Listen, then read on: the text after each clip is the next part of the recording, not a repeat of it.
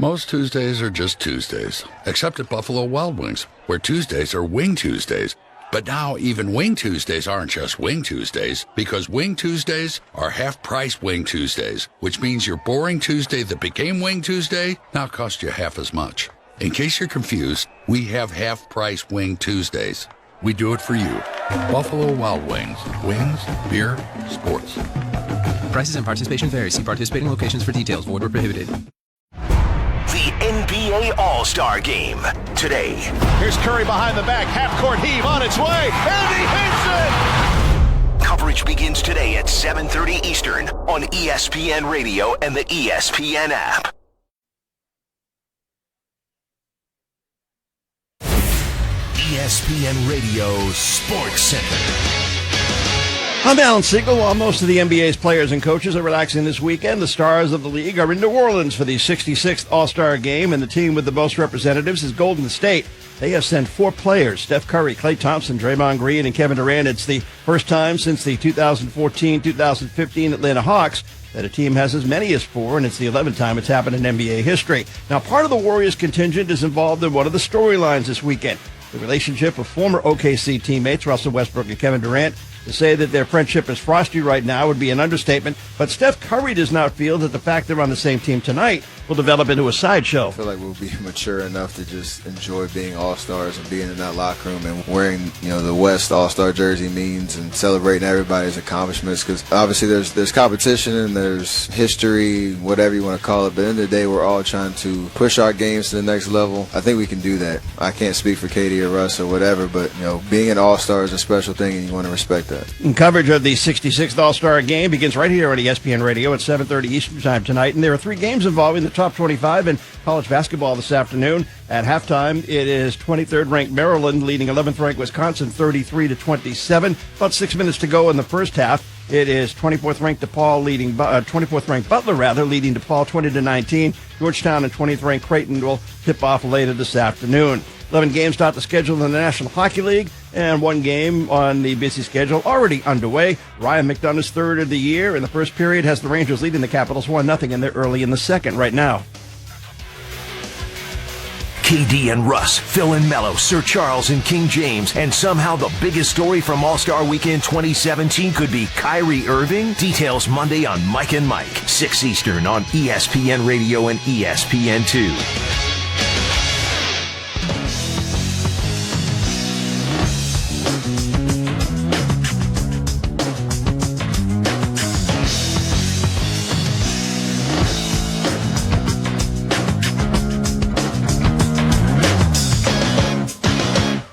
And Brettos on ESPN Radio and ESPNRadio.com. Break it down. Are they serious? That song's still in the system. Oh, what's up, everybody? Welcome back in. Indeed, it's Max and the Coach, the A-Team, back in with you. Do we say this like one night only? Oh. We've been out since before the Super Bowl. NBA. They've been preempting us, and tonight the NBA. How dare they? Center stage. How dare they? The 66th annual NBA All-Star Game live from New Orleans. Coverage begins at 7:30 Eastern Time, right here on ESPN Radio. It certainly is fun to be back on this day. There's a whole lot to talk about as the NBA is off for their All-Star Weekend. And Max, as you like to say, as far as the NBA is concerned, there's a lot of meat on that bone. You always get my undivided attention when you start a sentence, as you like to say, Max. You have so many Maxisms. No, I've narrowed it down. There's like 6 of them, and I figure it's one of them because that's as far as I go.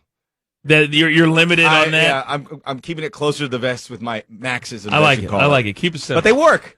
Coming up in 15 minutes, we're going to have reactions from 2 of the top coaches in college basketball, men and women. And then bottom of the hour, Royce Young, who covers the Oklahoma City Thunder, will join us as well. And that's where we want to start, Max, because there's been so much talk, so much hype, so much interest, really the entire NBA season as to what would happen when Russell Westbrook and Kevin Durant actually are forced to share the same locker room at the All-Star Game. That night is tonight.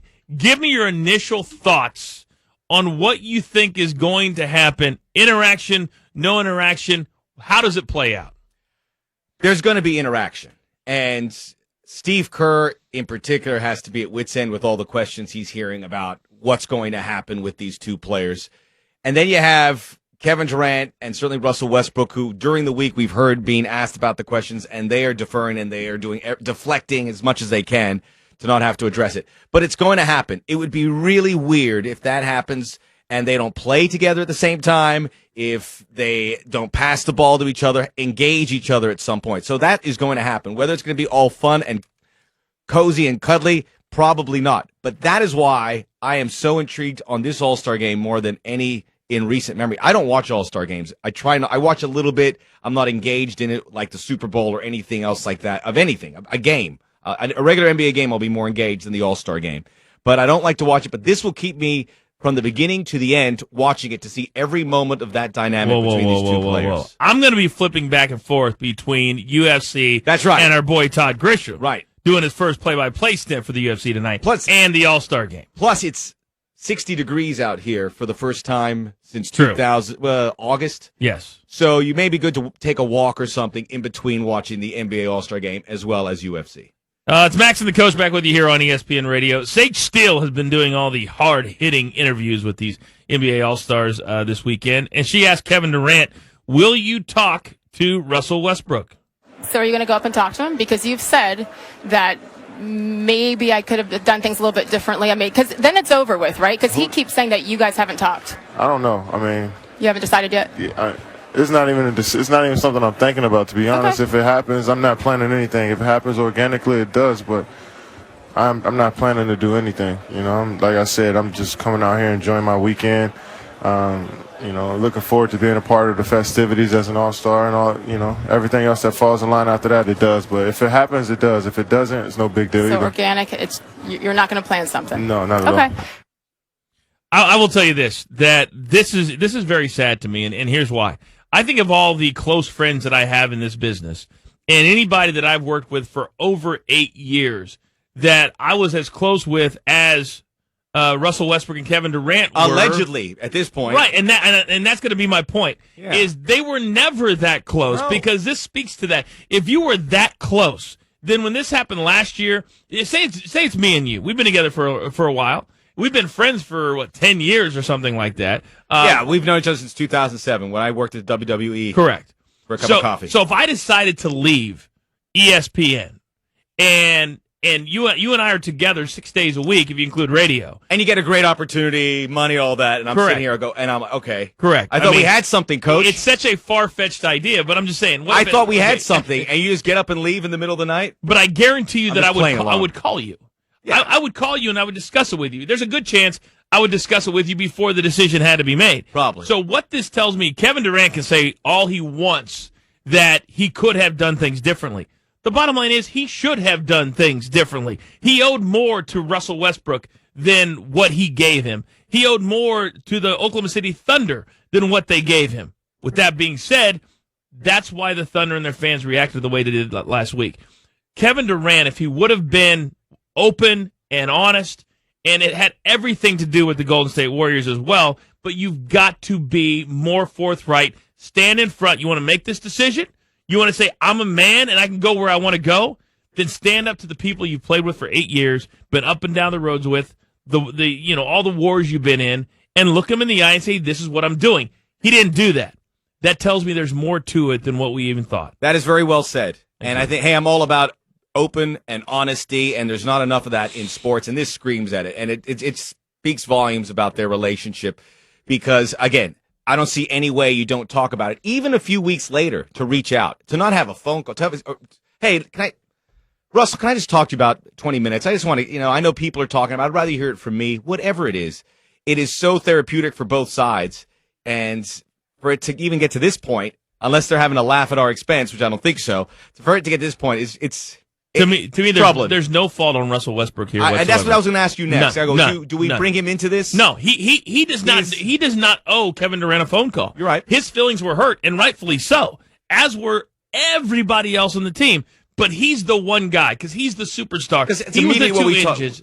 We immediately said what's he going to say to Westbrook? Right. Immediately after it happened. Right. Because Westbrook, it was up in the air. What's his future going to be? Because his future we thought was tied to Kevin Durant. Westbrook is now the beloved, not only because he agreed to an extension, but he stayed, and now he plays his heart out for a team that's going to be a first-round exit in the playoffs. And that's the kind of player that we love. Not a guy that, in the perspective of fans and us, bounced to the team that beat you in the playoffs last year. I'm never going to agree with this decision by Kevin Durant, but that's how I think about being a superstar. I think if I was that guy, I would never have left Oklahoma City. I would have wanted to win it with, I'm with you. Who I dance with. But especially when you're that close.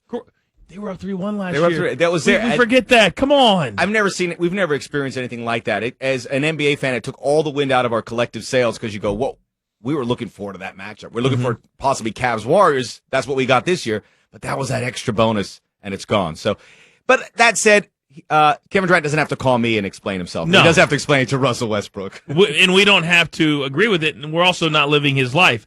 But if you're a great competitor, I put MJ, Larry, Magic, I put all these guys into his position. Would they have ever done that? The answer is a resounding no. Michael never would have left Chicago for Detroit. Larry never would have left Boston for L.A. It's a different time, but yeah. I don't care. It never would have happened. Players have the power now. And that's why people have not agreed with the decision by Kevin Durant. Yep. But he made it, and they're great, and they're probably going to win the title, and that's ultimately what he wants. Would you like to see all 4 Warriors and Westbrook play? Because he says it has to happen organically. There's no way that happens organically. Steve Kerr's already said that he's thought about it. He's thought about it. I'd like He to doesn't know see if it, he's but it gonna would do be a little weird, too. Right. All right, we're going to leave it right there. A reminder, the 66th Annual All-Star Game, NBA, live from New Orleans. Coverage begins right here on ESPN Radio at 7:30 Eastern Time. Coming up next, 2 of the great coaches in college basketball had interesting perspectives post-game last night. We'll hear from Gino and Coach Cal. We'll do it next. Max and the coach back together again, at least on ESPN Radio and the ESPN app. Mavericks owner Mark Cuban's battle was more off the court in the NBA All-Star Celebrity Game on Friday. Peter Rosenberg and Jay Williams react to his trolling Monday on Mike and Mike, 6 Eastern on ESPN Radio and ESPN2. Monday morning with Greeny and Golick. Peter Rosenberg fresh from the NBA Celebrity Game, plus Booger McFarland and Jay Williams. It's Mike and Mike, starting at 6 Eastern on ESPN Radio and ESPN2. Progressive presents Mindfulness with Flow. You are in the middle of the ocean on a raft, finding coverage options that fit your budget. As you listen to the ebb and flow of the tide. Your budget? The ebb. Our coverage? The flow. Why tetherball isn't considered a real sport? Unknown. Be at one with your budget with the Name Your Price tool. Visit Progressive.com today. Progressive Casualty Insurance Company and Affiliates. Price and coverage match limited by state law. NFL fans, Operations.NFL.com gives you an exclusive behind-the-scenes look inside NFL Game Day. We cover the players, the officials, and all of the details that go into bringing you America's favorite sport. Not just on game day, but every day. With features like a searchable NFL rulebook, Stats Central, the You Make the Call Interactive, and the Video Rulebook. Operations.NFL.com brings the NFL to life. Go to Operations.NFL.com today. This just in, Wendy's is adding the quarter-pound double stack as an option in the 4 for $4 for a limited time. With so much beef, that's a deal so good it should not exist. In related news, howler monkeys should not be able to be heard from 3 miles away. Here to comment, a howler monkey. Wow! That sounds like a really good deal! Indeed. That's over a quarter pound of fresh beef with 4 nuggets, fries, and a Coke, all for just $4. Anything else, howler monkey? I'm not allowed in libraries! At participating Wendy's for a limited time. Meal includes 4-piece nuggets, small fries, and drink. Fresh beef available in the contiguous U.S., Alaska, and Canada. Not valid in Alaska and Hawaii. The 2017 NBA All-Star Game. DeRozan, Kyrie, and LeBron lead the Eastern Stars into New Orleans. Butler throws it down with 2 hands. Wow. Kyrie Irving. James splits a double, drives and throws it home. To face the West, led by Kawhi, Durant, and Curry. James Harden stirring it up. Durant throws it down. Nothing but net. Steph Curry. Coverage begins today at 7:30 Eastern on ESPN Radio and the ESPN app. KD and Russ, Phil and Mello, Sir Charles and King James, and somehow the biggest story from All-Star Weekend 2017 could be Kyrie Irving? Details Monday on Mike and Mike, 6 Eastern on ESPN Radio and ESPN2. When you come to Applebee's for an all-in burger with fries and a bottomless Pepsi for just $9.99, you also get a shot at great instant win prizes. Sink your teeth into that. No purchase necessary. Open to legal 50 US 18+. See rules at allintowinsweeps.com. Check out my latest find, a Babe Ruth autographed baseball I bought from University Archives. Okay, I'm on universityarchives.com. Abraham Lincoln, Muhammad Ali, Marilyn Monroe, Einstein, a book signed by the first 40 Super Bowl MVPs. These are unbelievable. Own a museum-quality piece of America's history, from signed rare books and letters to other personal possessions of the most iconic figures of past and present. Go to universityarchives.com, where you can bid on truly remarkable collectibles. This one's good if it goes. Oh, goodness! Cow! Are you kidding me? The ACC and Big 12 tournament. Are you kidding? Coming in March to ESPN Radio and the ESPN app. ESPN Radio honors Black History Month. What's it like to be a black athletic director in charge of a major conference program? ESPN's TheUndefeated.com conducted a roundtable discussion with African-American athletic directors at some of the most elite athletic programs in the country. There's an extra level of scrutiny as a black man in who I hire. You want to be very confident you've collected enough evidence to support that decision, because I will be questioned. To hear the discussion and for more on Black History Month, go to TheUndefeated.com. The Undefeated. Not conventional, never boring.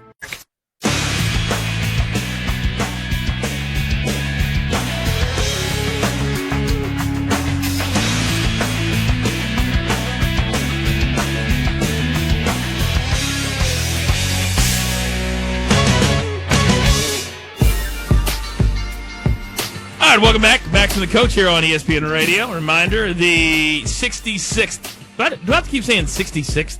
Can I just say NBA All-Star Game? I don't care. Mikey A, do I have to keep saying? That's hard to say multiple times. 66 and 666 are my favorite numbers. But, yeah, you don't have to. All right, I'm just going to say NBA All-Star Game. I think you say that for the Grammys, the Oscars, Super Bowl. Fair enough. That's about it. Fair enough. Coverage begins tonight, 7:30 Eastern, right here on ESPN Radio. We've talked about it a couple other times over the years. And when you are two of the top Sports Center anchors at ESPN, by the way, it's time for some Straight Talk brought to you by Straight Talk Wireless. Best phones, best networks, half the cost. So when you're like us and you're doing the big shows, the last thing you want is for a story to change the flow or change the direction. Make you do more work. Bottom line. Well, last night, as we're sitting there and the UConn women were on some obscure channel playing Tulane, a team they'd beaten 6 straight times by over 40 points. So nobody's watching the game. Not on any radar. We had one random dude that was watching, and he was like, UConn's only up by 4 with 4 minutes to go. We're like, no, they're playing Tulane. No, they were. And Go so away. It was a 2-point game with a minute to go, and Tulane somehow turns the ball over, still had a chance to tie it at the buzzer. It was a cool story, but UConn now has won 101 games in a row. Here's Gino and this is why Gino Arietta drives me crazy. He doesn't enjoy anything. Here's Gino after a close call. Only 3 games now of 101 have been less than 10-point wins. I always love when things like this happen because it's like a miracle that it doesn't happen more often. Like you look back and you go, how does this not happen more often? You know, you see how easy it is for this to happen. You say, how does this not happen more often? If you're going to stand up there and go, yeah, we're great when you win them all, then stand up there and say, yeah, you know what, we suck today. And Tulane was better than us. And be honest. You know? When you've won as much as we've won, you better learn how to accept not playing well. And what happened today was the wrong team won. A couple of those kids from Tulane just played their hearts out. You know? It's a shame that they had to lose the game because my guys had no business winning the game. Yeah.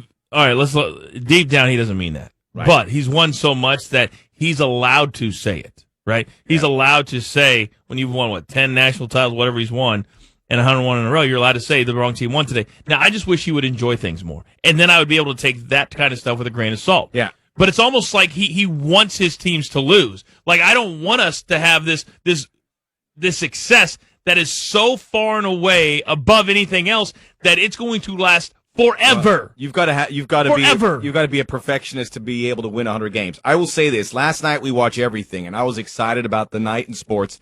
The All-Star Saturday was a pretty big disappointment for me. I want to see Bellator 172. The guy in the main event, Matt Mitrione, had kidney stones. He had to get pulled off, so that went off the table. And then the Clásico Nacional, the game in Mexico, was really poor that I wanted to see. I will say this: that UConn game was far and away the best thing. And I don't want to underscore it by telling you what else was going on, but this was so much better. Everyone was standing watching it. It was like watching Mike Tyson, who always never gets touched, all of a sudden getting peppered by Buster Douglas. It was really cool. It revitalized the senses, which is what that sport needed more than anything for a team that was supposed to lose by 40 to have a shot to tie it and force overtime. So that was great. And I think now with Gino Auriemma, he's got to be licking his chops because he has that game to teach this team for it to never happen again. So enjoy it while it happens because you may not see that again. A teaching tool and also getting the W, best of both scenarios. So UConn will continue on and will continue to complain about Gino, and he will continue to be Gino. Max and the coach here with you. ESPN Radio, NBA All-Star Game, 7:30 Eastern tonight. Now, John Calipari, after his team narrowly got by Georgia yesterday, he decided that in his post-game press conference that he was going to rail a little bit. Mark Gottfried, the coach at NC State, just got fired on Thursday. He'll be paid out $2.5 million of remaining salary. John Calipari believes that not only is this not right, but something needs to be done about it, and he's doing something about it himself with his own contract. We're firing coaches in midseason. Are you shitting me? We're firing coaches in midseason. Do you know what I'm putting in my contract? You can fire me at midseason, but you're going to have to pay me $3 million. Oh, you'll let me stay now, won't you? There's a new one that's going to be in the contract, Dwayne. You can fire me midseason, but you're paying me. I mean, why would I even have to think of that? Now, every coach in the country, put it in your contract. What if Mark Gottfried goes at the end and goes on a run, gets to the NCAA tournament, which he was in 4 out of 5 years, 2 Sweet 16s, which is not done at NC State. What happens now if he goes and he wins and he gets another team? He had good players, but they're young. They're like my team. It's hard to do this with young guys. I love John Calipari. As much as I can't stand when Gino talks, because I think he's disingenuous, John Calipari, I really enjoy listening to him talk. And he is absolutely right. How do you fire a coach mid-season, 2 weeks before the NCAA tournament, who's got a 2 Sweet 16s in 6 seasons there? It's dumb. It shouldn't happen. Why do it at mid-season? If you want to fire him, that's fine. You're not. Please, hey, tweet me or tell me if there's a good explanation for this, because why would you do it knowing full well you're going to get a head start if his season ends ahead of everyone else's, which it will, because NC State are really poor. They'll get eliminated in that first round of the ACC tournament. You can do all your homework to get your next coach. You can do it right now without firing him and just sit on it. I don't understand why you do it now. It is. There's only one reason. There's benefit. Only one Unless you reason. Want to fire him up. No, it's recruiting. Because basketball but you still recruits, need that new coach in there to really help the recruiting. Well, no, I understand it's an edge, but it's a slight edge. It's not an edge. It's the players that are thinking about coming or may need to reconsider if they didn't want to play with Mark Gottfried. Now they know he's going to be gone. That's not good enough for me. But I understand what you're saying. It's not good enough for me. I'm saying that's one of the reasons. Yeah. That I would have to believe. Or there is an underlying disagreement between Yao, the AD, and Gottfried. That's a possibility. We've seen in San Francisco when a winning program in the 49ers went belly up because the head coach and Jim Harbaugh didn't get along with the GM. It's crazy to me. I bring up Vince all the time, Vince McMahon, because he taught me a lot. The one thing he taught me, above all else, business comes first. Your personal relationship can never override anything else that's going on with the program. If there's an issue between Gottfried and Yao that we don't know about, it should not affect him running the basketball program because they've been a success. They've had 2 rough years, but he's been a success by all accounts. And to do this, I think is out of bounds. I love that Coach Cal is putting it out there because he's one of the few coaches, Max, that can say something like this. Yeah. And now you can go to your AD and say, listen, I want $1 million buyout on top of Because that's what he's talking about. He's Coach not saying, Cal said, yeah. I want to cover my you-know-what. He's not talking about, like, if Godfrey had it in his contract that he got $2 million, he would get the $2.5 million that's owed him per his contract and an extra $2 million for being fired midseason. That's what Coach Cal is saying, and I agree with that. Right. And it's my issue is just midseason. I think if NC State wants to look at themselves as a big-time program and they don't see him cut it, fire him at the end of the year. It's just now. It just, to me, it infuriates me because it just throws everything out of whack for the payoff being recruiting. I think if those last 2 years are bad enough, you do it. Just not now. I agree. I like the fact that he is staying because it's not the end. We always act like it's the end of the world when a coach gets fired or they're going to move on. He's going to be fine. Yeah, the coaches that are at the big-time programs like this, he's walking away not only with the millions he's already made, but $2.5 million more. But the fact that he's staying, he stood there after the game yesterday, and he was able to address the issues. And he said, I don't agree with what Yao did, but I can sit here and show these young people how you react to adversity, how you react when things don't go your way.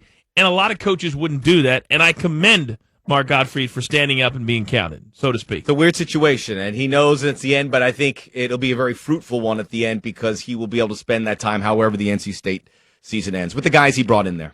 And that is Straight Talk Wireless, nationwide coverage on America's largest and most dependable networks. A reminder, the NBA All-Star Game coverage begins right here, 7:30 Eastern Time on ESPN Radio. And as many storylines as there are, the biggest one is simple. Will Kevin Durant, will Russell Westbrook, will they not just coexist, will they talk? Will they have a repartee, so to speak? Well, Royce Young That'd be nice. Covers the Thunder. He's around these guys all the time. He's going to join us next live, bottom of the hour. It's Max, it's the coach, it's the A-Team live on ESPN Radio.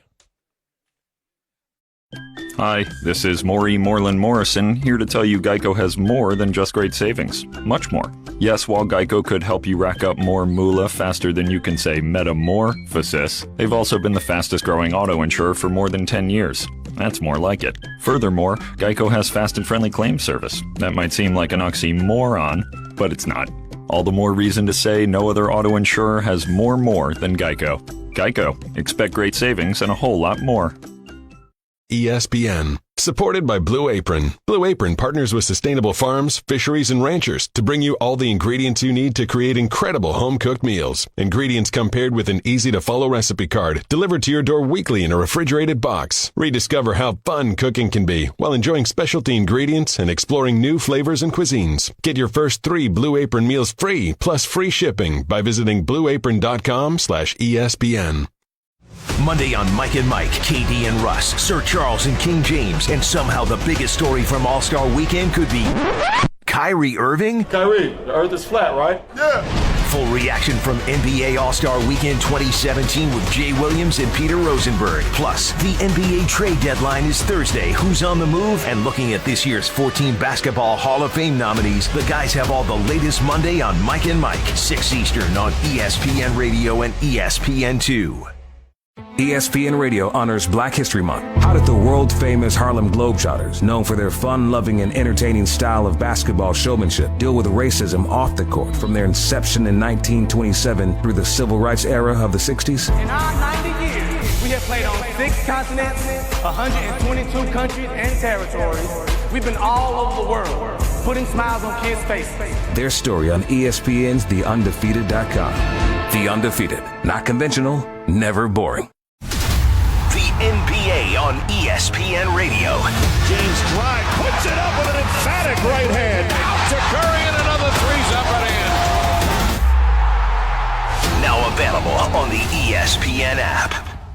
Russillo and Cannell. DeMarcus Cousins. DeMarcus, I've watched you a lot, and I'll notice that when things are going rough for you, you seem to kind of check yourself out. I mean, everybody's got a right to their own opinion, so, yeah, no question. So you don't think you get flustered during games, and it hurts your team? I think I get frustrated like any other player in this league, but like I said, you have a right to your opinion, no question. All right, fair enough. Russillo and Cannell on ESPN Radio and the ESPN app. Mike and Mike. of our friend Ed Werder. They're going to release him. They're not going to trade him. Well, I said that Romo expects that the Cowboys will ultimately release, not trade him, so that he can then go solicit his own deal without some team having to compensate the Cowboys in a trade or accept his contract, which is rather enormous. And obviously, if the Cowboys want cap relief, then release is better than trading. Mike and Mike on ESPN Radio and ESPN2. Celebrating 25 years of ESPN Radio. The Yankees and Red Sox. Game 7 of the 2003 ALCS. Here's Boone. He swings. A long high drive. Down the left field line. It's over. Aaron Boone has homered on the first pitch from Wakefield. And the Yankees have won the pennant. Don't miss more amazing moments from the last 25 years of ESPN Radio. This is The Right Time with Bomani Jones on ESPN Radio. Bomani. This is how disingenuous the NCAA is when it comes down to paying players. They will have all these holes there where your pops can get some cash, or your pops can get a job, or your high school coach, he could wind up getting a job. You, player, actually out here endangering your own body. Nah, we're not giving you any money. The Right Time with Bomani Jones. Weekdays from 4 to 7 Eastern on ESPN Radio or on the ESPN app.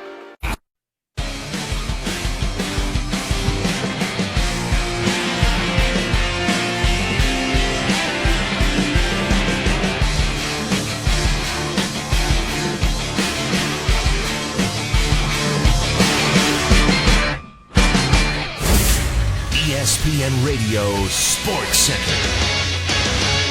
I'm Alan Siegel. This is a definite showcase weekend for the NBA in New Orleans. Last night, All-Star Saturday night, crowned Glenn Robinson as the new slam dunk champion, Eric Gordon as the new ruler of three-point land, and Kristaps Porzingis as the winner of the Skills Challenge. Well, tonight the focus shifts to the court in the 66th All-Star Game, and each player has his own personal thoughts about what this weekend means. Carmelo Anthony was named to the Eastern squad because of an injury which interrupted his plans for some downtime.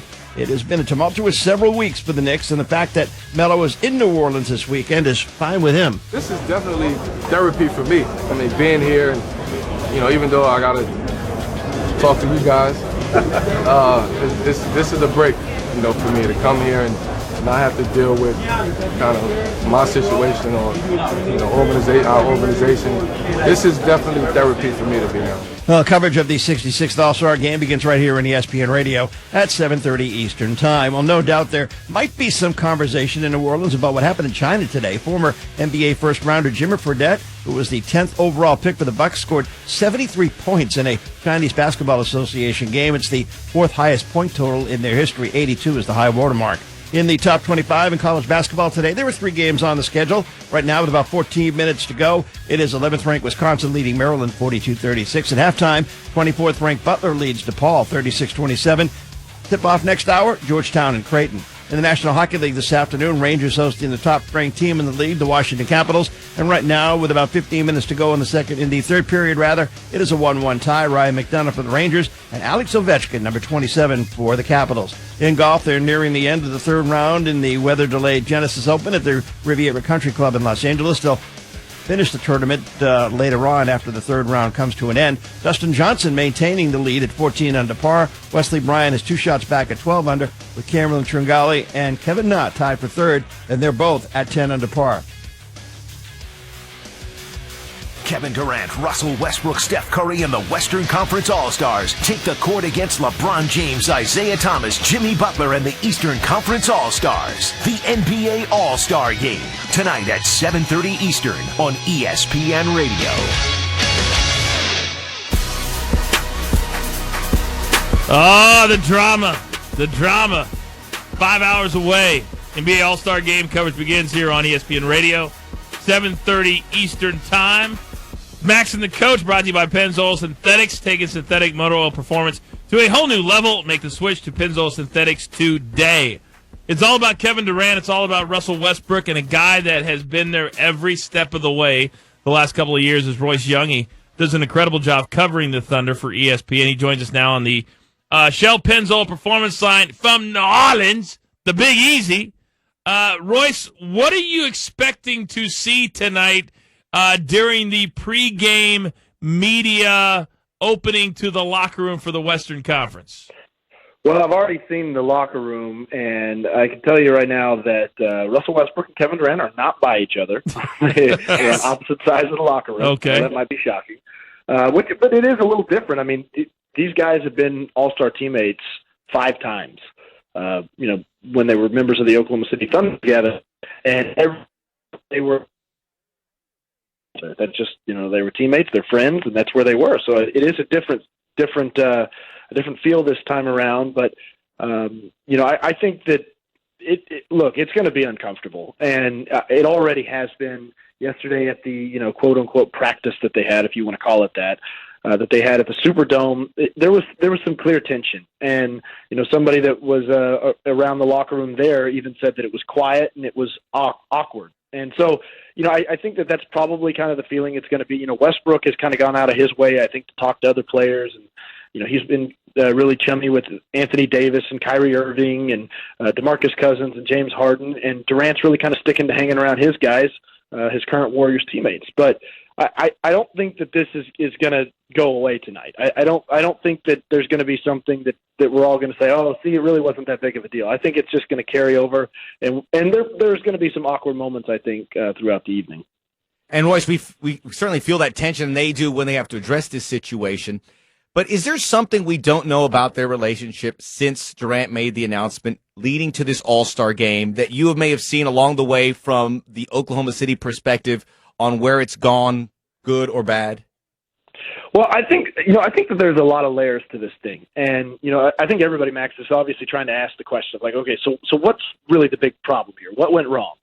And there's a lot of different factors. And, first and foremost, it's that Kevin Durant left and he went to that team. And, if you know Russell Westbrook, if you spent 15 minutes around Russell Westbrook, the fact that, he's one of the most competitive people in all of professional sports. The guy is almost a psychopath in that regard. I mean, he's insane about winning.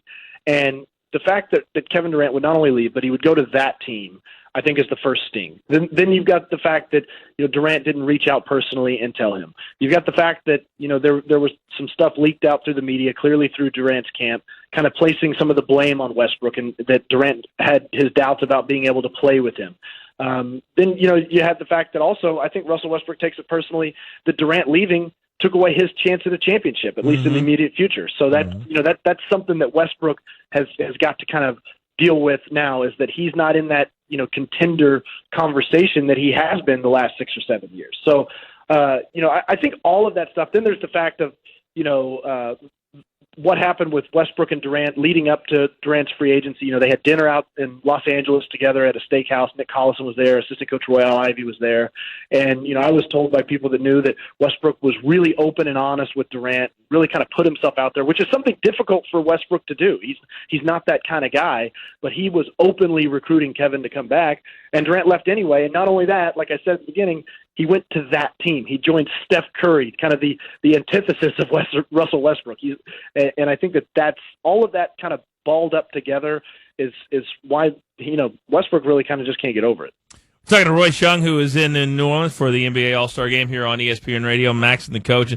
We discussed that earlier, Royce, that that is a huge part, that he would go to a place, the one place that, in my opinion, as a superstar, you just can't go to. With that being said, with the tension that you've already seen, has the players crossed paths in any other way that we haven't heard about or seen through the media this weekend? They've crossed paths, but they haven't looked each other in the eye or talked to each other. Really? That's strange. Anytime they've been around each other, they've almost gone out of their way. And that's what's honestly kind of been funny to me, is a lot of people keep, I've heard a lot of people kind of drop their theory that these guys it's kind of a big troll here, that they're all messing with us, that, right, really and truly they're going out and getting dinner together. No, they absolutely are not. That is not happening. So, it was pretty uncomfortable, like I said yesterday at that practice. So they're announcing all the players kind of coming out on the floor, and the fans are addressing them, and all the Western Conference All-Stars are kind of standing at midcourt. And when each player would come out, he'd kind of high-five his teammates. Well, when Russell Westbrook was called, or really it was when every player was called, Kevin Durant went and sat on the scores table back behind. So he wasn't in the kind of assembly line there to dap up all of his teammates. And, you can speculate all you want, and we don't know for sure, but it seemed pretty obvious that he didn't want to be in that line to have to high-five Russell Westbrook. Any reaction from other All-Stars about that dynamic? Because that has to me, start feeling like a bit of a burden. You're right. When it's so heavy between those two. Absolutely. It's making everything awkward. I mean, it really is. So, other players, and kind of hearing from them and talking to them, I think everybody's perspective kind of is let them work it out. And eventually they probably will. And, it's nobody else's business really. It's something between them. I think that what's important to note is that it's not like there's this like tangible beef. It's not like they're glaring at, like where it's, there's this true like grudge. It's just really that just don't have a relationship anymore. And, I think it's like it's two guys that were really, really close to each other. And if you go back and you can, Google Russell Westbrook, Kevin Durant brothers, and you will find 50 quotes between the two guys talking about how they are family and they are brothers and they are in this together. And, now that relationship is severed. And, I think for Russell Westbrook too, is that, he spent 8 years with Kevin Durant as a teammate and felt like he really knew the guy. And then he went and joined the Warriors, and now he doesn't feel like he knows the guy anymore. Or maybe he had it wrong, or maybe he was confused, or Durant changed and he's a different guy now. So I think all that type of stuff, there's just a confusion there between both guys, and I don't think it's going to go away. And the sad thing is, you brought up the word burden, Max, is that these guys are going to be all-stars for another 5 or 6 years. Yeah. So this is supposed to be a place, Royce, where these guys come to have fun, to hang out, to let loose. And if there is this tension, it's taken away from them. Yeah, it's going to take away from, and a lot of these guys will be like, listen, I'll do everything on Friday and Saturday. I don't even want to go to the game because we can't let loose. That's how I feel about it from afar. I mean, you're there, you see it. I'll be interested to see how tonight's game really does go. Both guys are professionals; they're grown men, and they may understand that this is an event for the fan, and personal grudges or whatever feelings or whatever it is. Can be maybe put aside for that time. And I mean, as we all know, in anything, in our regular lives, time heals all wounds. And this is still fresh. And not only that, Durant had his return to Oklahoma City just 2 weeks ago. The two guys talked trash to each other midcourt. I mean, so the tensions ran high there, and the wound was reopened. So it is gonna take some time. I was talking to somebody down here, and I think that the time for it to maybe happen is maybe with the national team. Both guys are obviously going to be playing for USA Basketball. There's just no way that they could coexist in that atmosphere without kind of restoring some relationship. So, and maybe that will be the time for it to happen. I just don't think this weekend is it. All right, very good. Coverage starts tonight here on ESPN Radio, 7:30 Eastern Time. Royce, thank you, brother. Thanks, Roy. All right, you bet. All right, Royce Young, Shell Pennzoil Performance Line. It's such an interesting. It really is. With so many layers in it, and I think you used the term sad, or he did, one of the two. I said it. We both did. And that's what it is. This is sad, the two guys that professionally play together, because most people don't understand when you play on a team professionally how much time you spend together. And it is more than you spend with your brothers and your parents and all that. And for that to be cut off, I guarantee you there is a huge amount of hurt. And when you're talking about dudes, you don't talk about being hurt or your heart being hurt. You talk about that usually with females or guys and girls against each other. But that's what this is. There are a lot of hurt feelings that haven't gone away. It has to hurt so much more than we think from these two guys for it to not nip in the bud, because that's what I thought what you said was great. Because you're going to go to these All-Star games. This is where you can escape. You have to do some media obligations, but you can have fun with all the guys you play with. And if you take that fun away, these guys go, oh, man, I don't know if I want to go. Right. I don't want to go to the All-Star game. You know what's going to happen there. These two guys have to have to let it go. Heavy. Okay, let's leave it right there. Coming up next, it's become a staple of our award-winning sports centers, and we bring it back to where it all started. That's sweet. LeBron James says there is no rivalry with Steph Curry. What do we think about it? We've got one word to discuss it next. Max, Coach, ESPN Radio, ESPN app. Will KD and Westbrook share the floor in Sunday night's All-Star game as teammates once again? The latest from All-Star Weekend Monday on Mike and Mike, 6 Eastern on ESPN Radio and ESPN. Progressive presents Mindflowness with Flow. You are in the middle of the ocean on a raft, finding coverage options that fit your budget. As you listen to the ebb and flow of the tide. Your budget? The ebb. Our coverage? The flow. Why tetherball isn't considered a real sport? Unknown. Be at one with your budget with the Name Your Price tool. Visit Progressive.com today. Progressive Casualty Insurance Company and Affiliates. Price and coverage match limited by state law. This just in, Wendy's is adding the quarter-pound double stack as an option in the 4 for $4 for a limited time. With so much beef, that's a deal so good it should not exist. In related news, because their wings are too small for their bodies, bumblebees should not be able to fly. Here to comment, bees. Wait, we're not supposed to fly? Kinda like how a quarter pound of beef should not be in the 4 for $4. Yet it is. That's over a quarter pound of fresh beef with 4 nuggets, fries, and a Coke, all for just $4. Any other bee puns? No, we're good, honey. At participating Wendy's for a limited time. Meal includes 4-piece nuggets, small fries, and drink. Fresh beef available in the contiguous U.S., Alaska, and Canada. Not valid in Alaska and Hawaii. NFL fans, go to NFLshop.com today and check out all the hottest new officially licensed Nike apparel and new era team gear. You got one, I got you another one. Whether you're looking for the perfect gift or just getting ready for the 2016 season, NFL Shop is the perfect place to find a gift for yourself and others. Choose from the largest selection for all 32 teams. Look good, feel good, play good. Go to NFLshop.com for the best NFL products for yourself or anyone on your shopping list.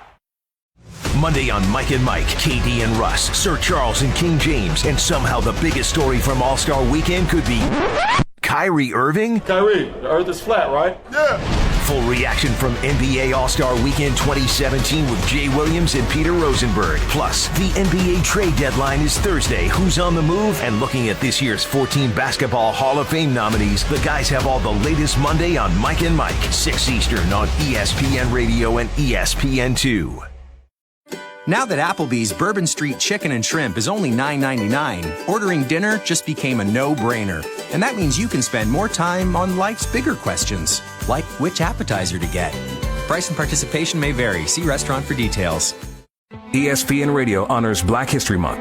Go to theundefeated.com for The Undefeated 44, a collection of dreamers, geniuses, innovators, and record breakers. This is not a list of the greatest African Americans of all time. It's simply The Undefeated 44. I still have a dream. I stand here today humbled by the task before us. In the great tradition of African American culture. For more stories on Black history, go to theundefeated.com. The Undefeated. Not conventional, never boring. Russillo and Cannell. I like Draymond a lot. I just think he's incredibly wrong here. Dolan is an owner. He is an owner of a franchise, not an owner of a person. So he can be wrong. None of us can like him, but he can also just be doing something to Oakley that's wrong just because he doesn't like the guy. Am I so naive to think we could still maybe have things in present day that are just about one guy not liking someone else and not making it about a historical event? Russillo and Cannell on ESPN Radio and the ESPN app.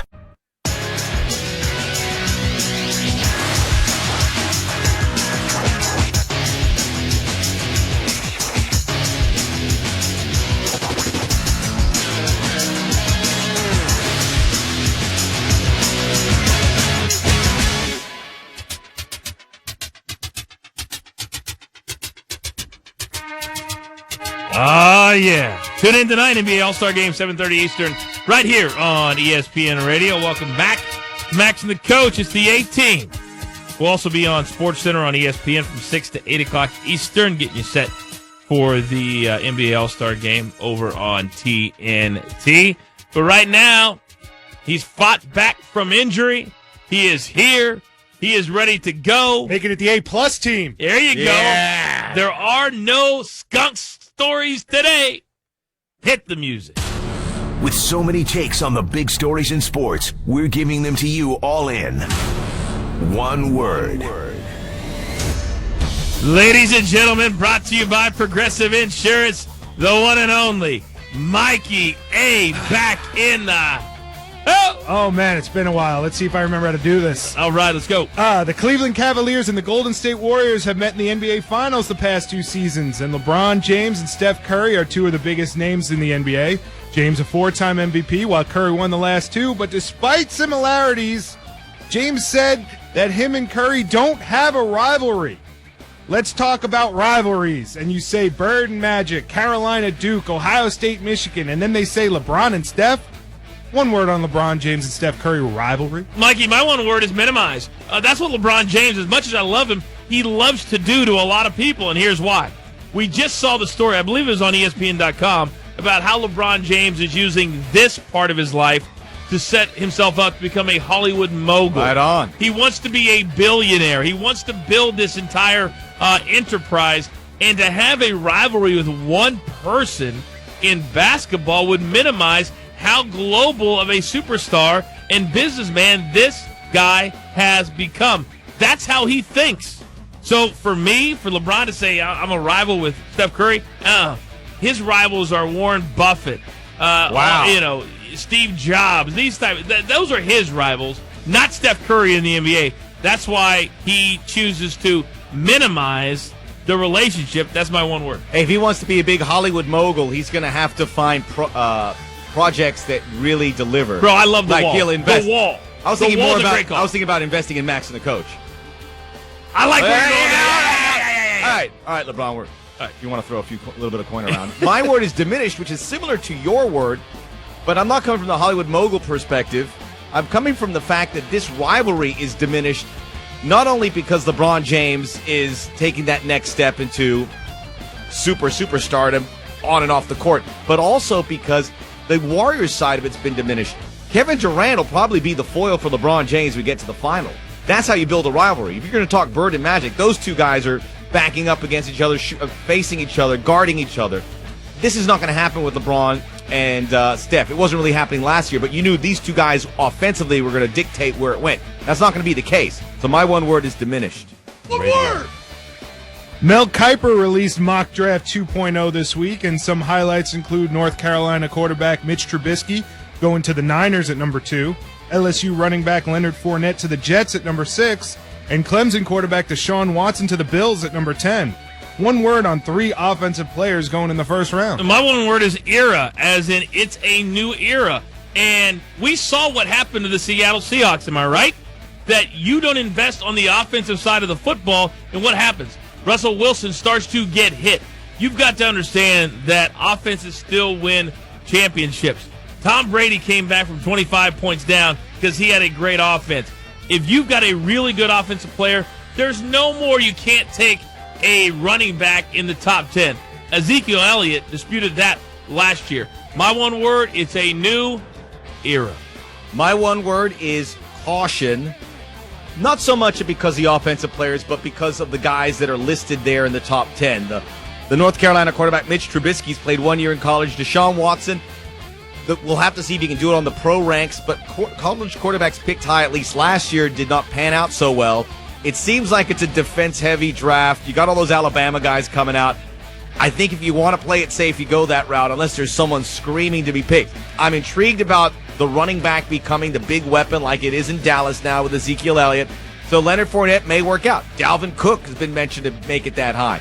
But with those 3 guys, 2 quarterbacks, if I was drafting here, seeing what I see out there, I'm going defense. One word! All right, guys. With the actual Basketball Hall of Fame enshrinees won't be announced till April 3rd, the list of finalists was announced the other day, and among them are Tim Hardaway, Chris Webber, Tracy McGrady, Rebecca Lobo, Sidney Moncrief, Coach Bo Ryan, Coach Bill Self, referee Hugh Evans, Coach Robert Hughes. He was the first all-time for boys high school wins by a coach. Raleigh Massimino. Muppet Massimino. I'm sorry. Kim Mulkey, Mikey C's girl. Rudy Tomjanovich, and the 1945-58 Wayland Baptist University men's team. One word on this list of finalists. How about one word on Mikey trying to pronounce the names? I like how you say Raleigh Massimino. Were you trying to give it the accent, or you just don't know who the hell he is? Okay, I learned this from you, actually. When you don't know how to say a word, say it funny. Or say it in 2 different ways. And say it weird, and then people think you're just being funny about it, like, Sriracha chicken. He also says, depending on where you're from, at the end of it, which helps. That is my thing. I'm glad you pay attention to that. My one word is eclectic, because only in the Basketball Hall of Fame can you have guys and gals from so many different levels of basketball. You don't have the NFL Football Hall of Fame and then the USFL Hall of Fame with it, and then the College Football Hall of Fame. This is one, it seems like one Hall of Fame with so many different names. It brings back memories. It really does. I hope Bill Self gets in because he's my guy. He coaches my college team. But right now, they're all good names. Whoever gets in, I'm sure they deserve it. My one word, eclectic. In comparison to other Hall of Fames, a lot more people that would appear. I know these are just the finalists, but a good chunk will make it. That is going to be, it's a lot more people are making it to the basketball than in baseball or football right now. My one word is international, and kind of to your point, they kind of missed it this year. I don't know who was up for it. I haven't done my homework, but you usually have a great international player or coach amongst them that, to me, is important to have because you help branch out basketball as bigger than just Springfield, Missouri, and here in the United States. It is bigger. Get those guys. Maybe they're not 100% deserving in some of them, but you've got to help. That helps it as a world game. So international, they were lacking. Mikey, did it shock you just to hear Max say, I didn't do my homework? It didn't shock me. I don't find out what international players are going to be. It shocked me that he admitted it. That certainly shocked me. It truly is. It truly is. I don't know a good international player there. I was just hoping I'd see one. I want to do a special one word, a bonus one word for Mikey A. Let's do it. All right. I want one word on how it feels to have metal rods in your leg. Go. Weird. Weird. My one word is weird. Every step feels weird. My man has so much metal in his left leg. He walked right in here like he knew where he was headed. I mean, you are as fluent and as spry as you've ever been. I'm light on my feet, guys. There you go. There you go. Well, it's good to see you back at work, but at least you got hurt doing something that we can all appreciate. Saving puppies. There you go. There you go. Well done. Kissing babies. You know what's always in season? Surprising your friend or a loved one with a bouquet from 1-800-Flowers.com. 1-800-Flowers has amazing offers on bouquets, starting at just $29.99. Go to 1-800-Flowers.com/ESPN. It's interesting when you read that. I wonder what their business, like right after Valentine's Day, does their business stay? Does it go? Does it come back? Because that's such a big day for flowers. I ordered flowers for the women in my life from 1-800-Flowers. 1-800-Flowers will be happy. I order flowers outside of Valentine's Day, but for the women in my life, I tell them I do not celebrate Valentine's Day, so we'll celebrate a few days later. I don't like it. Feels very shammy to me. We have to go out and spend money. I agree with that. And then I still go out and I do it anyway. You have no choice, really. Yeah, I try. There you go. You want to be able to come home. Yeah, exactly. You want to be able to come home.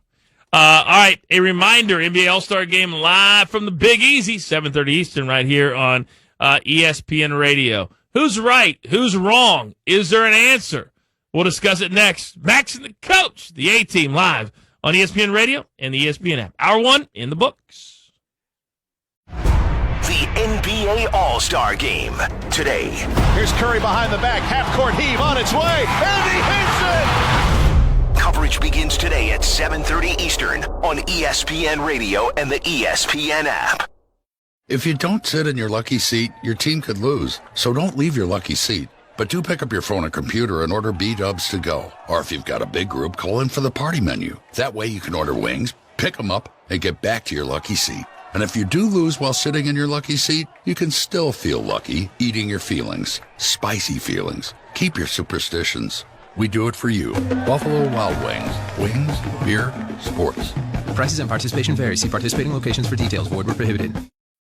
Hi, this is Maury Moreland Morrison, here to tell you Geico has more than just great savings. Much more. Yes, while Geico could help you rack up more moolah faster than you can say metamorphosis, they've also been the fastest growing auto insurer for more than 10 years. That's more like it. Furthermore, Geico has fast and friendly claim service. That might seem like an oxymoron, but it's not. All the more reason to say no other auto insurer has more than Geico. Geico. Expect great savings and a whole lot more. Monday on Mike and Mike, KD and Russ, Sir Charles and King James, and somehow the biggest story from All-Star Weekend could be Kyrie Irving? Kyrie, the earth is flat, right? Yeah. Full reaction from NBA All-Star Weekend 2017 with Jay Williams and Peter Rosenberg. Plus, the NBA trade deadline is Thursday. Who's on the move? And looking at this year's 14 Basketball Hall of Fame nominees, the guys have all the latest Monday on Mike and Mike, 6 Eastern on ESPN Radio and ESPN2. This week in sports history, February 19th, 1996. Charles Barkley pulls down his 10,000th career rebound in the Suns' win over Vancouver, becoming the 10th NBA player with 20,000 points and 10,000 rebounds in a career. NBC Sports. And Barkley able to come up with a rebound. How does he do it? Celebrating 25 years of ESPN Radio. Unbelievable the attention that this World Baseball Classic was able to create. The World World Baseball Classic, March 20th through March 22nd on ESPN Radio. ESPN Radio honors Black History Month. Willie O'Ree is often called the Jackie Robinson of hockey. Learn how O'Ree, who made his NHL debut on January 18, 1958, with the Boston Bruins, was able to play despite being legally blind in his right eye. I didn't realize at the time that I had broken barriers and opened doors. It wasn't until I read it in the paper. His story and more on ESPN's TheUndefeated.com. The Undefeated. Not conventional, never boring. This is the Stephen A. Smith Show. So if you're the Cleveland Cavaliers and you indeed had an opportunity to swap Kevin Love for Carmelo Anthony, how you feeling right now? And if you're LeBron James and you know they had the opportunity to do that, but passed on it, and Kevin Love finds himself in this situation with his questionable health, how you feeling right now? These are the kind of things you got to think about. Not a good day for the Cleveland Cavaliers, not by any stretch of the imagination. The Stephen A. Smith Show. Weekdays at 1 p.m. Eastern on Sirius XM Channel 80 and the ESPN app. You know you love the Dan Le Batard Show on ESPN Radio. You guys want to do all fake Stugatses? Let's go. Fake Stugats excuses on the way to the free throw challenge. Just things he's going to say in the next 2 miles as he drives over there. Hey, buddy. I'm really sorry. I didn't get the Centaur insurance. A unicorn hit me in the face. The Dan Le Batard Show, now 10 to 1 Eastern on ESPN Radio and ESPNRadio.com. ESPN Radio Sports Center. I'm Alan Siegel. It is All-Star Weekend in the NBA, and with the skills competition last night, the highlight of the weekend occurs tonight in New Orleans with the 66th All-Star Game, where the East holds a 37-28 advantage over the West. Russell Westbrook has won the last 2 MVP awards, and he's also at the center of one of the biggest stories of the weekend, the relationship between him and Kevin Durant. They're on the same team tonight. Kevin Durant, for one, would like to see the focus change a bit from where it has been. Everybody loves drama, man. And everybody, it feels like we're in a big soap opera, reality TV show. So many people want to know about a relationship or a phone call, or instead of worrying about the game, which is the most important thing. And I'm sure both of us and the rest of the players here feel the same way. And you can hear the 66th All-Star Game tonight right here on ESPN Radio, with coverage beginning at 7:30 Eastern Time. The finalists for this year's Basketball Hall of Fame include, among others, Chris Webber, Sidney Moncrief, Tracy McGrady, Rebecca Lobo, and coaches Raleigh Massimino, Bill Self, and Kim Mulkey. In the top 25 right now, with about 5 minutes left to go, it is 11th-ranked Wisconsin leading Maryland 62-52. Also, with about 10 minutes to go, it is 24th-ranked Butler looking for its 21st win of the year, leading DePaul 57-40. Busy day in the NHL. 11 games on the schedule. Play has already begun in New York, where the Rangers actually have just posted a win. 2-1 over the Capitals. Ryan McDonough and Mats Zuccarello for the Rangers. Alex Ovechkin for the Capitals. Only 3 games involving, as I mentioned, the top 25 today. We gave you the scores there. And right now, in round 3 of the Genesis Open, Justin Johnson has the lead at 16 under par. With Love out 6 weeks, will the Cavs make a trade? Who else could be on the move? Jay Williams has the latest on Thursday's NBA trade deadline. It's Monday on Mike and Mike, 6 Eastern on ESPN Radio and ESPN2.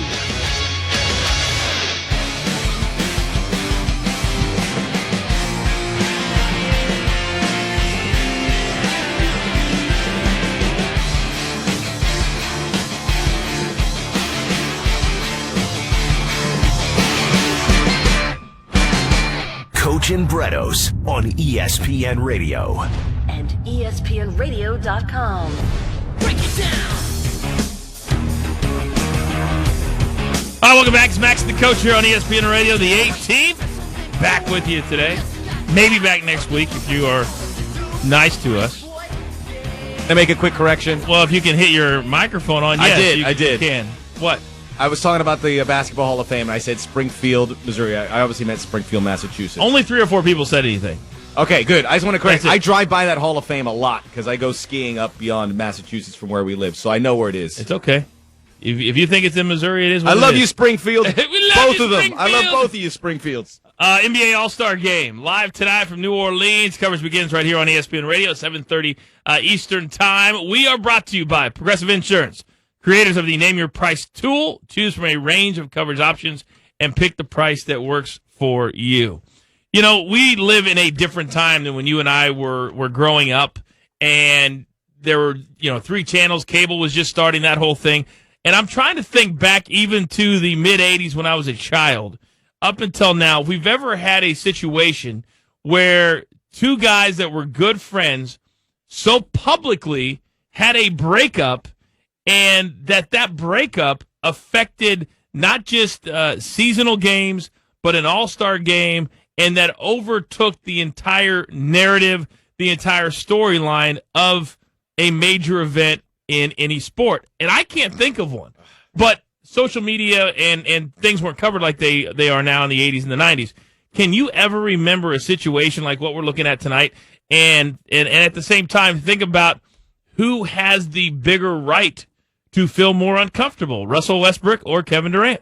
Now that's interesting. I mean, that would be an interesting poll. Maybe we should have put it out on a Twitter handle to see who feels more uncomfortable about it all. I would say Kevin Durant does, because he's the one that could have nipped this at an early stage. And if it continues to bother his world, and he doesn't have to worry about Russell Westbrook at this point, but if he bothers it, and just to have some clarity and move on from this, he can control this. But so I think he's a little bit more out of whack with it. But maybe I've seen it in a World Series or a Super Bowl where it's guys who played each other and don't like each other. But that's from a competitive standpoint. This is an all-star game where everything's like, hey, this is a celebration. We're all coming together. Let's enjoy playing with each other. It's an exhibition.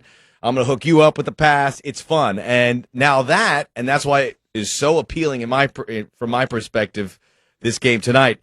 For that, it's going to be very cool to watch, because it's not going to be the typical all-star game just because of that. And when we spoke to Royce Young, this is filtered into all the other all-stars. They feel it. They have to feel it. And he said that if anybody thought that they were working us for the first half of the season, that really these 2 guys get along and that they were just going to play it up and then let things out at the all-star game, that is certainly not the case. Neither guy has spoken to the other guy. They're on the same team. They've had practices. They've had photo shoots, things of that nature. Nothing. Not a word so far. And if you're just joining us, Royce Young also said that their lockers in the locker room are completely across the room from each other.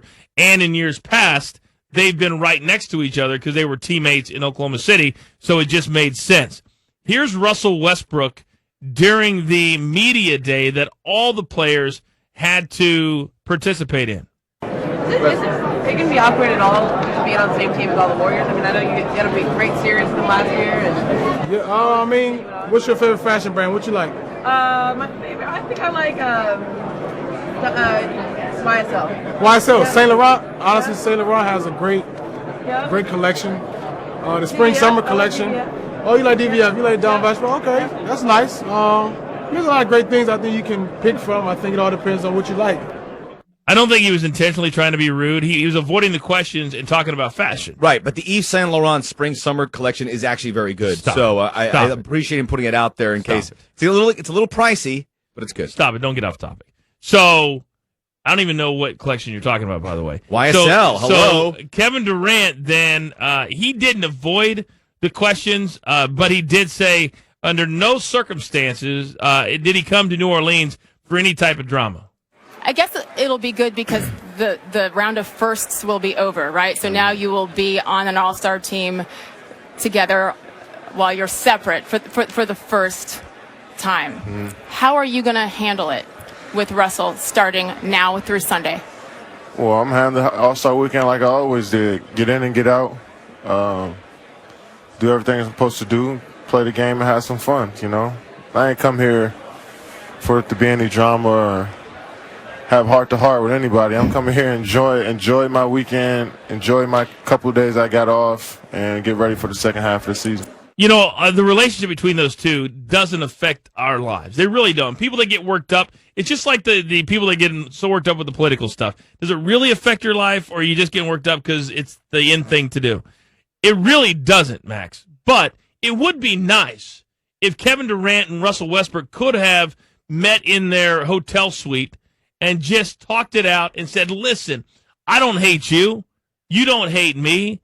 It could have gone down differently. Let's move on. We don't want to answer these questions all the time. Right. That would have been nice. That clearly is not on Kevin Durant's radar, and it's definitely not on Russell Westbrook's radar. So what's going to happen is what's happening right now. all kinds of awkwardness. The players aren't enjoying it. They're having to kind of choose sides almost, and that's not what the All-Star game is all about. It isn't. And I think we have to see some of the healing process. And Royce Young made a good point as well about, look, they just met for the first time when they came back in Oklahoma City. So that's going to enliven the senses and make things very strange. And that just happened. And now this happens very quickly afterwards. You just want to see something come out of it so they can propel this forward. I know it's got to be tough. You know what? I don't know. I don't know how tough it is because this is obviously a wound that is so much more severe than we see on the outside. This is something that really hurt, especially Westbrook, and we don't know how much he did. So I can't say, hey, just nip it and just move on. There's something there, and I'm going to respect that, but I will say, let's, for your sake, move it along so you don't have to worry about all this other stuff on the periphery. Max and the Coach, presented by Progressive Insurance. I said this since day one, and I love KD. I love what he's about. I love how he plays. I love all that kind of stuff. However, there are times when you, in the jobs that we have to be critical of certain players and things that they do. It's part of it. I've never been critical of Kevin Durant for his personality, his personal life. I don't know his personal life. I don't care. What I have been critical of, and very critical of, is when certain guys are given a huge responsibility as a superstar in their sport. And what comes with that is $1 gazillion. He'll never have to worry about anything. But there's also responsibility, in my opinion, to be a star and carry the load in your own city. You don't drop that load and then go to another city that already has 3 stars that are also max players. So now you got 4 max players on one team. To me, you don't do that. That is what's at the core of what Russell Westbrook is truly upset about, is that he left him high and dry, didn't have the decency to call him, and then when he did find out where he's going, he went to the one place that you cannot go if you're Kevin Durant. Yeah. You can't do it. At the beginning of this segment, you asked me if there was ever an example of this happening in sport, and our great listeners chimed in. Matt, you know, I'm soccer, and this did happen, and this may put things in perspective for Durant and Westbrook because this was much more serious. This is a reason to genuinely dislike somebody for what they did. But John Terry and Wayne Bridge are defenders. They come together and play for the England national team. John Terry, reports were that he got his wife's best friend pregnant, and that is the best friend of the fellow defender Wayne Bridge. So these two guys one time took the field together, and John Terry, or Wayne Bridge, didn't want any part of John Terry, and you could see it, and it was palpable. That is what you should be upset about. This is something to move on about. This is nothing to be worried about. There's grudges all the time. Guys just move on. They talk. They carry on.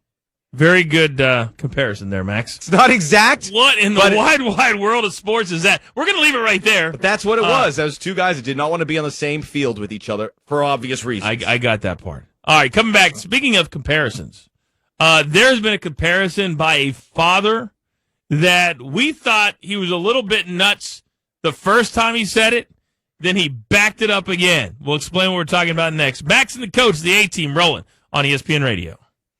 This Thursday is the NBA trade deadline, and some big names could be on the move. The latest with Jay Williams Monday on Mike and Mike, 6 Eastern on ESPN Radio and ESPN2.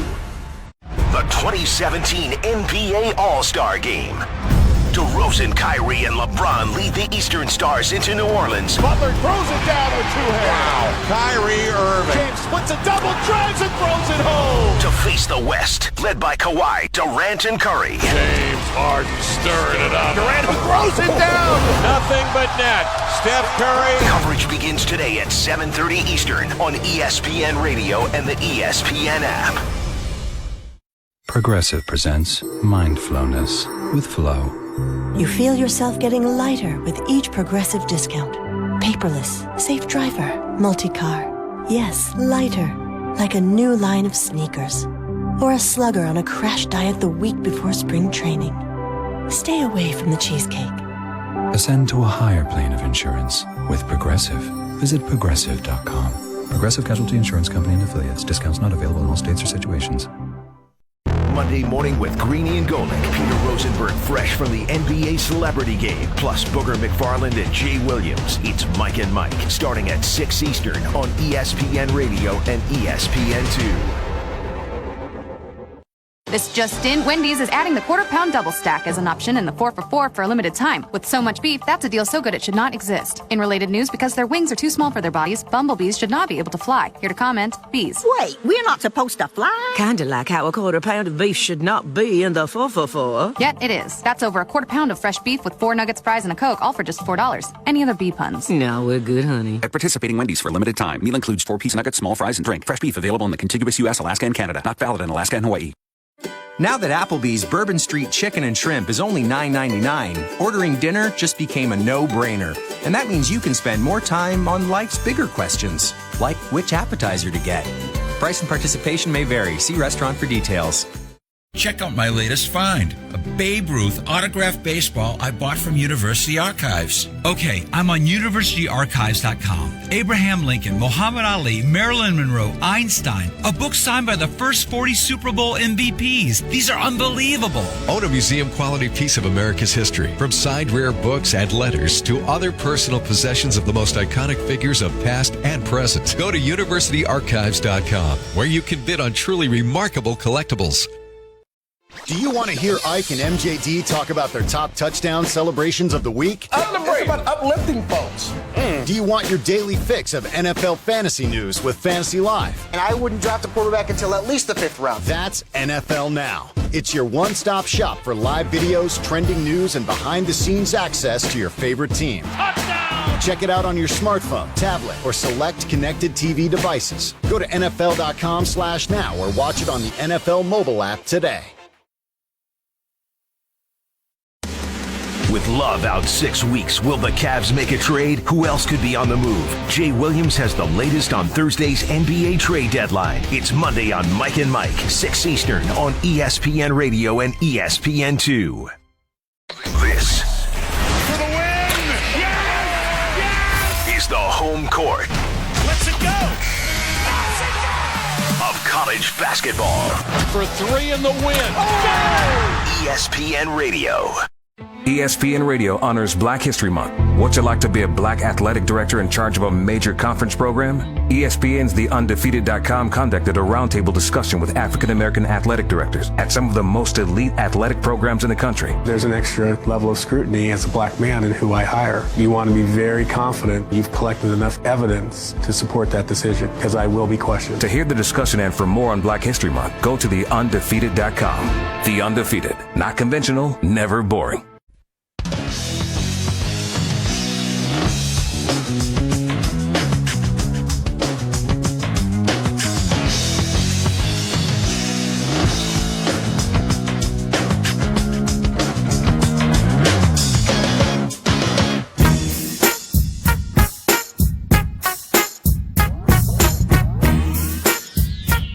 Welcome back.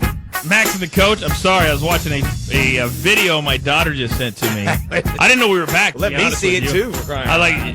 She's heading to her indoor soccer game right now, so I was trying to pump her up, and it didn't work out. So she was telling me that she's ready, she's fired up, she's in a good headspace. See, she didn't need good. Yeah, exactly. She doesn't need a father anymore. She's only 8 years old. Speaking of fathers, there is a father. Thank you. There is a father out on the West Coast that has 3 sons, and I guess if we all had 3 sons, the best case scenario if you're a sports fan is to have them be Division I basketball players, really good ones. First one is really, really good. That's Lonzo Ball. His father's LeVar Ball. He's got Lonzo has 2 younger brothers. The one scored 92 points last week in a game. Yeah. And, of course, he stood at half court and just made layups, so it wasn't that impressive. However, he made headlines this week on TMZ Live when he compared his son Lonzo, this is LeVar, a lot of L's, and he said that he was better than Steph Curry. I was like, okay, he just on national TV, he'll calm down. He took it a step further last night, and I'm like, okay, we let him slide in one word on Thursday night or whenever it was. We're not letting LeVar slide today. Here's what LeVar Ball said about his son in comparison to Steph Curry last night. You said something the other day that some thought was controversial. What made you say that one day Lonzo is going to be better than Steph Curry of Golden State? Hey, let me tell you this right now. I have the utmost confidence in what my boy is doing. I'm going to tell you right now, he's better than Steph Curry to me. Here, put Put Steph Curry on UCLA's team right now and put my boy on Golden State and watch what happens. Oh, my goodness. I mean, you double down on it right there. Down on it again. And like I said, if I don't know what my boy's about, I'm not going to make that statement. Steph's going to have problems trying to guard my boy. And let's see, play one-on-one. Okay. I'm just going to be as clear and direct as I could possibly be. That is possibly the dumbest statement I've ever heard a father make about their son in sports. Wow, that's strong. Because even if it's true, you don't say it when your kid is a freshman at UCLA and you're comparing him to a two-time reigning NBA League MVP who's also an NBA champion.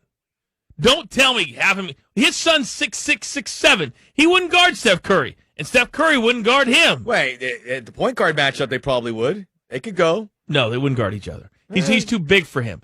But the point is that you don't say it. You've got two other boys that still have to come through the system. You want to be somebody that other players look at your sons and respect. You don't want to be that guy where his sons have to deal with, oh, you got the loud father, we're not hanging with you. You got the loud father, you're not coming over here. This type of stuff could affect Lonzo and his marketing down the road. Because you think Nike wants to deal with a father like that? Do you think Reebok wants to deal with a father like that? And they will.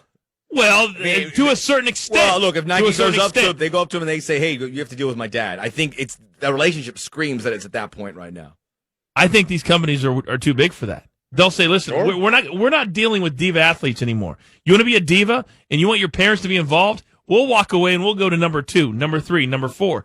But somebody needs to sit down LeVar Ball and say, stop it right now. Stop it before you get too far down the rabbit hole that you can't come back and you become a joke. Because that's what he's sounding like right here. We think his son's awesome.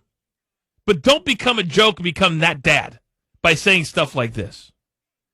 I think the dad-son relationship is unfair, certainly to Lonzo, because of what you said. He is a kid. He's in college. He has his whole life to map out. We don't hear it from him. If you're going to talk trash, or whatever you're going to call it, trash.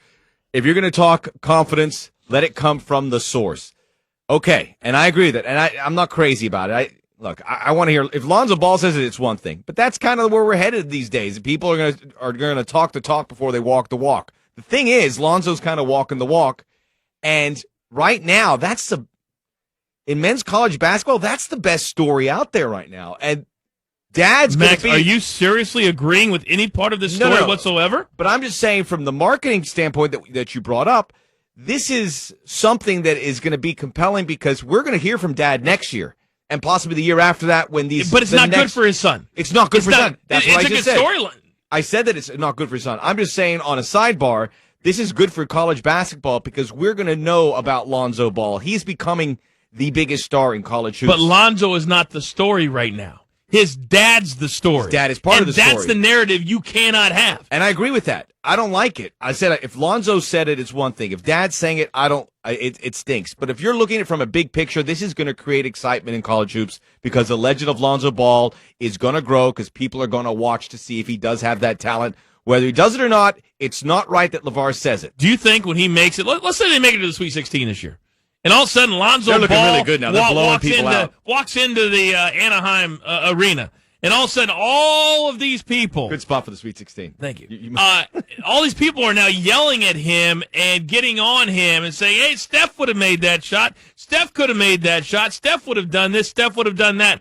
You're putting added pressure on your son as well to perform like an NBA superstar. Mikey A., you've got an 8-month-old son. Mm-hmm. I can see you comparing him to some of the greatest crawlers in the history of infants. He's definitely up there. Yeah, he's definitely up there. What did you make of this sound? You know, we do a segment, or we used to, we'll bring it back, called It Drives Me Crazy, and it really does drive me crazy when people don't learn from the mistakes of other. You remember RG2 speaking for his son? Yes. It never works out when you speak for your son. You should never do that in this type of environment. Let his play on the court speak. You don't need to make anything harder for him. You don't need to put any more pressure on him. It's going to be enough as is. You don't need to do that. What dad compares the last part of that sound? I thought it was hilarious. You put him on a court and have him play 1-on-1. That's ridiculous. And if he wanted to compare his dagger-like 35-footers, I might be okay with that. You know, he's hit some big ones the last couple of weeks. But to just say flat out right now at 18 years of age that he's better than Steph Curry, it's so mindlessly ridiculous. Put them on one-on-one on a three-point line, like, you know, in three-point contest. And it might be fun, but you know what? Put them one-on-one in a game. That ain't happening. Here's something that I think about when I hear this, and immediately, since he's comparing him to Steph Curry. Imagine Del Curry saying something like that, and he has the backing because he played in the NBA and said, look, this is my side. He's going to. I think you let those kids blaze their own trail. And this father, who doesn't have the professional pedigree, it's whether it is or not, it feels like he's speaking on his behalf, putting himself over along with his son. It doesn't feel like it. That's exactly what he's doing. This is what it is. This dad has won the genetic lottery, and he's not in a position to embrace it and be smart enough to utilize it. There's a lot of dads who've had 3 sons that want them to play basketball. Not since now have we seen something, maybe outside the Barry brothers. Not the Barry brothers. Is it? Yes, the Barry brothers. Yes. Have we seen something like this? And he has put the work in, and Lonzo seems like a good enough kid. He's got his head on straight. He's going to UCLA. And the other kids are following suit. He is doing something we haven't really seen. So you got to give him some credit. I did not give him credit. I'm not speaking that to you directly. I'm just speaking generally. The bottom line is he has a chance for 3 of his boys. Certainly, Lonzo's probably going to be a top 5 pick in the upcoming NBA draft, if not the number 1 pick. And so you have a ready-made millionaire coming out of the chute. But you want him to be able to capitalize outside of the court as well. And nowadays, the way the environment is now, you have to have a pristine image to get the big-time dollars that you want. It's got to be perfect. And for this to hurt your son, I don't like it. And if he shuts it down now, he'll be okay, but you got to shut it down. He can't help it. He ain't shutting it down. And they're going to keep sticking microphones in his face. It's a reminder. It's the most decorated documentary of the year, winning over 45 awards, including the Directors Guild of America, the Producers Guild of America, and 4 Critics' Choice Documentary Awards for the Best Documentary Feature. Critics have declared it a triumph, a landmark achievement, the number 1 documentary of the year, and now it's an Academy Award nominee. OJ Made in America, available in its entirety on the ESPN app and on Watch ESPN. Darrelle Revis, gone through his entire career, never in trouble. He's in trouble now. At least it looks that way. We discuss what his issues are next. Max and the Coach, we're live on ESPN Radio. Monday on Mike and Mike, KD and Russ, Sir Charles and King James, and somehow the biggest story from All-Star Weekend could be Kyrie Irving? Kyrie, the earth is flat, right? Yeah. Full reaction from NBA All-Star Weekend 2017 with Jay Williams and Peter Rosenberg. Plus, the NBA trade deadline is Thursday. Who's on the move? And looking at this year's 14 Basketball Hall of Fame nominees, the guys have all the latest Monday on Mike and Mike, 6 Eastern on ESPN Radio and ESPN2. ESPN Radio honors Black History Month. How did the world-famous Harlem Globetrotters, known for their fun-loving and entertaining style of basketball showmanship, deal with racism off the court from their inception in 1927 through the civil rights era of the 60s? In our 90 years, we have played on 6 continents, 122 countries and territories. We've been all over the world, putting smiles on kids' faces. Their story on ESPN's TheUndefeated.com. The Undefeated. Not conventional, never boring. Celebrating 25 years of ESPN Radio. The Cubs and Marlins. Game 6 of the 2003 NLCS. The Bartman game. Foul territory is Alou. He jumps and a fan took it away from him. And Alou is livid. Moises Alou jumped and reached his glove into the seats, but a fan reached up and took it right out of his glove. Don't miss more amazing moments from the last 25 years of ESPN Radio. This one's good if it goes. Oh, dude! Oh, goodness! Cow! Are you kidding me? The ACC and Big 12 tournament. Are you kidding? Coming in March to ESPN Radio and the ESPN app. Yo, everybody get up! Everybody get up! Everybody needs to understand that I'm more than simply a hype man for this rap group, just like Geico is more than just a company that could save you money. Geico also has fast and friendly claim service so they can help you when you need it most. And while I do love being a hype man, I also love reading for children's audiobooks. Like Little Bo Peep, she lost a sheep and she don't know where to find them. Yo! Geico. Expect great savings and a whole lot more. Wherever you are, we are. Your radio, your phone, your computer. This is ESPN Radio.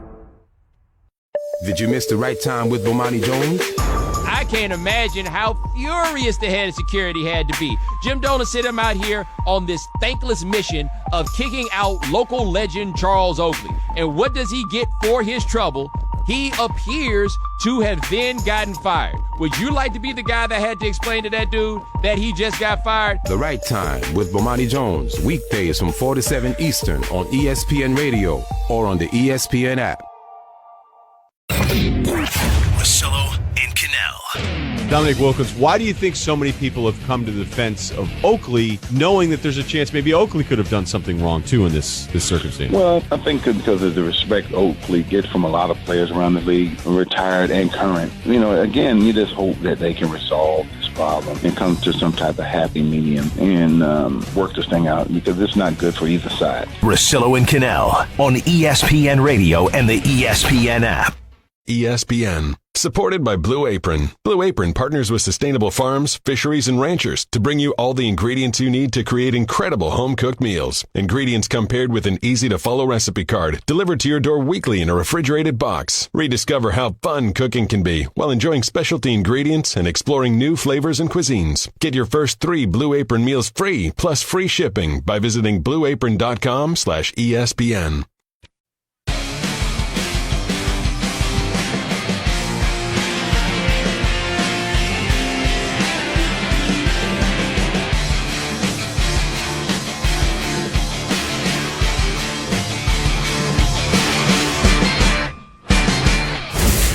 ESPN Radio Sports Center.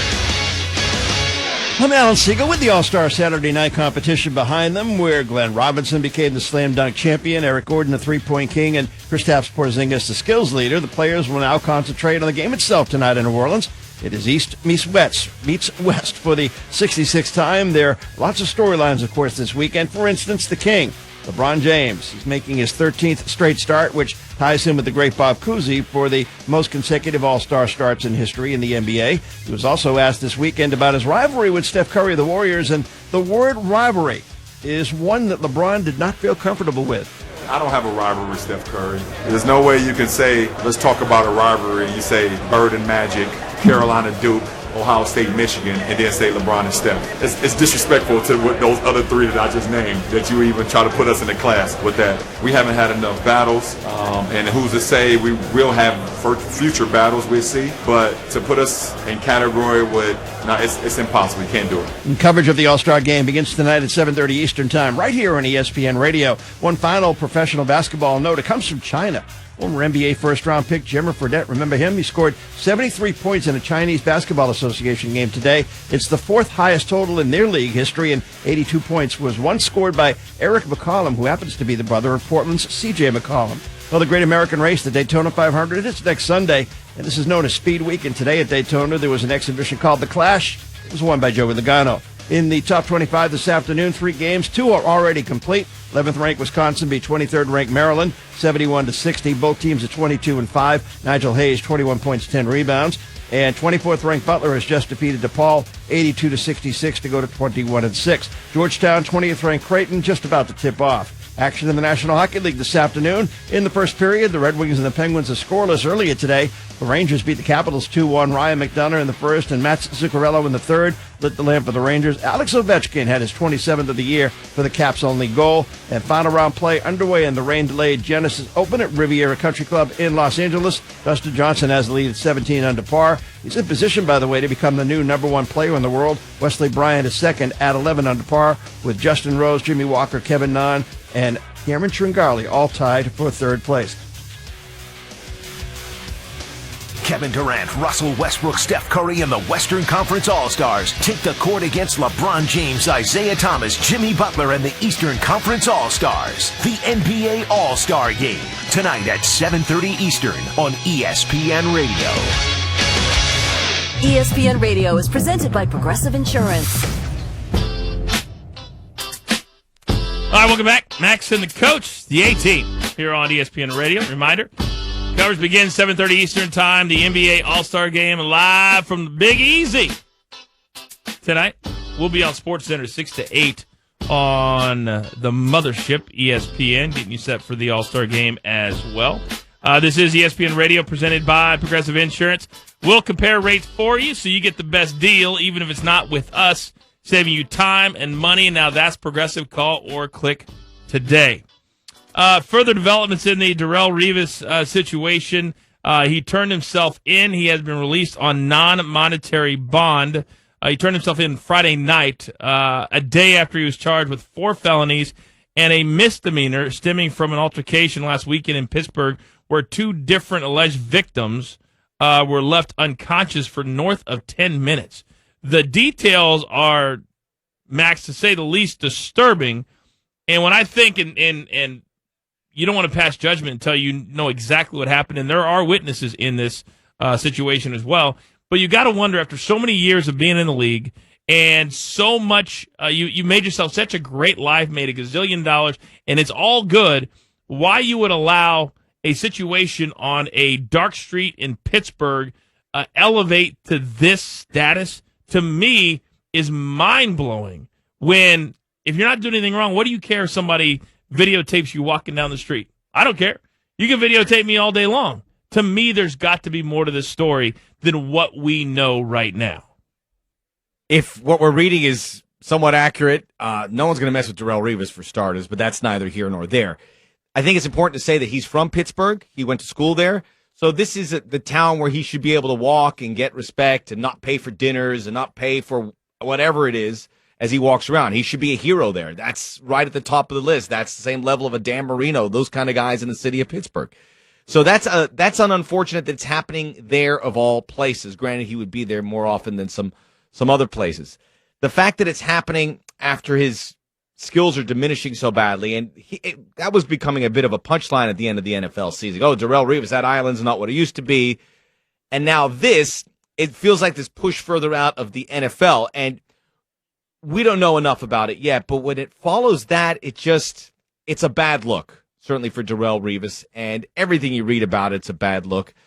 It stems from the entire process of living a public life privately as best you can, and you probably can't do that anymore. And now Darrelle Revis is going to have to find out. We'll get all the details from this, but it's got a lot of layers to it, and you just wish along the way that there was a left or a right turn that could have avoided all this, and we're not talking about it. Well, he also, as far as his professional life is concerned, and that's the reason that this is a story, is the fact that he's at a very uncertain time in his career.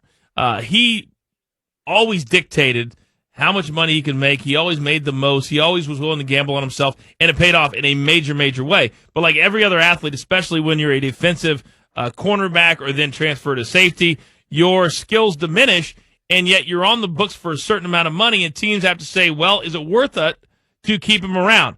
When an incident like this happens, it makes the decision a lot easier when you're trying to waive or not waive a player and say, well, listen, this guy's going to be in court for the entire summer. He's going to be dealing with this for a while. We're not going to deal with him. Here's what it looks like for the 31-year-old. Coming off the worst season of his career, Max. He could be a salary cap casualty even before this happened, but certainly now. He's due a $2 million roster bonus on March 11th if he's still on the team, plus another $13 million in base salary, including $6 million guaranteed for next season. There is no way on God's green earth, even before this happened, that probably, the Jets are going to pay Darrelle Revis $15 million with this hanging over his head. In a perfect scenario, this was not going to happen, in my opinion. Now that this has happened, there's no way. Because his next 4 or 5 months are going to be wrapped up trying to either get out of the scenario or minimize the charges. I mean, with some exceptions, generally the NFL coaches and teams are going to try and steer away from problematic, any issues that's going to take away from the nuts and the bolts of making a winning football team. I think Bill Belichick, with the signing of Michael Floyd, that's something that came up, a guy who had this DUI, a really bad DUI, and he came and signed the guy, is that exception. But generally, I think coaches and front office folks do not want any part of it. So if it doesn't, as we expect it wouldn't, to stick with the Jets, other teams are going to go, all right, we got the diminishing skills.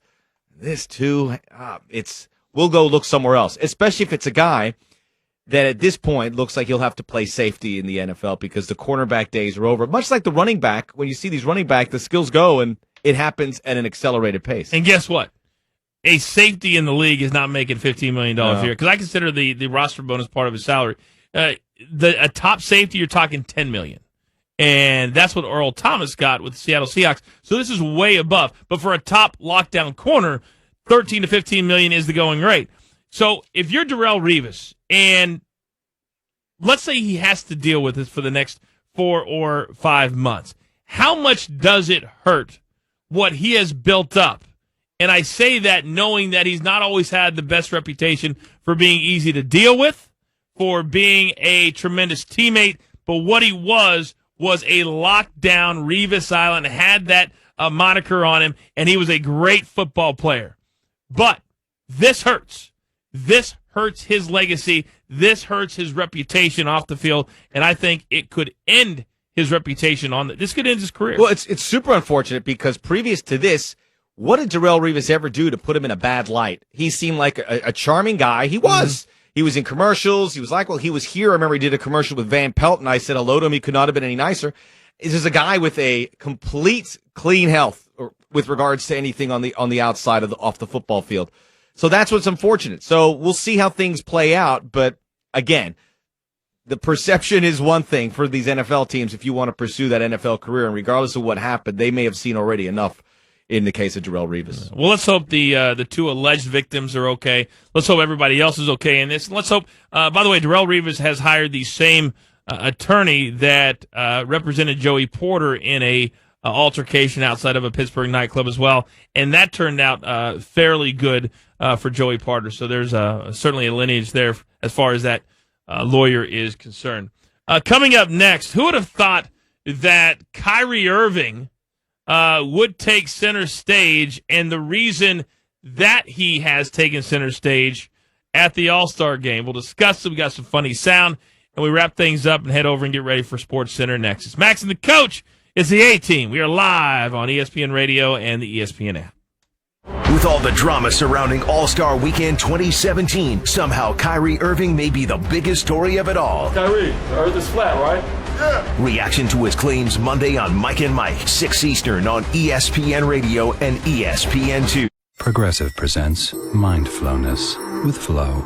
You are on a spiritual journey towards savings. Your mind is drifting into uncharted territory as you use the Name Your Price tool to find policy options that fit your budget. Options that fit perfectly, like football pants or the unitard thingies wrestlers wear. Experience inner peace with the Name Your Price tool from Progressive. Visit Progressive.com today. Progressive Casualty Insurance Company and Affiliates. Price and coverage match limited by state law.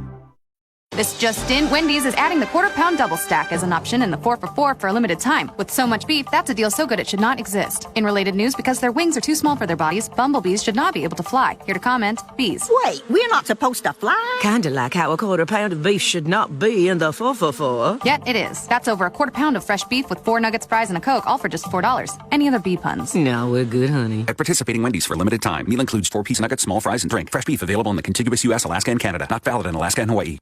When you come to Applebee's for an all-in burger with fries and a bottomless Pepsi for just $9.99, you also get a shot at great instant win prizes. Sink your teeth into that. No purchase necessary. Open to legal 50 U.S. 18+. See rules at allintowinsweeps.com.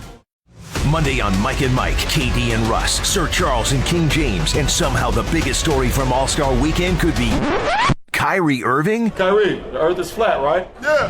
Full reaction from NBA All-Star Weekend 2017 with Jay Williams and Peter Rosenberg. Plus, the NBA trade deadline is Thursday. Who's on the move? And looking at this year's 14 Basketball Hall of Fame nominees, the guys have all the latest Monday on Mike and Mike, 6 Eastern on ESPN Radio and ESPN2. This one's good if it goes. Oh, goodness. Cow. Are you kidding me?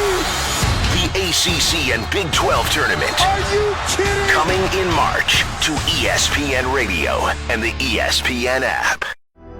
Celebrating 25 years of ESPN Radio. The Bulls and Jazz, Game 5 of the 1997 NBA Finals. The Jordan flu game. Michael Jordan is sick and missed the shoot-around. Those who saw him say he did not look well. Back Michael, open three, yes! They lead it, 38 points for the Kings. Don't miss more amazing moments from the last 25 years of ESPN Radio. ESPN Radio honors Black History Month. Go to theundefeated.com for the Undefeated 44, a collection of dreamers, geniuses, innovators, and record breakers. This is not a list of the greatest African Americans of all time. It's simply the Undefeated 44. I still have a dream. I stand here today humbled by the task before us. In the great tradition of African American culture. For more stories on Black history, go to theundefeated.com. The Undefeated. Not conventional, never boring.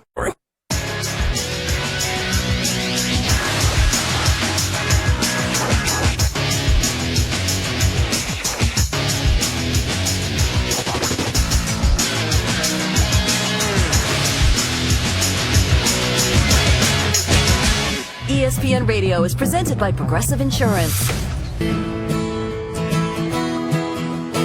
Ah, yeah. Oh, I love this song. What is this? Darius, man. Come on, it's Darius. Darius. In this wagon wheel? Darius Treadwell? Darius Ruck or Darius Rucker? Yeah, I just saw him. Yeah, Darius is a good friend of the program. Know. By the way, little spoiler. Believe Darius is going to be singing the national anthem at WrestleMania next month. Wow. I will be there. What other radio program do you get Darius Rucker and Kraftwerk in the same hour?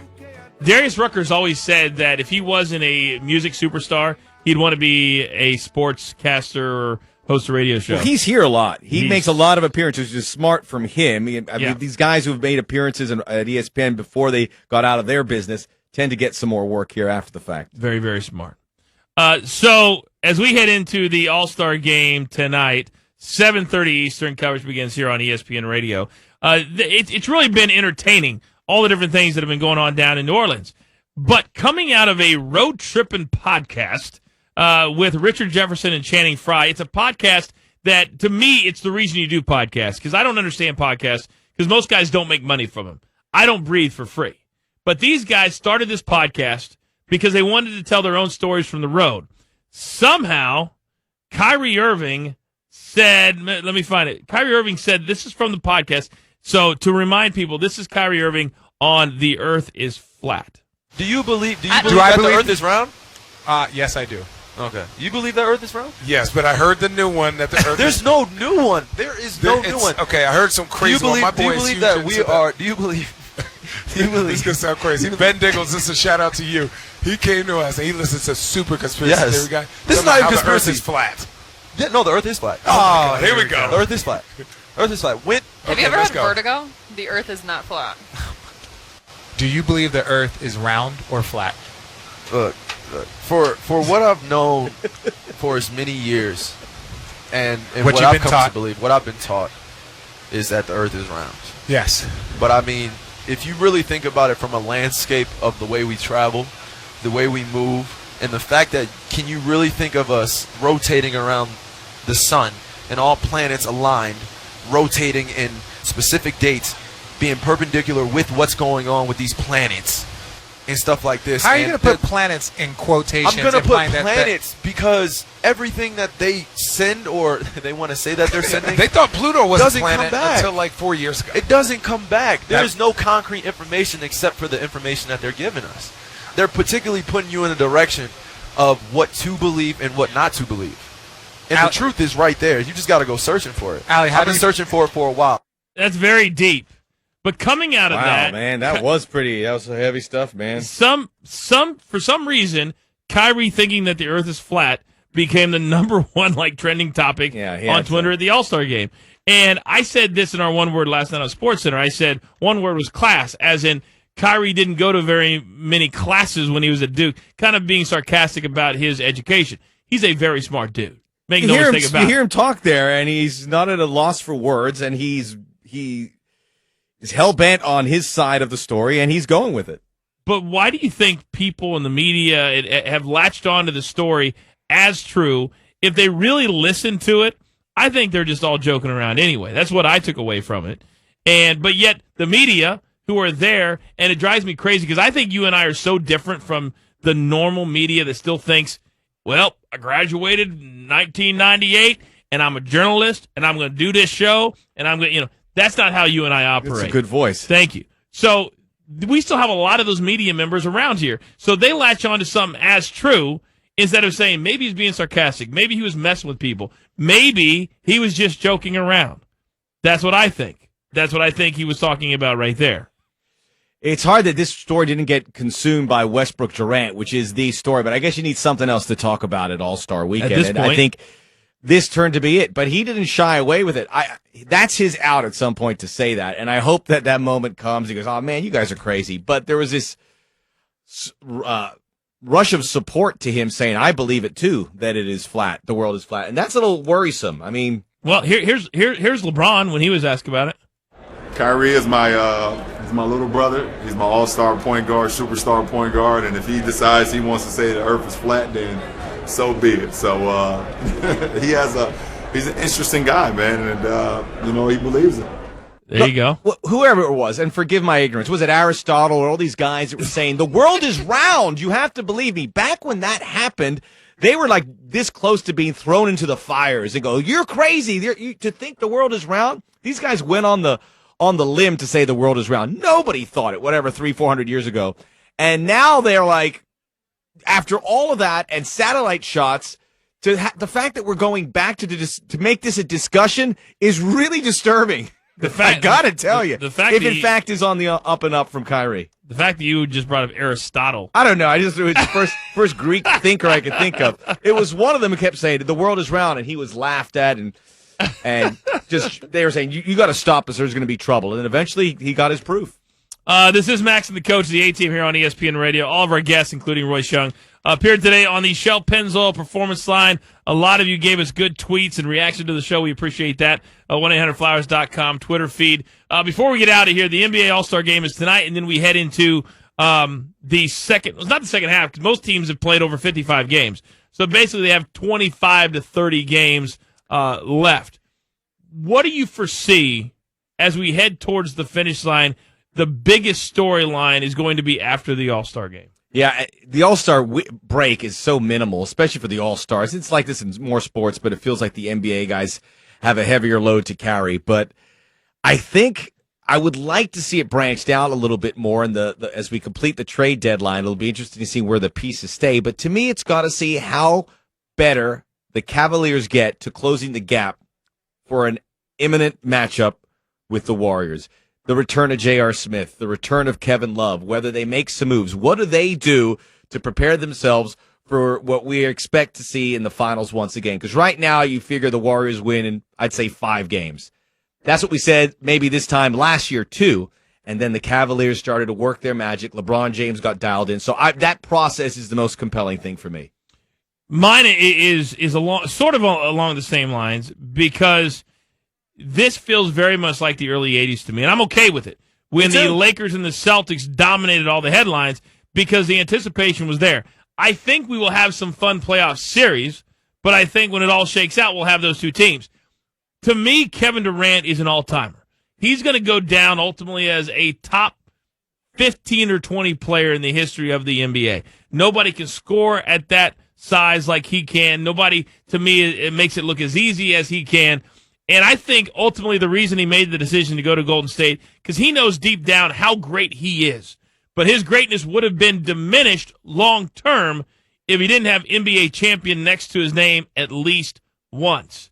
How does Kevin Durant, when we get to the playoffs and everything is on the line, how is he going to respond to the pressure? It's one thing to play 82 regular season games, and he's played in the playoffs before, but it's different, Max. He was playing for a team where he was the leader, and it was the little engine that could. What happens when you're the big bad wolf and you come to blow the house down and you can't blow it down? At the end of the games, right, it's going to come down to one guy taking the shot in a big game. They might have two really big games. It's going to come down to that. And when you have that small sample size and you have these guys that are all capable of winning a game, that's going to be interesting to see how that falls out. I will say, when we talk about the dominance of the Warriors and the Cavs, you mentioned the playoffs are going to be great. The 3-6, the 4-5 matchups in both conferences are going to be fantastic because there's not much separating. Even the 2-7 matchups in that opening round will be great. And then we'll see probably the emergence of the top two. You said how much better are the Cavs going to get. I've been watching them very closely the last week or two, and they're already showing that a bit. Isn't it? They absolutely have. And once they get Love and J.R. Smith and they figure out the rotation, that's why to me it's very important that they get back before April 1st. And what I mean by that is J.R. Smith, they're going to have to massage his ego a little bit because Kyle Korver is starting to catch his stride. Kyle Korver is forcing playing time. And for my money, at crunch time in the playoffs, who do I want shooting a three? I'll take Kyle Korver every single time. So he's got to be on the court. That's not going to make J.R. Smith very happy. And so you're going to say, J.R., you're going to be a first-half player. You're going to play a little bit of the third quarter, and then Kyle's going to play the fourth quarter, and we'll see who the hot guy is. To me, how Tyronn Lue manages his squad is going to be the biggest thing about will they be ready when it comes to play against Golden State. It's a small part, but Derek Williams, who they wanted, that LeBron wanted, and he's going to mold him. He might become a guy that's going to be very important to the Cavs. So they're putting all the recipe together now, and they're seeing if it comes out and it tastes like $1 million. I get the feeling it probably is going to taste pretty good. Who gets the All-Star Game MVP tonight? I hope it's Westbrook. I think he's got something to prove more than anyone else. I'm going to go with him. I'll stick with him because I want to see it, and I think it's possible. I know they always try to give it to the hometown guy, and I think Anthony Davis, they'll do his best to get him 30 or 40 points. If he gets hot early, they always end up feeding him long-term. So I'm going to go Anthony Davis. That's good. That's nice. We'll get the All-Star Game MVP. And watch, he's probably hurt right now. I forgot, but I don't think I'm right. Well, I picked my 3-point shootout winner, C.J. McCollum, and I could have had more points than he did. I know. I think he had like 8. Kevin Connors is bragging all over Twitter about how he picked Eric Gordon, blah, blah, blah, blah, blah. BB Kyrie Irving. Congratulations, Casey. Kyrie Irving won. You'd have been in the same boat. Of course. Of course. So I would have done mine on SportsCenter. That'll do it for us. Remember, sports is not life, but life, it can be a sport. Enjoy the All-Star Game. Kiss them babies. Dickerson and Hood. They are next. It's Max and the coach. Together we are the A-Team. See you on SportsCenter at 6 o'clock on ESPN. Until next week, we are out on ESPN Radio. If you don't sit in your lucky seat, your team could lose. So don't leave your lucky seat. But do pick up your phone or computer and order B-Dubs to go. Or if you've got a big group, call in for the party menu. That way you can order wings, pick them up, and get back to your lucky seat. And if you do lose while sitting in your lucky seat, you can still feel lucky eating your feelings. Spicy feelings. Keep your superstitions. We do it for you. Buffalo Wild Wings. Wings, beer, sports. Prices and participation vary. See participating locations for details. Void where prohibited. And now, insurance-minded speeches from Geico. It's a common expression, don't look a gift horse in the mouth. However, what if the horse's mouth is filled with useful insurance tools? This is the exact case with the Geico app. Yes, the app is free and therefore a gift horse. However, look inside the app and behold, emergency roadside assistance, digital ID cards, bill pay. Get the Geico app. Look it in the mouth. Get amazing services. Thank you. The NBA All-Star Game today.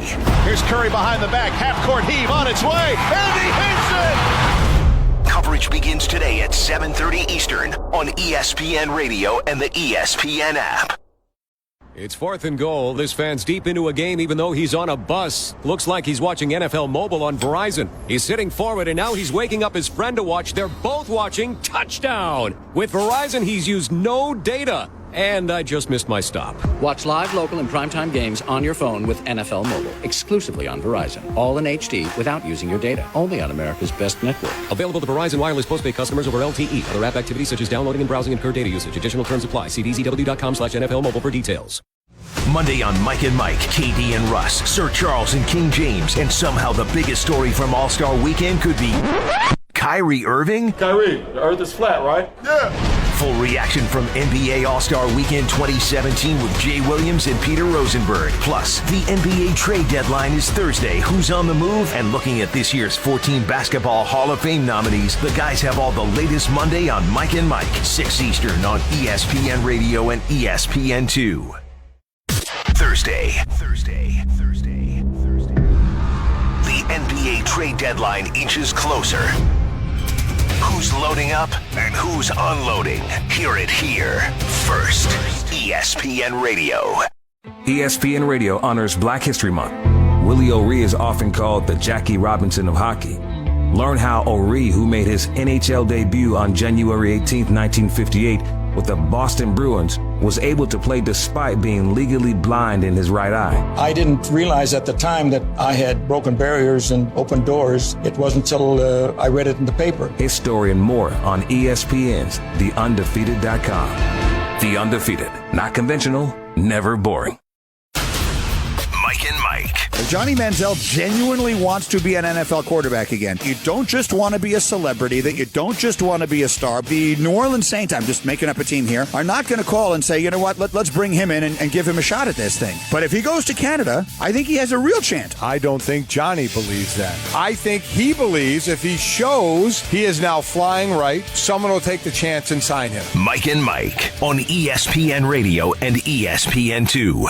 You know you love the Dan Levatar Show on ESPN Radio. Do I have to choose right now? Yes. I want to think this out a little bit. I want to do what's best for the show. You are a staller, a procrastinator. You don't finish anything. Man, it's like trying to have sex with a damn rattlesnake.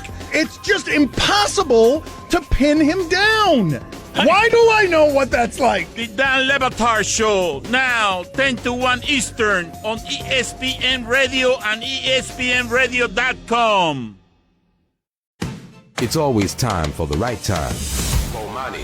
The Warriors are just way better than the Thunder. That's why Kevin Durant plays for them now. Every time Durant plays against them, he just has to look at himself and be like, man, I made the right decision. Like, at no point at all should Kevin Durant, go back there and be like, man, I probably should have stayed. Nah, bro, you made the right decision. The Right Time with Bomani Jones. Weekdays from 4 to 7 Eastern on ESPN Radio or on the ESPN app.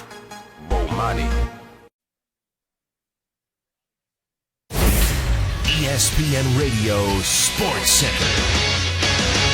I'm Alan Siegel. While most of the NBA's players and coaches are relaxing this weekend, the stars of the league are in New Orleans for the All-Star Game, and the team with the most representatives is Golden State, and they've sent 4 players, Steph Curry, Klay Thompson, Draymond Green, and Kevin Durant. It's the first time since the 2014-2015 Atlanta Hawks that a team has as many as 4, and it's the 11th time it's happened in history.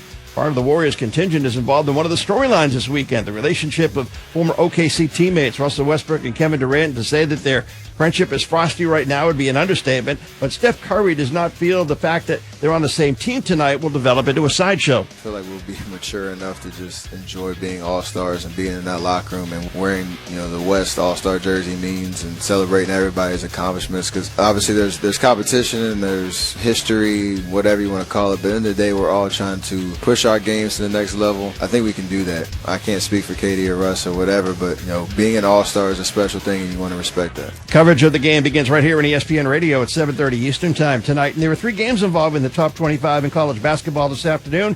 10 minutes or so to go in the first half of play. 20th ranked Creighton leads Georgetown 24-19. 11th ranked Wisconsin beat Maryland 71-60. Both teams 22-5.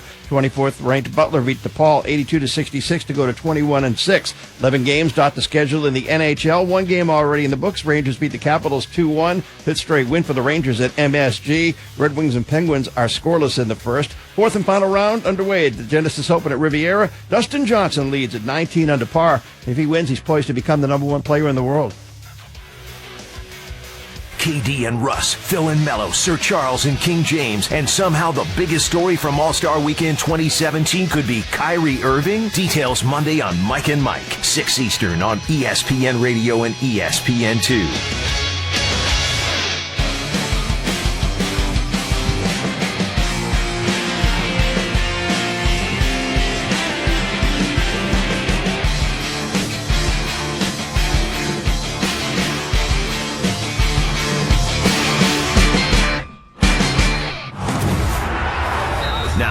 Dickerson and Hood on ESPN Radio. And ESPNRadio.com.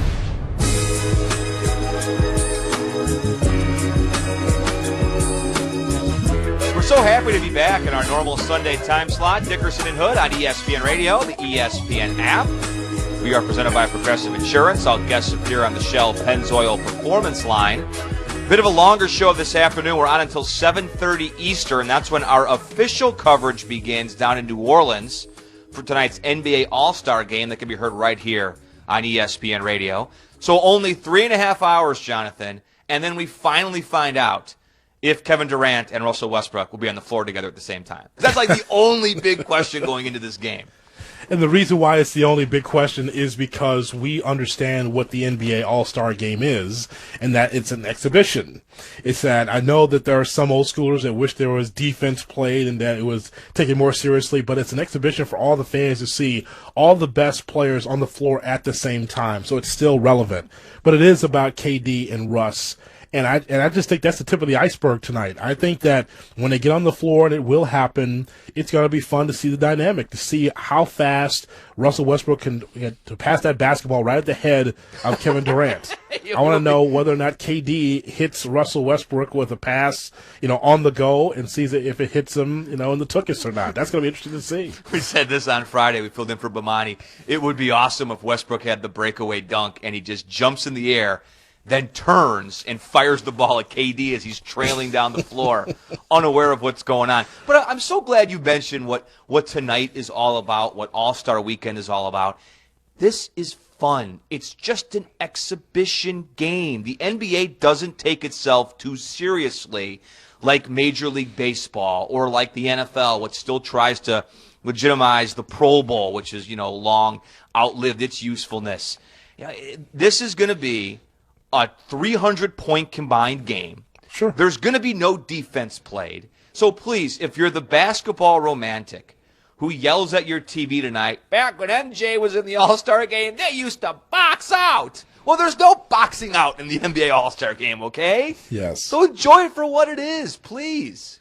It's what it is. It's going to be fun going back and forth. But I think that Mike Wise hit it properly on the undefeated.com about how this year reminds us of when you and I were kids, and that we are seeing beefs everywhere around the NBA. Just think about the first half. We're only at the first half of the season, the unofficial first half, right? And so KD and Russ is at the top. But then you get to Jimmy Butler and Dwayne Wade versus the rest of the reserves on the Chicago Bulls. That whole locker room scene where Butler and Wade were going after the players, saying that they're not trying hard enough, all that stuff. You had Charles Barkley against LeBron James. You had James Dolan against Charles Oakley. You have Phil Jackson against Carmelo Anthony. Mike Wise hit it right on the undefeated. I mean, this is what it used to be back in the day, where you have players and owners going after one another in the newspapers at the time, through the press. So we're starting to see some beefs all across this league, and Russ and KD is at the top because, as we saw just right here in New Orleans, they're already avoiding each other. There's a video out there where they're all in the same place around the media, and there's KD just walking right around Russell Westbrook. That shade that Durant gave to Westbrook, it's all there. So this is what we grew up with, and now we're seeing it again. Well, you and I think we're on the same page the other day. I think the whole thing with Durant and Westbrook, if Steve Kerr separates them tonight, I think it's silly. Now, that's me saying that because I feel like it even brings more attention to this drama and this beef. And plus, this is a game for the fans, and I know the fans would like to see Westbrook and Durant on the floor together at the same time. I thought the way that Steve Kerr kind of laughed when he talked about how he was going to break up the minutes, I thought it was trending towards, well, this is going to happen. It's no big deal. It's going to blow over. However, the people we talked to on our show Friday, Antonio Daniels, former Spur, now a studio analyst for the Thunder. He's like, no, man, the hurt's real. Like, this is a real deal. They're not going to, smooth this thing over during All-Star Weekend. And then Amin El Hassan, who joined us on Friday, our ESPN NBA front office insider, he thinks the Durant-Westbrook questions are just going to simply go on forever. There's nothing in Russell Westbrook's behavior or mannerism to show that, you know what, you're right, we've kind of been silly, we've taken this too far. KD, I'm sorry for the way I acted. I was hurt because you left and you took my only chance at the championship away. Like, that's not going to happen. I railed on the basketball romantics a second ago. Yeah. But let me give you one thing, all right? Yes, I think sometimes people fall in love with the 80s of NBA basketball. It was a great time, the 90s. I still think that the league keeps getting better and better, and I embrace today's superstars just like I embraced MJ and Scotty and Michael. I'm sorry, and Larry and Magic and Dominique and everyone. But here's the one difference, though. When it comes to the dramas, see, back in the day, they would take care of it. Like, you would understand if Isaiah Thomas didn't want to play with Karl Malone. Because Karl Malone opened up like a 30-stitch wound on his forehead, didn't he? That's exactly right. So that's a beef. This, yeah, there's some, Westbrook was scorned, Durant left. But it's just, it seems very high schoolish, doesn't it? That these two guys just don't even want to look at each other, don't want to talk to each other. I mean, back in the day, they would handle these things and then move on. So what, these guys are going to hate each other forever? I mean, this thing is never going to get solved, never going to get to the point where they can even share the floor together in an NBA game? Come on. That's correct. It's going to go on forever. That's right. You nailed it, Jeff. That's solid analysis, because that's exactly what's going to happen. These two are not going to like each other. You know why? Russell Westbrook is that dude. He's that guy that holds a grudge. He's one of the very few players in the NBA, talking about the old NBA, he's one of the few players in the NBA that when you come to the center circle getting ready for the jump ball at the beginning of games, he doesn't do that dap stuff. He doesn't go from guy to guy on the other team and gives them. No, he's really focused in on his team. Now, he gives some daps at times to his own teammates, but not the opposition. Watch a Oklahoma City Thunder game and notice that he's got that scowl on his face and he's game ready. So in that regard, he is old school. So if this extends out for a while where Durant and Westbrook can't squash this beef, then it wouldn't surprise me. Eventually it will happen. And yes, it is very much high school, but remember that 7-hour telethon that we did on Labor Day, the day that we found out that Durant was going to Golden State. We found out at the time that Durant really did not reach out to Westbrook. It was just something that was just out there saying that I'm going to exercise free agency and go to Golden State. He never reached out to Westbrook, and here we are at the All-Star Weekend. He still has not sat down face-to-face with the man and told him what his thoughts were. We've been together for 30 years doing talk shows. If I was going to leave and go someplace else, I definitely would call you and let you know first rather than just go and just not even talk to you. So that from a business standpoint, that's the disconnect I have from Durant. But otherwise, he did what he wanted to do to exercise free agency. And Westbrook, at some point, has got to get over it. Yeah, but if you left for huge money and didn't tell me, I'd be like, fine, just take me to dinner. You're paying for the Vegas trip. I mean, get over it. I mean, really, I know it's easy to say when you're not involved in it firsthand and your emotions haven't been, ripped apart, I guess, like these guys. But it's like, oh, I was invited to your super sweet 16 party. Well, then I'm never going to talk to you ever again. Or I'm not going to invite you to mine. Come on, guys. It's ridiculous. If I left, where would I go? I don't know where you would go. I'm at ESPN. Where else am I going to go? I don't know where you would go, but they hand out money at other places. So, I mean, if you were to go, I hope you would get one of those big paydays. Well, I'm certainly not working for less. That's why I'm here. Staying right here. Thank you. If Uncle Jeff calls you and I go, hello? I track you down someplace. I found you in L.A. I know you got that money. Come on, Vegas is only a couple hours away by car. No, I'm good right here. We will go to New Orleans coming up at 4:30 Eastern. The very talented Mark Kestisher is on the call tonight for us on ESPN Radio of the All-Star Game. We'll talk with Kesty at 4:30 Eastern, but also on the show. And Brian Windhorst will be with us starting at the 5 o'clock Eastern hour, and he'll be with us for the whole show then up till 7:30. We're going to do a lot of trade talk because the trade deadline of the NBA is coming up. So coming up next if we consider Jimmy Butler a top 15 NBA player, should the Bulls trade him for young players plus draft picks, or should they keep him? Let's discuss that coming up next. It's Dickerson and Hood. It's ESPN Radio and the ESPN app. Mavericks owner Mark Cuban's battle was more off the court in the NBA All-Star Celebrity Game on Friday. Peter Rosenberg and Jay Williams react to his trolling Monday on Mike and Mike, 6 Eastern on ESPN Radio and ESPN. Progressive presents Mindflowness with Flow. You are in the middle of the ocean on a raft, finding coverage options that fit your budget. As you listen to the ebb and flow of the tide. Your budget, the ebb. Our coverage, the flow. Why tetherball isn't considered a real sport? Unknown. Be at one with your budget with the Name Your Price tool. Visit Progressive.com today. Progressive Casualty Insurance Company and Affiliates. Price and coverage match limited by state law.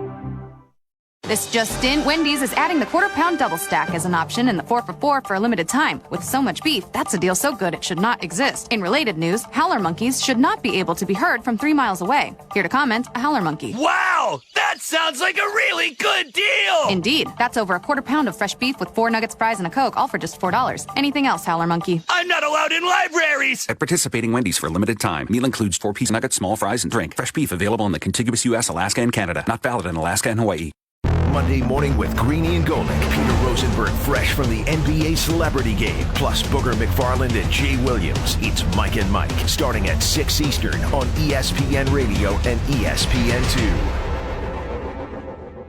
When you come to Applebee's for an all-in burger with fries and a bottomless Pepsi for just $9.99, you also get a shot at great instant win prizes. Sink your teeth into that. No purchase necessary. Open to legal 50 U.S. 18+. See rules at allintowinsweeps.com.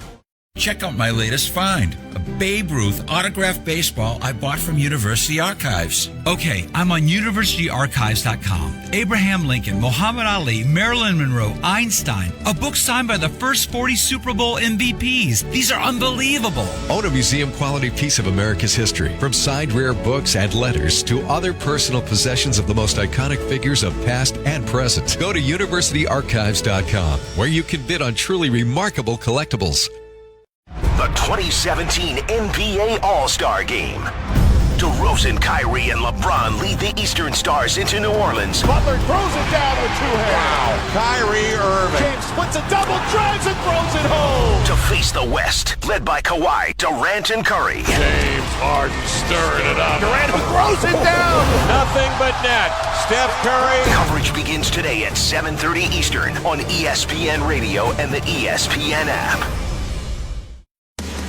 With Love out 6 weeks, will the Cavs make a trade? Who else could be on the move? Jay Williams has the latest on Thursday's NBA trade deadline. It's Monday on Mike and Mike, 6 Eastern on ESPN Radio and ESPN2. The NBA on ESPN Radio. James drive, puts it up with an emphatic right hand. Out to Curry and another 3's up and in. Now available on the ESPN app.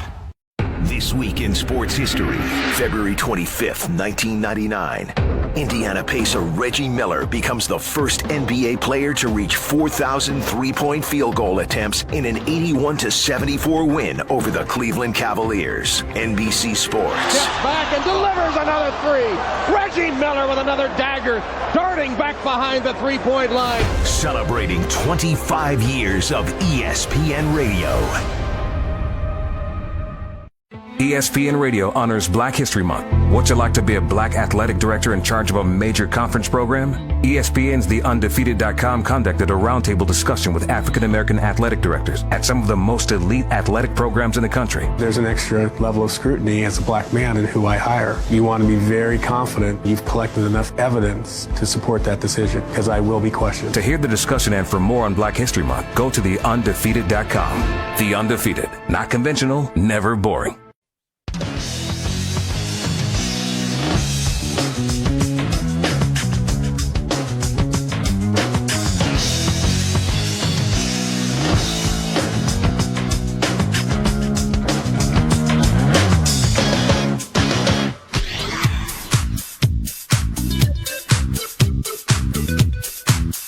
You've got Dickerson and Hood on ESPN Radio, ESPN app, SiriusXM Channel 80. We are presented by Progressive Insurance. We'll compare rates for you so you get the best deal, even if it's not with us, saving you time and money. Now that's Progressive. Call or click today.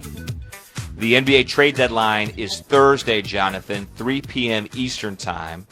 And one of the biggest names out there is Jimmy Butler of the Chicago Bulls. The Bulls, as usual, are going nowhere.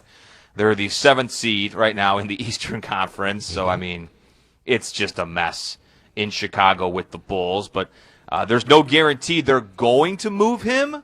However, Butler is, again, probably the biggest name that could be available.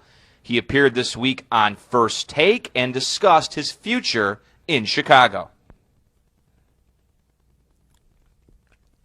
I love it in Chicago. We can make it happen. Look at it. Look at Chicago. Beautiful city. Everybody wants to go there. What I'm asking is simply this. When we look at Chicago, we think about you, and there's a lot to ask. Some dudes want to wear that on their shoulders. They want to carry a franchise. Others may not. Do you want that responsibility? Because clearly that's what you're going to have to do. Dwayne Wade is older. A lot of young guys on the squad. Do you want that responsibility in all seriousness? I do. I really do. Why? Because this is what I wake up and work out for at 6 a.m. and then go back at 8 p.m. Is to be one of the best, to show that I can help win games. I don't think I've been doing a great job of it right now, but, I mean, we still got a lot of season left. Stephen A. is like, I don't care if Chicago's got a nice skyline. It's a beautiful city. Can you win? Do you want to carry a franchise? I think Jimmy Butler, Jonathan, no doubt, has the right mentality to be in this situation and to lead a franchise through the tough times. But you tell me, now, I am a pessimist, when it comes to the Bulls. I don't see how this gets any better unless this team completely bottoms out. And they won't do it. They want to do this competitive rebuild. And unless you sign marquee free agents, which Chicago has shown time and time again, they are incapable of doing with this GM, with this president, with this owner. They're not getting the LeBrons. They're not getting the big names, okay? How do you get better if you're the 7th or 8th seed every year in the Eastern Conference? Well, you just don't, because you're just spinning your wheels. You have to figure out, as an organization, what you want to be. Do you want to be a young team that's building toward something, trying to get as close to Cleveland, or are you going to piecemeal a team together by just with hammer and nails and bringing in Rajon Rondo and Dwayne Wade just to kind of piecemeal a team together? You just can't do that, Jeff. You have to decide one way or the other, because being in the middle in sports, as you know, is the worst. Because when you're in the middle, you don't know if you're going up or if you're going down. But if you're just the 7th or 8th seed, again, there's value of being in the playoffs. But if there's no real upward mobility within your franchise to get better, then you're just wasting your time. I talked about this on my SiriusXM NBA radio show. We were talking about deals for Jimmy Butler. If you're Boston, at least you're inquiring. And again, Chicago's not known to necessarily move a lot of parts. The Rose and Noah acquisitions were a surprise, I think, in the offseason. But the point is that if you're trading Marcus Smart, the young Jaylen Brown, Tyler Zeller, the Brooklyn pick, and Boston's pick for Jimmy Butler, if you're Boston, you're doing that pick. Because none of those players I mentioned, Smart, young Jaylen Brown, who I really like his upside, and Tyler Zeller are not going to be the difference of whether or not you get past LeBron James in a playoff situation or not. Again, that's smart for the Bulls to be able to get those type of players on their roster, because you got to build with something. They brought Dwayne Wade in for a reason. They brought him in to replace Derrick Rose as a Chicago darling. Dwayne Wade's at the tail end of his career. He just came for the money because Miami didn't want to pay him, and he tried to throw Denver and Milwaukee under the bus as if he's going to go to those markets. He wasn't doing that. So I just think that whatever they do, I agree with you. From an organizational standpoint, as long as Gar Forman and John Paxson are in that position, it's going to be very difficult for Chicago to be able to move to a level of trying to contend in the Eastern Conference. And remember, you got to get past LeBron 4 games out of 7, which is totally impossible for this franchise to do. Of course. I mean, they couldn't do it when they were at their peak, Chicago. And they certainly can't do it now. They're not even close. And I agree with you. There is value. There is some value in making the playoffs. It's a great experience for your younger players. it does, satisfy the fan base a little bit. You make money as an owner, as a franchise. I get it. But again, they cannot get better doing what they're doing. If you want to make the playoffs and be the 7th seed or be the 6th seed, and you've positioned yourself for after a season you're going to have all this cap space, and your goal is to be aggressive in free agency and land a couple of big names and, to augment what you already have, yes, you can get better without bottoming out. What I'm saying is Chicago can't get better without bottoming out. Mm-hmm. Because every year you think they're going to sign LeBron, they sign Carlos Boozer. Because every year you think they're going to get younger and more athletic, they sign Rajon Rondo and Dwayne Wade. Dwayne Wade would have been awesome 6 years ago. It was 2016 when he signed with the Bulls. It wasn't 2008, 2009. So the only way that I see Chicago getting to a point where they're seriously back in the game as contenders in the East is by getting as many high draft picks as they can, getting as many young players on the roster as possible.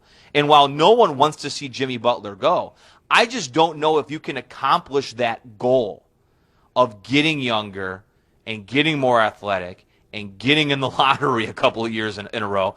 I don't know if you can do that with Jimmy Butler still on your team. He's the only, besides Taj Gibson, the only real marketable guy you have to make a big move and change the direction of your franchise. The reason why Jimmy Butler is even a part of this conversation in this segment is because Jimmy Butler was a guy that bet on himself. I mean, the story of Jimmy Butler is interesting. Coming from poverty, going to Marquette, and was just a defensive player who fit into the Thibodeau system when Tom Thibodeau was coaching there. And then bet on himself saying, you know what, I'm going to give myself one more year, and I'm going to really work hard in the offseason to be more of a two-way player. He developed himself. He bet on himself to be able to get the money that he has right now from a salary standpoint. And now you're talking about a top 15 player in the NBA in Butler that's a terrific two-way player. Remember, he was just a defensive guy. Now a guy that is tremendous on the offensive end. From Boston's standpoint, if you're Boston, if you think you can pull the trigger and getting Jimmy Butler there for what I just laid out, because it all matches with the money, you do that because it gets you closer to LeBron. It gets you closer to the Cavaliers. I could see the Celtics staying at least at number 2 spot. And even if they don't, say they're the number 1 seed. Again, it's about trying to get past LeBron 4 games out of 7. And the Celtics are not in the position to do that right now. But with Jimmy Butler, it certainly increases their chances to do so. So from Boston's standpoint, they have done it the right way. You know what they did? Big market, started off slow, got it through draft picks, added free agents when they needed to. Danny Ainge did a nice job, got the coach that he wanted out of and Brad Stevens that came out of nowhere. And look where they are now at 37-20. If you're patient enough and you're smart enough to do what you can do to build a franchise the right way, you'll be 37-20 like the Celtics, in a good spot right now to be one of the perennial teams to be in the playoffs moving forward in the future. Yeah, but if you don't have the good decision makers in the front office, and you don't have a Brad Stevens, you have a Fred Hoiberg, that's another problem with the Bulls, is that no one really has any faith that they're going to make the right decisions. Right. You know what sentences you never hear uttered in Chicago are? Boy, that Gar Forman's doing a great job. Or, boy, John Paxson, Gar Forman, the plan is really coming together. Or, boy, the players sure buy into Fred Hoiberg. These are sentences you never hear. You never hear. So how can they get better unless they blow the entire thing up? And that is the problem, and that's the conundrum that just seems like there's no answer. So we'll see if Butler's move. The trade deadline is Thursday, 3 p.m. Eastern Time. More on this later with Brian Windhorst. But coming up next, we go to New Orleans. Mark Kestershire is calling the All-Star game for us. He joins us next. Dickerson and Hood. This is ESPN Radio. Yo, everybody get up! Everybody get up! Everybody needs to understand that I'm more than simply a hype man for this rap group, just like Geico is more than just a company that can save you money. Geico also has fast and friendly claim service, so they can help you when you need it most. And while I do love being a hype man, I also love reading for children's audiobooks. Like Little Bo Peep, she lost the sheep, and she don't know where to find them. Yo! Geico. Expect great savings and a whole lot more. KD and Russ, Phil and Mello, Sir Charles and King James, and somehow the biggest story from All-Star Weekend 2017 could be Kyrie Irving? Details Monday on Mike and Mike, 6 Eastern on ESPN Radio and ESPN2. ESPN. Supported by Blue Apron. Blue Apron partners with sustainable farms, fisheries, and ranchers to bring you all the ingredients you need to create incredible home-cooked meals. Ingredients come paired with an easy-to-follow recipe card delivered to your door weekly in a refrigerated box. Rediscover how fun cooking can be while enjoying specialty ingredients and exploring new flavors and cuisines. Get your first 3 Blue Apron meals free plus free shipping by visiting blueapron.com/ESPN. This week in sports history, February 22nd, 2001. Warren Moon officially retires from the NFL after throwing for 49,325 yards and 291 touchdowns. NFL Films. Warren Moon is looking for Ernest Gibbons. He's got him in the corner of the end zone. Touchdown, Houston. What a pass play. Celebrating 25 years of ESPN Radio. You know you love the Dan Le Batard Show on ESPN Radio. A texter writes in, Pablo talking about LeBron, good God, this show is awful. How do you have such a low understanding of what's interesting and what isn't? I would say it's your greatest trait. And the show is wildly popular. So I think you're wrong on not trusting my barometer on what's interesting. The Dan Le Batard Show, now 10 to 1 Eastern on ESPN Radio and ESPNradio.com. This one's good if it goes. Oh, dude! Oh, goodness! Cow! Are you kidding me? The ACC and Big 12 tournament. Are you kidding? Coming in March to ESPN Radio and the ESPN app. ESPN Radio honors Black History Month. How did the world-famous Harlem Globetrotters, known for their fun-loving and entertaining style of basketball showmanship, deal with racism off the court from their inception in 1927 through the civil rights era of the 60s? In our 90 years, we have played on 6 continents, 122 countries and territories. We've been all over the world, putting smiles on kids' faces. Their story on ESPN's TheUndefeated.com. The Undefeated. Not conventional, never boring. Mike and Mike. Superstars want their turn with the ball. Was Russell Westbrook taking that away from Kevin Durant? He was, but the thing about it is Russell Westbrook's a star as well. That's what I mean. In the NBA right now, in order to win, you can't have just one star. No, you cannot. Because look at the teams that have just one star. They have no chance of winning. I'm saying I didn't have an issue with it, but you're asking me if Kevin Durant had an issue with it. Maybe he did. And as we found out, it seems their relationship wasn't as close as we thought. Mike and Mike on ESPN Radio and ESPN2. Get it now. On demand. Courtside with Katz and Coach G. South Carolina head coach Frank Martin, you were able to keep everyone grounded after it looked like you were going to be an NCAA tournament team. How did you get those guys locked in to what we're seeing now, how it's paying off? They basically accepted responsibility, approached every workout with a purpose to get better. You can listen or subscribe to this and every podcast from ESPN on the Listen tab of the ESPN app.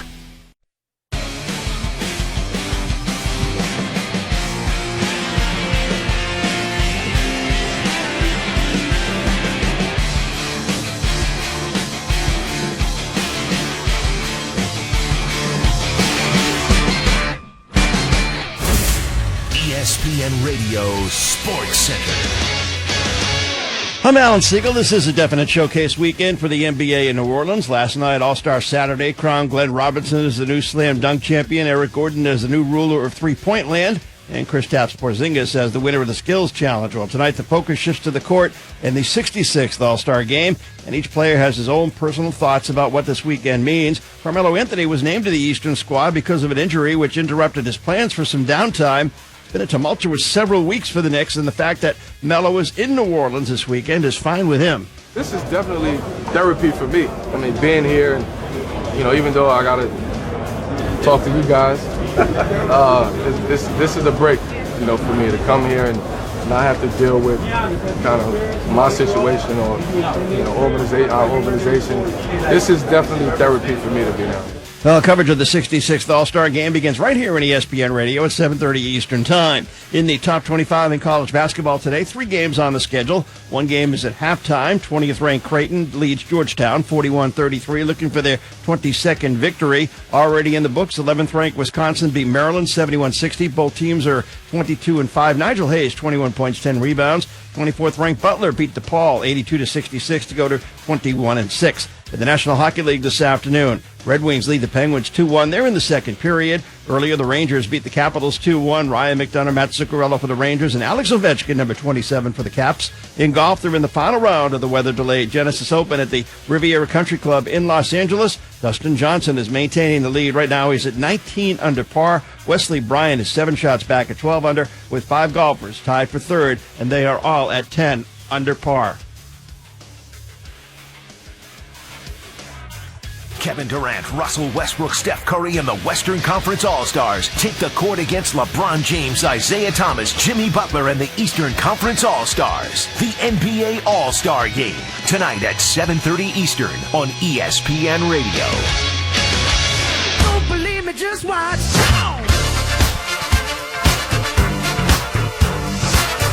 It's Sundays with Dickerson and Hood on ESPN Radio, the ESPN app, presented by Progressive Insurance. Don't forget, tune in tonight for the 66th NBA All-Star Game live from New Orleans. Coverage begins at 7:30 p.m. Eastern on most ESPN radio stations. And Jonathan Mark Kestershire will be on the call tonight of the game. He joins us now on the Shell Pennzoil Performance Line live from New Orleans. Mark, how's your weekend been so far? Jeff, Jonathan, good to be with you. Had a great weekend here in New Orleans. Great events, lots of interviews. If you travel with PJ Carlissimo, too much food, great restaurants. But if you hear me slightly out of breath, I'm walking it off right now, about a 3-mile walk earlier today, thinking I'd Uber back. Well, with the Mardi Gras parades firing up this weekend, I can't get an Uber to get anywhere near me. So I'm actually walking through New Orleans right now, trying to get back to the hotel. So if you hear me on the pregame show, I made it. All right. Well, what are your thoughts, Mark, on All-Star Saturday? That's always been a debate about the slam dunk competition. I've always believed that the 3-point competition and the skills competition seems to be the best out of the 3. What do you think of All-Star Saturday? Yeah, agreed. I think I've always wanted the 3-point contest to finish the night, maybe put the dunk contest in the middle. Last year kind of breathed brand new life into the dunk, but I think we realized, and maybe it was backed up last night, that might have just been a once in 10 or 20 year event that, we had 2 guys come in with some unbelievable athleticism, and the key was they were dunking on their first attempt last year. So when you have to see it 4 times before it actually happens, it takes the whole starch out of it. Mark Kestershire is our guest here, Dickerson and Hood on ESPN Radio and the ESPN app. Will we be playing highlights of you, Mark, calling a play of Durant to Westbrook tonight? Do you think that's going to happen? That is the $1 million question. I think the first part is, will they be on the floor together at the same time? The answer is probably yes. I don't think we'll see Westbrook and the 4 Warriors. I could be wrong, but I don't think that would happen. But even if Russell and KD get together, then part B is there any chance Russell actually passes them the ball? I mean, it's clearly a relationship that has soured, has cooled, and even over the test of time has not warmed at all, as we saw last weekend in Oklahoma City. And I wasn't at practice yesterday morning, but by all reports, they weren't even close to each other at any time. So should be interesting tonight. That's definitely a subplot A in a game that obviously is a collection of the greatest talent, but in the end, the stats and the wins and losses don't mean anything. Mark, when we get our schedules for ESPN Radio, we see the schedule, we see what flight we're going to go to, what city we're going to go to from week to week. But for you, you're going to be calling the All-Star Game here in New Orleans. What does that mean for you in your career to be able to do this? Because very few's had that honor. Yeah, it's it's something that all season long it hasn't really hit me. Take Kevin Calabro's place, and before him, Jim Durham. So I've always been the studio guy for the last 13 years. And yesterday, when our Meet the All-Star show fired up and Kevin Winter came on, it actually was the first time it felt like, oh yeah, I'm not doing that show. And then last night with the skills competitions, oh, yeah, I get to sit courtside, but I've never called anything like this before. So it's all uncharted territory. The game Friday and the game tonight, easy game calls except the extra oxygen I'll need for 400 points maybe between the two. But it's a great honor, and this city, we've been here 3 times in the last 9 years, is always fun. Except when you're walking 6 miles. That's not fun. True. But isn't that what makes... In 80-degree mugginess. It could be worse. A lot of people are colder in parts of the country. I could be back in Connecticut shoveling 15 inches like I was last week. You're right about that. Isn't that what makes, though, the NBA All-Star Game the best, Mark? It is just an exhibition. Like, going in, you're going to see 400 points. No one's going to play defense. They're going to try to dunk. I mean, no one's going to get back in transition. But because it just seems to me that the NBA All-Star Game doesn't take itself too seriously, and it really is the one exhibition All-Star Game that entertains the fans more than the other ones. Yeah, no, you're right. And it's a game that lends itself to exhibition. I mean, all of us, and I apologize for all the noise here. I'm actually underneath Interstate 10 crossing into downtown, so I've got cars above me, motorcycles around me. But to finish up that story, we can all at any point grab a basketball and go out and play in the yard. So it's a game that lends itself to exhibition. We'd love to see a little more defense, but you can't have everything, right? You're right. Well, Mark, thank you for your time. Get back to the hotel, get there safely, and we'll all be listening tonight, okay? As long as I don't get hit here, I missed the sidewalk by a few feet and actually walking through traffic. So take my life in my hands for you guys anytime. Thanks, buddy. Have a great call tonight. You got it. All right, that's Mark Kestisher joining us on the Shell Pennzoil Performance Line. Choose Shell V-Power Nitro Plus Premium Gasoline for the best total engine protection you can get. I think a lot of people walk it off in New Orleans. It's a very, very common thing, John. Walking it off. Well, I understand, but that's not what he wanted to do. He wanted to be able to get himself a nice Uber or a nice taxi to take him back. He wasn't trying to do that. So he's on the interstate for us. He's there. He's like in the right lane. He's got a turn signal on his book bag, and he's just walking through New Orleans.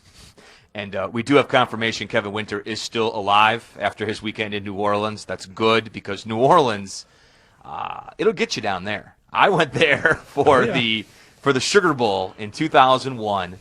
My alma mater, Illinois, got rolled by LSU, but still, we went there for the Sugar Bowl. I had a hotel room. I think I was at the Intercontinental, and I must have had 18 to 20 people stay in my one hotel room. And I think 4 guys got arrested. So it's very easy to get yourself into trouble in New Orleans. But I'm glad that we have confirmation that our ESPN radio crew is safe and sound after a couple of days on Bourbon Street. Kesty talked about what the over-under could be for this All-Star game. It's sitting right now at 352.5. 352.5. I'm definitely taking the over in that for sure, looking at the sheet here. 352? Yeah, I'm taking the over. Really? That's 352 in the hook. Don't forget the hook now. What about the hook? Oh, man. What about the half? Gosh. I thought I was being kind of outlandish when I said 300 points. But, 352. Oh, yeah. Yeah, that's why defense doesn't matter. They're just going to be going up and down the floor having fun and being on the floor with each other. And, it still matters. It's I don't know, and I know this time of year, most talk shows talks about, what's the best All-Star game. But I think that because we know what this is, that it's an exhibition, and the NBA tells you it's an exhibition All-Star game, I think it's the best. So I think that's why we're going to see the up and down style. You don't have to worry about anything. Just guys on the floor with each other having a great time. Yeah. Well, because the NBA markets this weekend as a big party. Mm-hmm. And that's what it should be. It's just an excuse to party. That's all it is. You go down there, you have a great time. You have concerts, you have these skills competitions, dunk contest, three-point contest on Saturday, all the other games on Friday, the celebrity game. That's what this is. Major League Baseball tries to make it count. The NFL has gone out of its way to try to say, this isn't just a party. When I went to the Pro Bowl in 2001 in Honolulu, it was a party. That's all it was, and that was great. But now they're like, no. It's a serious game. Even though the first 5 guys, every position group drop out. It's a serious game. No, for the NBA, it's just about having fun. That's all you want this time of the year for an all-star game. You want to party and have a good time, and that's what these guys have done. This time it counts. Who gets home court advantage in the finals? Find out tonight on the NBA All-Star Game. Thank goodness. Could you imagine that? You'd have broken legs and broken arms, and guys would be biting each other for the ball. And by the way, I totally agree with Kesty when he talks about the All-Star Saturday. There's no question to me that in the middle should possibly be the slam dunk competition, or at the beginning, as a matter of fact, an All-Star Saturday. I'm there to see the three-point shots and the skills competition. That's what I tune in for. The rest of it's nonsense. Yeah, at this point with the dunk contest, you can only do so much. I like Glenn Robinson's dunk last night, the winning one. That was pretty good. It's cool. Derrick Jones had some good dunks. All these kids are trying to do the Isaiah Ryder dunk. I mean, is that their point of reference when it comes to dunks? They're all trying to do the same thing that Ryder won with the Timberwolves years and years ago. Yeah, between the leg. I mean, come on now. That as you mentioned, there's nothing else really left, right? I mean, even with the nonsense with the drone last night. I mean, it's just the worst. It's an embarrassment now. Just move that to the beginning. And then get to the three-point competition, because if the NBA is about shooting threes, if that's what it is about, then that should be highlighted and showcased a lot more than a slam dunk competition that used to be great 10, 15 years ago. Brian Windhorst will join us coming up at the top of the hour. A little football next, though. Tom Waddle is already a star in Chicago, but now he is basically a cult-like figure. He is a folk hero now in Chicago. We'll tell you why coming up next. Dickerson and Hood, this is ESPN Radio. 14 finalists were unveiled Saturday for this year's Basketball Hall of Fame induction class. Jay Williams reacts to all the nominees, including Tracy McGrady, Chris Webber, Rebecca Lobo, and more. Monday on Mike and Mike, 6 Eastern on ESPN Radio and ESPN2. Yeah, your toilet's definitely clogged, but I think I found the problem. Sir, is this your action figure? Yes, I sent him in to check out the pipes. As a small business owner, you've got enough to deal with. Let the experts at Progressive insure your business so you can focus on more important things. With over 30 commercial, auto, and business coverage options, we'll build a plan that's right for you. I got something else. Are these toy cars? Had to send in backup. Visit ProgressiveCommercial.com to get started. Progressive Casualty Insurance Company and Affiliates. This just in, Wendy's is adding the quarter-pound double stack as an option in the 4 for $4 for a limited time. With so much beef, that's a deal so good it should not exist. In related news, because their wings are too small for their bodies, bumblebees should not be able to fly. Here to comment, bees. Wait, we're not supposed to fly? Kinda like how a quarter-pound of beef should not be in the 4 for $4. Yet it is. That's over a quarter-pound of fresh beef with 4 nuggets, fries, and a Coke, all for just $4. Any other bee puns? No, we're good, honey. At participating Wendy's for a limited time. Meal includes 4-piece nuggets, small fries, and drink. Fresh beef available in the contiguous U.S., Alaska, and Canada. Not valid in Alaska and Hawaii. NFL fans, go to NFLshop.com today and check out all the hottest new officially licensed Nike apparel and new era team gear. You got one, I got you another one. Whether you're looking for the perfect gift or just getting ready for the 2016 season, NFL Shop is the perfect place to find a gift for yourself and others.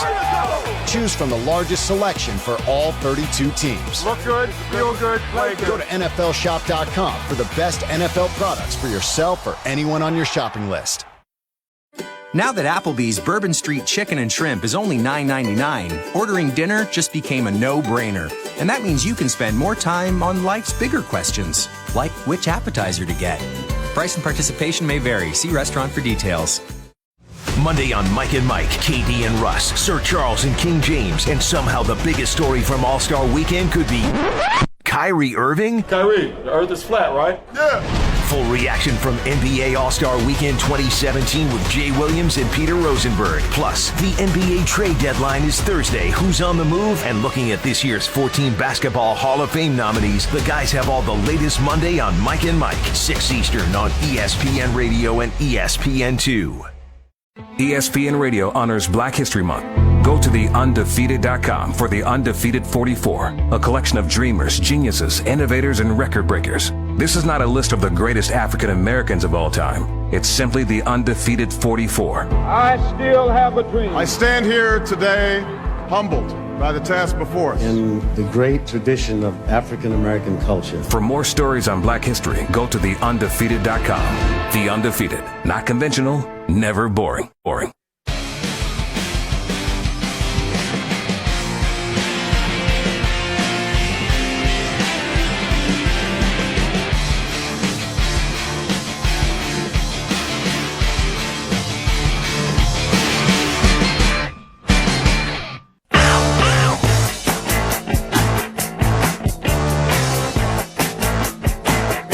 Hood and Hood on ESPN Radio. We are certainly accessible and love your tweets. Our 1-800-Flowers.com Twitter feed at ESPN Radio. Jonathan is at TweetJHood. I am at Dickerson ESPN. We're going up till 7:30 Eastern.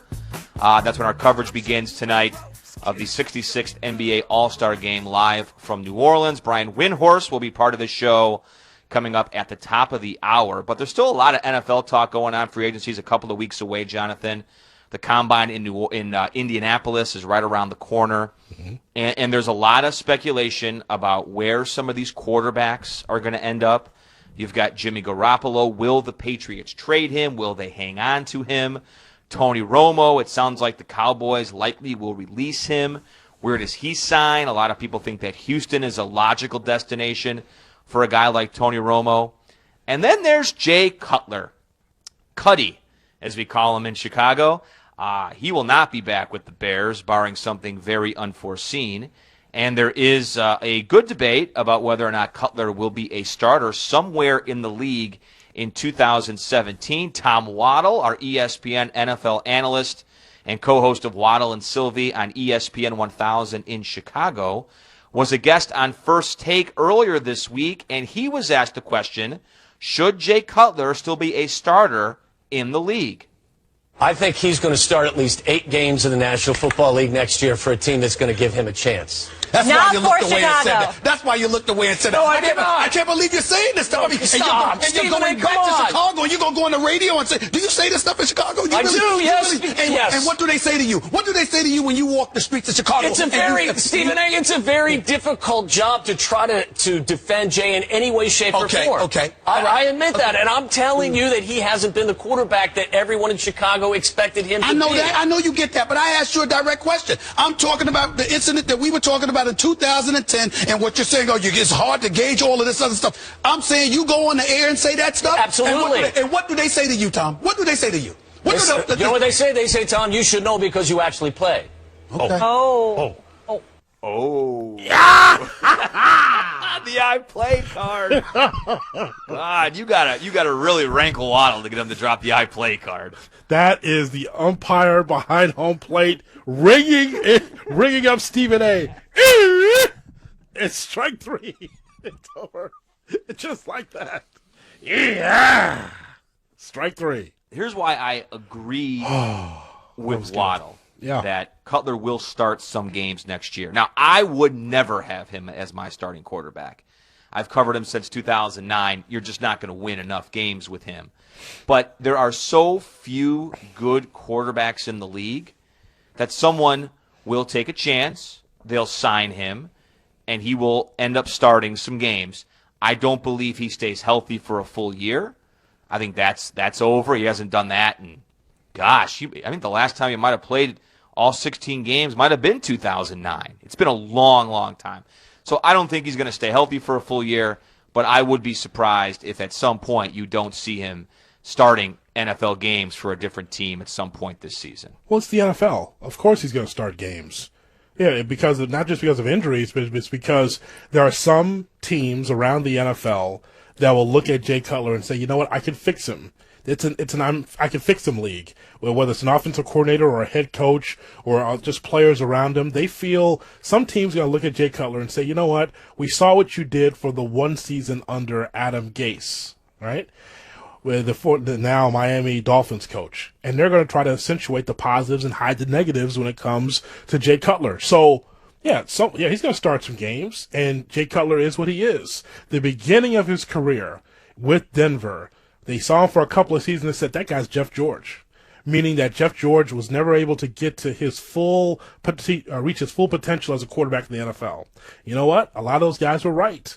Jay Cutler might be a step above Jeff George as far as numbers are concerned, but as far as reaching his full potential, that's who Jay is, and that's what Jay is going to be when his career is finally over. You better hope whatever team he goes to has a rock star play caller like Adam Gase. Adam Gase was an amazing coordinator. Not everyone can do that. You can have all the theories you want. You better have someone in there that he's going to listen to, that he's going to respect, and someone that is going to take a lot off his plate and make him a complimentary quarterback. And you also, too, have to have a team that has, if you want to win with him, I mean, he could do okay, and you can still win 4 or 5 games. But if you want to really have a chance to win with Cutler, you got to have a great defense, and you got to have great special teams. And you have to pull the reins way back on him and just play smart football. As a game manager, he can do that because he can make throws, Jonathan, that no other game manager can make. So he can do that and still occasionally, because he's got an amazing arm, or did before this last shoulder injury, he can stretch the field. He can make some plays down the field in the vertical passing game that very few quarterbacks can make. But if you ask him to do too much, and you say, okay, big guy, take us to the promised land, you're going 4-12. Like that's just not how he's built. He can't handle that. It's too bad. It is too bad, but hey, we all have our strengths and we all have our weaknesses, right? And the whole point is, if you're a great coach and you're a great franchise, you identify what this guy is and what this guy isn't. And it was too late in the game for the Bears to identify what this guy is not, and it cost him dearly. Just to try to put it into words what Jay Cutler is as far as his career numbers are concerned, you go to ProFootballReference.com, and the number one quarterback that he equals to is Ken O'Brien, the old Jet, or John Kitna in modern terms, or Jake Plummer.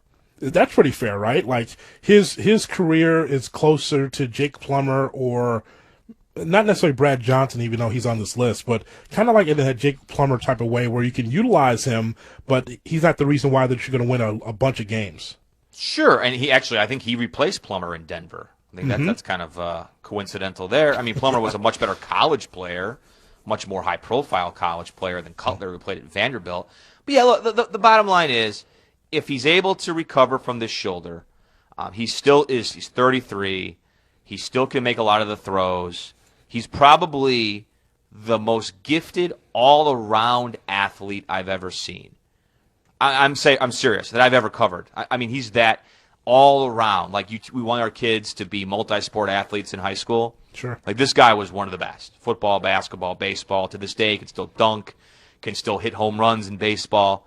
It's just he could never really assume that leadership mantle and could never, ever carry a team, because when you asked him to do too much, he wasn't able to do it. But when he was asked to just be a complimentary guy on a team built with great defense and special teams, make some plays here or there on offense, you could win with him absolutely. But having him do too much was disastrous. So, Jeff, as we take a look at the NFL, the teams that need a quarterback, it starts with the 1-15 Browns, right? Yeah. Yeah. I mean, they need a quarterback. San Francisco needs a quarterback. Mm-hmm. Chicago needs a quarterback. The Jets need a quarterback. Buffalo could need quarter. I mean, there's a lot of teams. So there's a lot of need out there. So I can see a guy like Cutler landing someplace. Yeah, that's why Tony Romo's name continues to be thrown out there. A couple other veterans, including Jimmy Garoppolo, and whether or not Garoppolo is going to stay with New England, will he be traded? So there's a number of teams that can utilize a quarterback that can at least play the position. Man, that's a hard issue in the NFL with some of these teams. And for my own comical amusement, I would love to see Cutler on the Jets and keep Brandon Marshall. That would be unbelievable. If we could go down that road again, that would be great. All right, so coming up next, Brian Windhorst, our great ESPN NBA insider, will be with us at the top of the hour for the rest of the show. We'll have the latest on the trade deadline. That's next. Dickerson and Hood. This is ESPN Radio, and the show is always on the ESPN app. What are you doing? The NBA All-Star Game today. Here's Curry behind the back, half-court heave on its way, and he hits it! Coverage begins today at 7:30 Eastern on ESPN Radio and the ESPN app. Most Tuesdays are just Tuesdays, except at Buffalo Wild Wings, where Tuesdays are Wing Tuesdays. But now even Wing Tuesdays aren't just Wing Tuesdays, because Wing Tuesdays are half-price Wing Tuesdays, which means your boring Tuesday that became Wing Tuesday now costs you half as much. In case you're confused, we have half-price Wing Tuesdays. We do it for you. Buffalo Wild Wings. Wings, beer, sports. Prices and participation vary. See participating locations for details. Void where prohibited. Yo, everybody get up! Everybody get up! Everybody needs to understand that I'm more than simply a hype man for this rap group, just like Geico is more than just a company that can save you money. Geico also has fast and friendly claim service, so they can help you when you need it most. And while I do love being a hype man, I also love reading for children's audiobooks. Like Little Bo Peep, she lost the sheep, and she don't know where to find them. Yo! Geico. Expect great savings and a whole lot more. Monday on Mike and Mike, KD and Russ, Sir Charles and King James, and somehow the biggest story from All-Star Weekend could be Kyrie Irving? Kyrie, the earth is flat, right? Yeah. Full reaction from NBA All-Star Weekend 2017 with Jay Williams and Peter Rosenberg. Plus, the NBA trade deadline is Thursday. Who's on the move? And looking at this year's 14 Basketball Hall of Fame nominees, the guys have all the latest Monday on Mike and Mike, 6 Eastern on ESPN Radio and ESPN2. This week in sports history, February 20th, 1996. The Utah Jazz's John Stockton became the NBA's all-time leader in steals with 2,311. Stockton stole the ball. He's the all-time leader in the history of the game. 2,311. Celebrating 25 years of ESPN Radio. Thursday. The NBA trade deadline inches closer. Who's loading up and who's unloading? Hear it here first.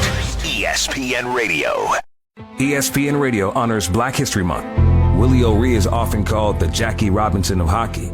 Learn how O'Ree, who made his NHL debut on January 18, 1958, with the Boston Bruins, was able to play despite being legally blind in his right eye. I didn't realize at the time that I had broken barriers and opened doors. It wasn't until I read it in the paper. His story and more on ESPN's TheUndefeated.com. The Undefeated. Not conventional, never boring. Russillo and Cannell. I like Draymond a lot. I just think he's incredibly wrong here. Dolan is an owner. He is an owner of a franchise, not an owner of a person. So he can be wrong. None of us can like him, but he can also just be doing something to Oakley that's wrong just because he doesn't like the guy. Am I so naive to think we could still maybe have things in present day that are just about one guy not liking someone else and not making it about a historical event? Russillo and Cannell on ESPN Radio and the ESPN app. Mike and Mike. Our friend Ed Werder, they're going to release him. Yeah. They're not going to trade him. Well, I said that Romo expects that the Cowboys will ultimately release, not trade him, so that he can then go solicit his own deal without some team having to compensate the Cowboys in a trade or accept his contract, which is rather enormous. And obviously, if the Cowboys want cap relief, then release is better than trading. Mike and Mike on ESPN Radio and ESPN2. This is The Right Time with Bomani Jones on ESPN Radio. Bomani. This is how disingenuous the NCAA is when it comes down to paying players. They will have all these holes there where your pops can get some cash, or your pops can get a job, or your high school coach, he can wind up getting a job. You, player, actually out here endangering your own body. Nah, we're not giving you any money. The Right Time with Bomani Jones. Weekdays from 4 to 7 Eastern on ESPN Radio or on the ESPN app. ESPN Radio Sports Center. I'm Alan Siegel. It is All-Star Weekend in the NBA, and with the skills competition last night, highlight of the weekend occurs tonight in New Orleans with the 66th All-Star Game, where the East holds a 37-28 advantage over the West. Russell Westbrook has won the last 2 MVP awards. He's also at the center of one of the biggest stories of the weekend, the relationship between him and Kevin Durant. And they're on the same team tonight, of course, and the dynamics between the two will be fascinating to watch. And you can hear the 66th All-Star Game tonight right here on ESPN Radio with coverage beginning at 7:30 Eastern Time. In the top 25 this afternoon, in progress with about 12 minutes to go, 20th-ranked Creighton leads Georgetown, 58-44. Creighton looking for its 22nd win. In Madison, Wisconsin this afternoon, 2 top 25 teams went head-to-head as 11th-ranked Wisconsin hosts to 23rd-ranked Maryland. Koenig in the backcourt against pressure. 20 seconds to play. Prince will feed to Hayes. Nigel down the lane. To the rim. Thank you. Have a nice day. Nigel Hayes sends it down. 16 seconds remaining. 71-60. Wisconsin. The call from the Badgers Sports Network from Learfield. Nigel Hayes had 21 points, 10 rebounds, and led Wisconsin to the win by that 71-60 score. Both teams are now 22-5. 24th-ranked Butler goes to 21-6, 82-66 over DePaul.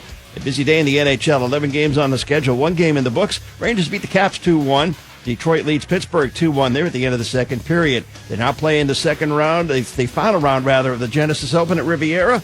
Dustin Johnson has the lead at 20 under par. He's also poised to become the new number one player in the world. Wesley Bryant, 8 shots back in second place at 12 under par. Justin Rose is third. With Love out 6 weeks, will the Cavs make a trade? Who else could be on the move? Jay Williams has the latest on Thursday's NBA trade deadline. It's Monday on Mike and Mike, 6 Eastern on ESPN Radio and ESPN2.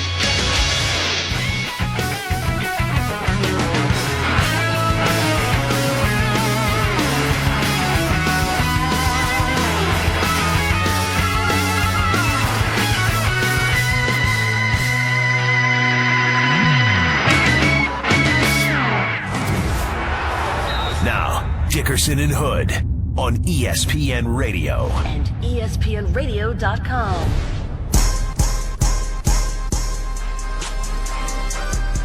Hope you're all having a great weekend. Dickerson and Hood on ESPN Radio, ESPN app, Sirius XM Channel 80. We are presented by Progressive Insurance. All guests on this show appear via the Shell Pennzoil Performance Line. And don't forget, tonight we've got the 66th NBA All-Star Game live from New Orleans. Coverage begins at 7:30 p.m. Eastern on most ESPN radio stations. Real treat for us. Brian Windhorst, our great ESPN NBA insider, will be with us now until 7:30 p.m. Eastern, breaking down tonight's game, the trade deadline coming up in the NBA, all kind of good stuff. So, Brian, how has your All-Star week break been so far, I guess? Well, I mean, this is a really good time in the NBA because there's almost no business done this weekend because of the All-Star break, but all of the trade talks start happening right now. So over the last 2 days, 3 days, I've been involved with a lot of agents and executives as we set the stage for tomorrow, where the real talks usually begin and the deals usually start happening Tuesday, Wednesday into Thursday's deadline. So a lot of time on the phone the last 2 days. I've enjoyed not having to worry about games and such, but a lot of time on the phone. A lot of it, is going to end up being about nothing in the end. But that's part of the way this goes this time of year. But all those bars and restaurants in New Orleans, you would think that there would be plenty of deals made on a couple of napkins, right? Just to slide over, slide some deals over from one side to the other to the table. You think something would be occurring here this weekend, right? Yeah, not that many general managers actually go to the All-Star game. Some of them go for a little bit but don't stay for the whole thing because we're at a point right now in the college season where the scouting really kind of gets intense and you're kind of zeroing in on guys. And there's a lot of executives out watching games this weekend because they don't have to miss any of their team's games. And it's easy for them to go on 2 or 3 or 4 day scouting trips to see players. So, yeah, there is some of that, I'm sure, going on. And when you hear the post-mortem on trades after deals are done, you always hear about, oh, yeah, well, we first started talking about this at All-Star Weekend or whatever. But, for the most part, I do think a lot of executives use this weekend to be out on the road scouting. And everybody else in the NBA, especially now that it's a week off for All-Star, all the players are like in the Caribbean or in Hawaii or in Mexico. The NBA is very scattered right now. Even though everybody thinks everybody's in New Orleans, it's actually a pretty scattered league at this point. You mentioned deadline is Thursday, 3 p.m. Eastern time. So, Brian, what are some of the deals that you're hearing that could get done before the deadline? Yeah, I think everybody's probably going to be zeroing in on what's going to happen with Jimmy Butler and the Bulls.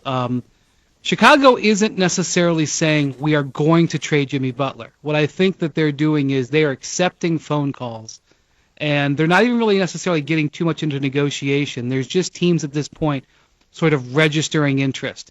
And, I think the Bulls situation is the only way I think they're trading Jimmy Butler this season is probably during the season is probably to the Boston Celtics. I'm going to tell you why. Because if you're trading with a team like Denver or the Suns or the Magic or another team like that that's probably willing to give you their unprotected draft pick in this year's draft, which is what you want. If you're gonna move Jimmy Butler, you want the top end pick, and you want a pick that's probably going to be very high in this draft. You're not going to want to trade Jimmy Butler to that team and then have that Jimmy help that team win games. and hurt your draft pick. For example, let's say he gets traded to the Phoenix Suns. He goes to the Suns. The Suns may win 5 or 6 extra games, and now all of a sudden the pick that you thought might be 2 or 3 ends up being 5 or 6 or 7. You wouldn't do that to hurt yourself when you could make the trade just as easily in June. The difference with the Celtics is that the pick that the Bulls would want would be the swap that the Celtics own with the Nets. So Jimmy Butler could go to Boston and help them win a championship, and it wouldn't make a difference in the draft pick because he can't help the Nets win games. So that's a factor in this. If the Bulls want a premium package, and there's no reason why they shouldn't demand a premium package, they should really do the best they can to know where the draft pick's going to be, which is another reason why they might wait to seriously look at doing a deal for Jimmy Butler if they want to move him. Guys, I don't even understand why they would really want to move him, even if he is a guy who's proven a little bit difficult to manage with his coach and his teammates. It's a fair bet that even if you drafted the number 1 overall pick in this draft, no matter what you think about Lonzo Ball, that Jimmy Butler might be better than that player because Jimmy Butler is that good of a player. But moving off that until actually the trade talks, it might make a lot more sense for the Bulls if they were getting to do this to know what the draft order is going to be after the lottery, so that they know exactly what position they're trading for, as opposed to trading with a team that may have a high pick but may get unlucky in the lottery and may have a good second half with Jimmy Butler. Well, Brian, when you look at the value of being in the playoffs, say, for instance, it's Chicago at 7 right now. There's value of getting to the playoffs. Obviously, whether you're on the road or at home, you want to be able to have some playoff games. If you're Jerry Reinsdorf or if you're the Pistons, you want to be in that spot. However, you don't want to be in basketball hell, because I would rather be, for instance, with what Toronto's done by picking up Ibaka. Now, it doesn't necessarily mean that they're going to win the East, but they're gearing up to try to get better. Obviously, in free agency, they have to address what they want to do there. Same thing with the Celtics. Even if they were to get Jimmy Butler by the deadline, it doesn't necessarily mean they'd get past the Cavs, because you still got to beat LeBron and the Cavs 4 games out of 7, which is still very difficult for everyone in the East. But at least you're getting better. So I just think from Chicago's standpoint, the reason why that if you want to do that is that just standing still, it might be on the precipice of maybe being under the cut line, being the 9th or 10th team. It doesn't.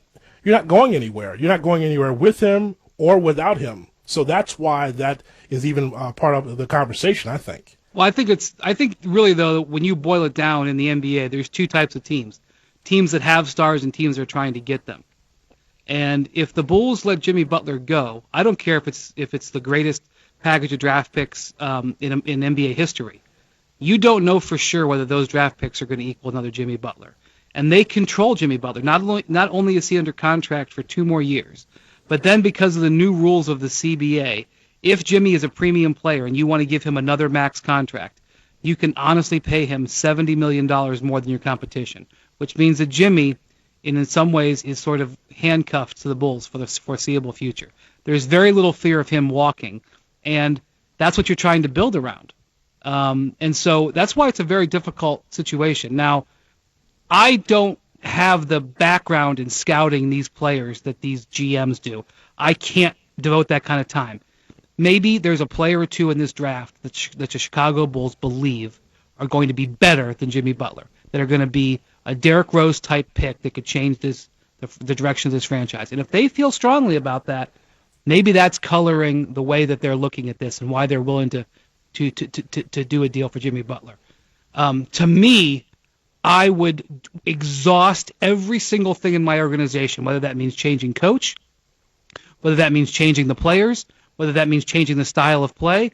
I would exhaust every single thing at my fingertips before I would move a player like Butler, who is in his prime and plays both ends of the floor and is under contract control. I would too, but it just seems like they're reluctant to do that, Brian. I mean, it just seems like, literally that front office has delivered the Bulls to 1 Eastern Conference Finals appearance, and that was before Gar Forman was in his current role, since MJ and the dynasty ended in 1998. It just seems to me that the Bulls are very stubborn, and they're very stuck in their ways, and they don't coexist with a lot of coaches. Tom Thibodeau leaves. You bring in Fred Hoiberg.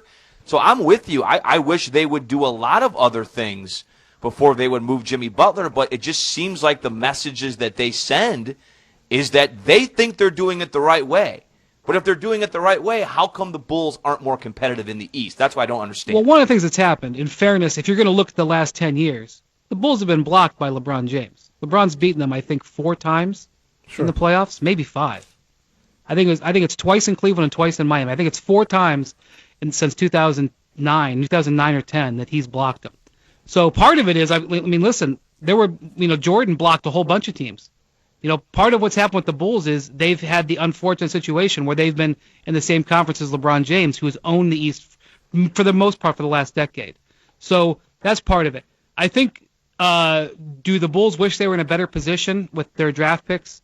The guys they've drafted over the last few years. Do they wish Doug McDermott was playing better? Do they wish Bobby Portis was playing better on a regular basis? Do they wish Niko Mirotic was a better player and carrying that team? Yes, they do. I think that's a disappointment. But I also feel like the Bulls can sit there and say, you know what? If they don't make the playoffs, and there's a still possibility they could get Sacramento's pick, they could still end up with 2 picks in the lottery this year. And they could say, why don't we keep Jimmy Butler and try to do a really good job on these 2 draft picks this year and see if you can build around that. Like I said, I would get to the point where I literally had nothing else to do but trade Jimmy Butler. And I don't think they're anywhere close to that right now, to be honest with you. I think, honestly, they owe it to their franchise to listen to offers for Jimmy. And that's probably what they're doing because one of the things you have to do as general manager is you have to establish the value of your players. But I really just don't agree with trading him unless the package is so breathtaking, and I just don't think that's necessarily going to happen. I just think that Chicago's so afraid, Brian, of empty seats at the United Center because they're so, it's fan friendly. They were able to get Dwayne Wade. There's a reason because Dwayne Wade was able to find a suitor for him financially, so that's why he's there. It's one Chicagoan replacing another one with Dwayne Wade being there. I just think that they're afraid to go backwards, and I just don't think that piecemealing a team together by saying Rajon Rondo's the guy and Wade's the guy is going to get them to where they want to be. You in this league, you have to decide what you want to be, and I just think that based on their past drafts, you mentioned Niko Mirotic and McDermott has been underwhelming this season. And then for some reason, Bobby Portis is in the doghouse under Fred Hoiberg, which I think is very odd. And then Denzel Valentine, that's the kind of players that they like. They like to have the 3-4 year guys that came from a great program. But again, if it's the same scouting eyes that's been looking at this franchise for over a decade, and again, LeBron has a big part of it, there's no doubt, but you've got to be able to be more modern and catch up with the Joneses as far as being able to look at the draft and find guys that can pay dividends for your team the next 2-3 years. Again, you have to draft someone, I understand, but you look at the roster before the season, it was very redundant, kind of the same players in the same spots. So I just think they're a team in transition, and I think that if you're going to trade Jimmy Butler, and we talked about this earlier, and we're not ones to go through trades and make up stuff, but we just put it in the trade machine, and we saw Marcus Smart, Jaylen Brown, Tyler Zeller, the Brooklyn pick for Jimmy Butler. If you're doing that, at least you're kind of restarting your franchise if you're Chicago, and you're trying to get younger in some spots. None of those guys can hold a candle to Jimmy Butler. No, I understand. I was just from the trade deadline standpoint, that at least from the trade machine standpoint, that works. None of those guys can put butts in seats. I get it, but you've got to figure out with Jimmy Butler where you're going, without him where you're going. Well, that'll be a name we'll watch closely, sir, certainly as the deadline approaches on Thursday. Let's go from Jimmy Butler, guys, to Carmelo Anthony, his short-term and long-term future. We'll discuss that with Brian coming up next. It's Dickerson and Hood with Brian Windhorst sitting in. It's ESPN Radio and the ESPN app. Will KD and Westbrook share the floor in Sunday night's All-Star game as teammates once again? The latest from All-Star Weekend Monday on Mike and Mike, 6 Eastern on ESPN Radio and ESPN2. NFL fans, go to NFLshop.com today and check out all the hottest new officially licensed Nike apparel and new era team gear. You got one, I got you another one. Whether you're looking for the perfect gift or just getting ready for the 2016 season, NFL Shop is the perfect place to find a gift for yourself and others. Choose from the largest selection for all 32 teams. Look good, feel good, play good. Go to NFLshop.com for the best NFL products for yourself or anyone on your shopping list. Progressive presents Mindfulness with Flow. Your mind is a blank slate as you enter. total relaxation. Safe driver, paperless, multi-car. They are wrapping their savings around you.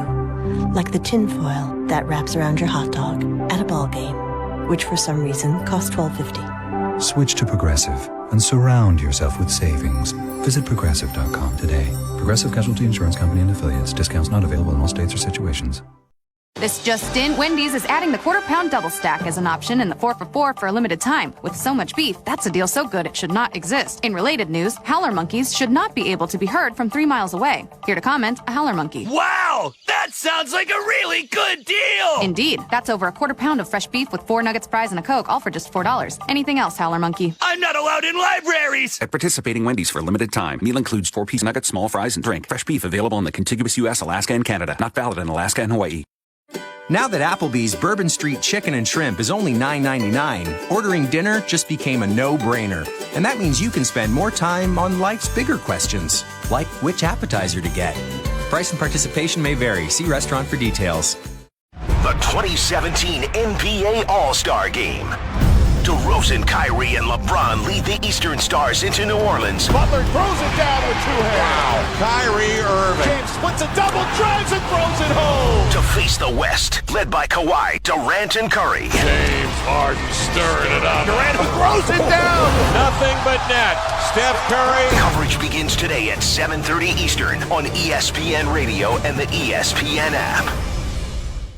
Check out my latest find, a Babe Ruth autographed baseball I bought from University Archives. Okay, I'm on universityarchives.com. Abraham Lincoln, Muhammad Ali, Marilyn Monroe, Einstein, a book signed by the first 40 Super Bowl MVPs. These are unbelievable. Own a museum-quality piece of America's history, from signed rare books and letters to other personal possessions of the most iconic figures of past and present. Go to universityarchives.com, where you can bid on truly remarkable collectibles. Monday morning with Greeny and Golick. Peter Rosenberg fresh from the NBA Celebrity Game. Plus Booger McFarland and Jay Williams. It's Mike and Mike. Starting at 6 Eastern on ESPN Radio and ESPN2. Monday on Mike and Mike, KD and Russ, Sir Charles and King James. And somehow the biggest story from All-Star Weekend could be Kyrie Irving? Kyrie, the earth is flat, right? Yeah. Full reaction from NBA All-Star Weekend 2017 with Jay Williams and Peter Rosenberg. Plus, the NBA trade deadline is Thursday. Who's on the move? And looking at this year's 14 Basketball Hall of Fame nominees, the guys have all the latest Monday on Mike and Mike, 6 Eastern on ESPN Radio and ESPN2. This For the win! Yes! is the home court Let's it go! of college basketball. For 3 in the win. ESPN Radio.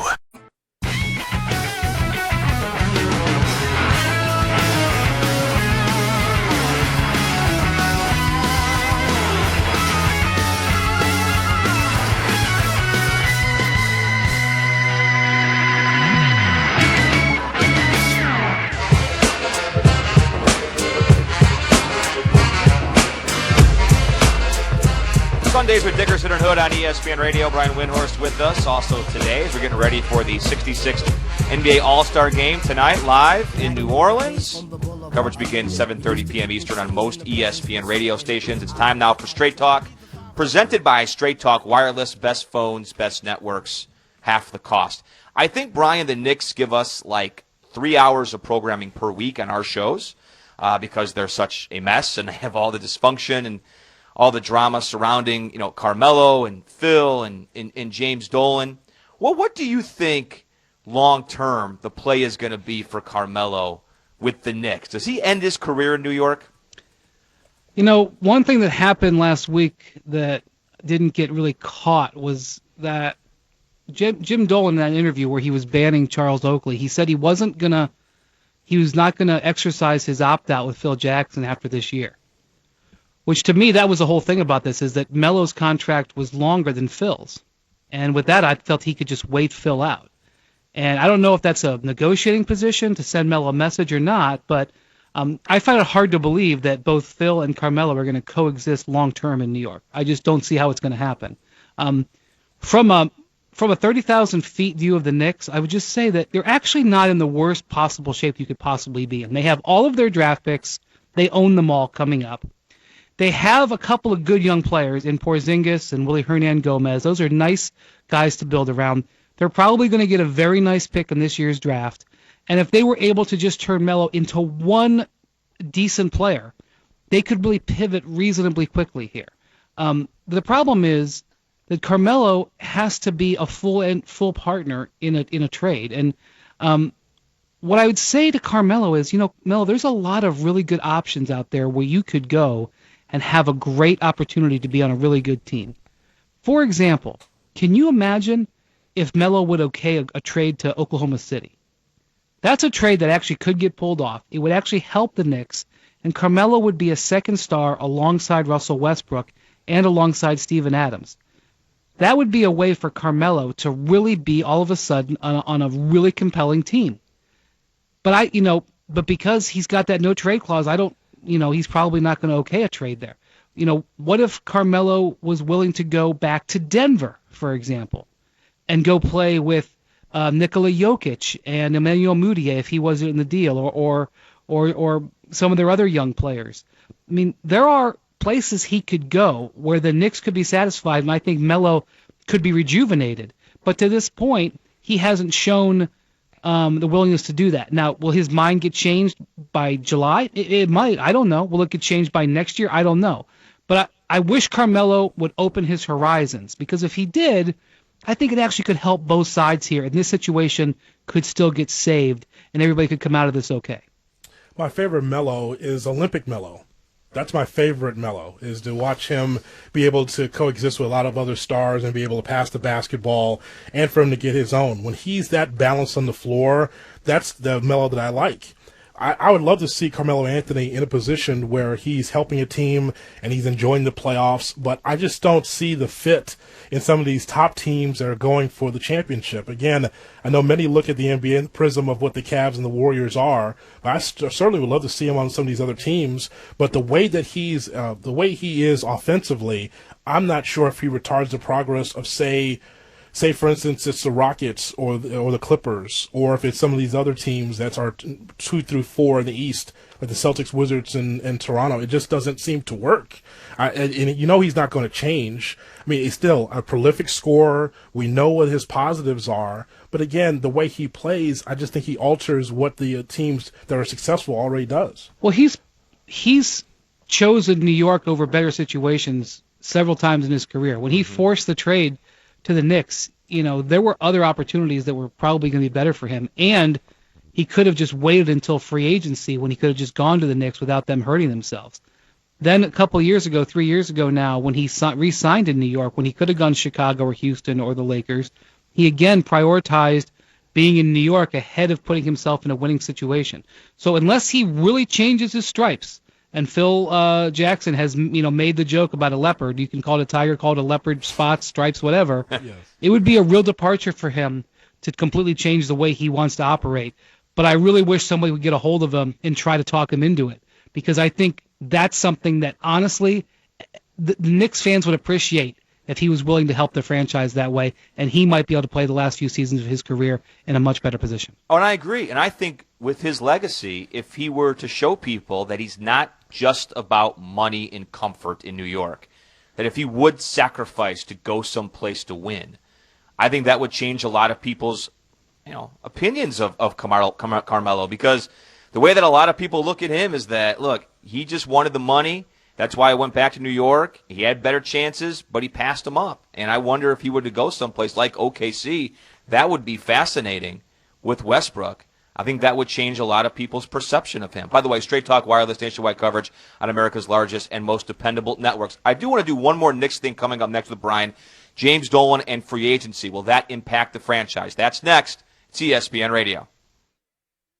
And now, insurance-minded speeches from Geico. It's a common expression, don't look a gift horse in the mouth. However, what if the horse's mouth is filled with useful insurance tools? This is the exact case with the Geico app. Yes, the app is free and therefore a gift horse. However, look inside the app and behold, emergency roadside assistance, digital ID cards, bill pay.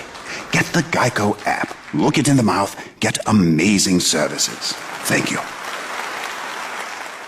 ESPN Supported by Blue Apron. Blue Apron partners with sustainable farms, fisheries, and ranchers to bring you all the ingredients you need to create incredible home-cooked meals. Ingredients come paired with an easy-to-follow recipe card delivered to your door weekly in a refrigerated box. Rediscover how fun cooking can be while enjoying specialty ingredients and exploring new flavors and cuisines. Get your first 3 Blue Apron meals free plus free shipping by visiting blueapron.com/ESPN.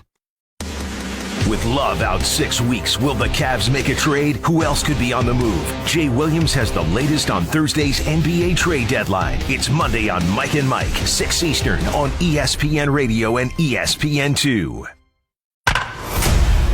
Unbelievable the attention that this World Baseball Classic was able to create. The World Baseball Classic, March 20th through March 22nd on ESPN Radio. ESPN Radio honors Black History Month. What's it like to be a black athletic director in charge of a major conference program? ESPN's TheUndefeated.com conducted a roundtable discussion with African-American athletic directors at some of the most elite athletic programs in the country. There's an extra level of scrutiny as a black man in who I hire. You want to be very confident you've collected enough evidence to support that decision, because I will be questioned. To hear the discussion and for more on Black History Month, go to TheUndefeated.com. The Undefeated. Not conventional, never boring. Russillo and Cannell. DeMarcus Cousins. DeMarcus, I've watched you a lot, and I'll notice when things are going rough for you, you seem to kind of check yourself out. I mean, everybody's got a right to their own opinion, so, yeah, no question. So you don't think you get flustered during games, and it hurts your team? I think I get frustrated like any other player in this league, but like I said, you have a right to your opinion, no question. All right, fair enough. Russillo and Cannell on ESPN Radio and the ESPN app. Did you miss the right time with Bomani Jones?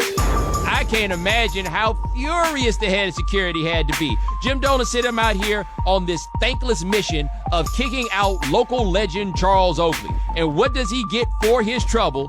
He appears to have then gotten fired. Would you like to be the guy that had to explain to that dude that he just got fired? The Right Time with Bomani Jones, weekdays from 4 to 7 Eastern on ESPN Radio or on the ESPN app. Celebrating 25 years of ESPN Radio. The Cubs and Marlins, Game 6 of the 2003 NLCS, the Bartman game. Foul territory is Alou. He jumps and a fan took it away from him. And Alou is livid.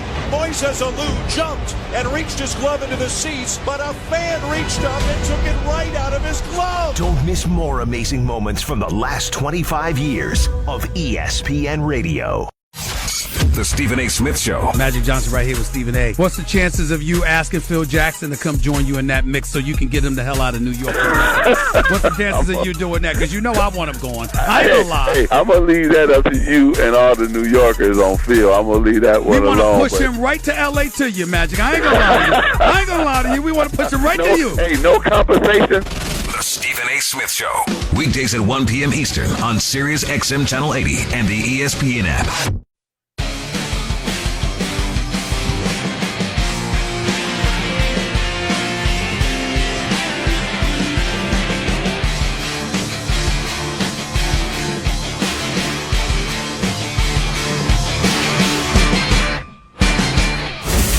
ESPN Radio Sports Center.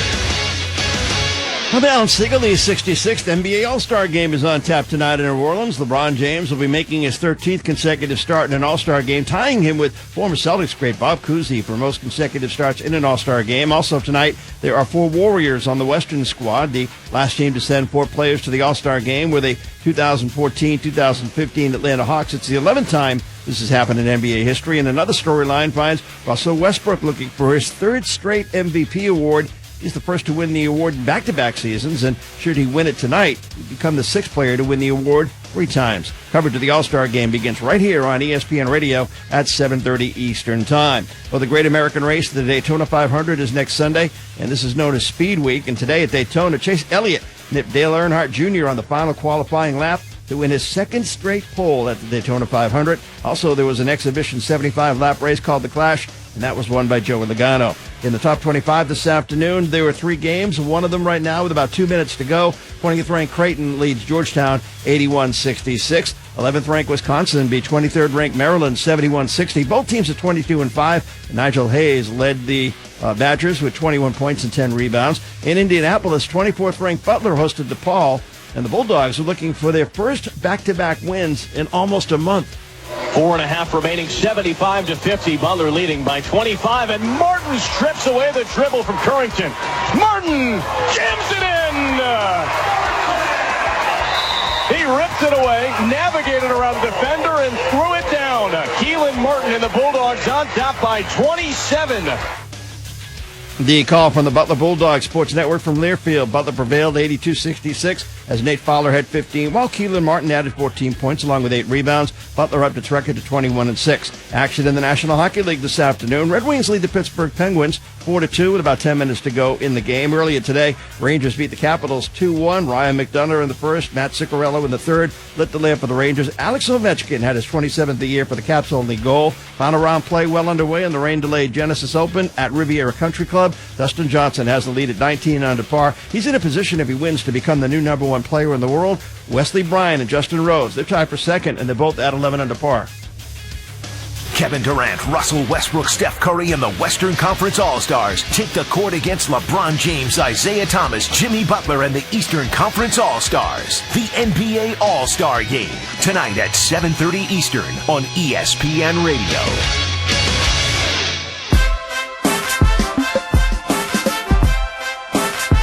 Dicker, Sit and Hood with Brian Windhorst on ESPN Radio, ESPN app, SiriusXM Channel 80. Getting you ready for tonight's NBA All-Star Game from New Orleans. Coverage begins at 7:30 p.m. Eastern on most ESPN radio stations. We're presented by Progressive Insurance. All guests appear on the Shell Pennzoil Performance Line. And please don't forget, tweet us our 1-800-Flowers.com Twitter feed. Brian, I'm curious, too, about the Knicks, not just Carmelo's future and what he may or may not do, but what do you think the impact is going to be with free agency, with this club moving forward, with all this negative publicity surrounding James Dolan in light of what happened with Charles Oakley? Honestly, I don't think it changes much because I think the Knicks were already in a bad place free agent-wise. Last summer, they did not even get a meeting with Kevin Durant, even to be told no. They tried to spin it. It was kind of hilarious how they tried to spin it. Melo had a conversation with Durant, got him on the phone or whatever, and the Knicks were like, well, that was our meeting, And he was in Long Island and he wouldn't even meet with the Knicks. They obviously struck out on some big name free agents over a few years, obviously with LeBron starting that. 2 years prior, the number 1 free agent on the market was LaMarcus Aldridge, and he had a meeting with the Knicks and it was canceled. Now, the Knicks made it sound like it was Phil Jackson who canceled it because he, didn't feel that he would be a good fit for them or whatever. But nonetheless, the last 2 years, the top free agent hasn't even met with the Knicks. So they're not in a good place as it is. To get Joakim Noah, which was, the seen as a major free agent acquisition, they had to offer him more money than anybody else was offering, and they had to do that several days before the start of free agency. He had already agreed to basically be a Knick before free agency opened. They didn't even feel they felt like to even land a player like him, they had to overbid, and that's something that a team that doesn't have good free agency situations does. If you're a team who feels good about getting free agents, you're not gonna overbid for a player who is got some downside. So, to come back to what you're asking, did the Knicks do damage to their reputation in the league with how they handled Charles Oakley? Yes, they did, and certainly some of the stuff Phil Jackson has done has not helped. But you're talking about maybe going from 1 to 0 on the scale. It wasn't like they had a long way to fall off of. I just think that the Knicks are just another franchise based on maybe how free agents look at it. I mean, look at all these teams that are in the league and a lot of these opportunities where you could play. And again, the mystique of Madison Square Garden and being in New York and all that. I mean, that was great when all three of us were kids and watching the Knicks through that lens. But I just think that in 2017, it's just a franchise that, again, whether it's broken or not, it just doesn't seem desirable. I think that you have these other places you can go. We always talk about the Florida and the Florida and Texas and being in those states for no state tax. And you hear Dwayne Wade recently saying there's 3 reasons for me in free agency. It's family, finances, and a chance to win a championship. I just think that there's a lot of young players in this league. When you talk to them, they are concerned about legacy. It's not about necessarily all about money. It's about legacy and how close they can to getting a championship. So that's how I look at it. I don't think that the Knicks franchise is desirable overall when I look at it, Jeff. I mean, look at where they haven't been in the playoffs in a while. You have Phil Jackson, makes you wonder how long he's going to be in that position.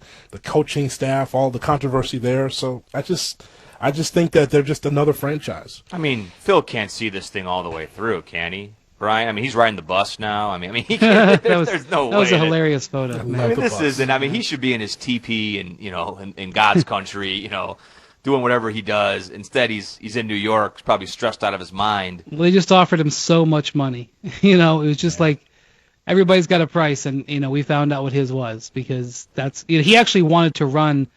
Had the Sacramento Kings moved to Seattle, he had all lined up that he was going to be the president of that team. And it's talk about sliding doors. What would have happened? What would the Knicks be if he had gone to Seattle and if that team had gone to Seattle? But honestly, if you look at the modern era of free agency, which I basically say started at the decision, all of the major free agents who have changed teams have all gone to play with other star players. And so if you really want to be a major player in free agency, I really think the first thing you got to do is have a star. And sometimes it doesn't even matter, because Durant left one star to go play with 2 or 3. So that goes back to why I wouldn't trade Jimmy Butler if I were the Bulls, because there's especially the way this new collective bargaining agreement has been designed. There was all kinds of, the owners of the mid-market teams, and really just owners in general, are afraid of losing their stars. So there's so many built-in things now to keep players at home. Even building through free agency going forward is going to be minimized. Like, I just really can't see another Durant situation happening in the near future, because if you're a superstar player who's at the highest end of their game, we're talking about the Steph Currys, the Kevin Durants, the LeBron Jameses of the world, you're going to be asked to be leaving extremely enormous sums on the table to leave your team. In the case of Steph Curry this summer, like, let's say for some reason he had it in Golden State, was tired of playing with Durant, wanted to go home to Charlotte. It's a $70 million decision to leave on the table in guaranteed money for what the Warriors can sign him for versus any other team. And so because of that, I really just don't think the short-term future of the league in this next 5 or 7 years is going to be in free agency. So if you've got a star, hang on to him, baby. And if you got a draft pick where you can draft a star player, that draft pick is so important, because they always say that there's only 3 ways to get players. This is a very simplistic thing, but I do think it helps to be reminded every now and then. You sign them, you trade them, and you draft for them. And the signing part, when it comes to a star, I think is being diminished away by this new CBA, and that means the trades and the draft become super important. And again, that's good news for Knicks fans, because they're positioned to be okay in the draft going forward. And one of the stars on that team is Kristaps Porzingis, who I'm a fan of, Jeff. I really like Porzingis. I just want to see more of him and see how he develops. I don't know if I would classify him as a superstar just as of yet, but I really like his upside. I just like to know, and again, and Knicks fans, when you talk to them, when we take calls from Knicks fans, there's this sense of entitlement that we're close, especially at the beginning of this season. The excitement over Derrick Rose and Joakim Noah, it's like excitement over those guys. Okay. And then Derrick Rose saying, I think we're a super team, and all that, which was amazing. That wasn't a bad impression. Well, that's what I do, Brian. And so it just, which surprised me, by the way, when he said that. He said, we're a super team, which is crazy. But it just, watching the franchise for what it is, I just think that if I'm a free agent, I want to go someplace, obviously, that I can win, number one, but number two, where if my agent's talking to these teams, that there's a semblance of organizational structure where you can see that there's a direction that they're going. And all these stories coming out of New York can't help at all for the future for any free agent that wants to go there. Did you guys see the fake picture on Twitter last night of Porzingis, and they hung his banner in MSG for winning the skills competition? That was pretty cool that he won that, though. That was pretty cool. Yeah. Yeah, that was good. I like that. I like the 3-point contest. And the dunk contest, I don't know, Brian, how you feel about it. It is what it is. I mean, maybe they could move it up a little bit in the program. It's probably not the marquee event anymore on NBA All-Star Saturday. But I was entertained yesterday. I think a lot of people were tweeting they were falling asleep. I was awake. I mean, it's complaining about the dunk contest is now more of a tradition than the dunk contest itself. I know, but it's the same people that complain about the home run derby. Well, yeah, I mean, it is what it is. I mean, they're hitting home runs. In the dunk, they're trying to dunk. Well, you know? I agree with what Kester sure said earlier, and I agree. I don't mind a slam dunk competition. I just don't want it to be the main event. It could be on the card. It could be first or second. But because this league is about 3-point shooting, I'm excited about seeing who's going to win the 3-point shooting contest. And the skills competition, with the bigs in it, it does slow it down a little bit, muddies the waters a little bit, but a big one in Porzingis. So those two things are exciting to me more so than the slam dunk competition, because if I see another drone in the slam dunk competition. I was worried about a finger injury. I had flashbacks to that. Who was the Indians pitcher? Was it the Indians pitcher, Brian? Trevor Bauer. Please don't remind me. You guys in Chicago, you can laugh about that. I know. I'm sorry. The blood on the hand. In all honesty, guys, the dunk contest, more than anything, you can argue about the format. You can argue about where it is in the program. You can argue about the rules and the drones and the cars and the jumping over mascots and the hoverboards, whatever. It needs stars. And for whatever reason, the Stars decided, 10, 15 years ago, they weren't going to be doing it anymore. The Stars do the 3-point contest. You need to have guys who are in the that's the way it was when I was a kid. It was the guys who were in the All-Star game who were in the dunk contest. And until you get that back, I don't care about creativity or anything else. That's the biggest hurdle. And the NBA, they just haven't been able to sell that to these guys. And I don't know if the answer is a big piece of money because all these guys are getting paid anyway. It doesn't mean sponsors, because for years Sprite sponsored the slam dunk contest. LeBron James was doing commercials for Sprite, getting money, and they couldn't even force him to do it. He was under sponsorship agreement. So I don't know who has the ability to do that, but until you get the stars doing it, it's not going to matter what anything else you do to it. I'm glad you mentioned LeBron. Let's get to LeBron coming up next, all right? I mean, is he playing too many minutes? What does Kevin Love's injury situation mean for the Cavaliers the rest of the season? That's all coming up next. Brian Windhorst is with us. It's Dickerson and Hood. It's ESPN Radio and the ESPN app. With all the drama surrounding All-Star Weekend 2017, somehow Kyrie Irving may be the biggest story of it all. Kyrie, the earth is flat, right? Yeah. Reaction to his claims Monday on Mike and Mike, 6 Eastern on ESPN Radio and ESPN2. Progressive presents Mindfulness with Flow. You feel yourself getting lighter with each Progressive discount. Paperless, safe driver, multi-car. Yes, lighter, like a new line of sneakers. Or a slugger on a crash diet the week before spring training. Stay away from the cheesecake. Ascend to a higher plane of insurance with Progressive. Visit Progressive.com. Progressive Casualty Insurance Company and Affiliates. Discounts not available in all states or situations. This just in, Wendy's is adding the quarter-pound double stack as an option in the 4 for $4 for a limited time. With so much beef, that's a deal so good it should not exist. In related news, howler monkeys should not be able to be heard from 3 miles away. Here to comment, a howler monkey. Wow! That sounds like a really good deal! Indeed. That's over a quarter-pound of fresh beef with 4 nuggets, fries, and a Coke, all for just $4. Anything else, howler monkey? I'm not allowed in libraries! At participating Wendy's for a limited time. Meal includes 4-piece nuggets, small fries, and drink. Fresh beef available in the contiguous U.S., Alaska, and Canada. Not valid in Alaska and Hawaii. Monday on Mike and Mike, KD and Russ, Sir Charles and King James, and somehow the biggest story from All-Star Weekend could be Kyrie Irving? Kyrie, the earth is flat, right? Yeah. Full reaction from NBA All-Star Weekend 2017 with Jay Williams and Peter Rosenberg. Plus, the NBA trade deadline is Thursday. Who's on the move? And looking at this year's 14 Basketball Hall of Fame nominees, the guys have all the latest Monday on Mike and Mike, 6 Eastern on ESPN Radio and ESPN2. Now that Applebee's Bourbon Street Chicken and Shrimp is only $9.99, ordering dinner just became a no-brainer.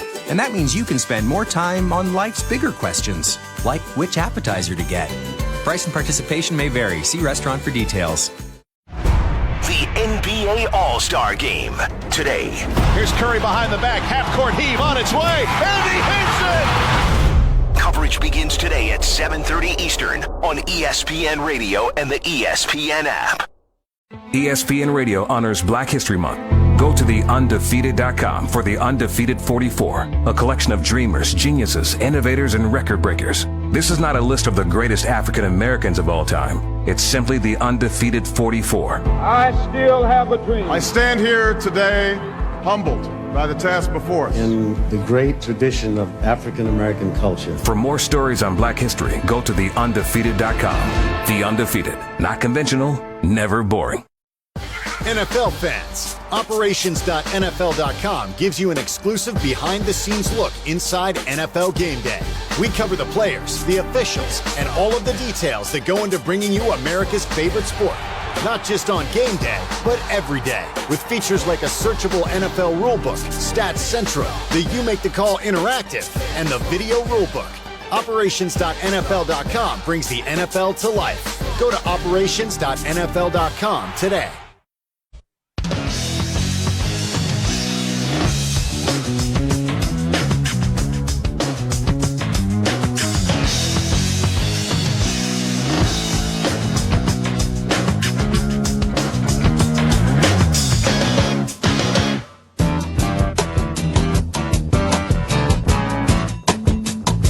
Hope you're having a great weekend. Sundays with Dickerson and Hood. Ryan Windhorst kind enough to join us here also on this NBA All-Star Game Sunday. The game is in New Orleans tonight. Coverage begins at 7:30 p.m. Eastern on most ESPN radio stations. And we are presented by Progressive Insurance, creators of the Name Your Price tool. Choose from a range of coverage options and pick the price that works for you. What do you think, Brian, about physically how LeBron looks to you? Playing more minutes, obviously, in the first half because of the injuries that Cleveland has suffered. Is there any concern that this extra workload he's taking on might have some bad consequences for him when the Cavaliers get to the playoffs? I'm concerned about it, but he has pretty much told me to go fly a kite. He's like, I know many words? Yeah, I mean, I know my body, better than you do, etc., and I'm doing just fine. And, they played a game in Oklahoma City last week. It was the fourth game in 6 nights. All the games were on the road. It was the second night of a back-to-back. They had played in Indiana the night before. So not the worst back-to-back in the league, but certainly it was a taxing game.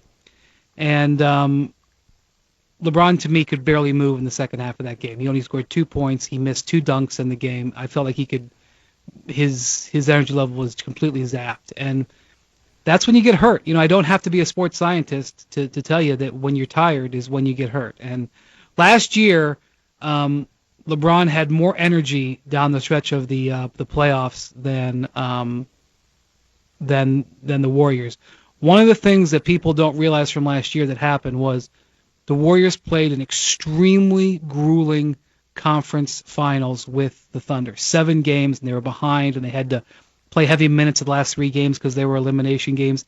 And yeah, they got out and got a nice lead. But in games 5, 6, and 7, you could see how much more LeBron had in the tank than the Warriors. You could just see it.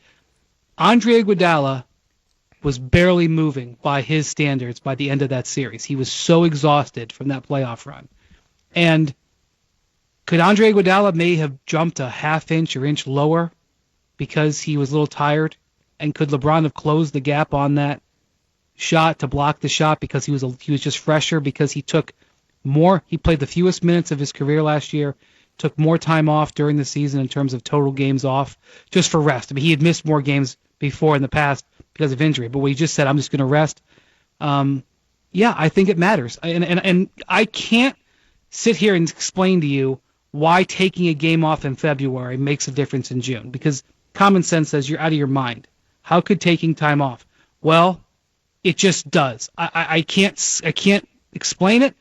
I just know that last year, the way LeBron did it, he looked fresher because he went about it the wrong way. And he's going back on that this year. And whenever I get into a situation like this, whenever I'm not sure, I just go back to the acronym WWPD.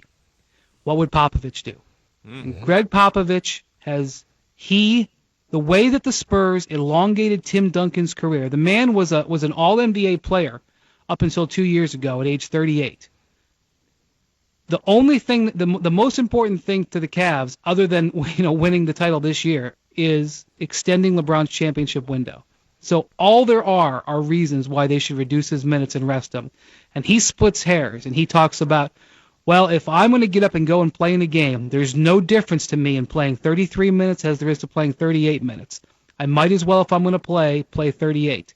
And to that I say, fine, then take another game off, when you do that. So I just think it's lunacy that a guy like LeBron James, who has played more minutes at his age than anybody else in the history of the game, a man who has played more playoff games in the last 6 years than anybody in a 6-year span in the history of the league.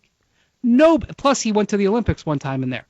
Nobody has played as many minutes and as long of his seasons over this span ever since the game started. Because back when the Celtics were going to the finals every year, they didn't have 4 rounds of 7 games. Okay? I think it's lunacy that he would be leading the league in minutes. I think it's absolute lunacy. I don't care if he says he's feeling okay. I think they're asking for trouble, and really the only thing that can stop the Cavs from winning the East is probably going to be health, whether it's to him or their other star players. That's their number one concern. Their number one opponent is health and rest and fatigue. Basically fatigue and injury. That's their number one opponent. It's not the Celtics. It's not the Raptors. It's not the Wizards. And I don't think that they're putting enough priority on it. And that, to me, is risky. I could end up being totally wrong, and LeBron could, at the end of the season, could say, listen, I told you, Windhurst, you idiot. You didn't know what you were talking about. I was just fine. And if that's the case, then I hope that it's good for the NBA. But I think they're taking needless risk, and this is not the way LeBron has operated in the past. And so I'm very surprised they're doing it. No, you're just looking at the numbers for what they are, Brian. I mean, you can see the age, the minutes, all the things that you just talked about. I mean, it just makes sense.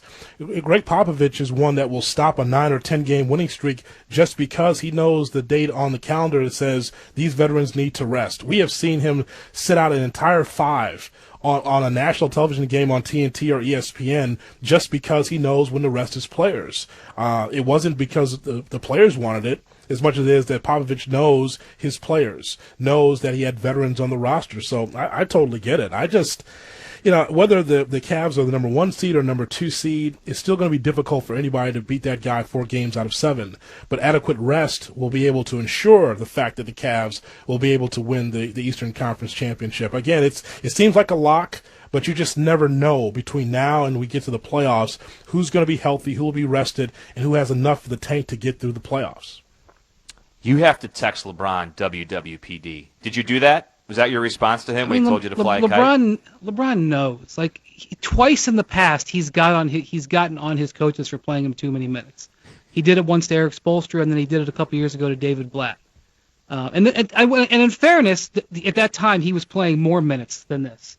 He was in the low 40s. Right now, he's at about 38. So his minutes have come down a little bit, but he is aware, And I think that I think he's being a little bullheaded. His point is, and this is a terrific point, that he has $1 million operation to take care of his body. He's got liquid nitrogen tanks at his house. He's got hyperbaric chambers. He's got trainers. He's got masseuses on call. He's got all kinds of stuff. I mean, if you can buy it to take care of your body, he does it. He gets up early and stays up late taking care of his body. And he's saying, I know what I'm doing. He's obviously got his hands on the control stick, and he'll do what he feels he needs to do. I just think it's not the way he's operated in the past. WWPD with the thinking emoji. That's what you got to do, Brian. And send it. See what he says. That would be good. Send it. You know the thinking emoji, right? Where yes, the guy's yes. He has his hands on his chin. He's like, WWPD. Yes.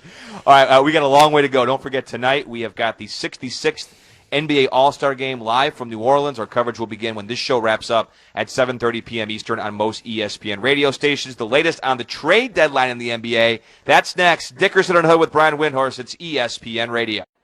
Most Tuesdays are just Tuesdays, except at Buffalo Wild Wings, where Tuesdays are Wing Tuesdays. But now even Wing Tuesdays aren't just Wing Tuesdays, because Wing Tuesdays are half-price Wing Tuesdays, which means your boring Tuesday that became Wing Tuesday now costs you half as much. In case you're confused, we have half-price Wing Tuesdays. We do it for you. Buffalo Wild Wings. Wings, beer, sports. Prices and participation vary. See participating locations for details. Void where prohibited. And now, insurance-minded speeches from Geico. It's a common expression, don't look a gift horse in the mouth. However, what if the horse's mouth is filled with useful insurance tools? This is the exact case with the Geico app. Yes, the app is free and therefore a gift horse. However, look inside the app and behold, emergency roadside assistance, digital ID cards, bill pay. Get the Geico app. Look it in the mouth. Get amazing services. Thank you. Monday on Mike and Mike, KD and Russ, Sir Charles and King James, and somehow the biggest story from All-Star Weekend could be Kyrie Irving? Kyrie, the earth is flat, right? Yeah. Full reaction from NBA All-Star Weekend 2017 with Jay Williams and Peter Rosenberg. Plus, the NBA trade deadline is Thursday. Who's on the move? And looking at this year's 14 Basketball Hall of Fame nominees, the guys have all the latest Monday on Mike and Mike, 6 Eastern on ESPN Radio and ESPN2. This one's good if it goes. Oh, goodness! Hell! Are you kidding me? The ACC and Big 12 tournament. Are you kidding? Coming in March to ESPN Radio and the ESPN app. ESPN Radio honors Black History Month. How did the world-famous Harlem Globetrotters, known for their fun, loving, and entertaining style of basketball showmanship, deal with racism off the court from their inception in 1927 through the civil rights era of the 60s? In our 90 years, we have played on 6 continents, 122 countries and territories. We've been all over the world, putting smiles on kids' faces. Their story on ESPN's TheUndefeated.com. The Undefeated. Not conventional, never boring. Mike and Mike. If Johnny Manziel genuinely wants to be an NFL quarterback again, you don't just want to be a celebrity, that you don't just want to be a star. The New Orleans Saints, I'm just making up a team here, are not going to call and say, you know what, let's bring him in and give him a shot at this thing. But if he goes to Canada, I think he has a real chance. I don't think Johnny believes that. I think he believes if he shows he is now flying right, someone will take the chance and sign him. Mike and Mike on ESPN Radio and ESPN2.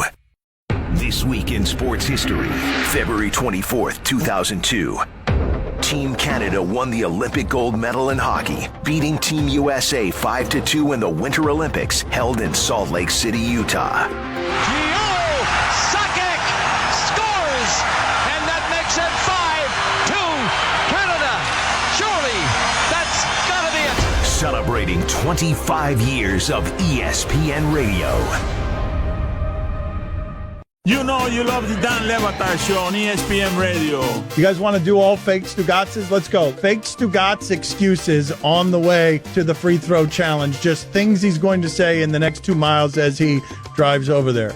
Hey, buddy. I'm really sorry. I didn't get the Centaur insurance. A unicorn hit me in the face. The Dan Le Batard Show, now 10 to 1 Eastern on ESPN Radio and ESPNRadio.com. Russillo and Cannell. Dominic Wilkins, why do you think so many people have come to the defense of Oakley, knowing that there's a chance maybe Oakley could have done something wrong, too, in this circumstance? Well, I think because of the respect Oakley gets from a lot of players around the league, retired and current. You know, again, you just hope that they can resolve this problem and come to some type of happy medium and work this thing out, because it's not good for either side. Russillo and Cannell on ESPN Radio and the ESPN app. ESPN Radio Sports Center. I'm Alan Siegel. While most of the NBA's players and coaches are relaxing this weekend, the stars of the league, they're in New Orleans for the 66th All-Star Game, and the team with the most representatives is Golden State. They sent 4 players, Steph Curry, Klay Thompson, Draymond Green, and Kevin Durant, and part of the Warriors contingent is involved in one of the storylines this weekend, the relationship of former OKC teammates Russell Westbrook and Durant. To say that their friendship is frosty right now would be an understatement, but Steph Curry does not feel that the fact that they're on the same team tonight, the Western squad, will develop into a sideshow. I feel like we'll be mature enough to just enjoy being all-stars and being in that locker room and wearing, the West all-star jersey means and celebrating everybody's accomplishments, because obviously there's competition and there's history, whatever you want to call it, but at the end of the day, we're all trying to push our games to the next level. I think we can do that. I can't speak for Katie or Russ or whatever, but, being an all-stars a special thing, and you want to respect that. And coverage of the NBA All-Star Games begins right here on ESPN Radio at 7:30 Eastern Time tonight. 3 games involving the top 25 in college basketball this afternoon. All finals. 20th ranked Creighton, now 22-5. Creighton beat Georgetown 87-70. Marcus Foster had 35 points, 5 rebounds, 6 assists. It was 11th ranked Wisconsin over 23rd ranked Maryland 71-60. Both teams 22-5. 24th ranked Butler beat DePaul 82-66 to go to 21-6. 11 games on the schedule in the NHL. The Red Wings beat the Penguins 5-2. It was the Rangers over the Capitals 2-1. 5th straight win for the Rangers at Madison Square Garden. 4th round underway at the Genesis Open in Riviera. Dustin Johnson leads at 19 under par, and with a win, he's poised to become the new number 1 player in the world. KD and Russ, Phil and Mello, Sir Charles and King James, and somehow the biggest story from All-Star Weekend 2017 could be Kyrie Irving. Details Monday on Mike and Mike, 6 Eastern on ESPN Radio and ESPN2.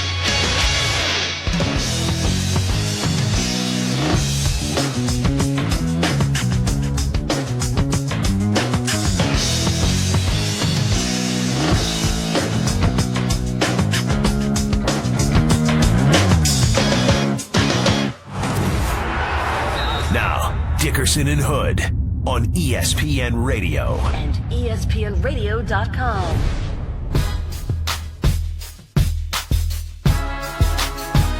It's an expanded Dickerson and Hood until 7:30 p.m. Eastern Time, because we've got coverage of the 66th NBA All-Star Game live from New Orleans. We're on ESPN Radio, the ESPN app, SiriusXM Channel 80. ESPN NBA insider Brian Windhorst has been kind enough to hang out with us during the show. We are presented by Progressive Insurance. All guests appear on the Shell Pennzoil Performance Line. We are watching closely the NBA trade deadline. Brian certainly is. That is Thursday, 3 p.m. Eastern Time. And we kind of broke down Jimmy Butler's situation in Chicago. You know, the Bulls, probably won't deal him, but I guess there is still maybe a chance that a team like the Celtics could send Chicago a good enough package to pry Jimmy Butler loose. But, Brian, Butler aside, what are some of the other moves, even the smaller ones, that you're hearing that might actually go down before the deadline gets here? Yeah, I know everybody really tries to focus on the big names, and I totally get that. But there is quite a bit of activity out there. The Washington Wizards, they've been really the Eastern Conference's best team record-wise since December 1st. They were terrible in the first month of the season, and they've been terrific ever since. They are looking to add to their bench, and they're willing to trade their first-round pick to do it. And that's really the weakness of that team, is that they have a terrific starting five. They redid their bench in the offseason. It hasn't worked out so well. Jan Mahimni, who's one of their big pickups, he hasn't really played that much. He just really came back from a knee injury. And they're looking at guys out there like Shabazz Muhammad, who is a free agent to be with the Timberwolves.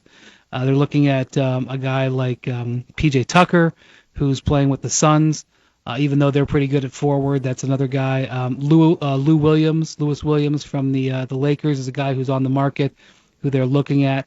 I really do think there's a pretty good chance that the Wizards are gonna do something to help their bench. I don't think the Toronto Raptors are done dealing. I think it's been made pretty clear, since they've now got 2 veteran players who are on the last year of their contract, in Serge Ibaka and Kyle Lowry, that they are going to go all in to try to go after the Cavs and Celtics, the other teams at the top.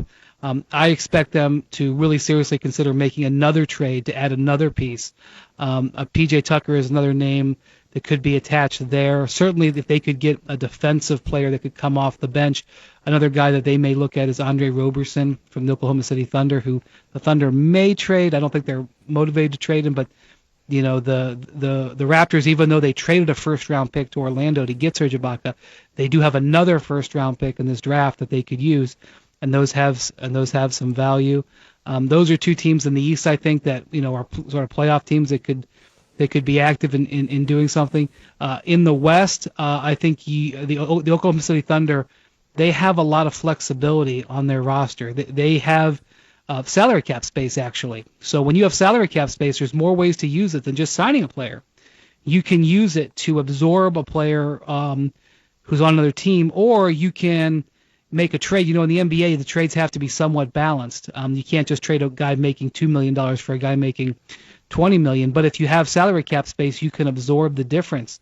So the Thunder, I expect them to be very active. I would not be surprised if they did some sort of deal, whether it was bringing in a star or a player, or whether it was trading out a player like Andre Roberson, who's going to be a free agent.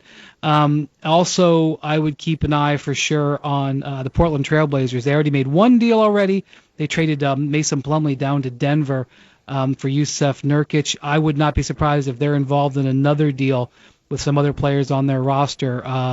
Probably getting off of money. They spent a lot of money last summer, and they have C.J. McCollum's $100 million contract that's coming on the books this summer. And so they're going to be, right now, I think they're slated to be the second highest payroll team in the league next year. And right now they don't have a playoff team. They're a borderline playoff team. So they may look to make a trade where they get off some player who's on a longer-term contract.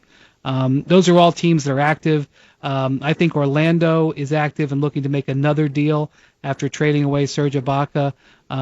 They want to shake things up there. I think they're active. Obviously the Cavs are always a team that's active at the deadline.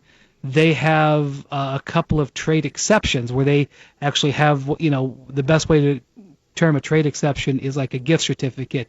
You can take a player in without sending a player out. They have two of them, one for $4.4 million and one for $4.8 million, and the $4.4 million exception expires tomorrow. So they're looking for a player that they could maybe use to bring in. They have an open roster spot after trading Chris Anderson last week. So none of these deals will change the balance of power in the NBA. Will it cause you to drive off the road and check Twitter? Maybe not. But those are the types of deals I think that are going to happen as we head towards 3 o'clock on Thursday. Well, you mentioned Washington with Beal and Wall. Remember how the season started for Washington? Got out to really a slow start. And I was wondering, looking at that team, I said, boy, are they going to have to make some deals? Will that mean that Wall or Beal, will they be with the team for the long haul? Looking at their money situation, Wall will be a free agent in 1920, and Beal has an extended contract with Washington for a while, so that 1-2 punch is still there. But I was wondering about them early. I said, boy, are they going to fall off the cliff? But as you've mentioned, they played some really good basketball in the East. And then with Scott Brooks, how much credit do we give to him? Because he's part of this team. They already have a nice mix. But could you imagine like an extra 3-point shooter on that team, how viable they could be as an Eastern Conference foe? Yeah, I mean, there was a lot of people upset in Washington this week when Carmelo Anthony got the invitation from Adam Silver for the extra All-Star spot when Kevin Love left. Typically what commissioners do in that situation is they take it out of their hands. They just go to the next guy who just missed the cut and typically give it to that guy on the coach's vote, which stays secret. So we'd never know if Carmelo was actually the next man up or not. But my guess is that's the way David Stern typically always did it. I'm sure that's probably what Adam Silver does because Bradley Beal's been that good over this last couple of months. And John Wall, in my mind, could stake the claim as being the best point guard in the Eastern Conference. I mean, it's definitely open to argument. 3 or 4 different guys could make their argument for that, but John Wall has been that good. He's having the best season of his career. And so, last summer they had saved all of their cap space up to chase Kevin Durant. And Durant just, obviously decided they didn't even make the first cut. He didn't even meet with them. And so they ended up, spending their money on guys like Jan Mahimni and Andrew Nicholson and Jason Smith. It was not a banner crop. And now they have a team that is sort of top-heavy, kind of like the Cavs are. And so last year they did a really good job at the deadline. They traded their first-round pick last year for Markieff Morris, and he's a terrific addition to their team. And they have a couple of nice pieces off the bench, like Kelly Oubre, and like I said, Jan Mahimni. But if they got one more rotation player, I think they could be a real interesting team. And Otto Porter is a guy who's probably headed to getting a major contract in the summer. That's a team that has done a really nice job building. They've been very unfortunate with injuries, both to John Wall and Bradley Beal. Now they're both healthy, and Otto Porter has developed, and they have a good coach in Scott Brooks who's leading them. They're a pretty interesting team going forward in the future in the Eastern Conference. Brian, I think that all of us as NBA fans kind of knew what we're going to see from Russell Westbrook. If he stayed healthy, that it would be the closest thing to Oscar Robertson that we would see as far as triple-doubles and excitement. And he's given us everything that we thought we were going to get. A guy who's trying to take over a game, trying to get others involved. So he's been a fun watch, definitely in the first half. But coming into the season, my worry for Oklahoma City was who else is going to shoot the ball from three-point range. When you're in the bottom 5 in three-point shooting, I thought that Oladipo was a little bit further along than what I saw. And again, when Westbrook's got the ball in his hands the lion's share of the time, it's kind of like, okay, he's trying to get you involved. He's trying to get his. He's doing everything he can to help the team get over the hump. But my concern was who's going to be able to shoot the ball besides Westbrook on a regular basis, and no one's really come to the forefront. I think that their size and their lack of three-point shooting is got them where they are right now. So I'm wondering, and again, I don't know who's out there and who they could trade with, but that's something they really need, is to have extra shooting on that team from the perimeter. It's an all-time what if, because back when they traded James Harden, and they ended up getting Steven Adams out of that trade. Steven Adams is a $100 million franchise center. Obviously not James Harden, but one of the players they were really targeting when they made the Harden move was Bradley Beal. That's who they really wanted to trade for, and it depends on who you believe, whether or not Washington would have been willing to do that or said no or whatever. But again, another sliding doors what if thing. What if James Harden was on the Wizards for these last 3 or 4 years, and Bradley Beal had been able to play as the two guard, in between Westbrook and Durant? It would have been probably a pretty remarkable thing. And yeah, they've tried, and there's been a swinging door of guys there, from Thabo Cephalosha to Dion Waiters. They have Anthony Morrow on the team who doesn't play. They have brought in a lot of guys to try to be that shooter, and they just haven't been able to ever get that type of dead-eye shooter. And the Thunder ultimately are a flawed team. They are not headed for greatness this year, and they've really been hurt recently by losing Enes Kanter, who is one of the most dynamic per-minute players in the NBA. He's one of the worst defensive big men in the league too. But when you look at his points and rebounds per minute, it's like up there with like DeMarcus Cousins. He's that dynamic of a player, and he broke his hand punching a chair. And ever since he's gotten hurt, they haven't been as good, and they don't have the depth like they used to, obviously, with Durant. So I think that they are a team that is looking to do something. I really think they might have been able to get their hands on Rudy Gay. That was a player they were targeting. Unfortunately for them, Rudy Gay blew out his Achilles and became a moot point. More on the trade deadline coming up next. Don't forget, tonight we've got the All-Star Game in New Orleans, 7:30 Eastern. Our coverage begins on ESPN Radio. He's Brian Windhorst joining us for the whole show here. It's Dickerson and Hood. It's ESPN Radio. Revis released on bond, and a Patriots assistant tapped for the Bama OC spot. Who else could be seeing a change of scenery this offseason? Booger McFarland has the latest Monday on Mike and Mike, 6 Eastern on ESPN Radio and ESPN. Progressive presents Mindflowness with Flow. You feel yourself getting lighter with each Progressive discount. Paperless, safe driver, multi-car. Yes, lighter, like a new line of sneakers. Or a slugger on a crash diet the week before spring training. Stay away from the cheesecake. Ascend to a higher plane of insurance with Progressive. Visit Progressive.com. Progressive Casualty Insurance Company and Affiliates. Discounts not available in all states or situations. This just in, Wendy's is adding the quarter-pound double stack as an option in the 4 for $4 for a limited time. With so much beef, that's a deal so good it should not exist. In related news, because their wings are too small for their bodies, bumblebees should not be able to fly. Here to comment, bees. Wait, we're not supposed to fly? Kinda like how a quarter-pound of beef should not be in the 4 for $4. Yet it is. That's over a quarter-pound of fresh beef with 4 nuggets, fries, and a Coke, all for just $4. Any other bee puns? No, we're good, honey. At participating Wendy's for a limited time, meal includes 4-piece nuggets, small fries, and drink. Fresh beef available in the contiguous U.S., Alaska, and Canada. Not valid in Alaska and Hawaii. Monday morning with Greeny and Golick. Peter Rosenberg fresh from the NBA Celebrity Game. Plus Booger McFarland and Jay Williams. It's Mike and Mike. Starting at 6 Eastern on ESPN Radio and ESPN2. Now that Applebee's Bourbon Street Chicken and Shrimp is only $9.99, ordering dinner just became a no-brainer. And that means you can spend more time on life's bigger questions, like which appetizer to get. Price and participation may vary. See restaurant for details. The 2017 NBA All-Star Game.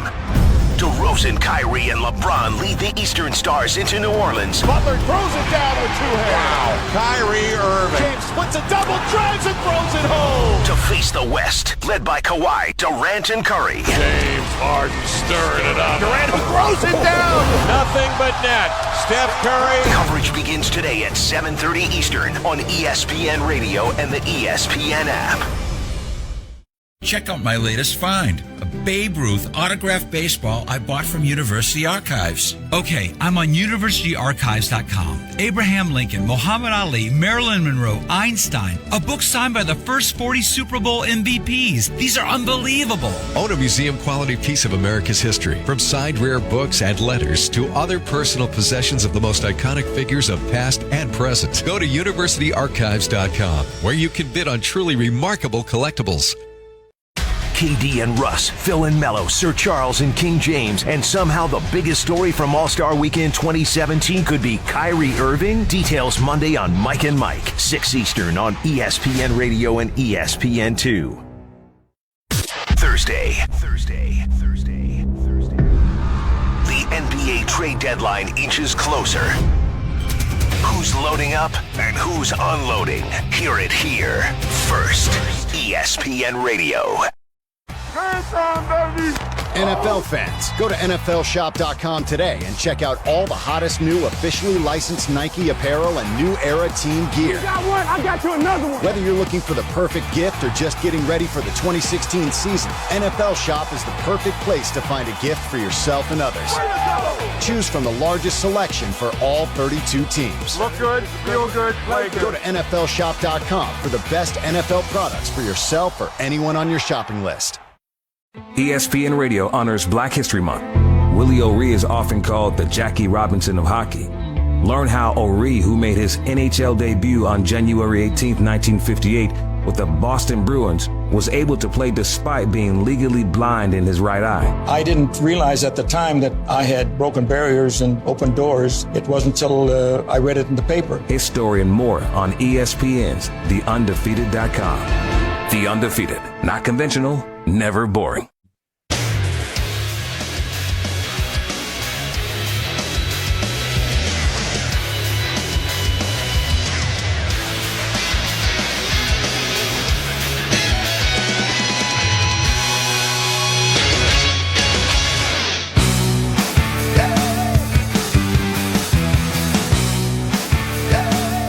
Dickerson and Hood, it's ESPN Radio, ESPN app, SiriusXM Channel 80. Brian Windhorst also along for the ride until 7:30 p.m. Eastern. That's when our live coverage begins from New Orleans. The NBA All-Star Game is tonight. The trade deadline in the NBA is Thursday, 3 p.m. Eastern time. Brian, what are you hearing about Sacramento's DeMarcus Cousins and the chance that maybe he could be moved before Thursday's deadline? Well, that's been the biggest name that's been discussed by NBA executives over this weekend. There's a report out now by the Verticals, Adrian Wojnarowski. It's now gone public, what we've been hearing over this weekend, which is that Sacramento has been soliciting offers for Cousins. Now, it doesn't necessarily mean they're going to trade him. They have a very big decision to make on DeMarcus, and it's a little nuanced. This summer, DeMarcus is in position, if he stays with the Kings, to sign an extension to his contract. This is part of the new collective bargaining agreement rules. Last year, this couldn't be done last year for Durant or Westbrook, but it can be done this year under the new rules. He can sign an extension of up to 5 years. They can pay him up to $218 million. And that is what he wants to do. He does not want to be traded from the Kings. In fact, since that rule came into effect, within the last 6 weeks, he has done nothing but talk about how he wants to be with the Kings. His agent has gone out there and said, don't call about DeMarcus. DeMarcus wants to stay in Sacramento. He doesn't want to go anywhere. He's branded his Twitter page and stuff with loyalty. He's even said great things about the future of the Kings organization this weekend. He wants to get that extension offer this summer to cash in on that. Were he to be traded to any team, he can't sign the same extension. Because of the new league rules, you can't do it if you're traded. You have to be with the team that either drafted you or traded for you within your first 4 years in the league. So, what the Kings are making a decision on here is Do we really want to give DeMarcus Cousins a $200 million extension and basically marry him with the largest contract in NBA history this summer, or do we want to see what we can get for him now? And they have to make this decision between now and July 1st. They can either make this decision at the deadline, or they can make the decision in June around the draft. And I think they've got to find out what his worth is out there on the market. Cousins, I think it's something, and I don't have the numbers directly in front of me, but the difference with him signing in Sacramento and the difference with him signing in Boston, let's say, will be somewhere in the neighborhood of like $40 or $50 million or something like that. So he obviously is incentivized to stay with the Kings. So I think that it's a major crossroads. Signing a guy like DeMarcus to that kind of money, it's not a no-brainer. It's not like with Steph Curry. The Warriors are going to offer that extension or that contract extension to Steph this summer in a split second as soon as they can. And so that's what I think you're seeing here is the Kings are lining up to see what they could get if they make the decision to move away from DeMarcus. And this now going public is going to kick off a wave of speculation, and it's also going to kick off waves of ideas. The New Orleans Pelicans have been one of the teams that have been linked to it, but honestly, there's going to be a whole bunch of teams that are going to make offers. But it's not so much about which offer the Kings take. The important thing to realize is it's a double question. The question really is, do they want to give him that contract extension this summer? And DeMarcus, I think you're going to see when he talks about it, whether it's tonight or it's later this week, he's going to say he doesn't want to go anywhere. He wants to be in Sacramento. I understand it's loyalty, Brian, but it's about business too. Like this is no different than the Jimmy Butler conversation we just had earlier. You have to decide as a franchise, are you better with him or without him? That, again, you cannot find equal value for Jimmy Butler, more than likely. The same thing here with DeMarcus Cousins. Can you find an equal match, and try to find someone that could fill up that new stadium when DeMarcus Cousins isn't on the floor? The answer is no. So here's a guy here that's taking up 18% of your cap. He says that he wants to be in Sacramento, but again, because of all the coaching changes that they've done, the questions about ownership, I'm just wondering. When I look at Sacramento's future, I don't see them being a top 8 team, a perennial top 8 team in the West. I mean, no matter what they do in the draft, I just don't think that they're going to be that franchise. So I think it's very tough, and this is what you just talked about. It's very difficult for Sacramento to decide what they want to do because you're not winning with him, and so without him, you got to rebuild at some point. Isn't it difficult to rebuild with him still being on the floor with young players? Yeah, I mean that's the thing. Like the difference between Jimmy Butler and DeMarcus Cousins is that you've seen that the team can have success with Jimmy Butler. They have reached the playoffs. They've advanced in the playoffs. For various reasons, they haven't been able to they've got run into LeBron James. Yes. Cousins hasn't shown he can do that. He hasn't shown he can lead a team. There's a lot of people in this league who believe that he holds his team back. There are other people in this league who believe that under a different set of circumstances, with a different leadership, with different teammates, that he is an undiscovered and a treasure. And so that's why you hear a wide range on him, and that's what the thing the Kings have to do. And Kings have been dancing around this line for years now. They've realized that this is a situation that is a crucial moment for their franchise. But it's this new CBA with this new extension that exists that is now forcing this to the front. And that is what is going to end up pretty much defining this decade of Kings basketball, which direction you go in. Something else I think is important, though. And I think the Bulls know this when it comes to Butler, and the Kings know this when it comes to Cousins. Because I talked about how hard it's actually going to be to trade for star players, when a star player becomes available, and because the future you probably project there's probably not going to be many available, that player is going to demand an enormous premium. There are 4 or 5 or 6 organizations out there right now that are so desperate for a star player, and a lot of them have bad records or access to high draft picks, and this is an expectedly loaded draft. So it's a supply and demand situation. Because the supply of guys like Cousins is so low and is expected to be so low for the foreseeable future, if you put something on sale, you can get a premium. And that's what I think the Kings are trying to do right now is, let's just see, while we make this decision on the extension, let's see what we actually have here in terms of value. Yeah, a little more on this DeMarcus Cousins, possibility. Sacramento reportedly is having some talks with teams about Cousins. And also I want to get to Anthony Davis in New Orleans, kind of the face of the All-Star Game weekend in his city. What's his future in New Orleans going to be long term? All that is coming up next. It's Dickerson and Hood with Brian Windhorst hanging out on this NBA All-Star Game Sunday here on ESPN Radio and the ESPN app. There is more to me, Queen Eliara of Elfgard, than my elven magic. Just as there's more to Geico than saving you money, Geico also gives you 24/7 access to licensed agents online, on the phone, or on the Geico app. And while I am a mighty elf queen, I am also a mighty big fan of barbecue potato chips. Minions! More smoky mesquite. Geico. Expect great savings and a whole lot more.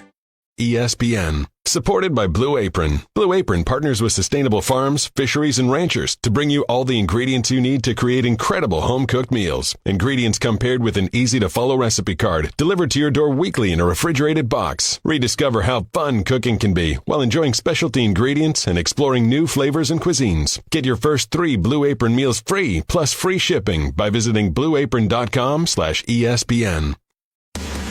With Love out 6 weeks, will the Cavs make a trade? Who else could be on the move? Jay Williams has the latest on Thursday's NBA trade deadline. It's Monday on Mike and Mike, 6 Eastern on ESPN Radio and ESPN2. ESPN Radio honors Black History Month. What's it like to be a black athletic director in charge of a major conference program? ESPN's TheUndefeated.com conducted a roundtable discussion with African-American athletic directors at some of the most elite athletic programs in the country. There's an extra level of scrutiny as a black man in who I hire. You want to be very confident you've collected enough evidence to support that decision, because I will be questioned. To hear the discussion and for more on Black History Month, go to TheUndefeated.com. The Undefeated. Not conventional, never boring. NBA on ESPN Radio. James Clyde puts it up with an emphatic right hand. Out to Curry and another three's up and in. Now available on the ESPN app. Celebrating 25 years of ESPN Radio. The Yankees and Red Sox. Game 7 of the 2003 ALCS. Here's Boone. He swings. A long high drive. Down the left field line. It's over.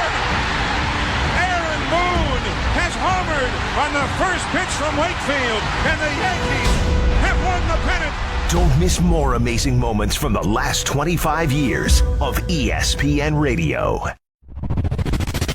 Russillo and Cannell. I like Draymond a lot. I just think he's incredibly wrong here. Dolan is an owner. He is an owner of a franchise, not an owner of a person. So he can be wrong. None of us can like him, but he can also just be doing something to Oakley that's wrong just because he doesn't like the guy. Am I so naive to think we could still maybe have things in present day that are just about one guy not liking someone else and not making it about a historical event? Russillo and Cannell on ESPN Radio and the ESPN app.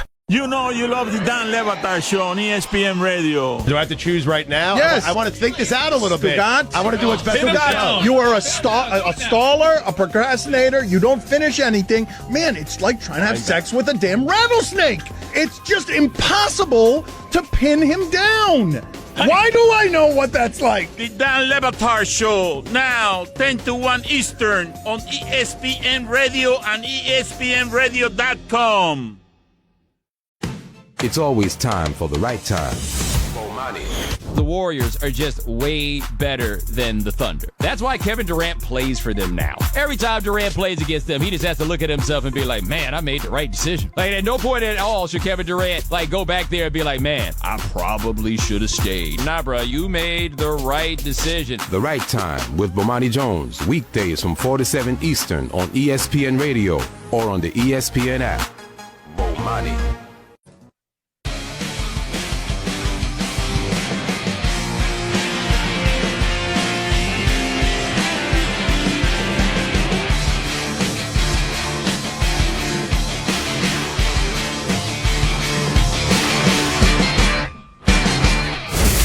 ESPN Radio Sports Center. I'm Alan Siegel. This is a definite showcase weekend for the NBA in New Orleans with the 66th NBA All-Star Game this evening. The East holds a 38-27 advantage And coverage of the All-Star Game begins right here on ESPN Radio at 7:30 Eastern Time. In the top 25 in college basketball today, there were 3 games on the schedule, all finals. 20th-ranked Creighton cruised over Georgetown 87-70 to go to 22-5. Marcus Foster led the way with a career-high 35 points. Nigel Hayes, 21 points, 10 rebounds, as 11th-ranked Wisconsin beat 23rd-ranked Maryland 71-60. Both teams are at 22-5. And Nate Fowler added 15 as 24th-ranked Butler beat DePaul 82-66. Bulldogs 21-6. It's their first back-to-back wins in about a month. Well, Chase Elliott won the Daytona 500 pole for the second straight year. He beat out Dale Earnhardt Jr. at Daytona today. The race is next Sunday, a week from today. He's the first to win back-to-back poles since Ken Schrader did it with 3 in a row in 88, 89, and 90. Well, this has not been a good season for the Detroit Red Wings. They went into Pittsburgh, owners of the second worst record in the Western Conference. Penguins are in a fight for the top spot in the East, but there's a reason they call sport the only real reality show. Letang shovels it out to Wilson, intercepting his Vanek. On the attack over the line, moves in, has an opening, he scores! A wrist shot by Thomas Vanek. 2 quick ones here in the third. Detroit out in front 4-1. The call from Ken Cal on 97 won the ticket, and the Red Wings slowed down the Penguins 5-2 this afternoon. It was the Rangers over the Capitals 2-1. Ryan McDonough, Matt Zuccarello scored for the Rangers, while Alex Ovechkin had his 27th of the year for the Capitals. In golf, they are nearing the end of the final round of the weather-delayed Genesis Open at the Riviera Country Club in Los Angeles. Dustin Johnson maintaining a big lead at 19 under par. Justin Rose, Wesley Bryan, Kevin Na, Charlie Hoffman, they're all tied for second, 8 shots back at 11 under. And with the win, if he gets it, Johnson will become the new #1 player in the world. Kevin Durant, Russell Westbrook, Steph Curry, and the Western Conference All-Stars take the court against LeBron James, Isaiah Thomas, Jimmy Butler, and the Eastern Conference All-Stars. The NBA All-Star Game, tonight at 7:30 Eastern on ESPN Radio.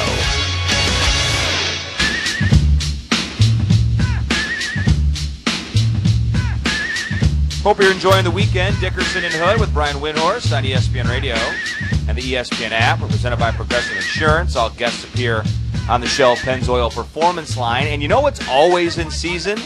Surprising a friend or loved one with a bouquet from 1-800-Flowers.com. 1-800-Flowers has amazing offers on bouquets starting at just $29.99. Go to 1-800-Flowers.com/ESPN. Yes, and some will say, well, it's after Valentine's Day. Why do I need 1-800-Flowers? No.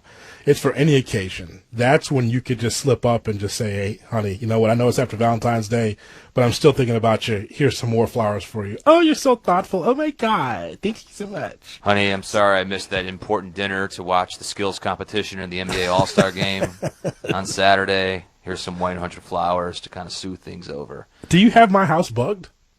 I know how you live, you know. Like, Brian doesn't know you, but I know how you live, okay? Yeah. You were in that cocoon for like 7 hours, you know? This is my time, the NBA. This is my time. I was at the dinner. I wasn't watching that last night. He's taking a break. You, though, you're into it. Either cleaning your garage or watching, binge watching NBA. That's true. Your life. Yeah. We had mentioned DeMarcus Cousins in our last segment. Now, here's the latest. Per Mark Stein, sources with knowledge of Sacramento's thinking insisted Sunday that teams are calling about Cousins, but that the Kings remain intent on keeping their all-star center. On February 6, Kings GM Vlade Divac told ESPN.com's Mark Stein, quote, "We're not trading DeMarcus. We hope he's here for a long time." So, Brian, if you had to kind of wager a guess here, I know that the Kings are saying that everything is exploratory and that teams are just calling about Cousins. Do you think, and you laid it out very well, the financial ramifications if he's dealt versus if he stays and Sacramento gives him that monster extension this summer? Ultimately, what do you think happens? How does this play out with Cousins in Sacramento? Welcome to the NBA trade deadline. It's, everybody's got a different side of the story. The end of the day, the thing that you have to realize is this summer, DeMarcus Cousins wants to sign a 5-year, $219 million extension.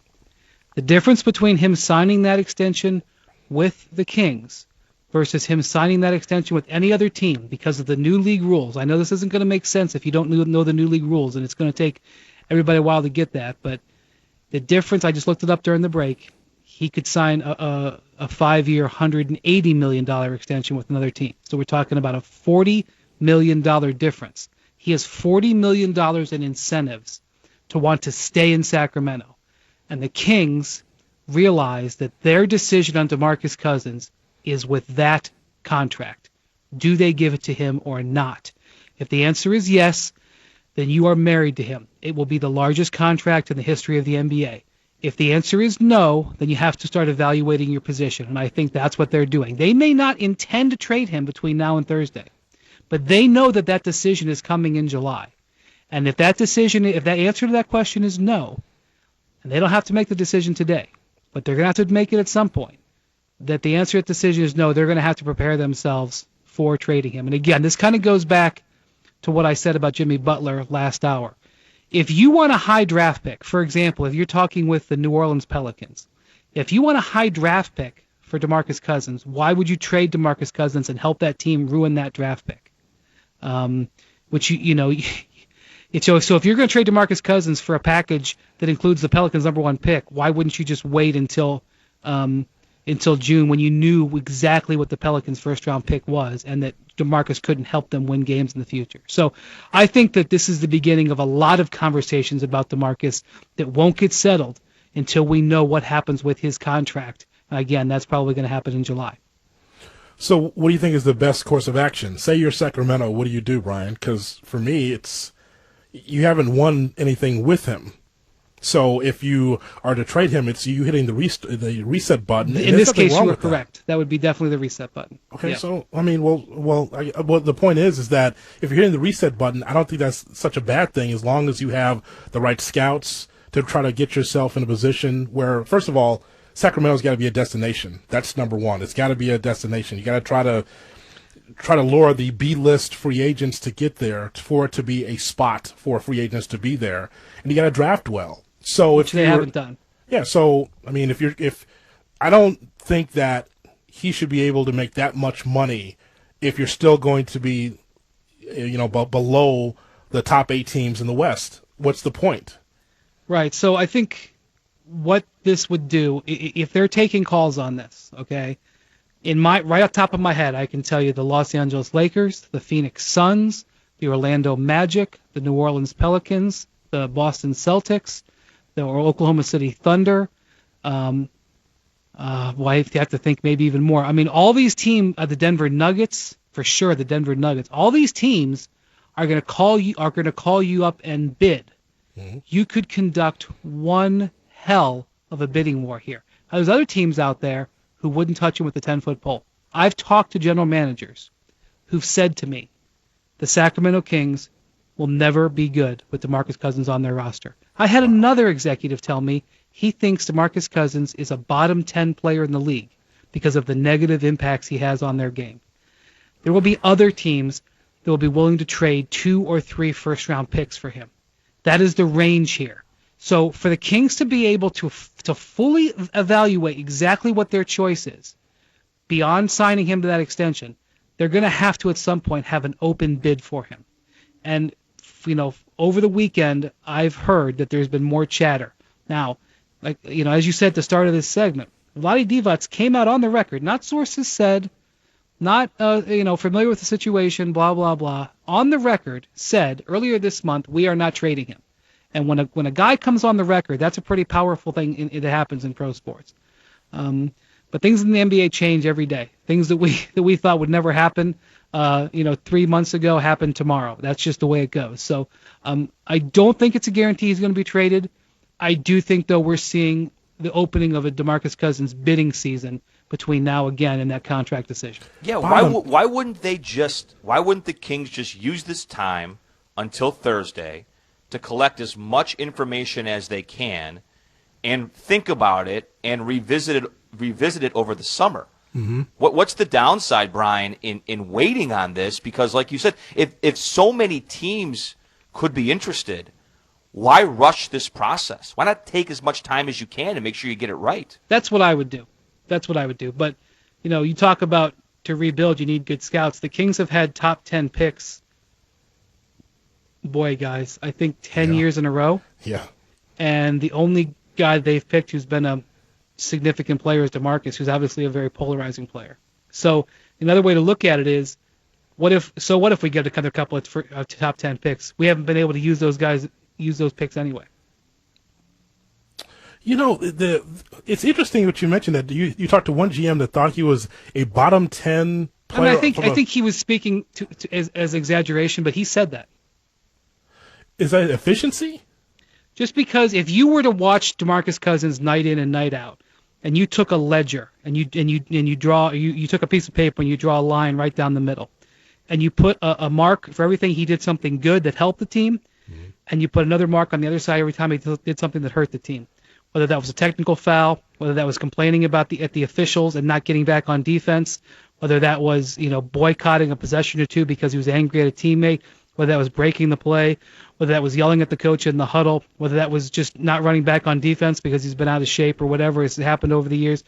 They argue, especially if you consider the stuff you can't see, like what happens in practices and what happens in film sessions and how he challenges coaches and things. They say that the marks on the negative ledger would outweigh the marks on the positive ledger. And because if you look at his statistics, you can't argue. The man puts up the best statistics of any big man in the game. Mm-hmm. He's been an all-NBA player because of it. He is an all-star, now because of it. His stats are incredible. Not only that, he is one of the few guys that's really been in the league in the last decade where you can throw it to him and he can get you 2 points. He's not quite Shaq in that regard, but he's in Shaq's realm right now of just throw it to him and he'll get you 2 points. There's extraordinary value in that. But when you watch the entire sphere, there are a lot of people believe that he does more damage than good. And these are people who are not their first day in the NBA who say this. All right, coming up next, big names like Cousins and Jimmy Butler are certainly on the block. But what's the future of a former big name, Derrick Rose? We'll discuss that coming up next. Brian Windhorst is with us. It's Dickerson and Hood. This is ESPN Radio. Mavericks owner Mark Cuban's battle was more off the court in the NBA All-Star Celebrity Game on Friday. Peter Rosenberg and Jay Williams react to his trolling Monday on Mike and Mike, 6 Eastern on ESPN Radio and ESPN2. Yeah, your toilet's definitely clogged, but I think I found the problem. Sir, is this your action figure? Yes, I sent him in to check out the pipes. As a small business owner, you've got enough to deal with. Let the experts at Progressive insure your business so you can focus on more important things. With over 30 commercial, auto, and business coverage options, we'll build a plan that's right for you. I got something else. Are these toy cars? Had to send in backup. Visit ProgressiveCommercial.com to get started. Progressive Casualty Insurance Company and Affiliates. This just in, Wendy's is adding the quarter-pound double stack as an option in the 4 for $4 for a limited time. With so much beef, that's a deal so good it should not exist. In related news, because their wings are too small for their bodies, bumblebees should not be able to fly. Here to comment, bees. Wait, we're not supposed to fly? Kinda like how a quarter pound of beef should not be in the 4 for $4. Yet it is. That's over a quarter pound of fresh beef with 4 nuggets, fries, and a Coke, all for just $4. Any other bee puns? No, we're good, honey. At participating Wendy's for a limited time, meal includes 4-piece nuggets, small fries, and drink. Fresh beef available in the contiguous U.S., Alaska, and Canada. Not valid in Alaska and Hawaii. When you come to Applebee's for an all-in burger with fries and a bottomless Pepsi for just $9.99, you also get a shot at great instant win prizes. Sink your teeth into that. No purchase necessary. Open to legal 50 U.S. 18+. See rules at allintowinsweeps.com. The NBA All-Star Game today. Here's Curry behind the back. Half-court heave on its way, and he hits it! Coverage begins today at 7:30 Eastern on ESPN Radio and the ESPN app. Monday on Mike and Mike, KD and Russ, Sir Charles and King James, and somehow the biggest story from All-Star Weekend could be Kyrie Irving. Kyrie, the earth is flat, right? Yeah. Full reaction from NBA All-Star Weekend 2017 with Jay Williams and Peter Rosenberg. Plus, the NBA trade deadline is Thursday. Who's on the move? And looking at this year's 14 Basketball Hall of Fame nominees, the guys have all the latest Monday on Mike and Mike, 6 Eastern on ESPN Radio and ESPN2. This one's good if it goes. Oh, dude! Oh, my goodness! Cow! Are you kidding me? The ACC and Big 12 tournament. Are you kidding? Coming in March to ESPN Radio and the ESPN app. ESPN Radio honors Black History Month. Go to theundefeated.com for The Undefeated 44, a collection of dreamers, geniuses, innovators, and record breakers. This is not a list of the greatest African Americans of all time. It's simply The Undefeated 44. I still have a dream. I stand here today humbled by the task before us. In the great tradition of African American culture. For more stories on Black history, go to theundefeated.com. The Undefeated. Not conventional, never boring. This week in sports history, February 25th, 1999. Indiana Pacer Reggie Miller becomes the first NBA player to reach 4,000 three-point field goal attempts in an 81-74 win over the Cleveland Cavaliers. NBC Sports. Steps back and delivers another three. Reggie Miller with another dagger, darting back behind the three-point line. Celebrating 25 years of ESPN Radio.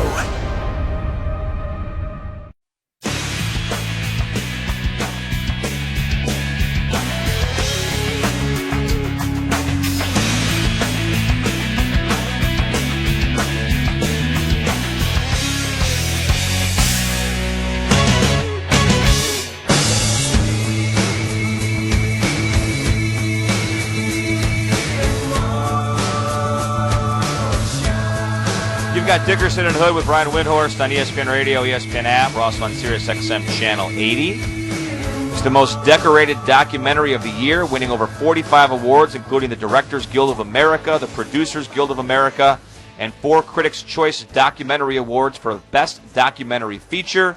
Critics have declared it a triumph, a landmark achievement, the #1 documentary of the year, and now it's an Academy Award nominee. O.J. Made in America, available in its entirety on the ESPN app and on Watch ESPN. Our Mark Stein is reporting that teams are calling Sacramento about DeMarcus Cousins, but the Kings have said on the record earlier this month that they're not going to trade him.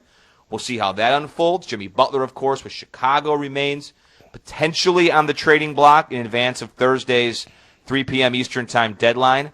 Brian, what about Derrick Rose? Is there any sense that the Knicks are ready to try to move on from Derrick Rose after only being with the team for half a season? I do think that the Knicks would entertain moving Derrick Rose. The problem with any player like that is that it's a danger. You're basically looking at renting the player because you're concerned about trading for a free agent, and therefore the value of him goes down.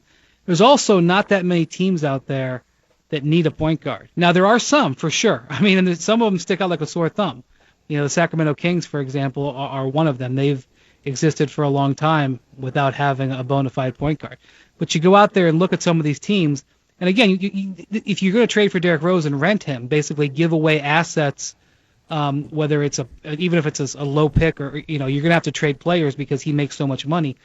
You're going to want him either with the intention of re-signing him or the intention of trying to make the playoffs. So the teams that maybe need point guards that are not in the playoff hunt, they're out. And then the teams that may not really want to re-sign him are out too, because Derrick Rose is going to have trade demands. So to directly answer your question, I do think that the Knicks would move him. I just think that the market for him would be very, very narrow. And it might get to the point where the Knicks are like, we're better off holding him and maintaining and leaving the option open to re-sign him if we decide to go forward than we are with taking, you know, a second-round draft pick or some salary that we don't really want on our books. Do not fall for the banana in the tailpipe when it comes to Derrick Rose. Let's not do that. I mean, even though he has been healthy enough and has been productive a little bit more than what we've seen in his latter days with Chicago, I just think I think they were looking at a guy, even though we're talking about someone who's 28, he's got so much mileage on those legs because of the surgeries that he's had. I just don't think that he would be worth it. I don't know how he can increase the chances of a team in a playoff situation. And then after this season, you know, Derrick Rose has circled this for quite some time, hasn't he? He's been looking at free agency and taking care of his family and all that, and I just don't see him cashing in big time, even with the new agreement. If I'm a team, I know what Derrick Rose is, and I got to get younger at that lead guard spot. Well, he puts up good numbers. He's actually had quite a few really good games for the Knicks this year. And he's actually, he's played in most of their games. You know, he's been healthy for the most part when he's shown up for the game. He actually, I understand why he looks and says I should get paid, because, you know, he looks what some guys are making out there and he's like, listen, I average 18 points a game. You know, he's shooting the highest percentage from the field, guys, believe it or not, since his rookie or his second year in the league. You know, The problem is that it's really hard to commit to a guy like that for any sort of length of time. And he also doesn't play a modern style of game. You really want a great distance shooter in today's NBA at that position, and he's not. He has not been able to develop his outside shot. He has moments where he hits big shots, but he's actually, I'm looking right now, he's having the worst three-point shooting season of his career. Mm-hmm. So it's hard to say, boy, that he's going to be our player of the future. So I think he's going to have a job, and my guess is he's going to get decent money. But as far as like the 4-year contract that he was looking for, I don't think he's going to find that, whether it's in New York or anywhere else. Yeah, I mean, he's not going to get we've been talking about a max deal for 3 years, basically. Yes, he has. I mean, he's been talking about a max deal like a year after he signed his max deal with Chicago. That was one of the things that I think sort of began the fatigue in Chicago, was when he came back last year. He had just been sued for this incident, which he's been exonerated for, but it was an ugly thing to have in the papers. And he really hadn't played a healthy season in a while, and he showed up on the first day and started talking about how he can't wait to get his contract in a year. Right.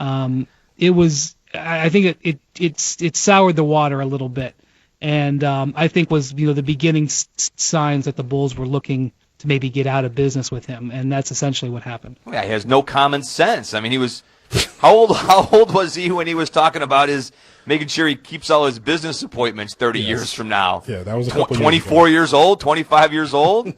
I got to make sure that I make all my big meetings coming up in 30 years. I mean, I can't be walking with a slight limp because I came back too soon from my ACL injury.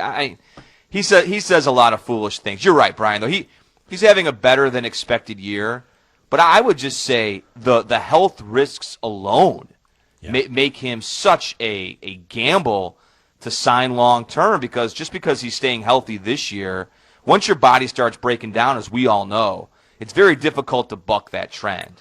You want your lead guard to get up and down the floor, and I just don't think that, as Brian mentioned, he's just not that modern guard that can be able to knock down a three. He can still pass the ball and make others better when he gets to the rim, but it's taking so much time for him to do that because of the injury. He doesn't have that explosion he had in the MVP season in 2011, the rookie year in 2009. It's just not there. So if I'm a team, I'm very wary about signing him for some lucrative deal, because I don't know when the next shoe drops for him, for sure. He was one of the fastest guys with the ball early in his career. I mean, because there's two types of speed in the NBA. There's speed when you're running, and then there's speed with the ball. Like, LeBron at this point in his career isn't going to outrun the super fastest guys in the league in the 40-yard dash, because he's slowed down a little bit. But give LeBron James the ball, and he's as fast as anybody in the league.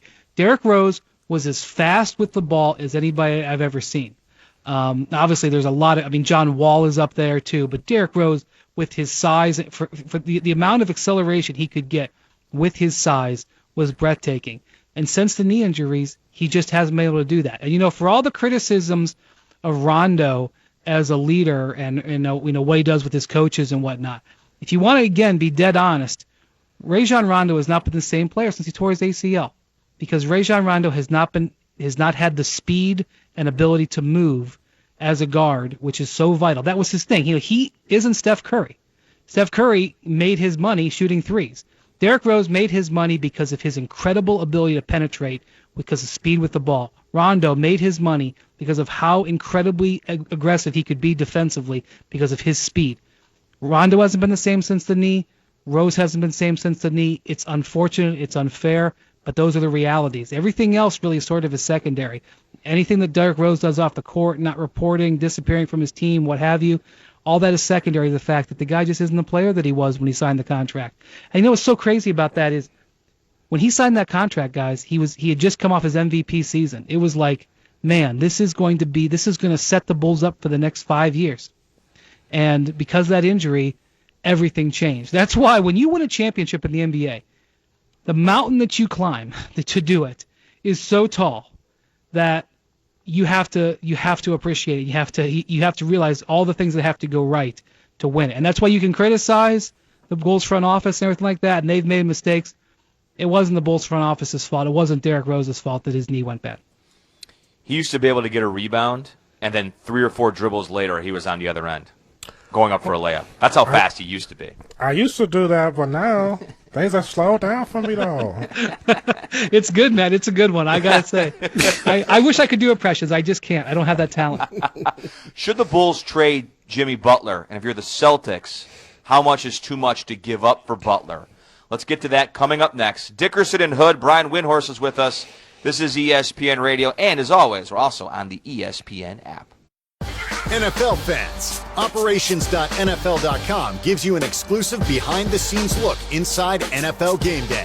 We cover the players, the officials, and all of the details that go into bringing you America's favorite sport. Not just on game day, but every day. With features like a searchable NFL rulebook, Stats Central, the You Make the Call Interactive, and the Video Rulebook. Operations.NFL.com brings the NFL to life. Go to Operations.NFL.com today.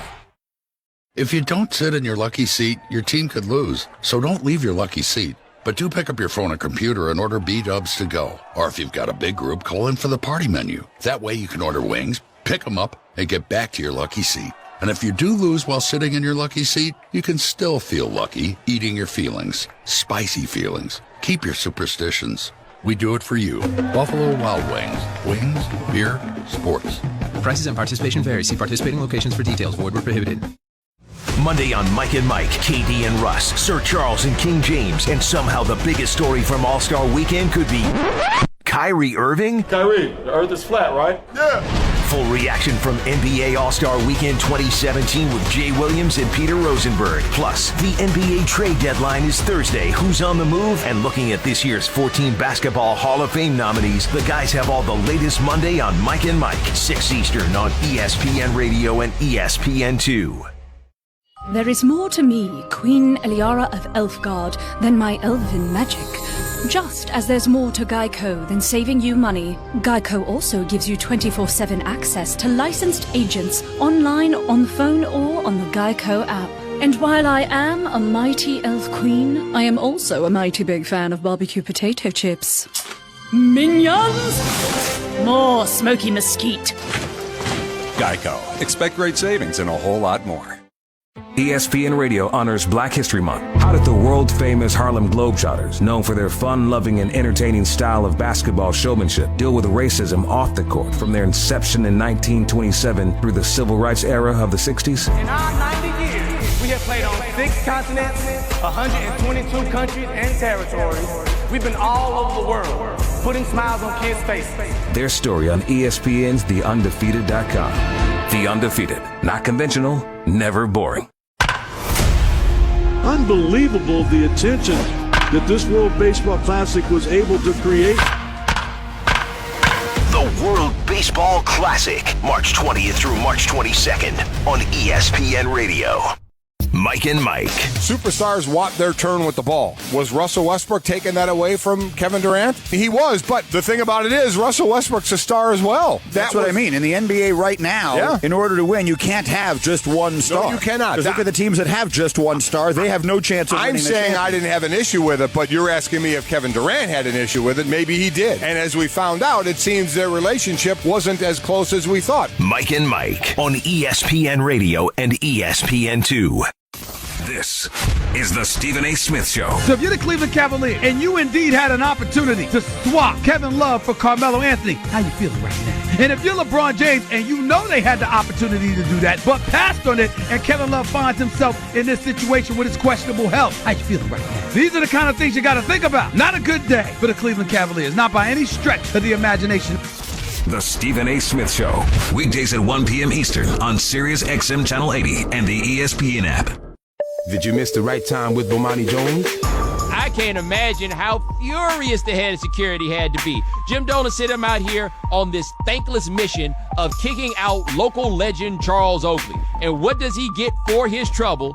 He appears to have then gotten fired. Would you like to be the guy that had to explain to that dude that he just got fired? The Right Time with Bomani Jones. Weekdays from 4 to 7 Eastern on ESPN Radio or on the ESPN app.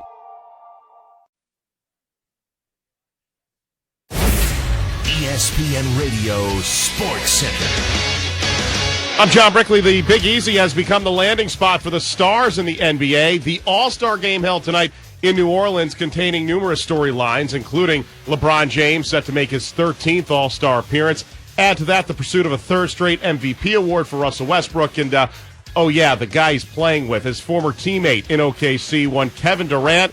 ESPN NBA front office insider Amin El Hassan. It's not going to go away. Every time they play, we're going to ask the same questions. And by the way, there's nothing in Russell Westbrook's behavior or mannerisms to show that, you know what, you're right, we've kind of been silly, we've taken this too far. KD, I'm sorry for the way I acted. I was hurt because you left and you took my only chance at the championship away.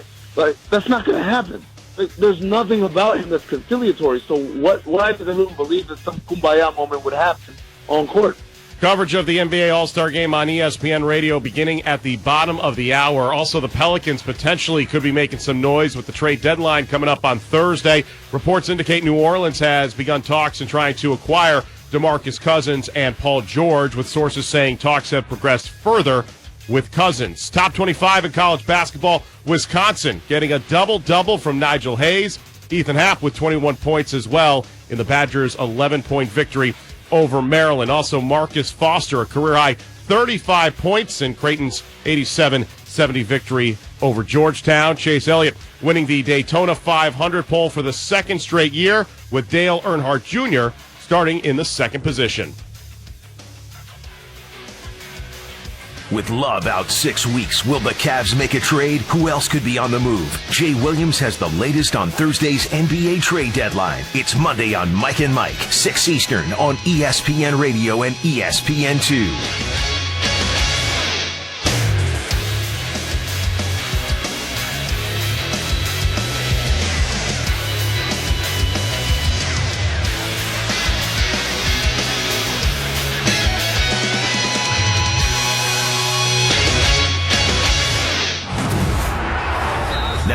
Dickerson and Hood on ESPN Radio and ESPNRadio.com.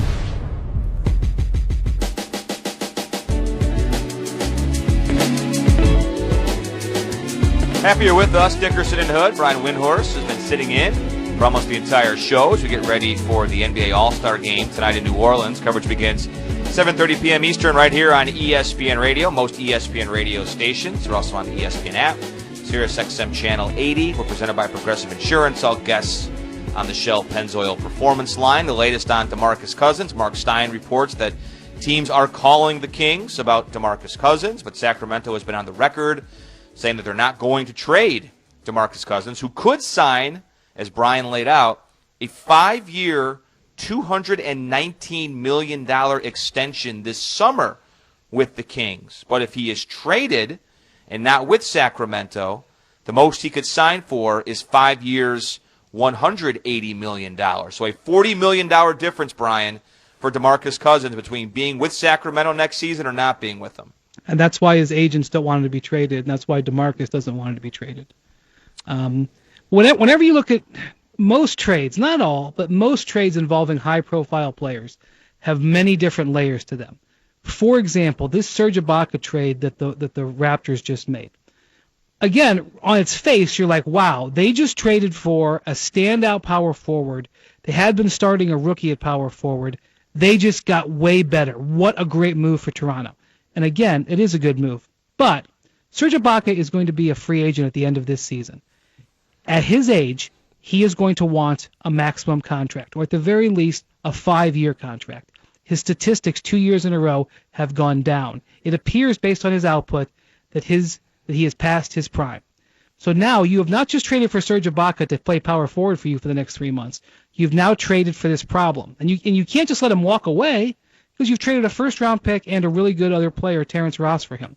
And then complicating matters further, you have another player, Kyle Lowry, who's going to be a free agent this summer, probably going to want a 5-year contract at age 32, which is really hard to give a guard. And guess what? Kyle Lowry and Serge Ibaka have the same agent. So now he's going to be able to leverage you. They didn't just buy themselves a power forward. They bought themselves a really challenging situation for this summer. And so that's why when you look at a trade, you have to understand everything that's going on. You have to look at the whole field. And there's probably stuff that goes on that even those of us in the league who are in the know, who fight for this information, don't even know. There's still stuff that goes on behind the scenes that never becomes public.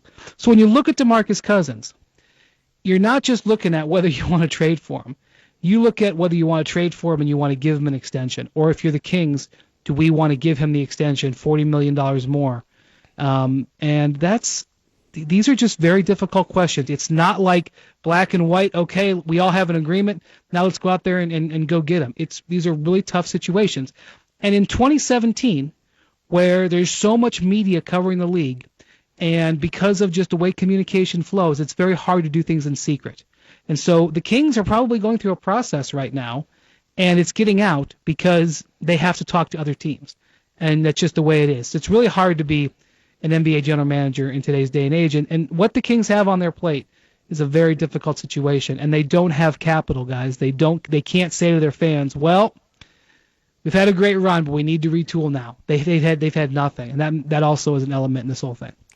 Man, this is the biggest conundrum, the biggest question mark to me as far as possible trades, free agency, whatever, Brian, for me, in Boogie Cousins. Because unlike Carmelo Anthony, I know what I can get from Carmelo Anthony as far as a player, his demeanor, how he's business.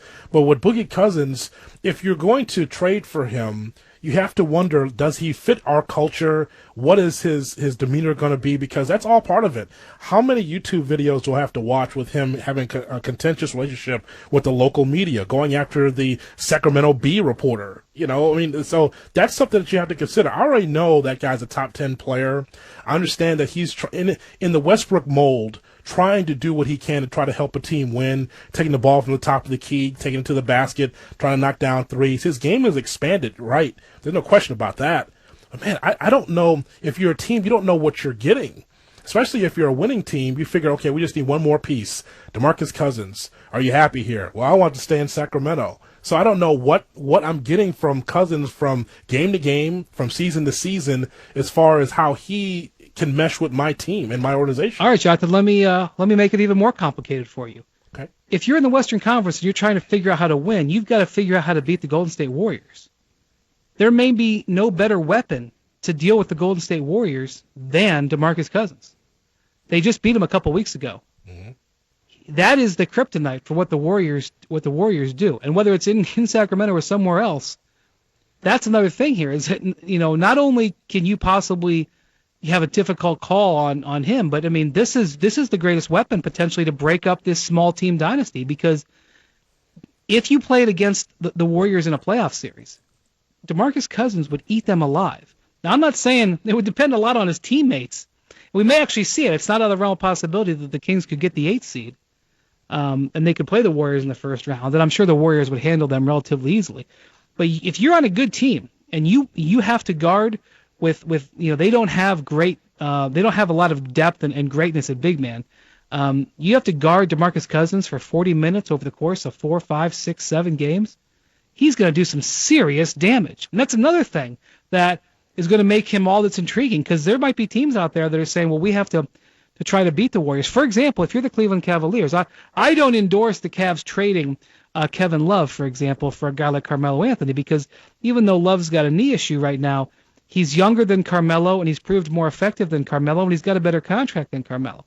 But if you're the Cavs, you're like, I think you got to at least ponder it. I'm not saying you do the deal, but you got to at least have a meeting and talk about it, because if you get your hands on DeMarcus Cousins, now all of a sudden you might have a weapon that the Warriors can't match up with. And that's what makes all of this even more intriguing, because of what he brings to the table in terms of talent. Forget about the baggage and the contract and everything else like that. I mean, he may be the guy who can break the Warriors' chances, if he's on the right team, break the Warriors' chances at a dynasty. But because there is so much baggage, what about this? Is there a chance that if he is traded and can't get that 5-year, $219 million that he wants, Brian, that no matter who he's traded to, he's going to sulk? And he's not going to. He's going to cause problems at his new destination because he's surrendering $40 million. So here's the thing. So he's under contract for next year. So whether he stays in Sacramento or he gets traded, he's not going to be a free agent. Mm-hmm. What this new CBA did was it said, okay, if you have a player who meets certain criteria, which Cousins already meets, which is an All-NBA team, All-NBA player, or a Defensive Player of the Year, or MVP. if you have a player, you can sign him to an extension where he never even gets to the market. It's basically they want to, lock down the Kevin Durant's of the world before they even get to free agency. So what you have to look at in that situation is he may not sign with you. Like if you trade for him in a year, and he realizes that he can either get the same contract from you or he can just wait a year and then become an unrestricted free agent, that's another thing that you have to consider. Why would you trade enormous amounts of stuff, picks, players, what have you, prospects, if you really only are guaranteed to have them for a year? This is a really multifaceted thing. It's a lot more complex than just going to the trade machine and figuring out your favorite team and what they can trade for DeMarcus Cousins. Because I think it's a no-brainer for him to re-sign in Sacramento. But if he gets traded away, and the term I'm not using the term, but just it's called the DPE, the Designated Player Extension. You can be it's kind of like a franchise player tag. To be honest with you, it's a lawyered way of making a franchise player tag. But it'd be like if you got traded in the NFL and then couldn't have the franchise player tag put on you. If he gets traded and that team doesn't have that DPE to offer him, he's under very little incentive to sign the extension. And so that's another thing that you'd have to be worried about is what if you trade for him, he doesn't like playing for you, and now you've given away all this stuff. I mean, and that goes into the negotiations. Like you'd have to know, DeMarcus, do you see playing with us long term? You'd have to know that before making a trade. Even more reason why organizing this would be difficult in a small window before the trade deadline. Okay, so say, for instance, he is now with the Lakers. How close are the Lakers to being a playoff team? Because I think, without saying it, you're saying that, and you mentioned some of these teams that would have interest. I don't see any of the other teams that's in the playoffs right now. Nuggets, Thunder. I would say, if I asked you if he was with the Lakers, how soon would the Lakers be a viable contender with him being the guy? Hey, man, I wish I could give you an answer. I just can't because, I mean, let's put it this way. If he went to play for the Pelicans and he was playing with Anthony Davis, I would be stunned if that team was not a contender in the short term. But because he's never played with a guy like that before. If he went to the Thunder, who have the assets to trade for him, if he went to the Thunder and played next to Russell Westbrook, I'd be stunned if they weren't a contender. But having said that, I can't, you'd be staking your job on that if you were a general manager, and he's not actually ever done it before. I mean, this is a really tough one, and it's tough for the Kings. It's tough for a team that's trading for him. Listen, if the Boston Celtics got their hands on DeMarcus Cousins in the next 3 days, they could win the championship this year, or not, or they could get eliminated in the first round. But seriously, if they traded for DeMarcus Cousins and you said, well, we guys, by the way, Isaiah and DeMarcus played with each other before and they couldn't make the playoffs, so they could be a disaster. Isaiah and DeMarcus weren't compatible on the court. The Kings said goodbye. They let Isaiah walk. So it's really hard. I don't have rock solid answers, and that's what you'd like to do when you're making a move that was going to define a franchise in both directions. All right, coming up next, let's look ahead to tonight's All-Star game and the second half of the NBA season. Dickerson and Hood, Brian Windhorst is joining us at ESPN Radio. Will KD and Westbrook share the floor in Sunday night's All-Star game as teammates once again? The latest from All-Star Weekend Monday on Mike and Mike, 6 Eastern on ESPN Radio and ESPN2. Finally, there's a better way to buy travel. It's called Upside.com. Every time you buy travel at Upside, you can save a ton of money, and they give you an Amazon gift card worth $100, $200, even $300 free. If you're a frequent business traveler, that's thousands a year. Upside bundles your flights and hotel together for one low price. That saves money, especially on business travel, and you keep all your miles. Upside. Save big on travel and get a big gift card every trip. Check out Upside.com. That's Upside.com. Do you have acne or even the occasional breakout? With prescription-grade Proactive Plus, your acne can heal and you can prevent future breakouts. Try Proactive Plus 100% risk-free. Plus, get 2 free gifts and free shipping. Take it from me, Proactive really works. Get prescription-grade Proactive Plus, their amazing skin purifying mask, and a second gift of your choice. Totally free and free shipping. You're guaranteed to get clear and stay clear, or you don't pay a penny. Call now. 800-637-7009. 800-637-7009. ESPN Radio honors Black History Month. Willie O'Ree is often called the Jackie Robinson of hockey. Learn how O'Ree, who made his NHL debut on January 18, 1958 with the Boston Bruins, was able to play despite being legally blind in his right eye. I didn't realize at the time that I had broken barriers and opened doors. It wasn't until I read it in the paper. His story and more on ESPN's TheUndefeated.com. The Undefeated. Not conventional, never boring. NBA Saturday primetime on ABC. Dwayne Wade and LeBron James share the court again. Turn down for romance. LeBron bringing the house down early. Turn down for what? Wade electrifying the crowd.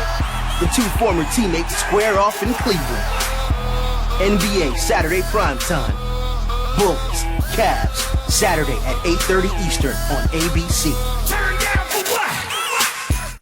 Monday morning with Greeny and Golick. Peter Rosenberg fresh from the NBA Celebrity Game. Plus Booger McFarland and Jay Williams. It's Mike and Mike. Starting at 6 Eastern on ESPN Radio and ESPN2. Tuesday basketball on the SEC Network. Number 13 Kentucky descends on Missouri. The Wildcats are fighting for postseason position. Every game matters, man. Monk, 3 ball. Yes! The Tigers are looking for an upset. Be smart. Ball fake. For a year again. Got it again. 13th ranked Kentucky versus Missouri. Tuesday, 9 p.m. Eastern on the SEC Network. This one's good if it goes. Are you kidding me?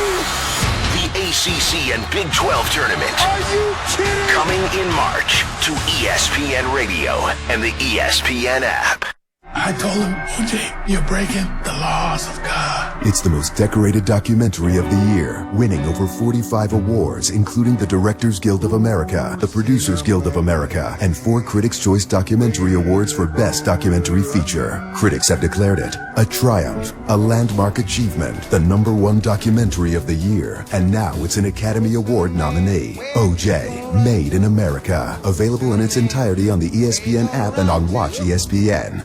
You know you love the Dan Le Batard Show on ESPN Radio. Do I have to choose right now? Yes. I want to think this out a little bit. Stugant. I want to do what's best for the show. You are a staller, a procrastinator. You don't finish anything. Man, it's like trying to have sex with a damn rattlesnake. It's just impossible to pin him down. Why do I know what that's like? The Dan Le Batard Show, now 10 to 1 Eastern on ESPN Radio and ESPNRadio.com.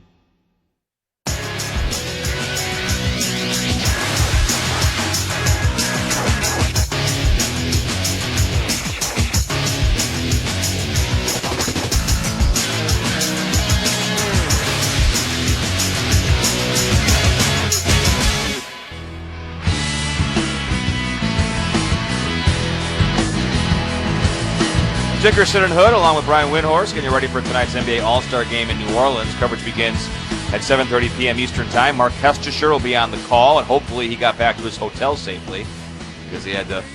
How long was his walk, Jonathan? 3 miles. 3 miles. Yes, he was calling us from an underpass. He was on the highway calling us.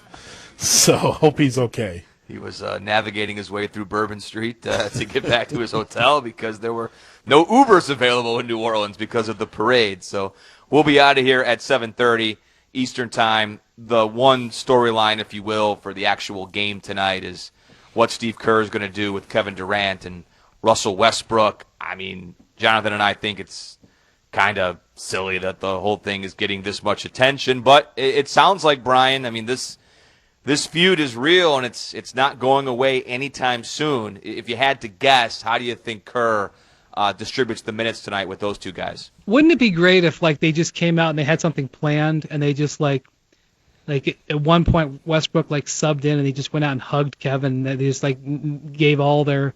Wouldn't it just be like a wonderful moment? They just put everything aside. Yeah, like a fist pound. They do a little dance, a little shimmy. I would love that. I get it. I know it won't happen. I get it, but like, I mean, come on. Like they're going out of their way not to talk about the other person. They're going out of their way to not walk past each other in the tunnel. I mean, doesn't that seem like very high schoolish? Yes, and look, someday I almost want to bet something on this, but someday they will retire Kevin Durant's number in Oklahoma City. Not tomorrow, not next year, probably not in the next 10 years, but someday the two of those guys will be standing at the center court and their numbers will be hanging in the rafters, and they'll say, you know what, I wish we would have handled that differently. Because that's what happens. With time, everybody, gets over stuff. I just don't think that time is now. Steve Kerr's MO throughout his entire head coaching career to this point has been, anytime there's tension, diffuse it with humor. And so my guess is he's got some sort of way or some sort of plan to diffuse the situation with humor. And whether or not it works, whether or not everybody plays along, I don't know. But that Steve Kerr, especially since it's the most cheer-filled moment of the NBA season, the All-Star game, and but Westbrook's won the MVP the last couple of years, and I could see him just deciding he wants to score 40 tonight, and no one's going to get in his way. Somebody on the West Coast, on the Western Conference bench, going to say something to him? Probably not. So I think Steve Kerr will have the best of intentions. I think Durant will be open to anything. I think this is all going to really be more up to what Westbrook decides his mood's going to be. I just want to see Westbrook send a zinger right to the head of Kevin Durant. That's going to be a long up-court pass, and he's going to hit him on the side of the head. Wouldn't that be awesome? Oh, my God. What if Durant shoots it and Westbrook blocks his shot? Oh, my God. Teammates blocking a teammate's shot. Or, or he just doesn't pass to him. Ices him out. Ooh. Yeah, it would be so awesome if Kerr played for Warriors with Westbrook. But I just don't think he'll do that. I think Steve will look to diffuse the situation. But it would be so much fun. Because, the All-Star game to me has been it's turned into basically a three-point shootout. I mean, last year between the two teams, they took something like 133 pointers or something. And essentially that's what it is. Everybody shoots three-pointers and gets uncontested dunks for 3.5 quarters, and then they decide to play for a few minutes. This is a way to actually spice up the game. So I'm all for there being some sort of drama. I just would bet against it because I just don't think it's the way the Warriors like to play. All right, before we get out of here, second half of the season, biggest threat to Cleveland in the East is which team? I honestly think that the Wizards, especially if they're able to bring in a nice player at this trade deadline, are a real interesting team to them. The Raptors probably have the most talent, but the Wizards, I think, are playing the best basketball. So I'm going to be interested to see that. The Celtics have overachieved. I love how hard they play. They just had this road trip right before the break where they went out west, and Jay Crowder and Avery Bradley were out for some of the games, and Bradley missed the whole thing, but Crowder missed some of the games. And they went 5-1. And you really respect that. They just had the tough loss to the Bulls right before the end of the break there. But I just don't think that they're very talented. Like if you had if you took the Cavs and Celtics and you started drafting players off the team, I know everybody loves Isaiah Thomas, but you'd still draft probably the first 3 players you'd pick would be off the Cavs. That's not the case when the Cavs play the Raptors and the Wizards. And so I think from a talent standpoint, Celtics are a little behind, but they're going to make it up for it. But I'm looking forward to really what I think will be 4 great teams in each conference, making for a really good last 6 weeks of the playoffs this year. I think that the Wizards, maybe Toronto actually, for me, is going to be the second best team in the East before it's all squared away. I just think that the acquisition of Ibaka being with that team, shot blocker, 3-point range, I know it's just a rental, but at least it gets them closer to where they need to be. I think before it's all squared away, they'll be the second best team in the East. And in about a minute, Brian, in the West, biggest threat to Golden State, which team is it? Spurs. And if I had to pick an MVP right now, it would be Kawhi Leonard. It'd be close. Westbrook's averaging a triple-double. I can't argue with that. James Harden's been terrific. Kawhi Leonard is the best two-way player in the NBA, and he's putting together an incredible statistical season. Nobody pays attention to him. Nobody pays attention to the Spurs. They lost Pau Gasol. They keep winning. Spurs Warriors, I'd love to see that, get a legit chance with everybody healthy. Typical Spurs year, right? No one talks about the Spurs. They love it. They love it that way. They love it. And Kawhi Leonard, his ability, I mean, if you look at what he's doing offensively this year, his growth offensively is breathtaking. Just nobody pays attention to it because that's the way they're. He's got a chance to shoot 50% from the field, 90% from the line, and 40% from three-point range while being maybe the defensive player of the year for the third straight year. We just don't see guys like that.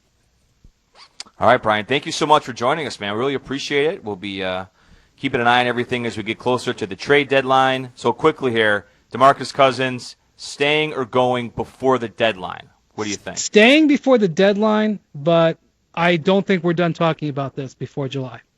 I agree. I think it's a very intriguing story as we laid out, and of course go to ESPN.com for all the latest information as we get closer to the NBA trade deadline. We can confirm Mark Kestisher, the voice of the NBA and ESPN Radio, did make it to the arena tonight, so he is in place. He'll have the call.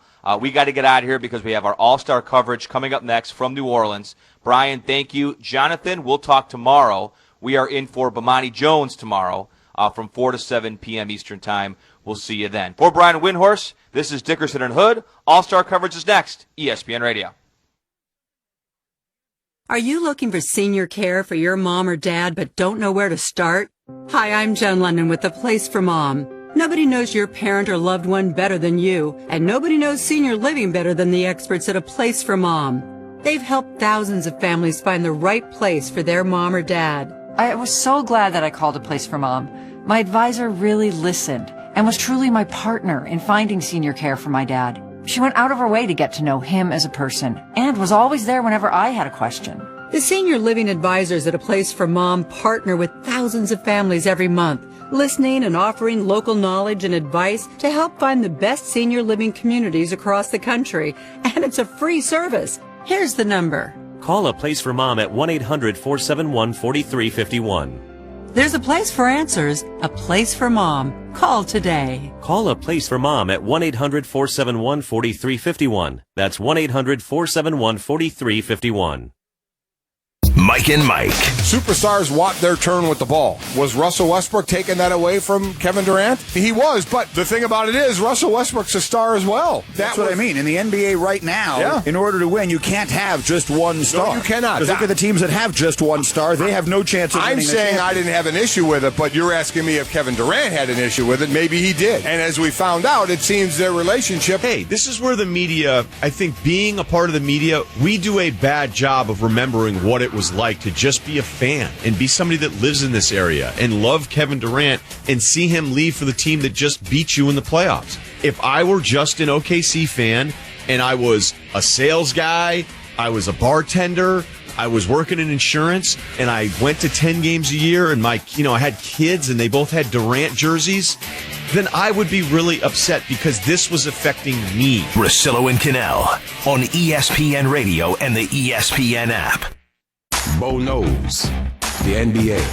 Kevin Love is going to be out. So have you guys already traded Melo to the Cavs yet? Because I imagine that's what Phil Jackson did. He called up, hey, heard the news about Kevin Love. I bet Phil Jackson is treating Kevin Love like this. Hey, guys, heard the carburetor went out in that car. Now, I mean, you can get it fixed, but how about this, man? I'll take this off your hands for you, and I'll just fix it up myself. How about that? No. You go ahead, you get you something right here that'll take care of you right now. You don't have to worry about all these repairs and everything else. No, baby, I got you. Try to pay them junker prices for it. Like, I mean, the thing don't work all the way right. You know what I mean? How about this? How would you like Melo? I mean, it's a late model. He's got some miles on him. Don't get me wrong. But what are you worried about? A new car or a good car? Yeah, you need a good car. So look, I give you this good car. You give me back that broke car. Everything cool. Yeah. The Right Time with Bomani Jones. Weekdays from 4 to 7 Eastern on ESPN Radio or on the ESPN app. You know you love the Dan Le Batard Show on ESPN Radio. Guillermo came up with what we all thought was a brilliant idea yesterday. Talent show for NBA players instead of the dunk contest.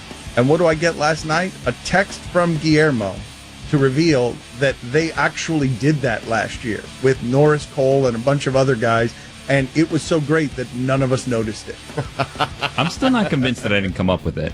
Okay, but what I really enjoyed texting you, because this actually happened yesterday, nobody on our crack production staff noticed that the All-Stars and basketball had done this before because they were all too busy counting their Employee of the Month bonuses and throwing paper airplane. We were looking up talents. I was doing the airplane. Yeah. Anyway. And counting your money. No, I wasn't doing that. No. The Dan Le Batard Show. Now, thank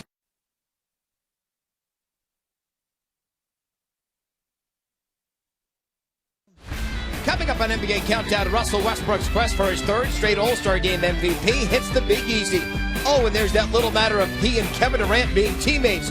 And don't forget about LeBron James, a two-time MVP of this game, including the last in the Crescent City. The NBA All-Star Game is next on ESPN Radio.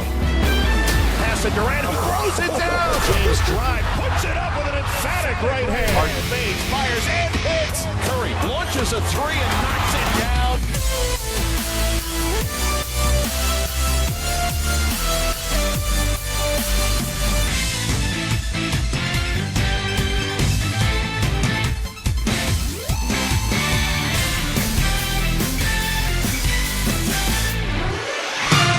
From the Smoothie King Center in New Orleans, this is NBA Countdown on ESPN Radio and the ESPN app.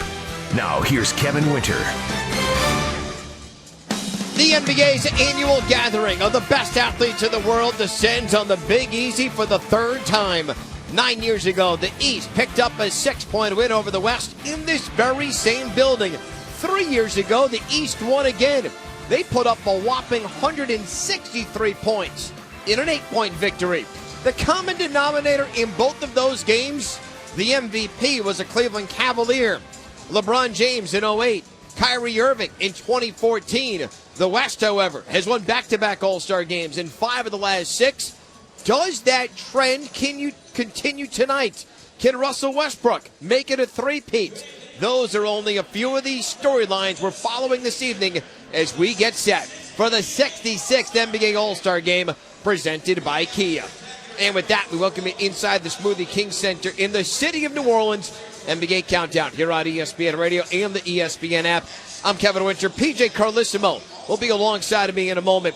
When it comes to All-Star games, there are always a bunch of storylines to follow. For instance, can anyone get 200 points tonight? It may seem crazy, but the West had 196 last year. With more on what to watch for this evening, as we get set to tip off of the All-Star Game, let's go courtside with Shelley Smith and Mark Stein working the benches, the two men who have the call tonight. Alongside John Barry, here's Mark Kestecher. Kevin Winter, thank you very much, and what a job the city of New Orleans has done once again. A very enjoyable weekend here in the Big Easy, and JB, they've delivered, at least the NBA has delivered once again, a juicy storylines, including Kevin Durant and Russell Westbrook. We know longtime teammates who both played with the for the Oklahoma City Thunder 5 times in an All-Star game. Last week, you and I were in Oklahoma City. Westbrook jawing with Durant in KD's return to OKC. They haven't had much contact, if any, this weekend, but they are teammates tonight. Well, I have the first update. Russell Westbrook was on one end of the floor shooting, and Kevin Durant was on the other. No, they did not look at each other, so they haven't gotten together. I understand this a little bit, but at the same time, there's been 65 other All-Star games. Do you think there was a time that there were some guys that didn't get along with one another? And here we are. We never talked about it. Bill Laimbeer made some All-Star teams. I can guarantee you Larry Bird and Kevin McHale weren't in there the first in line to shake his hand as he walked through the locker room. Tap him up, say hello, have fun in the game, and be on with it. I'm through with it.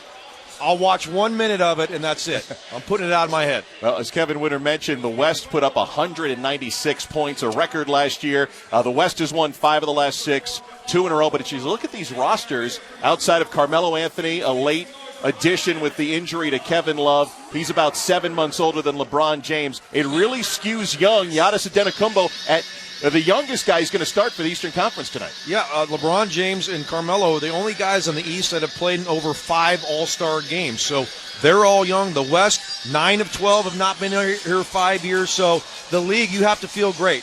A bunch of young stars. I think the league's in a great place. We're back to scoring points. It's exciting. The athleticism, these guys continue to get better and better at younger ages.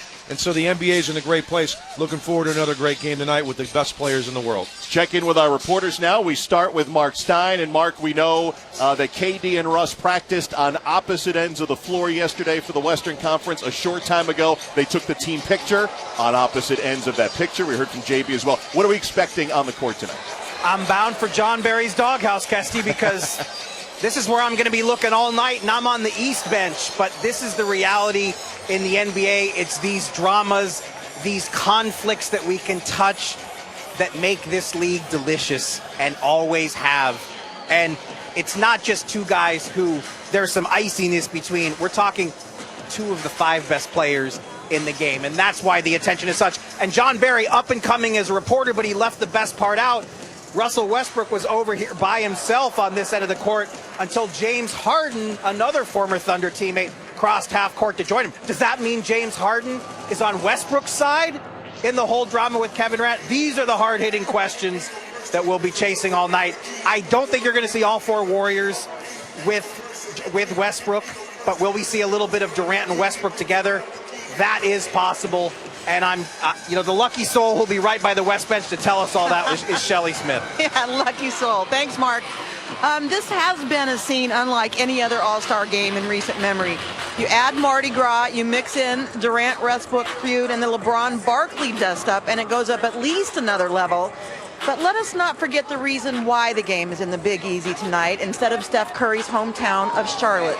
North Carolina wasn't on board with the so-called bathroom bill and now has taken a huge economic hit. And now Texas is on notice. Hometown hero Anthony Davis has been promoting equality all week, as has the NBA. Sports and athletes have always had the power to affect social change. This week is a true reminder what can be accomplished, even if we can't get Durant and Westbrook back together. Kevin? Shelley, thank you very much. And yes, because the NBA moved the All-Star game out of Charlotte, it is here in New Orleans for the 3rd time in 9 years. We're going to get a closer look at this wonderful city coming up here on NBA Countdown. Kevin Winter with you, PJ Carlissimo. We are inside our Valvoline studios for hot rides, cool merch, and exclusive content. Join for free at TeamValvoline.com. PJ, let's not continue to pile on with the Russell Westbrook, Kevin Durant angle. Let's take Russell Westbrook just on his own. He has a chance tonight to become a 3-time All-Star Game MVP. 3 in a row. That has never happened in the history of this wonderful game. Well, Russell's doing a lot of things that have never happened. I mean, he's got 1,700 points, over 600 rebounds, 600 assists coming into the All-Star break. A number of players have done that in one category or the other. No one's ever done it in all 3. He's making triple-doubles look like they're nothing. We had a chance to be at the Legends Luncheon today with the great Oscar Robertson. He's going to shatter those records.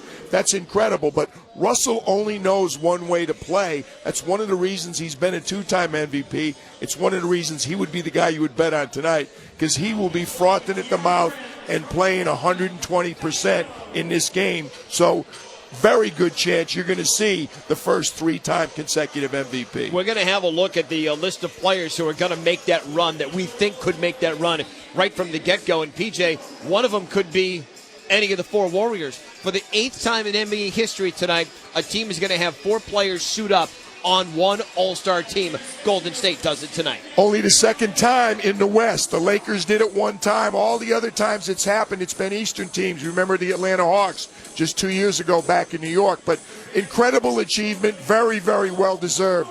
3 of these guys have shattered most of the NBA records in the last couple of years in scoring and 3-point shooting. You add Kevin to the mix again. Isn't it funny? We're talking about Russell and we're talking about Kevin, but we're talking about what they do on the basketball court for a change. Finally, inside the Smoothie King Center, he's PJ Carlissimo. I'm Kevin Winter. We're about 50 minutes away from the start of the 66th NBA All-Star Game presented by Kia. We're going to have the player introductions coming up. This game is here in New Orleans for the 3rd time in 9 years. A great event in a great city. It's a city unlike any other. And for more on the Big Easy, we welcome in the longtime voice of the New Orleans Pelicans, Sean Kelly.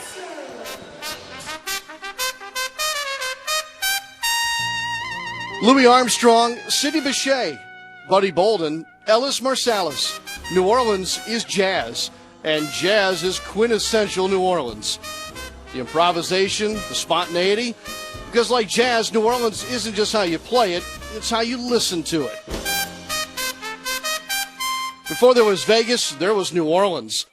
It bridges reality with fantasy. Next week, we'll don Mardi Gras masks and throw beads as our imagination becomes tangible to the five senses. But a dozen years ago, the revelry was swept away. Pounded by Katrina, we were knocked to our knees, but we were never knocked out. That season was my first as the voice of the Hornets. Most of the games were played in Oklahoma City. The Saints moved out of the Superdome. Sports waited for no one. But after that season from afar, I witnessed the survival of our people, of our culture. For the third time since Katrina struck, we welcome the NBA All-Star Game to the Crescent City. If you've been here before, welcome back. If you've never visited, allow me to extend the invitation with gumbo, po' boys, crawfish, and beignets. Because in the last decade, New Orleans has undergone a rebirth, a regrowth, and resurgence. I'm proud to call New Orleans home. And as someone who's made his maiden voyage to this wonderful city, all the food that Sean mentioned, I can attest, it is spectacular. Inside the Smoothie King Center, PJ Carlissimo, Kevin Winter. Coming up next here at NBA Countdown, we're going to hear from the de facto host this weekend, Anthony Davis, and the de facto old man of this game. That's LeBron James. That's all next. As we continue along, you're listening to the 66th NBA All-Star Game presented by Kia on ESPN Radio and the ESPN app. ESPN Radio honors Black History Month. Go to theundefeated.com for the Undefeated 44, a collection of dreamers, geniuses, innovators, and record breakers. This is not a list of the greatest African Americans of all time. It's simply the Undefeated 44. I still have a dream. I stand here today humbled by the task before us. In the great tradition of African American culture. For more stories on Black history, go to theundefeated.com. The Undefeated. Not conventional, never boring. NBA Saturday Primetime on ABC. Dwayne Wade and LeBron James share the court again. Turn down for romance. LeBron bringing the house down early. Turn down for what? Wade electrifying the crowd. The two former teammates square off in Cleveland. NBA Saturday Primetime. Bulls, Cavs, Saturday at 8:30 Eastern on ABC. Turn down for what? KD and Russ, Phil and Mello, Sir Charles and King James, and somehow the biggest story from All-Star Weekend 2017 could be Kyrie Irving. Details Monday on Mike and Mike, 6 Eastern on ESPN Radio and ESPN2. I told him, OJ, you're breaking the laws of God. It's the most decorated documentary of the year, winning over 45 awards, including the Directors Guild of America, the Producers Guild of America, and 4 Critics' Choice Documentary Awards for Best Documentary Feature. Critics have declared it a triumph, a landmark achievement, the #1 documentary of the year, and now it's an Academy Award nominee. OJ, Made in America. Available in its entirety on the ESPN app and on Watch ESPN. This week in sports history, February 20th, 1996.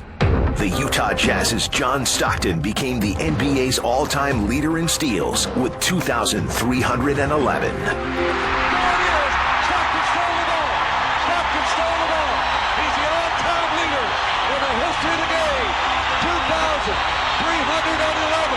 Celebrating 25 years of ESPN Radio. You know you love the Dan Le Batard Show on ESPN Radio. A texter writes in, Pablo talking about LeBron, good God, this show is awful. How do you have such a low understanding of what's interesting and what isn't? I would say it's your greatest strength. And the show is wildly popular. So I think you're wrong on not trusting my barometer on what's interesting. The Dan Le Batard Show, now 10 to 1 Eastern on ESPN Radio and ESPNRadio.com. This is the competition the entire world will be watching. Are you ready for some Oscars? The hottest movie stars go head-to-head for the gold. And the Oscar goes to... With performances by Justin Timberlake, Lin-Manuel Miranda, Sting, and John Legend. I'm freaking out. Hollywood's biggest biggest names. Leonardo DiCaprio, Scarlett Johansson, Halle Berry, Samuel L. Jackson, Hollywood's biggest prize. Thank you so very much. Jimmy Kimmel hosts What could possibly go wrong? the Oscars live Sunday, February 26th on ABC. This is the home court. Let's it go! Of college basketball. For three in the win. ESPN Radio. Tuesday basketball on the SEC Network. Number 13 Kentucky descends on Missouri. The Wildcats are fighting for postseason position. Every game matters, man. Monk, 3 ball. Yes! The Tigers are looking for an upset. He's smart. Ball fake. For a year again. Got it again. 13th ranked Kentucky versus Missouri. Tuesday, 9 p.m. Eastern on the SEC Network.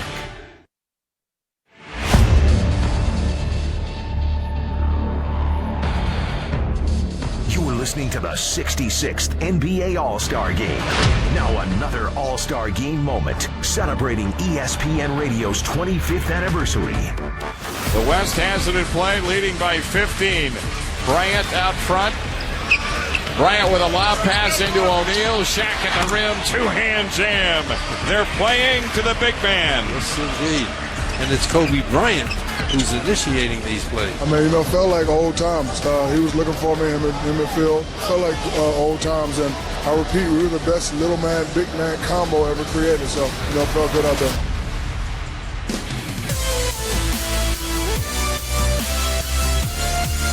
Inside the Smoothie King Center, NBA Countdown continues here on ESPN Radio. Kevin Winter, PJ Carlissimo, those are the voices of the late Jim Durham and Dr. Jack Ramsey.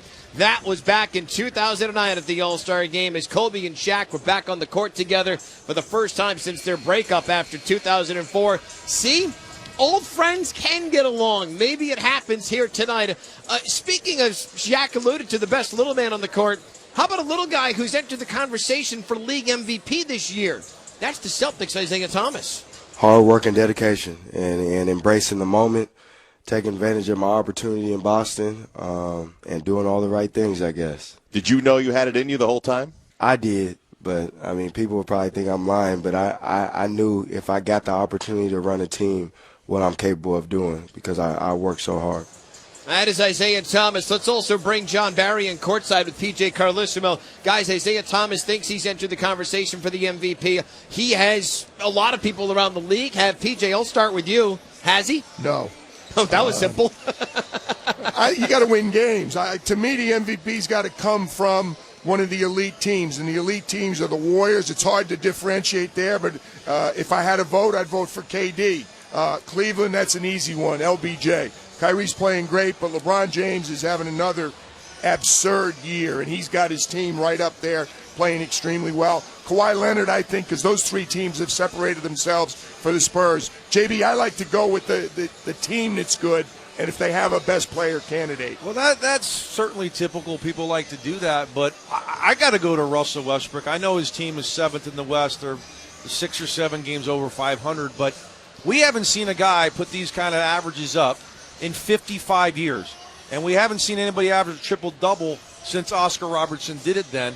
This would be the second time in the history of the NBA that someone could put up those type of numbers. I got to go with that. It's sensational. He doesn't have a lot of help around him. He still has his team in the playoffs. I think it's enough. I'm with you. Look, Kawhi Leonard's been great. Steph Curry. Everybody thinks he's having a down year. Well, just under 25 a game. Most threes in the game, 91% from the line. Obviously you bring in KD, you can't have the type of gaudy numbers you had last year or the year prior. He's having a great year too. So Agreed. All of those guys you talk about, PJ, I'm good with. But I'm just going with Russell Westbrook because to average a triple-double hasn't been done in 55 years. 27 triple-doubles, JB, coming into this All-Star break as he tries to track down the Big O in his 41. The one thing with Russ, no one has been able to do it on someone who's not either first or second in the league. you wonder, because of what Russ has been able to accomplish, how much will that offset one of those top two spots? It's going to make it hard. I mean, it's going to be a split voting right now. We still got a long way to go. James Harden, you can make a case for James Harden. He's done unbelievable things, and he's got his team much higher than Russell does. So there's a lot of worthy candidates at the break, no question. John Barry, what about LeBron James? You referenced what he has done with Kyrie. Do you expect a second-half surge, especially with Kevin Love out injured for as long as he's going to be? I do. I think Tyronn Lue, the head coach, has been kind of tinkering with lineups. Their defense has been, quite frankly, really bad over the past month of the season, giving up well over 108 points per game. I think he tries to get this team into a mode of, all right, who do I have? What are my defensive lineups? What are the offensive lineups if I need them?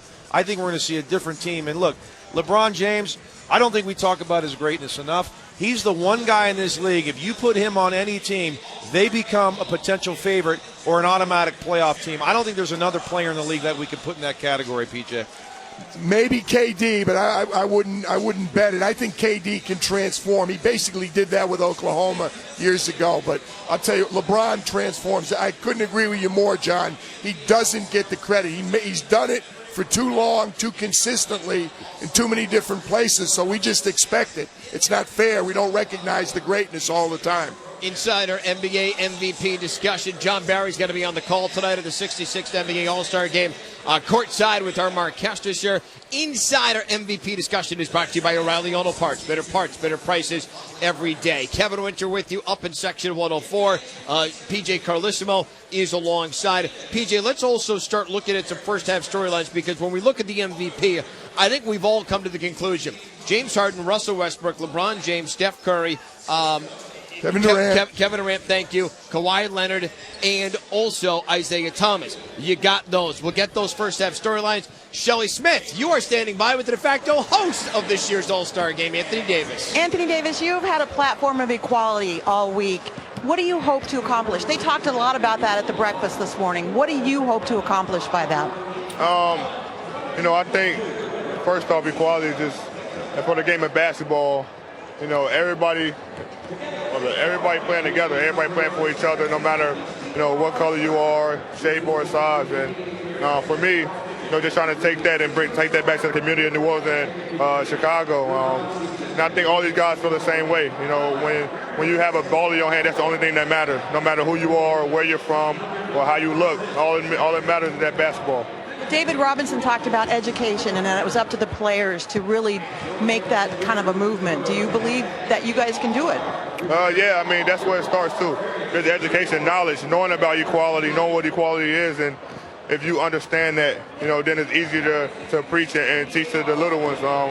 And that's what it's all about. But I agree with Dave Robinson. Education is where it starts, and all of us guys, of course, went to college and learned about that throughout our years in high school and college as well. So, and throughout your everyday life as well, you still learn about it. So, education is very important. All right, thanks, Anthony. Let's go over to Mark Stein, who's with Carmelo Anthony. Thanks, Shelly. Mello, I know you wanted a vacation. I know you probably need a vacation, but now that you're here, how is New Orleans treating you? It's good, man. And every time you get here, the flow just starts flowing, the energy, the vibes, being around the guys. You realize and you understand how important it is for you to participate during this weekend. You're not a first-timer here. What is this, number 10 for you? So when you've been in this game that many times, what's your mindset? What do you want to get done in a game like this? We just want to have fun, man. I want the young guys that's out here to have fun, enjoy themselves, enjoy this moment, this experience. And for me, just go out there and just play, have fun, and continue enjoying myself. No MVP run out of you tonight? We'll see how the game goes. We'll see. Thanks, Mello. Good luck tonight. Thank you. Kevin, back to you. Mark Stein, thank you very much. The East All-Stars are shooting to our right. The Western Conference All-Stars are shooting to our left as we get set for the 66th NBA All-Star Game here on ESPN Radio, presented by IKEA. Let's go down courtside because our Shelly Smith is standing next to Russell Westbrook of the Oklahoma City Thunder. Russell, what interaction have you had with Kevin? I'm happy to be at the All-Star Game, man. I think it's great. It's exciting. It's fun. I'm happy to be here. I know what you're wearing. It's a uniform. But what happens if you guys get on the court together? I mean, it's an unbelievable experience. I think my family and friends, everybody's here to be excited to people here, celebrities. It's a great experience. All right, we love you. Thank you. Sorry, guys, I tried. Kevin? Shelly, that was outstanding, and I think his answers were just as good. That is just obviously one of the storylines we're following here in this NBA All-Star Games. PJ, speaking of storylines, PJ Carlissimo joins us up here in our Valvoline studios in Section 104. How about storylines in this first half of the NBA season? Let's look for Golden State. They have 5 more losses than they did 1 year ago. Are they more vulnerable? No. I think they're just as good. You know, you bring a new player in. If anything, I'm impressed where they're at with the changes that have been on his team. Not just KD. They lost a lot of guys from last year. I mean, it's a very much different team. Yeah, the key guys are still there, but you got a lot of players. The Bs, just go beyond the second letter of the alphabet. Bogut, Barbosa, you got guys missing from that team. Yeah, a starter, HB and Andrew Bogut. So I like where they're at right now. I don't think they're vulnerable. They've shown they're the best team in the league. If anybody can get them, I think it's San Antonio. But San Antonio's got to get there. Playoffs are so much about matchups. Like, they got to get to the Western Conference Finals before they're going to be able to test Golden State. If Golden State stays healthy, they're going to get better and tougher to take out. Let's hold on to that thought for a moment, PJ, because down to the court, Paul Millsap of the Atlanta Hawks is standing by with our Mark Stein. Thanks, Kevin. Paul obviously is a Louisiana native. We can imagine what kind of weekend this is for you. MVP run in New Orleans, is that on your targets? One of your targets tonight? With the limited amount of minutes, I might gun for it. There's a lot of competition out there. Your Atlanta Hawks, it was the last team that we saw have 4 All-Stars on one team in the All-Star game. What advice would you give the Warriors guys, because there's 4 of them on the West squad tonight? What was that like for you guys to have 4 out there? It was amazing. I think I don't know if it was a record or not. Disappointed that 4 of them got on there, because if it was a record, I wish we could have kept it long enough. But just have fun. You know, teammates out there in the All-Star game. It's unheard of, so just have fun with it. Have fun tonight. Good luck. Thank you. Kev, back to you. Mark, thank you very much. Short time ago, that was Paul Millsap. Short time ago, we heard from Russell Westbrook. What about Kevin Durant? We'll hear from him coming up next on NBA Countdown. This is the 66th NBA All-Star Game presented by Kia on ESPN Radio and the ESPN app.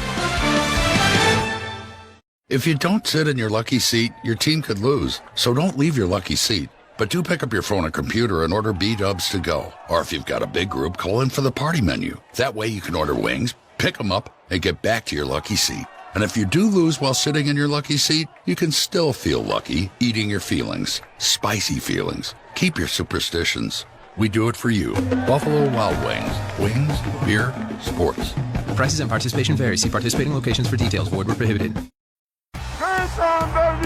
NFL fans, go to NFLshop.com today and check out all the hottest new officially licensed Nike apparel and new era team gear. You got one, I got you another one. Whether you're looking for the perfect gift or just getting ready for the 2016 season, NFL Shop is the perfect place to find a gift for yourself and others. Choose from the largest selection for all 32 teams. Look good, feel good, play good. Go to NFLshop.com for the best NFL products for yourself or anyone on your shopping list. Monday morning with Greeny and Golick. Peter Rosenberg fresh from the NBA Celebrity Game. Plus Booger McFarland and Jay Williams. It's Mike and Mike. Starting at 6 Eastern on ESPN Radio and ESPN2. Monday on Mike and Mike, KD and Russ, Sir Charles and King James. And somehow the biggest story from All-Star Weekend could be Kyrie Irving. Kyrie, the earth is flat, right? Yeah. Full reaction from NBA All-Star Weekend 2017 with Jay Williams and Peter Rosenberg. Plus, the NBA trade deadline is Thursday. Who's on the move? And looking at this year's 14 Basketball Hall of Fame nominees, the guys have all the latest Monday on Mike and Mike, 6 Eastern on ESPN Radio and ESPN2. Progressive presents Mindflowness with Flow. You are on a spiritual journey towards savings. Your mind is drifting into uncharted territory as you use the Name Your Price tool to find policy options that fit your budget. Options that fit perfectly, like football pants or the unitard thingies wrestlers wear. Experience inner peace with the Name Your Price tool from Progressive. Visit Progressive.com today. Progressive Casualty Insurance Company and Affiliates. Price and coverage match limited by state law. Check out my latest find, a Babe Ruth autographed baseball I bought from University Archives. Okay, I'm on universityarchives.com. Abraham Lincoln, Muhammad Ali, Marilyn Monroe, Einstein, a book signed by the first 40 Super Bowl MVPs. These are unbelievable. Own a museum-quality piece of America's history, from signed rare books and letters to other personal possessions of the most iconic figures of past and present. Go to universityarchives.com, where you can bid on truly remarkable collectibles. This for the win! Yes! Is the home court. Let's it go! Of college basketball. For 3 in the win. ESPN Radio. ESPN Radio honors Black History Month. Willie O'Ree is often called the Jackie Robinson of hockey. Learn how O'Ree, who made his NHL debut on January 18, 1958, with the Boston Bruins, was able to play despite being legally blind in his right eye. I didn't realize at the time that I had broken barriers and opened doors. It wasn't until I read it in the paper. His story and more on ESPN's TheUndefeated.com. The Undefeated. Not conventional, never boring. Get it now. On demand. Courtside with Katz and Coach G. South Carolina head coach Frank Martin, you were able to keep everyone grounded after it looked like you were going to be an NCAA tournament team. How did you get those guys locked in to what we're seeing now, how it's paying off? They basically accepted responsibility, approached every workout with a purpose to get better. You can listen or subscribe to this and every podcast from ESPN on the Listen tab of the ESPN app.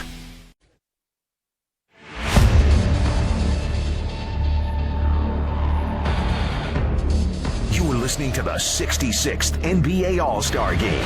Now another All-Star Game moment, celebrating ESPN Radio's 25th anniversary.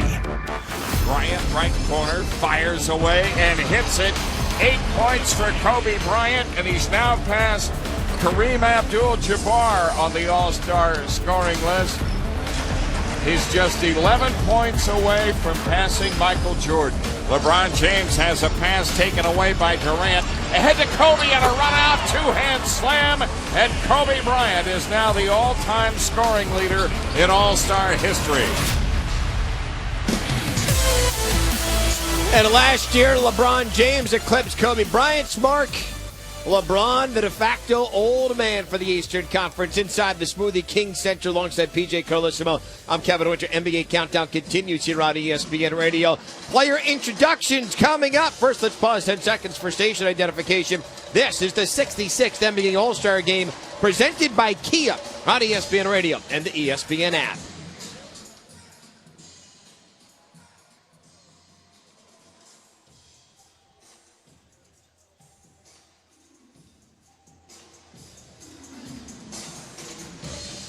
Kevin Winter, PJ Carlissimo, John Barry, Mark Stein, Shelley Smith, and Mark Kestisher. They're going to have the call. The All-Star Game tips coming up just after the bottom of the hour. The Roots right now performing here inside the Smoothie King Center. We're going to have the player introductions in a moment. But this entire week has really been about Russell Westbrook and Kevin Durant, the dynamics. We heard from Russell Westbrook, who avoided it very well down on the court with Shelley Smith earlier this week. Our ESPN Radio crew caught up with Kevin Durant. The All-Stars. Well, KD, this is now your 8th All-Star selection. Yeah. It's the same All-Star bid, but you're representing a different jersey. Yeah. How tough has the transition been from OKC now to Golden State here? I would say it's been a smooth transition, to be honest. Just mentally, when you know that, all right, you know, you're moving into a different environment, different people. You know, I kind of forced myself to be a little more open to things, to be coachable, to be a good teammate. So I'm like, you know, just focused on that more than anything. You know, I've always been a guy that can adjust, but just putting my mind to it, you know, making it a conscious effort every single day has definitely helped. We were in Oklahoma City this past weekend. Are you glad to have that all behind you? What was it like? Yeah, I mean, the suspense of it all has been overwhelming. I mean, when you talk about everything other than basketball, I mean, narratives and storylines and, you know, everything but the game. So once the game started, I think that's when everybody kind of relaxed and just went out there and played. Both teams played extremely hard and seen a great game. But, you know, once you step off the floor, that's when, you know, it weighs on you a bit. But, you know, playing the game was really fun. Kev, how much has it changed coming to an All-Star game as compared to your first couple All-Star games here? It's being here the first time. I remember my first All-Star game. Well, playing in my first All-Star weekend experience was in New Orleans, my rookie season, and I played in the rookie game. I was just so excited. This weekend I've been watching and wanting to be a part of since I was a kid. So to finally get that opportunity, my rookie season, it was amazing. So I made sure I did everything, the first few years, and now I'm just trying to enjoy my break and get ready for the second half of the season. How much did the Olympic experience? I mean, do you feel a little more tired than you feel at this point other years, or no? Like thinking back to the time you invested this summer with the Olympic team. I wouldn't say that. I think Coach Kerr's done a great job of watching our minutes. Clay, Draymond, myself, guys that played in the Olympics, and he knows how tough that was and how long we played throughout the summer. So he's done a great job of making sure our minutes are, no matter how the game is going, we can, be playing well, and he'll pull us out because, he's looking at the big picture of things. So that's definitely helped. I know you knew those guys from All-Star, from a lot of other competitions, but did it help a little bit this summer knowing they were going to be your teammates and spending time with them and playing with them? Most definitely. I think, I know Draymond's game, I know Clay's game, but to see them, their personality and how they react to certain situations out there on the basketball court, I got to that a little earlier than I did with, let's say, Steph. So I knew a little bit more about Draymond and Clay going into training camp than I did about the rest of the guys, and that made me my transition easier. I didn't have to worry about those guys. I was focused on how I can make Steph better, how I can make JaVale better, Pat McCall, Andre, Sean Livingston. So I didn't worry about Draymond and Clay because I knew those guys pretty well. With the Warriors' Kevin Durant, I'm Mark Kestisher with PJ Carlissimo and Mark Stein. It just seems like it's one microscope from the next to you. Yeah. Last weekend, all eyes were on you. You know how it's going to be this weekend. You're going to get all the questions again, and not just for you. I mean, you got 3 teammates there, the whole coaching staff there. What do you think it's going to be like, everybody watching you and Russell again? Well, like I said, everybody loves drama, man, and, everybody, it feels like we're in a big soap opera, reality TV show. So many people want to know about a relationship or a phone call, or instead of worrying about the game, which is the most important thing. And I'm sure both of us and the rest of the players here feel the same way. Just to get the 4 of you on the court together, though, how big a deal will that be when it's you, Steph, Clay, and Draymond out there? I'm sure Steve Kerr's going to do it at some point. Yeah, it'll be fun. It'll be fun, and all of our guys we never take this moment for granted. This is very special to have 4 guys in an All-Star game and to have your coach coaching it. So it's pretty cool, man. We'll see how it goes. Who would you want the 5th guy to be when the 4 of you are out there together? Have you thought about that? I haven't thought about that one. I know that's the $1 million question. Who would you want out there? But whoever he throws out there, man, I'm sure it'll be fun. Well, enjoy the game. I know you have the highest scoring average in All-Star history, so good luck on Sunday, and thanks for stopping by. Appreciate it, guys. That is Kevin Durant with Mark Kestisher, Mark Stein, and PJ Carlissimo. Earlier this week, we ran it. You can find it on the ESPN app, part of our Meet the All-Stars special. PJ Carlissimo joins me, Kevin Winter, back inside the Smoothie King Center as we get you set for tip in the 66th NBA All-Star game just after the bottom of the hour. Michael B. Jordan's performing right now. DJ Jazzy Jeff has been there. PJ, Kevin Durant is in his 8th All-Star game. On the east side, LeBron's making his 13th start, his 13th appearance. You've got Carmelo Anthony. There's a lot of young kids tonight. John Barry alluded to it as well. What young player are you really looking forward to seeing the most this evening? Easy question, Kev. Giannis Antetokounmpo. 22 years old. The numbers he's putting up, 23 points, almost 6 assists. He gets steals. He gets block shots. He shoots over 50%. He shoots just under 80 from the free throw line. He is so exciting to watch. He's so bubbly. I love his personality. I'm dying to see how he handles his first All-Star game. Well, one thing that we do know is the entire world pretty much this week has learned how to pronounce his last name, Antetokounmpo. Is he a player tonight who can take the game into his own hands and make a run at an MVP? Yeah, he can. I don't know that he'll get the chance. He's not going to have the ball quite as much as he does with Milwaukee. And, the point guards, Russell, without question, James Harden, if he plays point the way he plays for Houston. The little guy we talked about being an MVP, maybe MVP in this game, Isaiah, no question. All right, as we get set right now, let's join the Roots on stage to meet this year's All-Stars.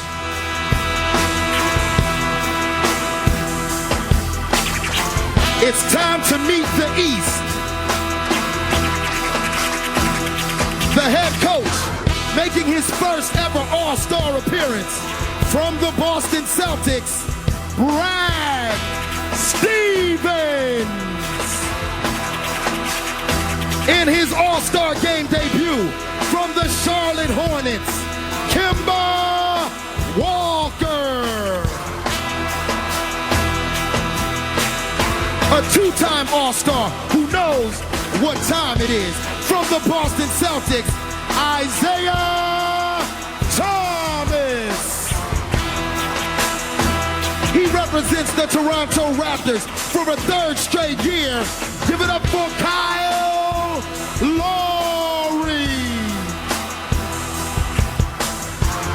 A hero in America's heartland and a four-time All-Star from the Indiana Pacers, Paul George.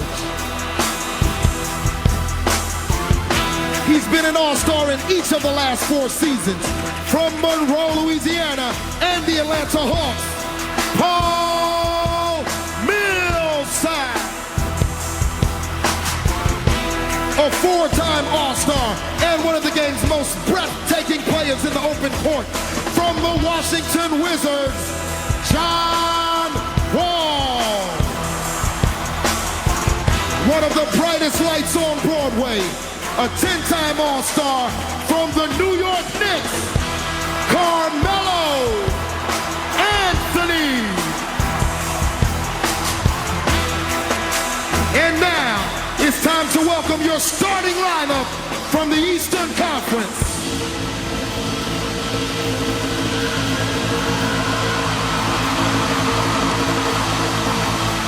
Selected to play in his first ever NBA All-Star game from the Milwaukee Bucks, the Greek Freak, Giannis Antetokounmpo.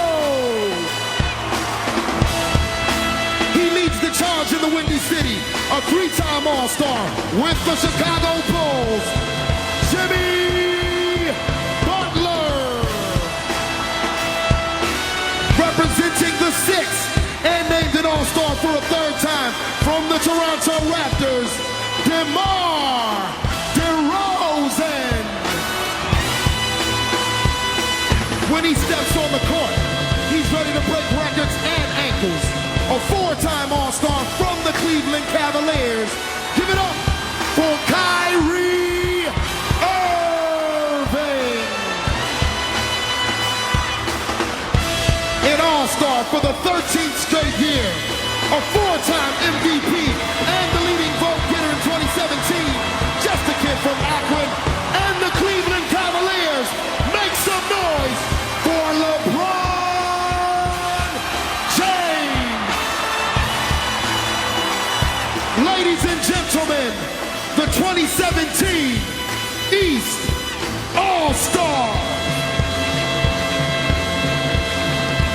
Kevin Winter, PJ Carlissimo with you. NBA Countdown continues. So there's the Eastern Conference All-Stars. The introductions on the stage to the opposite end of the arena where we are. That the East is a beast. The East is introduced. And now we'll rejoin the Roots as we meet the West. The West.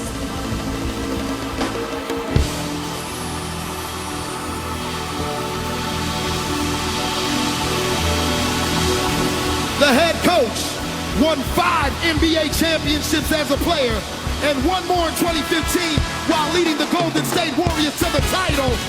Steve Kerr. Making his All-Star game debut, a high flyer from the LA Clippers, DeAndre Jordan. Also a first-time All-Star for the West from the Utah Jazz.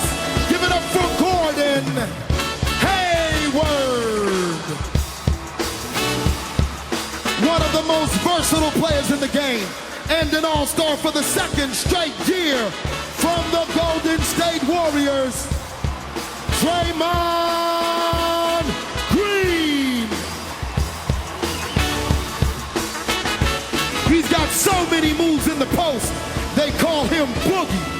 a three-time All-Star from the Sacramento Kings, DeMarcus Cousins.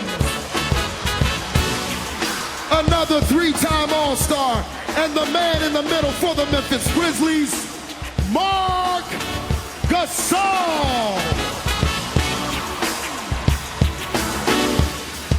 Appearing in his third consecutive All-Star game for the West, from the Golden State Warriors, Klay Thompson.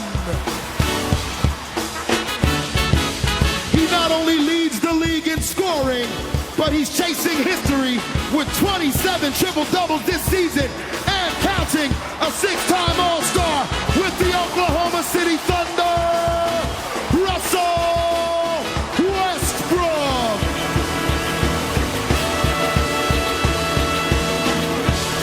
And now, let's say hello to your starting lineup for the Western Conference.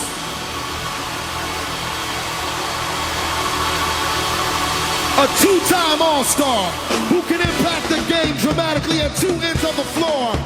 From the San Antonio Spurs, Kawhi Leonard.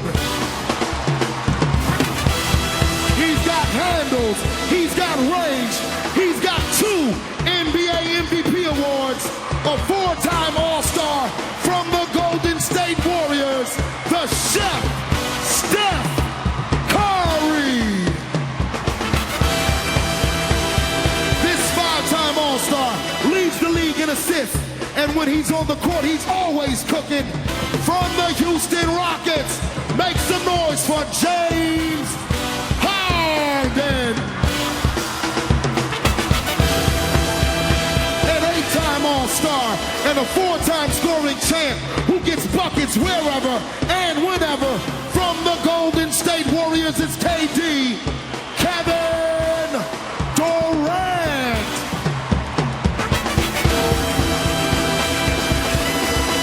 And the NBA's leader in block shots in 2014 and 2015. Recognized as an All-Star and representing this beautiful city for a fourth consecutive year. From the New Orleans Pelicans, Anthony Davis. Ladies and gentlemen, the 2017 West All-Stars. Kevin Winter, PJ Carlissimo with you as we continue here on NBA Countdown. That was quite an introduction. A great introduction. I love the way they did it. For our listeners, you had the 7 non-starters and a coach on the stage, and then the 5 starters came out from under the stage on a raised platform. I'll tell you what, Russell Westbrook does not like being one of the 7 non-starters. He feels he deserves to be one of the 5 starters. A little more motivation for another MVP run. We'll see what happens with Russ, and also if you can listen, you very rarely get anybody who gets booed in an event like this.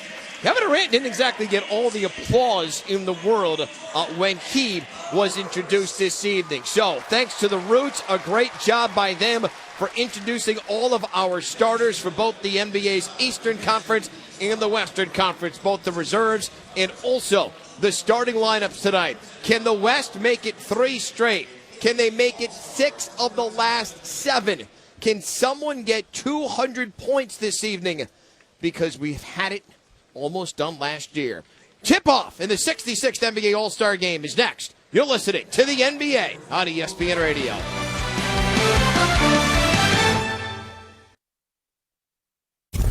Get it now. On demand. Courtside with Katz and Coach G. South Carolina head coach Frank Martin, you were able to keep everyone grounded after it looked like you were going to be an NCAA tournament team. How did you get those guys locked in to what we're seeing now, how it's paying off? They basically accepted responsibility, approached every workout with a purpose to get better.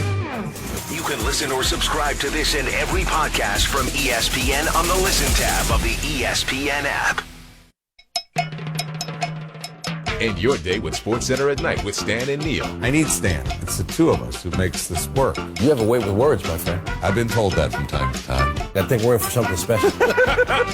End your day on a surprise. He's everywhere else, and now he's on SportsCenter. Kevin Hart. He is all fired up to be here. David Spade. DJ Khaled. It's a major key to get me on this show, trust me. End your day on a highlight. SportsCenter at Night with Stan and Neil. Weeknights, 1 a.m. Eastern on ESPN. Thursday. The NBA trade deadline inches closer. Who's loading up and who's unloading? Hear it here first. ESPN Radio. Tuesday basketball on the SEC Network. Number 13 Kentucky descends on Missouri. The Wildcats are fighting for postseason position. Every game matters, man. Monk, 3-ball. Yes! The Tigers are looking for an upset. He's smart. Ball fake, left. For a year again. Got it again. 13th ranked Kentucky versus Missouri. Tuesday, 9 p.m. Eastern on the SEC Network. Monday morning with Greeny and Golick. Peter Rosenberg fresh from the NBA Celebrity Game. Plus Booger McFarland and Jay Williams. It's Mike and Mike. Starting at 6 Eastern on ESPN Radio and ESPN2. I told him, OJ, you're breaking the laws of God. It's the most decorated documentary of the year, winning over 45 awards, including the Directors Guild of America, the Producers Guild of America, and 4 Critics' Choice Documentary Awards for Best Documentary Feature. Critics have declared it a triumph, a landmark achievement, the #1 documentary of the year, and now it's an Academy Award nominee. OJ, Made in America. Available in its entirety on the ESPN app and on Watch ESPN. This week in sports history, February 19th, 1996. Charles Barkley pulls down his 10,000th career rebound in the Suns' win over Vancouver, becoming the 10th NBA player with 20,000 points and 10,000 rebounds in a career. NBC Sports. And Barkley be able to come up with a rebound. How does he do it? Celebrating 25 years of ESPN Radio. Mike and Mike. Johnny Manziel genuinely wants to be an NFL quarterback again. You don't just want to be a celebrity, that you don't just want to be a star. The New Orleans Saints, I'm just making up a team here, are not going to call and say, you know what, let's bring him in and give him a shot at this thing. But if he goes to Canada, I think he has a real chance. I don't think Johnny believes that. I think he believes if he shows he is now flying right, someone will take the chance and sign him. Mike and Mike on ESPN Radio and ESPN2. NBA Saturday Primetime on ABC. Dwayne Wade and LeBron James share the code again. Turn down for romance. LeBron bringing the house down early. Turn down for what? Wade electrifying the crowd. The two former teammates square off in Cleveland. NBA Saturday Primetime. Bulls, Cavs, Saturday at 8:30 Eastern on ABC. Turn down for what?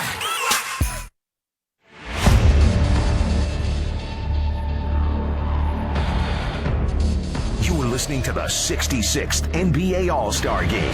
Now another All-Star Game moment, celebrating ESPN Radio's 25th anniversary.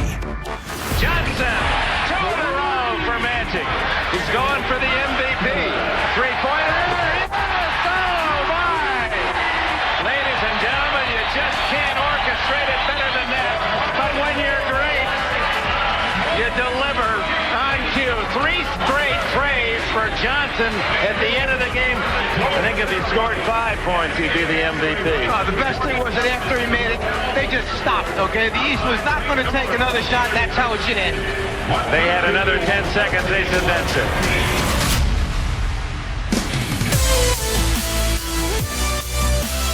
That was the 1992 NBA All-Star Game. Dick Enberg, Mike Fratello on NBC television. The return of Magic Johnson as he captured the game's MVP.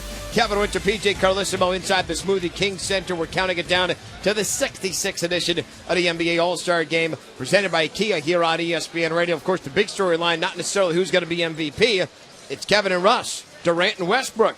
Will Steve Kerr play them together tonight? Now that we're here, I have given it more than 1 ounce of thought. But as of last week, I hadn't thought about it. But no, I've definitely considered it. That's the only thing that you have to do as a coach in the All-Star game is to parcel out the minutes. That's it. I mean, you don't draw up any plays. At least I don't. I didn't 2 years ago. Yeah, so we got to figure out the minutes, and I have thought about it, and I'm not going to share it with you here today. Steve Kerr decided not to share it with us. PJ, do we see Kevin and Russ on the court together tonight? Yeah, I think so. I think not with the 4 Warriors, but I would be surprised if they don't end up at some point on the floor together. Tonight, LeBron James ties the legendary Bob Cousy, the Hall of Famer, 13th consecutive All-Star game start. With everything that has transpired, with what we've said in the lead-up to this, we have not mentioned his name a lot. It's been minuscule. Does the King go off? I think it'll be evident early. I wouldn't be surprised either way. I don't know. I expect him to continue to defer. I think he'll let the young guys. It's an amazing stat. Only he and Melo double digits. Only 3 other guys, Kevin and Russ are 2 of them, that have played more than 5 games. John Barry referenced that before. This is the new guard. It's a changing of the guard in the NBA. The young guys are taking over. Yeah, but the old guy doesn't like that. So he is my prediction for the MVP, by the way. But it comes from the winning team. So I think the East has got a shot to win this. West has won 2 straight, 5 or 6. Do they continue their dominance? I think so. I like the West myself, and I like Russell Westbrook for 3 in a row. If Russell Westbrook does it, he would get his 3rd consecutive MVP award. Never has it happened in the history of this great game. That's going to do it for us inside the Smoothie King Center upstairs for NBA Countdown on ESPN Radio. Now for the call of the 66th NBA All-Star Game. Let's go courtside with our reporters, Shelly Smith and Mark Stein, alongside John Barry. Here's Mark Kestecher. All right, Kevin, PJ, thanks so much. The Eastern and Western Conference All-Stars warming up one last time after the stirring renditions of O Canada and our national anthem. And, of course, the Roots getting the All-Stars introduced here tonight. And, JB, we've got all kinds of celebrities courtside, former All-Stars, Hall of Famers, all on board here for the 66th All-Star game. Year by year, these guys come back, and you think it's going to lose its luster. But when you're in the presence of the guys that we see across the way, Julius Erving, Willis Reed, Bill Russell, Allen Iverson is over there. Allen Iverson, that guy doesn't get enough credit for being one of the great stars of all time. He's tiny. He was one of the greats of all time. This is great to be around it. And I did just see Russell Westbrook and Kevin Durant slapped hands in the layup line. And not too far away from, here we go, as they once again do it right behind each other to our left. So a little softening of the stance as they will be teammates here tonight. Plenty of drama in the West, those 2 leading the way. But the West has dominated in this series. They've won the last 2, 5 of the last 6. We heard the fellas talking about Russell Westbrook. He tied Bob Pettit for back-to-back MVPs, but the first ever to be the sole back-to-back MVPs. Pettit shared it 1 year in the late 50s and has a chance to do something nobody's done before, and that's win 3 in a row if he can get going here tonight. But what's amazing is the season he's having, he's not even in the starting lineup. We're in this golden age of point guards, especially in the West. Yeah, that is amazing. But if you were looking for an MVP, would not Russell Westbrook be the guy that you would choose? Because he knows one way to play, and it's 110%. He came out in New York last year. You could tell he was the guy that wanted it. We'll see if he does it tonight. He got one of the biggest ovations out of anybody, all of these stars, when he got introduced. And I could see him doing it again. I really could. You know, what's remarkable is last year in the East loss, Paul George, you'll remember, up in Toronto, had 41 points. He set an all-star game record with 9 3-pointers. If the East wins that game, clearly he's the most valuable player. But he and Westbrook the year before went after Wilt Chamberlain's record, which has stood now since the early 60s of 42 points. And in this age of all-star games where we now had 3 consecutive 300 combined points all-star games, could this be the year that one goes down? Yeah, we could certainly see it. Both guys would have 41 apiece. I forgot Russell was 2 years ago in New York, last year in Toronto. But, yeah, with the three-point shooting, those guys didn't really have that opportunity to get three-point shots back in the day. You're going to see nothing but threes and dunks in this game. So 200 points, somebody getting over 42 is highly possible. Well, if you missed it, let's get you our starting lineups brought to you by Marathon, fueling the American spirit. And for the Eastern Conference, 2 members of the defending champion Cleveland Cavaliers in that starting lineup. LeBron James will make his 13th straight All-Star start, tying Bob Cousy for the most ever.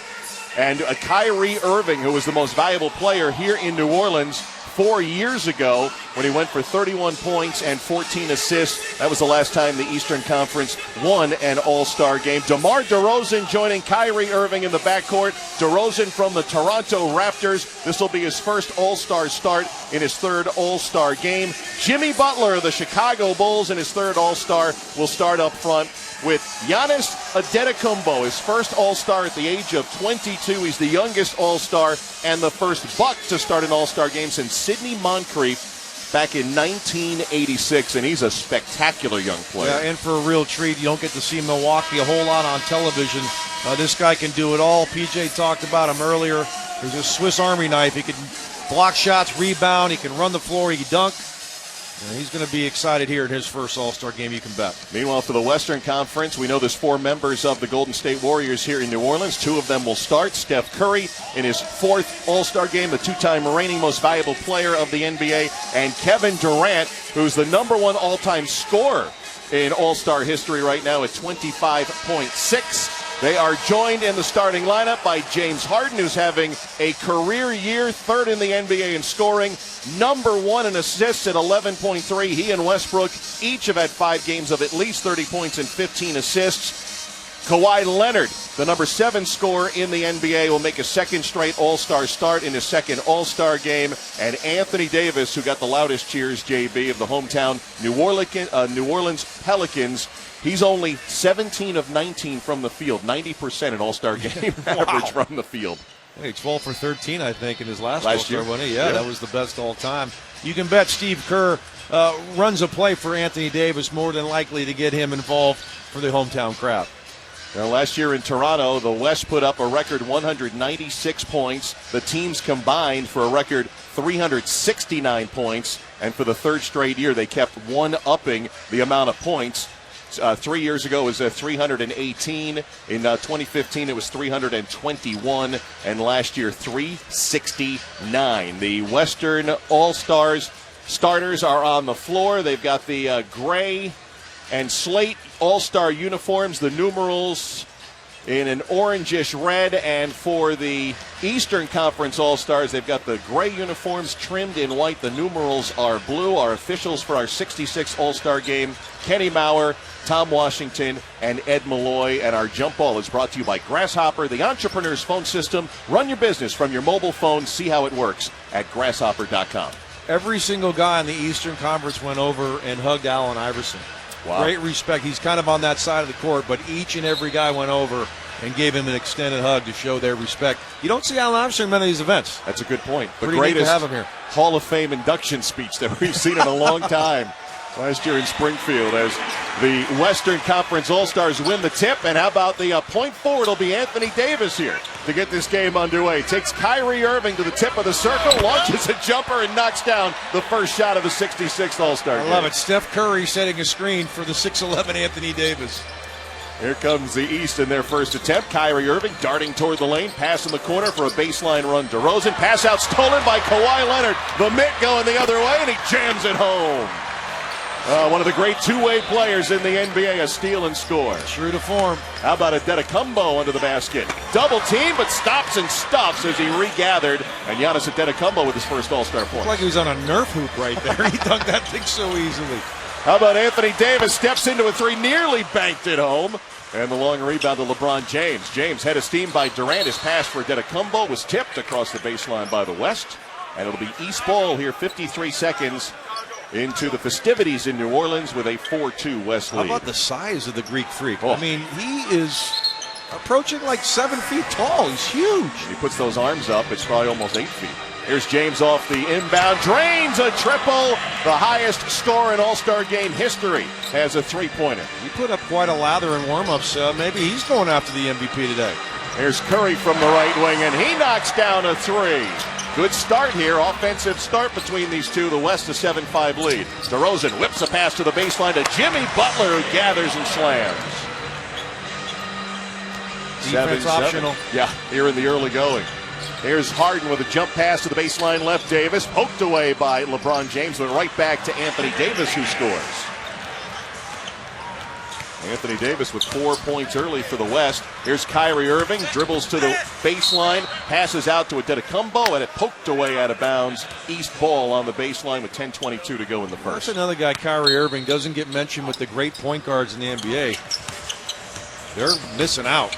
Inbound to James, gives to DeRozan, attacks the basket, passes out to Irving for three, and the All-Star Game MVP in New Orleans 4 years ago knocks one down. He can shoot it. He, along with Steph Curry, the best handle in the game of basketball. He's 2 for 2 from three. Here's a drive to the bucket. Kevin Durant can't finish as LeBron James closed out the other way. James gets a feed from Irving, right at the rim, misses, and it comes down to the West. Kawhi Leonard, great feed down court to Kevin Durant, who throws it down. Jimmy Butler could have caught that ball. He's on defense, mind you, and he just let it go. Let Durant get the easy dunk. 11-10, West the lead, 9:40 to go. Opening quarter. DeMar DeRozan at the top, sidesteps Harden, gets off a deep two, misses, and Anthony Davis the rebound for the West. Out across on the far right side, picked up by Jimmy Butler. Here's Davis, back to the basket on the three-point line. Takes Butler to the free throw line, pass knocked away by the Greek Freak, but right to Durant, who gives it to Curry, steps behind the three, measures the shot, and knocks it down. Well, he missed 5 half quarters or 6 half quarters last night. Knocked down his first two. West by 4. Greek Freak driving the lane on a pass from Irving and a right-hand stuff. Wow. When this guy develops the three-point shot, unstoppable. Bucks have themselves a superstar, and he loves Milwaukee. Here's the pass to Davis, rolling to the hoop, and he drops it through as the West goes back up 4. Well, they're loading up Anthony Davis early. He's got 6 points. How about James with a 40-foot jump shot, uncontested, bricked it. Got that kind of muscle to get it there. Harden had the rebound stolen by Adetokounmpo, winds up and throws it home on a windmill right hand. Man, not too bad for his first show here in the first 3.5 minutes. He's averaging 23 points and 9 rebounds. Three-pointer, Kawhi Leonard, no. Long rebound was Butler trying to come up with it, pushed by Davis. No call, out of bounds to the West. And the Greek Freak has a block, a steal, and 2 just monster hammers. He's top 10 in blocks and steals this year. Kevin Durant off the inbound, missing a 3. DeRozan the rebound. Here comes the East 3-on-3. Lob at the rim. It got tipped up. A little too high for Adetokounmpo, is looking for the alley-oop, and Steph Curry comes up with it. Behind the back to Harden. Left corner 3. No good. He overshot it. And the long rebound, Karams, right by some of the superstars of the game. Bill Russell getting out of the way of that one near Dr. J, out of bounds. The East will have it, trailing 16-14, coming up on 8 minutes to go here in our opening quarter from New Orleans. Kyrie Irving against Steph Curry, a little behind the back, crossover to the left, took an extra step, puts it up, can't get the roll, tip goes, Kyrie Irving. Got his own miss. Well, it's not June, but he got the better of Steph that time again, did Kyrie. Yeah, Game 7 last year, and he just intercepted a pass intended for Curry down on the baseline. Here's numbers for the East. Lob for James on the alley-oop from his teammate Kyrie Irving. Down court quickly to Durant. He loads up for a two-hand stuff. 3 West Stars didn't even get past their own top of the key. DeRozan throwing it down. We got the slam dunk competition going on here tonight as the East goes in front by 2. Well, I wish the slam dunk contest was as good as this. We've seen some better ones already. Here we go, another lob for the rim as Anthony Davis went for the reverse jam alley-oop. Couldn't finish. Kyrie Irving, the run out, drops it for James. Looked to dish it. He got it caught on his thigh. It goes to Durant. Down court, all by himself. Davis, and he attacks the rim with ferocity with a right-hand jam. Well, the hometown guy a lot of times has an advantage in the MVP race. Davis off to a good start. Leads all scorers with 8 points. Here's Adetokounmpo with a head of steam. Got fouled by Davis, who reached in the lane, the first foul of this All-Star game. Man, this guy is something special as an athlete. Only shoots at a 27% from the three-point line. He's only made 38 threes all year in 54 games. It's not his game, but somehow still finds a way to shoot it at 52% from the field. Gets to the line at will and around the rim. Look out. Wow. Well, he's had 2 dunks this year where he has taken an outlet at half court, dribbled once to the free throw line, and took off and jammed it. Had one last weekend. Yeah, amazing. He can travel some ground, no doubt about it, the length. And he is much, much bigger than I had anticipated. And a knocks down both free throws. Free throw shooter as well as the West goes up 22-20. Quick outlet, Curry, right corner three. Too strong off the rim. East has it in transition. Here's James. No-look bounce pass to DeRozan on the three. Couldn't get it going. Peels off to the left. Now darts to the lane. Reverse layup good for the Raptors, DeMar DeRozan. East with a 4-point spread. Curry the other way to Harden. Lob for Durant, who throws it down. Former Thunder teammates combining on that one. Quickly the East, Irving for the rim. Reached up. Oh, how did the Greek Freak get up high for that one as the alley-oop? This is too easy for this guy. Anything near the rim. He's got 10 points as Kawhi Leonard lays it up on the other end.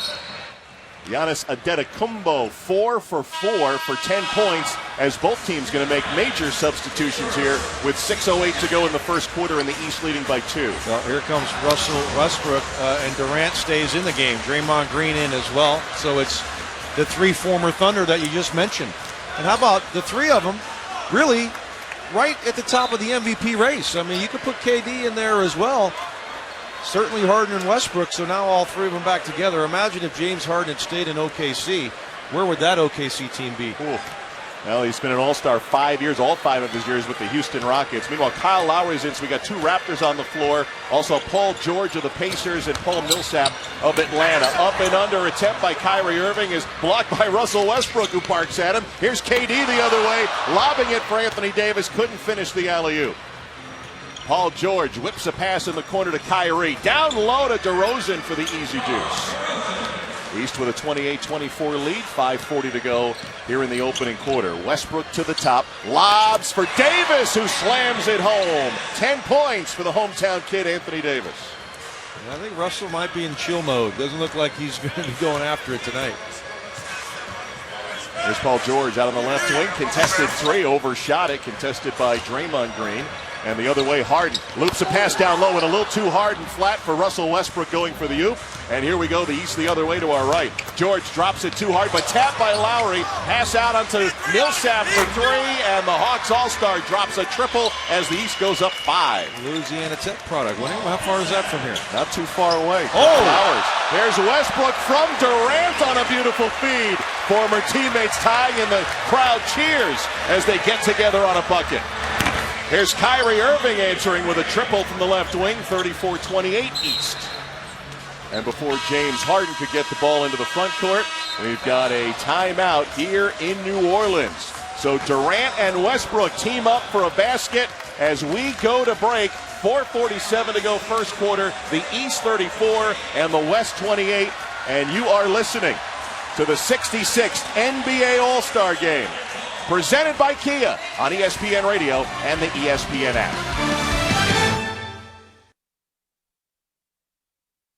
Celebrating 25 years of ESPN Radio. The Cubs and Marlins, Game 6 of the 2003 NLCS, the Bartman Game. Foul territory is Alou. He jumps and a fan took it away from him. And Alou is livid. Moises Alou jumped and reached his glove into the seats, but a fan reached up and took it right out of his glove. Don't miss more amazing moments from the last 25 years of ESPN Radio. I told him, OJ, you're breaking the laws of God. It's the most decorated documentary of the year, winning over 45 awards, including the Directors Guild of America, the Producers Guild of America, and 4 Critics' Choice Documentary Awards for Best Documentary Feature. Critics have declared it a triumph, a landmark achievement, the #1 documentary of the year, and now it's an Academy Award nominee. OJ, Made in America. Available in its entirety on the ESPN app and on Watch ESPN. This week in sports history, February 25th, 1999. Indiana Pacer Reggie Miller becomes the first NBA player to reach 4,000 three-point field goal attempts in an 81-74 win over the Cleveland Cavaliers. NBC Sports. Gets back and delivers another three. Reggie Miller with another dagger, darting back behind the three-point line. Celebrating 25 years of ESPN Radio.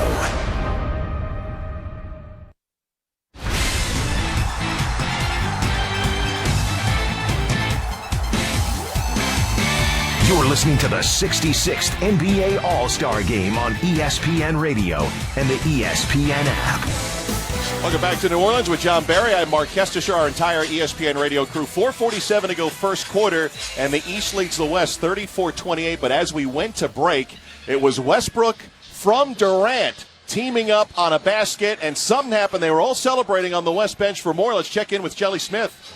Mark, I have never, ever seen a reaction like this during an all-star game. Every single guy off the bench jumping up and down. They doused Durant with water. David Aldridge and I were singing "We Are the World," "Peace Reigns" in the Big Easy. They're all laughing, clapping, jumping up and down. It was just really fun to see, and they're all smiles. Let's go over to Mark for the East reaction. And Shelley, on the East bench, they were all trying to get onto the court, especially LeBron James and Carmelo Anthony, snaking as far down the floor as they could to watch what was going on. The West bench, DeMarcus Cousins, DeAndre Jordan celebrating big time. These guys all want to see what's going on with Westbrook and Durant as well. Don't fool yourself, Kesty. Hey, no doubt we were all taking a peek, and hey, you know, basketball is basketball, JB. You may not have to talk to each other in the locker room or during all the lead-up, but once you get on the floor and that ball goes zipping around, no matter who it's coming from. Yeah, you know, maybe this is the thing that they needed to squash whatever had happened, and they can go on and move on and be brothers like they'd been for so many years as teammates. Westbrook stays on the floor. Kevin Durant heads to the bench. Draymond Green being for the West right now with Westbrook. Gordon Hayward, first-time All-Star. Marc Gasol, the Memphis Grizzlies, and Klay Thompson. Meanwhile, for the East, John Wall for the first time with Isaiah Thomas. What a year as he's had for the Boston Celtics. Paul George staying in, and the same for Paul Millsap. And Isaiah Thomas putting up nearly 30 points per game defending Westbrook. They go to Gasol down low, spins on the baseline, and the right baseline jumper from 10 feet goes down for Gasol. Great job David Fizdale's doing in Memphis with that team. Major turnover.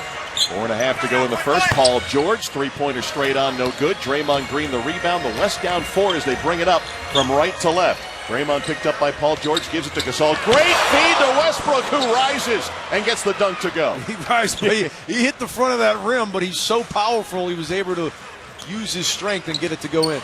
So the West down 2. Isaiah Thomas from the left, overshot a 3. Draymond Green another rebound. West can tie or take the lead here. Here's a pass up to Klay Thompson. Quick trigger 3 is good. And Klay Thompson's giving the West the lead. We see that from time to time, huh? Draymond Green to Klay for a 28-footer. And a no-dribble 3 points for Thompson, right? Here's Wall missing at the cup. Saw the rebound. Great outlet pass to Westbrook, who finger rolls it home on the other end. 9-0 West run. They've got a 37-34 advantage. Here's Paul George attacking the basket, and he jams it home. Remember, he had 41 last year in Toronto. West 37, East 36, 3.5 left opening quarter from New Orleans.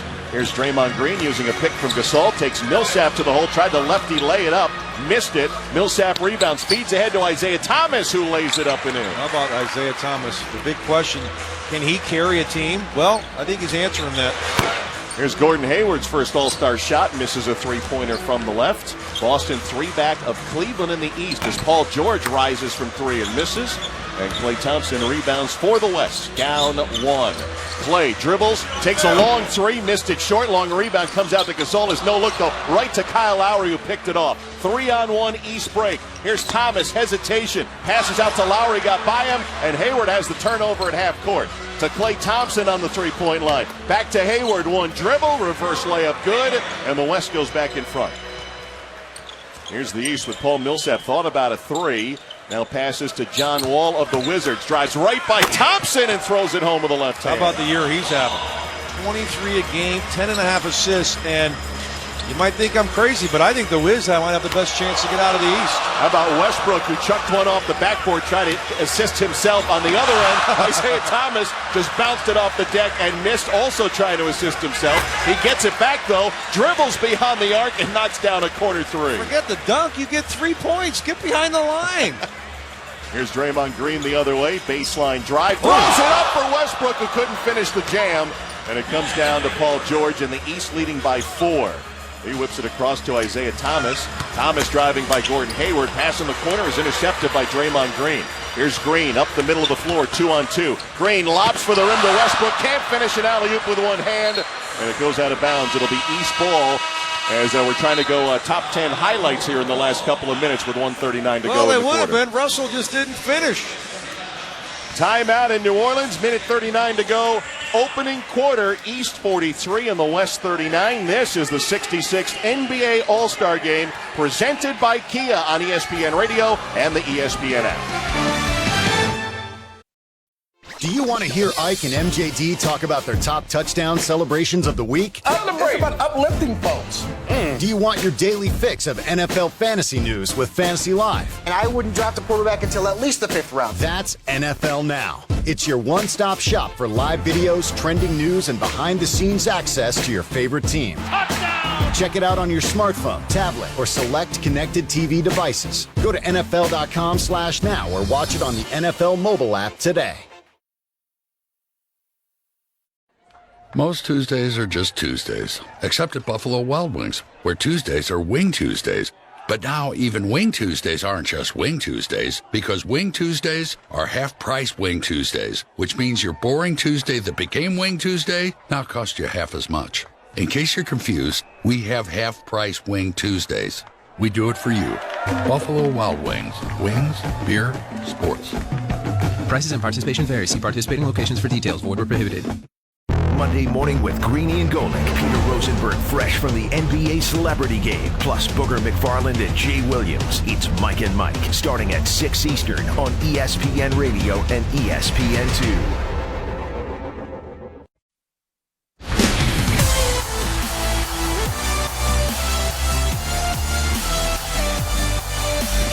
This is the 66th NBA All-Star Game on ESPN Radio and the ESPN app. Inside the Smoothie King Center with PJ Carlosimo, I'm Kevin Winter. Did you know? Brought to you by the Mercedes-Benz Certified Pre-Owned Sales Event. Now through February 28th. PJ Carlosimo, did you know the last hometown player to win the NBA All-Star Game MVP award was Kobe Bryant. He did it in 2011. And we bring it up tonight early on because early for the Western Conference, Anthony Davis has got 10 to lead the West. They went out of their way to get him involved early, and he didn't disappoint the crowd. And, Kev, don't forget, 0-2, Kobe also got MVP in his real hometown of Philadelphia in the All-Star Game. What are you seeing so far early on? Russell Westbrook, Kevin Durant, they made our SportsCenter highlight of the night already. Oh, well, that's done. We already know what's going to lead on SportsCenter. That was a beautiful play. Starters couldn't miss. The bench can't make a shot. Best defense right now is the rim. Back court side with John Barron. Here's Mark Estisher. All right, guys, and tonight's game being brought to you by the Navy Federal Credit Union, proudly serving the armed forces and their families for over 80 years, federally insured by NCUA. And this game's going back and forth. Our three officials had to mop their brows after that last segment. Well, 25 fast break points for the East, 26 for the West. We're in the first quarter. The Golden State Warriors lead the NBA. They average about 21. So we're already at that. Both teams on pace for over 100 fast break points here. Oh, my goodness. At the 66th All right, NBA 200 might All-Star happen. game. I know Kevin Winter wants it. We need 200. The East in their gray uniforms going left to right. John Wall will inbound in a moment. Kyle Lowry in the backcourt with him. And Isaiah Thomas. So three guards on the floor right now with Paul George and Paul Millsap. For the West, Draymond Green, Klay Thompson, Gordon Hayward, Marc Gasol, and Russell Westbrook, the two-time reigning All-Star Game MVP. Here's Wall into the front court right. Lobs for the rim, and a reverse jam on the alley-oop to Paul George, drawn up right out of the timeout. Wow. Brad Stevens pretty good at that in regular NBA games, drawing up plays after timeouts. One of the best in the business. 7 straight for the East. They lead by 6. Marc Gasol at the top. Bricks of 3. Long rebound, though. Gordon Hayward gets it. Hayward in traffic, saves the dribble, finds Klay Thompson. Right wing 3, all alone missed. Russell Westbrook over Isaiah Thomas, who had position, pulled it away. And he says, little man, I'm taking you out for a spinning 3. On its way and banked home. Whoa. Russell having a good time, and now he's going to defend. He's in a defensive stance against Thomas, who shoots for 3 and answers on the other end. Let him go again. Let's see. Your turn, my turn. Thomas going to pick him up at half court. Here's a 30-foot 3 that bricks from Westbrook. And the East has the rebound. A little fun here between those two guards. Westbrook defending Thomas again for 3. Missed that one, left of the mark. And the rebound to Draymond Green. 3-quarter court outlet tipped by Lowry. Goes across the baseline. The West will have it, trailing 48-42. Oh, I love it. Let them go at each other. Here's an inbound lob, and right there, Klay Thompson to throw it down. And the outlet all alone, three-quarters court to Wall, who goes up and under on a jam. I was thinking, like, if you were a coach of this team, every play you called would be great. How could it go wrong? And Let me see. I'll go to this guy. Now that, what? Here's Draymond Green the other way, weaving through traffic unmolested, and jams it with two hands. East 50, West 46, final 20 seconds of the first quarter. Here's Wall, a little shake and bake on Thompson, who stays with him. Down to the baseline, pass out, intercepted underneath the baseline by Gordon Hayward. Here's a 3-on-2. Gasol straight down the middle, the big man. Fortunate to get it to finish as it rumbles off the rim and home. Lumbering down the lane. 8 seconds to go in the quarter. Paul George lines up a 3. No, 3 seconds to go. Lowry steps behind the 3 and drills a corner triple with .4 to go in the quarter. Into Gasol, will not get off the three-quarter court heave in time. This is an end of first quarter score, my friends. 53-48 in favor of the East. Our first quarter has been brought to you by Upside. Now save big on travel. Get a big gift card every trip you buy. You'll love Upside.com. Upside.com. At the end of the first quarter, the East 53 and the West 48. This is the 66th NBA All-Star Game presented by Kia on ESPN Radio and the ESPN app.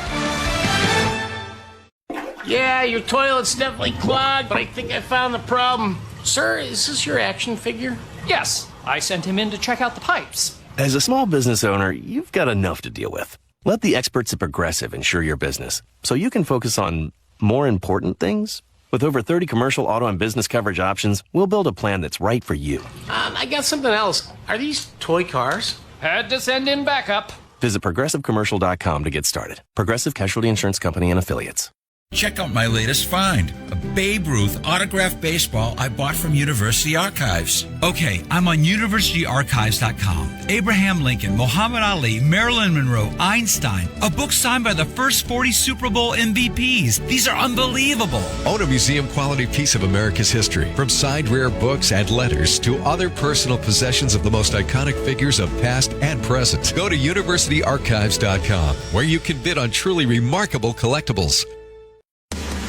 With Love out 6 weeks, will the Cavs make a trade? Who else could be on the move? Jay Williams has the latest on Thursday's NBA trade deadline. It's Monday on Mike and Mike, 6 Eastern on ESPN Radio and ESPN2. The NBA on ESPN Radio. James drive, puts it up with an emphatic right hand. Out to Curry, and another three's up and in. Now available on the ESPN app. ESPN Radio honors Black History Month. What's it like to be a black athletic director in charge of a major conference program? ESPN's TheUndefeated.com conducted a roundtable discussion with African American athletic directors at some of the most elite athletic programs in the country. There's an extra level of scrutiny as a black man in who I hire. You want to be very confident you've collected enough evidence to support that decision, because I will be questioned. To hear the discussion and for more on Black History Month, go to TheUndefeated.com. The Undefeated. Not conventional, never boring.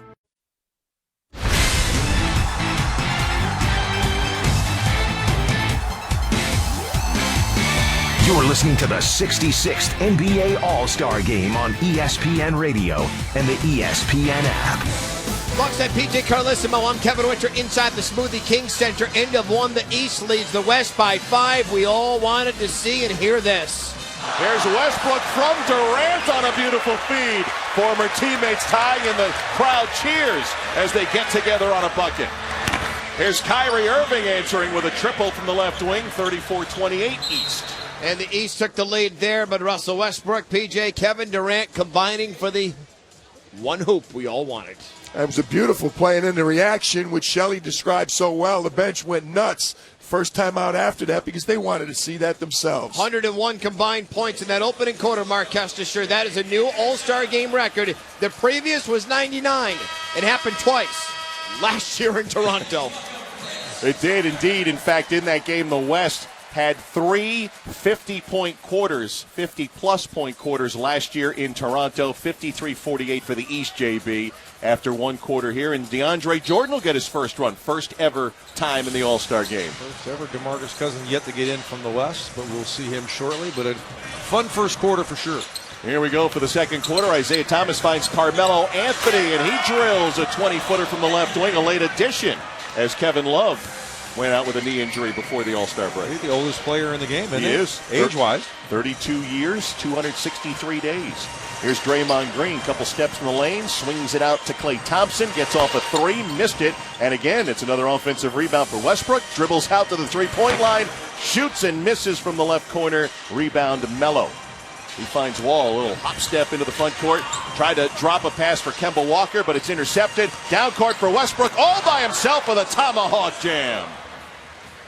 Russell Westbrook bidding for a third straight MVP. Here's George, puts it off the backboard himself, goes up and jams it home. Well, Westbrook, the leading scorer in the game. Gee, what a shocker. 11 points on 5 of 10 shooting, 2 of them coming from Kevin Durant. And here's DeAndre Jordan on the lob from Klay Thompson to stuff it home. You can just throw it basically in the area code and he'll find it and dunk it. 57-52 East. Isaiah Thomas all alone. He drills a triple as the East hits 60, and they've got an 8-point lead, their largest. How about Isaiah, the run he's been on? A Celtic record of 20-point games? 41 in a row, yeah. Here's Thompson off the feet from DeAndre Jordan, who smiles as he gets an all-star assist. Testy, you have a record for the Celtics. That means you've done something. Yeah. Right? Absolutely. John Havlicek, the record he just broke there as Wall misses on a long attempt. Here's Russell Westbrook, little high-step move up to the three-point line. Wall wants to check him this time, takes him into the lane, jump stops, foul called, shot up, no good. Russell Westbrook will get to the line on the foul by John Wall. Just the second foul of this all-star He just shoved John Wall in the back. Have you ever seen a player play with the aggression and just... I've never seen a guy play as hard as Russell Westbrook. Well, when they came out for introductions earlier, he had a game face on like this was Game 7 of the Western Conference Finals against the Warriors. He just had on that same game face, but we got to look. He kind of winked at Kemba Walker as he walked up to the free throw line.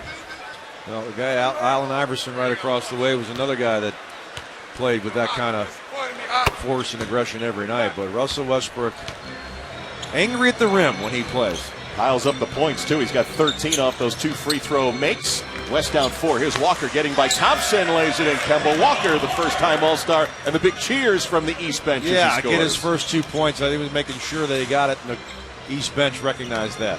Here's Hayward on a baseline run, and he jams it home, averaging 22 points per game for the Utah Jazz. What a job they've done there. Quinn Snyder, Utah, in the top 5 in the Western Conference.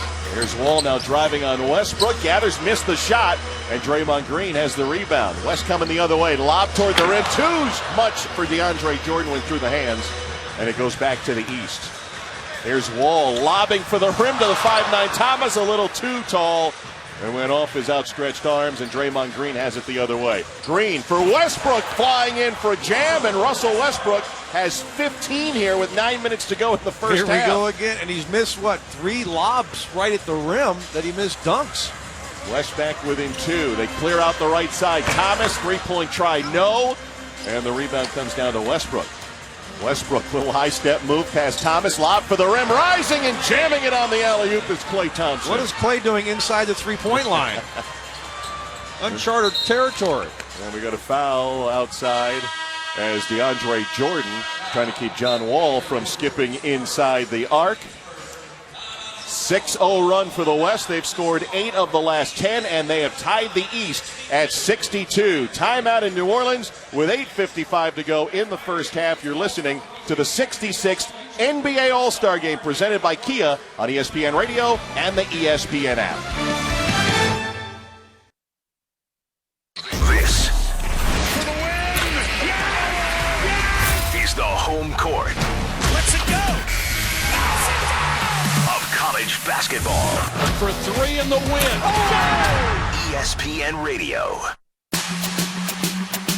NBA Saturday primetime on ABC. Dwayne Wade and LeBron James share the code again. Turn down for romance. LeBron bringing the house down early. Turn down for what? Wade electrifying the crowd. The 2 former teammates square off in Cleveland. NBA Saturday primetime. Bulls, Cavs, Saturday at 8:30 Eastern on ABC. Turn down for what? Monday Monday morning with Greeny and Golick. Peter Rosenberg fresh from the NBA Celebrity Game, plus Booger McFarland and Jay Williams. It's Mike and Mike, starting at 6 Eastern on ESPN Radio and ESPN2. Tuesday basketball on the SEC Network. Number 13 Kentucky descends on Missouri. The Wildcats are fighting for postseason position. Every game matters, man. Three ball. Yes! The Tigers are looking for an upset. Be smart. Ball fake. For a year again. Got it again. 13th ranked Kentucky versus Missouri. Tuesday, 9 p.m. Eastern on the SEC Network.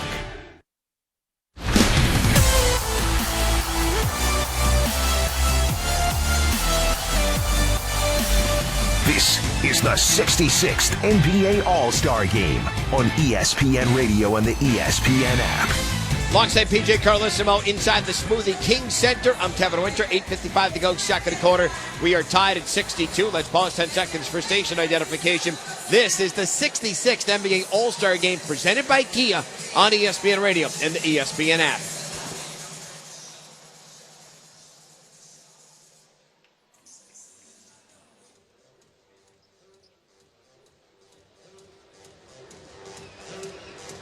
Tied at 62 in the second quarter. Let's go down to the court with Mark Stein.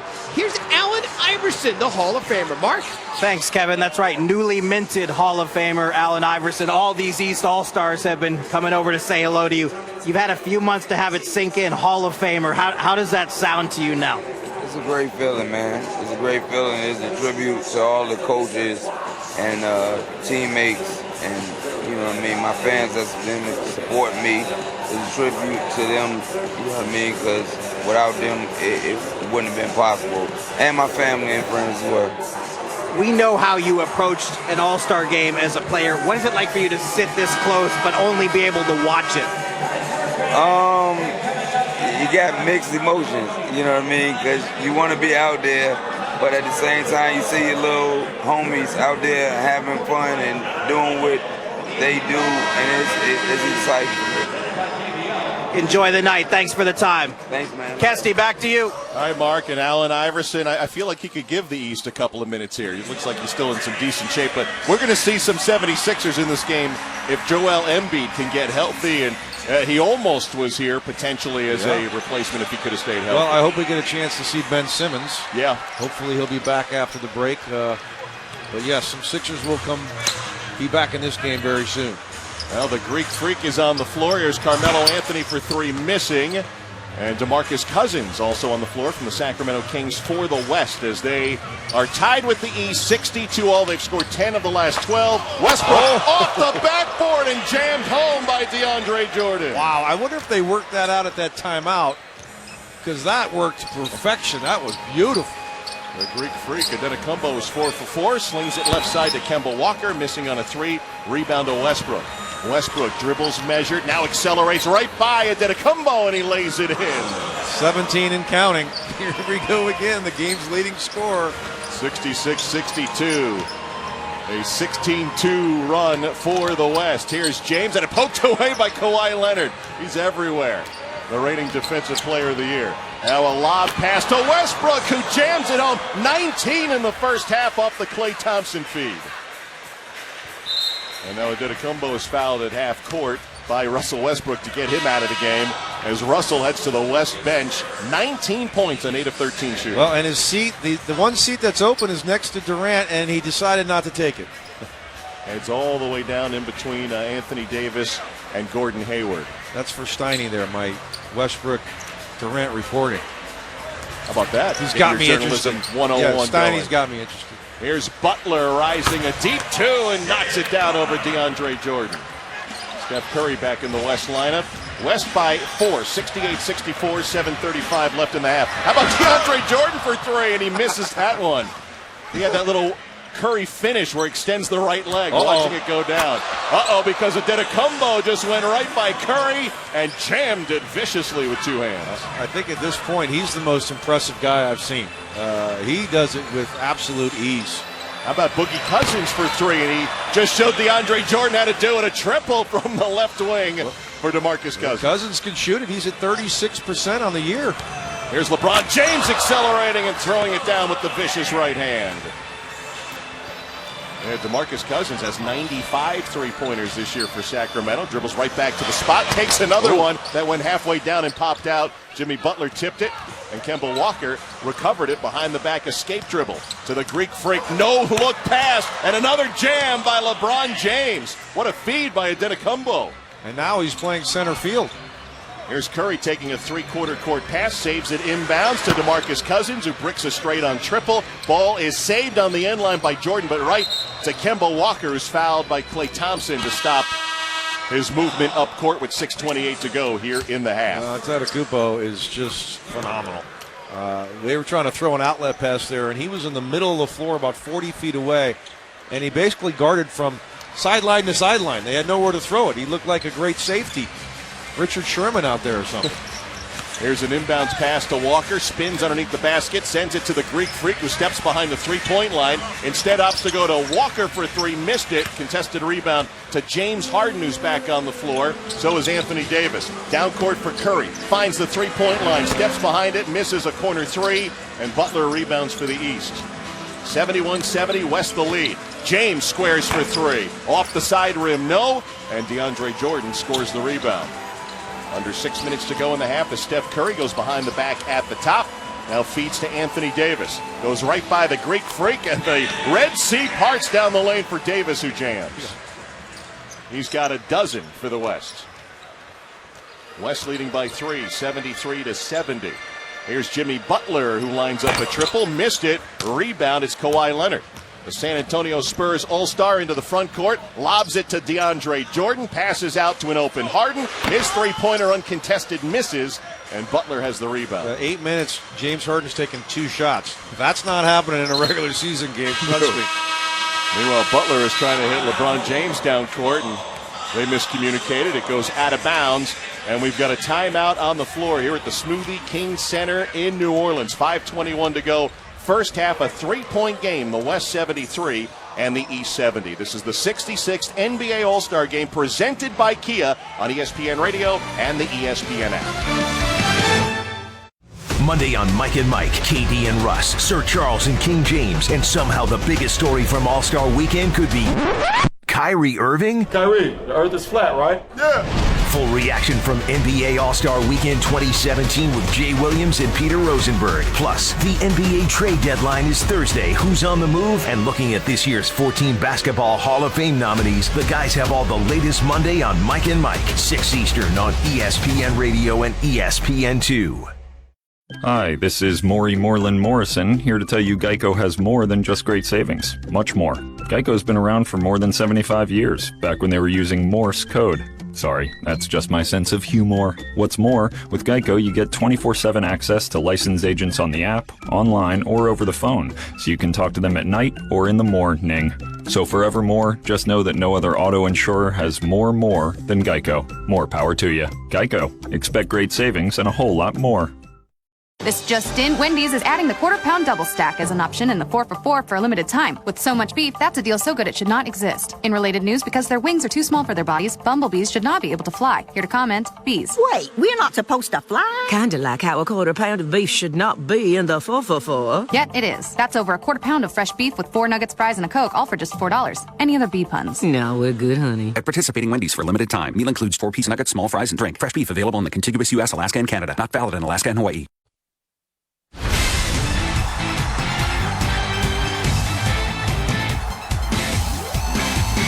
You're listening to the 66th NBA All-Star Game on ESPN Radio and the ESPN app.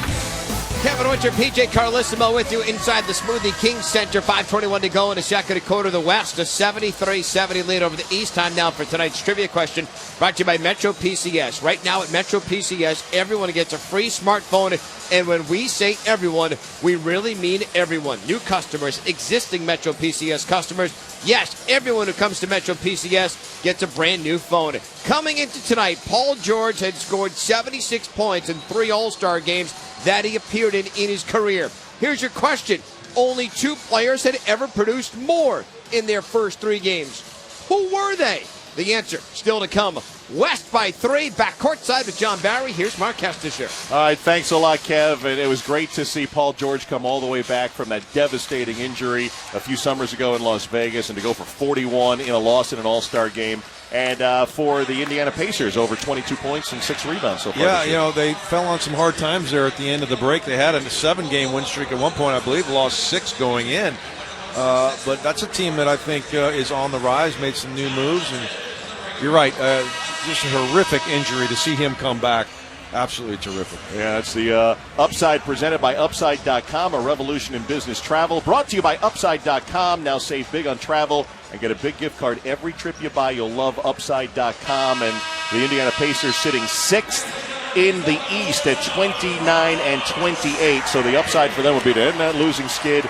They are 3.5 games behind Atlanta for the 6th seed as the NBA schedule will resume on Thursday after the All-Star break. A few days off, even for the All-Stars who've been here in New Orleans all weekend. Yeah, LeBron lobbied for some extra time at the All-Star break, and they got it. Here comes the West heading to the basket to our left. Kevin Durant on the floor finds Kawhi Leonard left wing. 15 to shoot. They find Anthony Davis for 3, missed. LeBron James rebounds. James up court to Walker. Dribbles 3 times on the arc, still in the dribble as he works this offense, slowing it down for the first time. How about some half-court offense here? First time 10 guys have been on the same side of court all night. LeBron James baseline right, missing the jumper. Down court, it's Curry. Passing to Durant. Wide open 3 on its way, and good for Kevin Durant. I mean, you talk about Durant to the Warriors. He's basically taking the place of Harrison Barnes. Now, Harrison Barnes is an excellent player, but I think that's a bit of an upgrade. Yep, as Carmelo Anthony finishes on the other end, and the Warriors are 47-9. They're only 4 games behind their 73-game pace. They're not chasing 74, I can tell you that. It didn't work last year because they didn't get that title. Here's Durant straight on triple, and the Warrior buries another one. What a scorer he is, huh? Kevin Durant with 12 points, a couple of triples. Here's LeBron James under the basket, loads up for the reverse jam. 5 for 9 for LeBron, a little more aggressive than we typically see him in the All-Star game.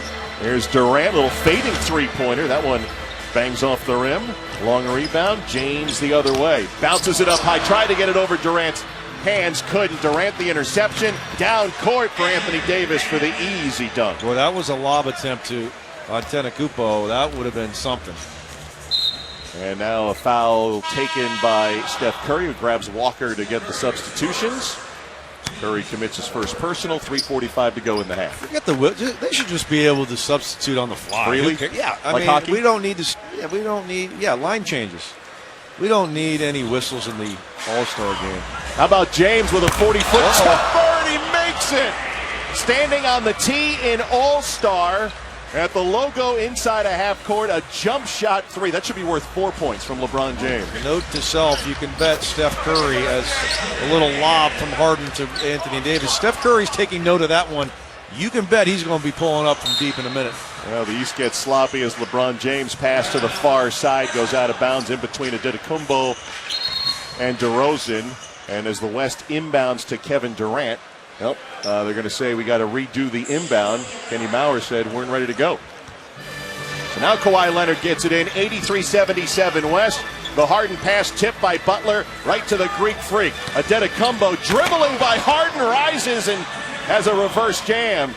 This guy would have waltzed through the dunk contest last night. Really, I mean, honestly, these are incredible. Here's a steal by the Greek Freak, and he lays it in. Is he 7 for 7 now from the field? He is 7 for 7 with 16 points. Curry from the left wing misses there. Kyrie Irving the rebound. Irving hits the Greek Freak in traffic, passes out to James, corner triple, no good. Kevin Durant the rebound. He slings it up court to Harden. Harden lifts it for Kawhi Leonard, tipped by DeRozan, and the East will come the other way, 5-on-1. Here's DeRozan lobbing it to James on the reverse alley-oop. Steph Curry all the way down court to Durant, fires it at the rim where the alley-oop's completed by Anthony Davis. 85-83 West, and we have 2:24 as we approach the the end of the second quarter. Are we going to get 100 for each side before halftime? It looks that way. Here's John Wall, maybe, because he just buried, or rather, that's Kyrie Irving with a triple. Both wear the number 2 for the East. Now Kevin Durant fouled. He wants 3 free throws as LeBron James was fouling him to try to stop the clock. and we've got a timeout here in New Orleans. Kyrie Irving says side out. Kevin Durant, in jest, says something, I should be shooting three. Yes. But then smiles. 2:10 to go here in the half, with the East leading the West 86-85. This is the 66th NBA All-Star Game presented by Kia on ESPN Radio and the ESPN app. Monday on Mike and Mike, KD and Russ, Sir Charles and King James, and somehow the biggest story from All-Star Weekend could be Kyrie Irving? Kyrie, the earth is flat, right? Yeah. Full reaction from NBA All-Star Weekend 2017 with Jay Williams and Peter Rosenberg. Plus, the NBA trade deadline is Thursday. Who's on the move? And looking at this year's 14 Basketball Hall of Fame nominees, the guys have all the latest Monday on Mike and Mike, 6 Eastern on ESPN Radio and ESPN2. Now that Applebee's Bourbon Street Chicken and Shrimp is only $9.99, ordering dinner just became a no-brainer. And that means you can spend more time on life's bigger questions, like which appetizer to get.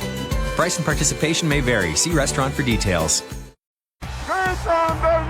NFL fans, go to NFLshop.com today and check out all the hottest new officially licensed Nike apparel and new era team gear. You got one, I got you another one. Whether you're looking for the perfect gift or just getting ready for the 2016 season, NFL Shop is the perfect place to find a gift for yourself and others. Choose from the largest selection for all 32 teams. Look good, feel good, play good. Go to NFLshop.com for the best NFL products for yourself or anyone on your shopping list.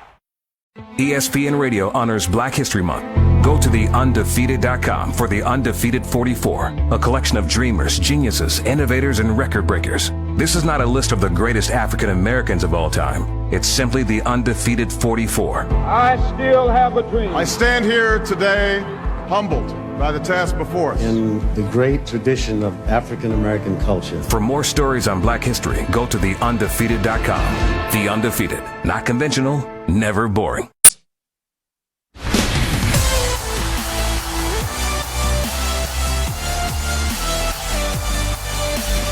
This is the 66th NBA All-Star Game on ESPN Radio and the ESPN app. Alongside PJ Carlissimo, I'm Kevin Winter. 2:10 to go before we hit the half. 86-85 East with a 1-point lead over the West. PJ, 7 players in double figures in this game. All of a sudden, Russell Westbrook had 19 points, 4 boards, and 5 assists. He's in a triple-double route. What's standing out? Well, we always reference the lack of defense, but there's still good offense. There's some very good passing. There's some great shooting. But I'll tell you what, I love looking down on the court. You got Dr. J, Willis Reed, Bob Pettit, the Iceman. Is that AI? That is Allen Iverson. That's a pretty good group right there. They'd get double figures if they were playing. They certainly would. All the highlights coming up on the AutoZone halftime report. Everyone on the court right now that PJ just referenced.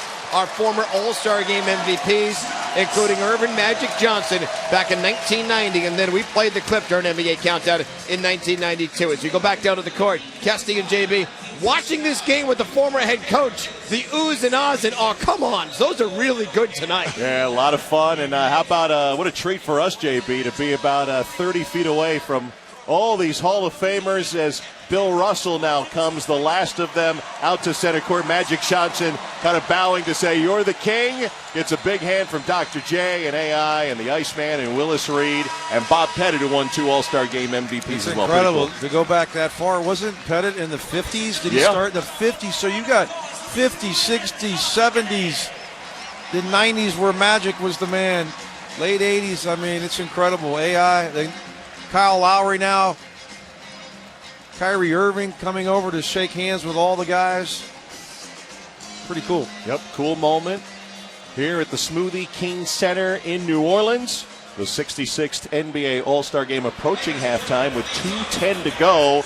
We got a 1-point game, the East 86 and the West 85. Russell Westbrook 19 points to lead all scorers. LeBron James and Giannis Antetokounmpo each with 16 to lead the East. And now LeBron James, a little hug for Magic Johnson as he heads back to his courtside seat. And it will be Kevin Durant to inbound right at center court in front of us with James Harden, Steph Curry, Anthony Davis, and Kawhi Leonard. Inbound comes into Harden. Harden dribbles to the right, lobs it toward the rim, intended for Davis, hits the rim, bounces down as Kyrie Irving sealed off Davis the other way. James off the window, gets it himself and flushes. Really? Oh, didn't McGrady do that first years ago, Tracy? Yeah, he did. And that had a little spice. 18 for LeBron. Here's Curry down the lane. Layup, a little English, and it whirls around the rim and goes down for Steph Curry. 88-87, East lead. 95 seconds to go in the half. Irving steps into a straight on three, missed it. And Harden the rebound. Quick outlet about 70 feet down court. A missed jam by Anthony Davis, who made a great catch. Just couldn't finish. Killing that field goal percentage of his. Here's James. Sends it out on a bounce to the left corner. A three from Lowry, no good. And the rebound to Anthony Davis. Gives to Harden. Here's a 3-on-2. Sends it over to Curry on the left. He's wide open for three, and he splashes it home. Unbelievable. What has he got? 223s at the break. They made 404 last year. So maybe he gets another 400. Yeah, he's the record he set was 245 last year at the break. So just missed that, beyond the pace by about 25. 53 seconds to go in the half. DeRozan banked one off the glass from 20, but wouldn't go down. The other way, Durant has it, gives it to Kawhi Leonard. His three-point try not there. Anthony Davis, offensive rebound, throws it back down, and he's our first player to hit 20 points in the All-Star game. Hometown guy, they always have an advantage. 92-88 West, catch and shoot three. James, halfway down, pops out. 30 seconds to go in the half. Down court intercepted by Kyrie Irving. Here's Irving, puts it off the window to James, who flushes as he came roaring from the left side. I think only teammates can do that, right? To know exactly where to put it off the window. Here's Curry the other side, sidesteps James, launches a three and knocks down another one. Fourth triple for Steph Curry tonight. Yeah, it's beautiful to watch. How about that defense from LeBron? Matador. Kyrie Irving missing at the rim. 10 seconds to go in the half. Curry, half-court heave. No, he missed. But Durant gets it, feeds it to Anthony Davis, who's got 22 in the half with 4 seconds to go. Long court pass all the way to Kyrie Irving. He'll give it to James. Didn't lob it high enough, but DeRozan chucks it off the glass, and it goes in with 0.3 left. He was just trying to hot potato get rid of it, and he was able to put it off the window and in. A long heave from Curry, no good at the horn. Neither team got to 100, JB, but they got awfully close. West 97, East 92 here at the half. Well, 200 is a possibility. You mentioned the 97 for the West, and with the lack of defense out here, it's probable. 22 for Anthony Davis to lead all scorers, and LeBron James has 20 for the East after 2 quarters of play. Tonight's game being brought to you by AutoZone. Get proven tough Duralast brakes, the official brakes of NASCAR, sold only at AutoZone. Get in the zone, AutoZone. At the end of the first half, it is the West 97 and the East 92. Now let's send it to Kevin Winter and PJ Carlissimo with the AutoZone halftime report. Kesty, JB, what I find interesting is obviously both teams are they're heading off the court in the same tunnel. They're treating this as if the game is over, the way they're intermingling with one another. We still have another 24 minutes of basketball to go here at the Smoothie King Center again. 97-92, the West with a 5-point lead here in the 66th NBA All-Star Game presented by Kia. This tax season, you can keep all your refund and still get a brand new phone. Right now, Metro PCS is giving everyone a free smartphone from top brands like Samsung and LG. Sales tax not included. Yes, everyone. That means both current Metro PCS customers and new customers. You're going to be on the fast 4G LTE T-Mobile network. Plus, get more out of your free smartphone with more than 30 gigabytes of free bonus 4G LTE data a year on select plans. So no matter if you're already with Metro PCS or you're considering switching, there's a free smartphone waiting for you at your nearest store. Metro PCS. Wireless figured out. Coming up on the AutoZone Halftime Report, we'll let you hear some of the festivities happening inside the Smoothie King Center, plus PJ Carlissimo, a conversation with an soon-to-be NBA All-Star. He's not here this year, but it won't be long before he is. Joel Embiid, that's next. The West by 5 over the East. This is the 66th NBA All-Star Game here on ESPN Radio and the ESPN app. Hi, can I have 2 steak tacos? Flour or corn? Oh, no tortillas. And no steak. Also add turkey, lettuce, and tomato. And just put it between 2 slices of bread. You know this is a taco truck, right? As a small business owner, you've got enough to deal with. Let the experts at Progressive insure your business so you can focus on whatever that was.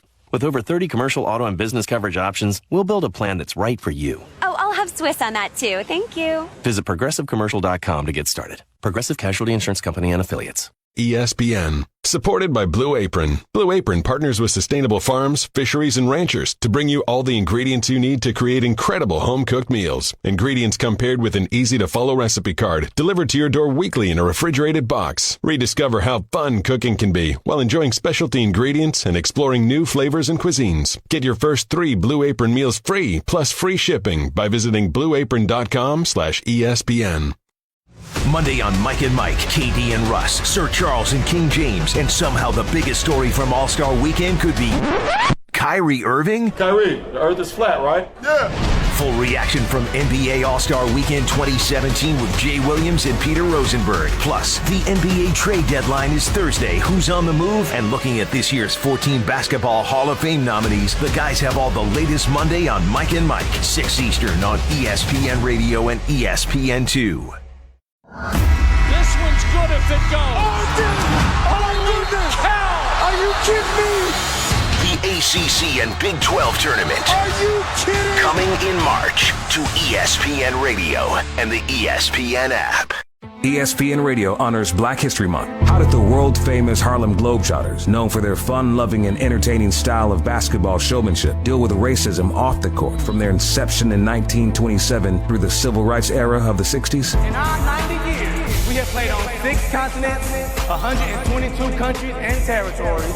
We've been all over the world, putting smiles on kids' faces. Their story on ESPN's TheUndefeated.com.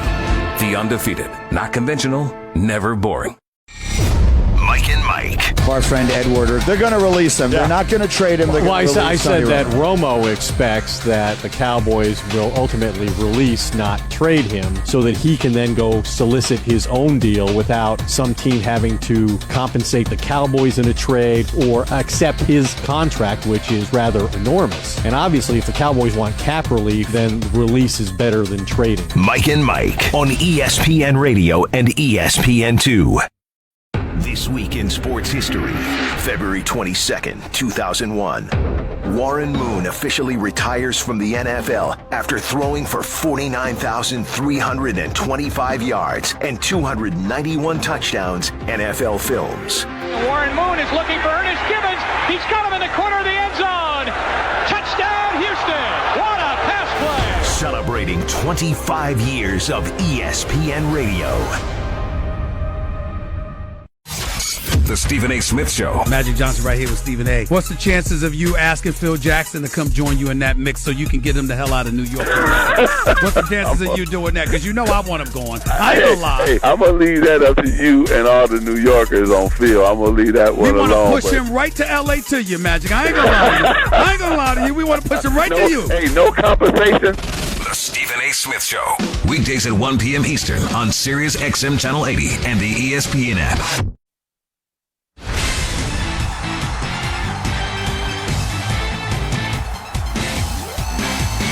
You're listening to the 66th NBA All-Star Game on ESPN Radio and the ESPN app. At the half at the Smoothie King Center, the Western Conference with a 97-92 lead over the Eastern Conference. Kevin Winter, PJ Carlissimo, John Legend performing off to our right. This is the AutoZone Halftime Report. When you get the right part of the helpful advice you need, it helps you get in your zone. Stop into the AutoZone the next time you or your car need a little something and let them help you get in the zone. AutoZone West by 5. First half highlights coming up is Anthony Davis, the hometown kid. He leads everyone with 22 points. Anthony Davis, one of the young stars here at NBA All-Star Weekend. Soon to be will be Joel Embiid of the Philadelphia 76ers. He's injured now, but he's still in town this week, and he spoke with ESPN Radio's Mark Castasher and Mark Stein. Meet the All-Stars. Well, Joel, it's great to see you here at All-Star Weekend. I know it's got to be frustrating as well because you're finally getting a chance to play, but before the injuries, we weren't sure if we'd even see you in New Orleans. Why did you still want to come down to All-Star Weekend? You know, I just wanted to come see. That's my first All-Star, so I just wanted to come see how it is. And I think in the future I might have a chance to be an All-Star, so I just wanted to come and see and get acclimated. Take us to Philadelphia. I know you've embraced being called the process, because we know what the process has been. It's been a lot of losses in Philadelphia. You guys got that town really excited when you won 10 out of 13 games about a month ago. What's it like right now as the 76ers fans embrace their basketball team again? It's great. Every game is sold out. They come in and we have fun. I like getting into it with the fans. I like to get them going. I just love having fun. So the atmosphere at every game is amazing. The fans coming into the game, feeling the seats and just being into the game and pushing us and that makes us want to win games. You're the runaway favorite for Rookie of the Year. But the games played is going to factor into that because obviously we don't know how soon you're going to come back, and I'm sure the Sixers will be careful with you on back-to-backs in the second half of the season. For you, how big a deal would it be to actually get Rookie of the Year? It would be great. Like I said, the time that I missed, the 2 years that I missed, went to such a bad. I was in a bad place, and coming back and having a chance to be the Rookie of the Year is I think he's going to pay for all the sacrifices that I made. And, like you mentioned, the games played, and I'm hopeful to be back after All-Star break if I'm asymptomatic. And I think if I don't win, then I think that trophy is going to stay on the team. I got my teammate Dario. He's been playing great lately, and, so if I don't win, I know he's going to stay on the team. We've enjoyed watching you play when you can play, so heal up soon. We want to see you back out on the court. Thank you. Enjoy New Orleans. That is Joel Embiid of the Philadelphia 76ers earlier this week with our Mark Kestisher and Mark Stein. Kevin Owens with you, PJ Carlissimo alongside on the AutoZone halftime report. Someday that young man is going to be playing in this basketball game. Many thought it could have been this year had he not gotten hurt, or it should have been this year. Well, I thought he would have been deserving. As Mark referenced in the interview, the games played is a little bit of an issue, but they're 13-18, the 76ers, when he plays. I'll tell you, we had him on the network, Kev, a couple weeks ago against Houston on a Friday night game. I had watched him. I saw him when he was in Kansas. Obviously, he doesn't play for 2 years. But when you see him, he's so athletic. He can put the ball on the floor. He can shoot threes. I didn't realize, Brett Brown, their coach, let me go to a practice and a shoot-around. He is enormous. He's not just big. They list him at 7 foot, 250. I'm telling you, he's bigger and stronger than that. He's so athletic. He scores 20 a game, 8 boards, 2.5 blocks. I think he'd be third in the league in blocks. He only plays 25 minutes. Right. He's got a 25-minute ceiling on when he can play, and he shoots threes. He's shooting 37% from 3, and he takes 3 every game. It's not occasional. Takes 3 a game. Shoots 37%. He makes his free throws. He gets to the free throw line. He shoots 8 of those. He shoots 78%. He's incredible, and when you factor in the time he's had off from the game, just coming back, and playing the limited minutes he's playing, I'm telling you, he is the real deal. He and Giannis Antetokounmpo going forward. People are going to love watching the young man from Greece and the young man from Cameroon. That is the Philly side of things. Coming up next on the AutoZone halftime report here at the 66th NBA All-Star Game. Warriors, Cavs in the finals, right? Well, maybe not. This is the NBA on ESPN Radio. KD and Russ, Phil and Mello, Sir Charles and King James, and somehow the biggest story from All-Star Weekend 2017 could be Kyrie Irving? Details Monday on Mike and Mike, 6 Eastern on ESPN Radio and ESPN2. Hi, this is Maury Moreland Morrison, here to tell you Geico has more than just great savings. Much more. Yes, while Geico could help you rack up more moolah faster than you can say metamorphosis, they've also been the fastest growing auto insurer for more than 10 years. That's more like it. Furthermore, Geico has fast and friendly claim service. That might seem like an oxymoron, but it's not. All the more reason to say no other auto insurer has more than Geico. Geico. Expect great savings and a whole lot more. This just in, Wendy's is adding the quarter-pound double stack as an option in the 4 for $4 for a limited time. With so much beef, that's a deal so good it should not exist. In related news, howler monkeys should not be able to be heard from 3 miles away. Here to comment, a howler monkey. Wow! That sounds like a really good deal! Indeed. That's over a quarter-pound of fresh beef with 4 nuggets, fries, and a Coke, all for just $4. Anything else, howler monkey? I'm not allowed in libraries! At participating Wendy's for a limited time. Meal includes 4-piece nuggets, small fries, and drink. Fresh beef available in the contiguous U.S., Alaska, and Canada. Not valid in Alaska and Hawaii. Thursday. The NBA trade deadline inches closer. Who's loading up and who's unloading? Hear it here first. ESPN Radio. This week in sports history, February 20th, 1996. The Utah Jazz's John Stockton became the NBA's all-time leader in steals with 2,311.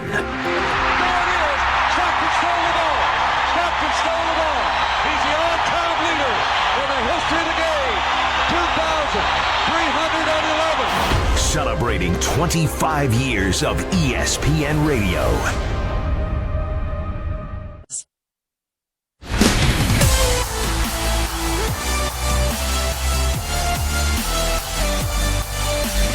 This is the 66th NBA All-Star Game on ESPN Radio and the ESPN app. And in the Smoothie King Center in the city of New Orleans for the third time in the last 9 years, the AutoZone halftime report, Western Conference leading 97-92. The next time we all get together like this for something regarding the NBA, it'll be the NBA Finals. It's going to be the Warriors and the Cavs for a third straight year, right? Not according to Marc Gasol, the Memphis Grizzlies, who spoke this week with ESPN Radio. Meet the All-Stars.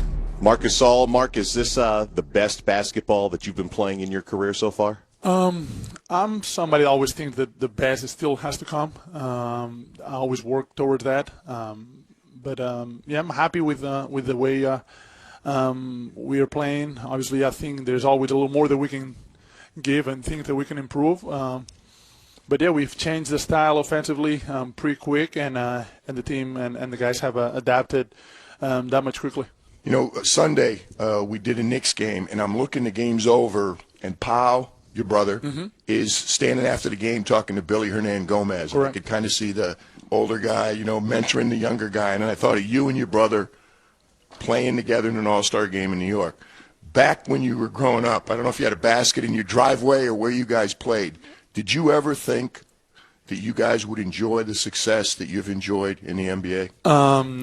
No, you can't dream of those things like that. I think, the things that we've been fortunate to live here is just way bigger than any dream that we had as a kid. I mean, Pau had all the NBA posters on the walls. I wasn't that much of a dreamer. I was more of a, what's going on today? What can I do today? How can I get in trouble? And but Pau had more dreams about playing and doing all the stuff. But it's been great. It's been great. I mean, I think that moment, the jump ball in New York, defined, not our careers, but it was a good picture for us, and that always be remembered. It was quick, it was beautiful, and it was exciting. Know-it-alls like PJ and I and all over the league are saying, Golden State, Cleveland, write them into the finals right now. As a team that's in the chasing pack behind Golden State, how discouraging is talk like that when all of us are... It's a good thing that we don't listen to you guys a lot, because if we did, we would not do our job. I think that we feel very confident that we can compete with anybody in the league. And not only compete, we can beat them. And I think when we show discipline and consistency and good rhythm offensively, and we're able to run at teams and put our hands on teams, we are just as dangerous as anybody else. Obviously, Golden State and Cleveland are been there, the last few years, so they deserve that credit to only be spoken about them. But I know and I feel that me and my teammates are going to be, going for them too. That is Marc Gasol, the Memphis Grizzlies, with our Mark Kestis, your Mark Stein, PJ Carlissimo. PJ joins me here inside the Smoothie King Center. This is the AutoZone halftime report. We are at the half of the 66th NBA All-Star Game presented by Kia. The West with a 97-92 lead over the Eastern Conference. Yeah, you heard those numbers right. Give you the highlights coming up. PJ, before we look at this NBA All-Star Game, let's stay with what Memphis and Marc Gasol have been able to accomplish. We think the West is Golden State and San Antonio in the second half. Are there some surprise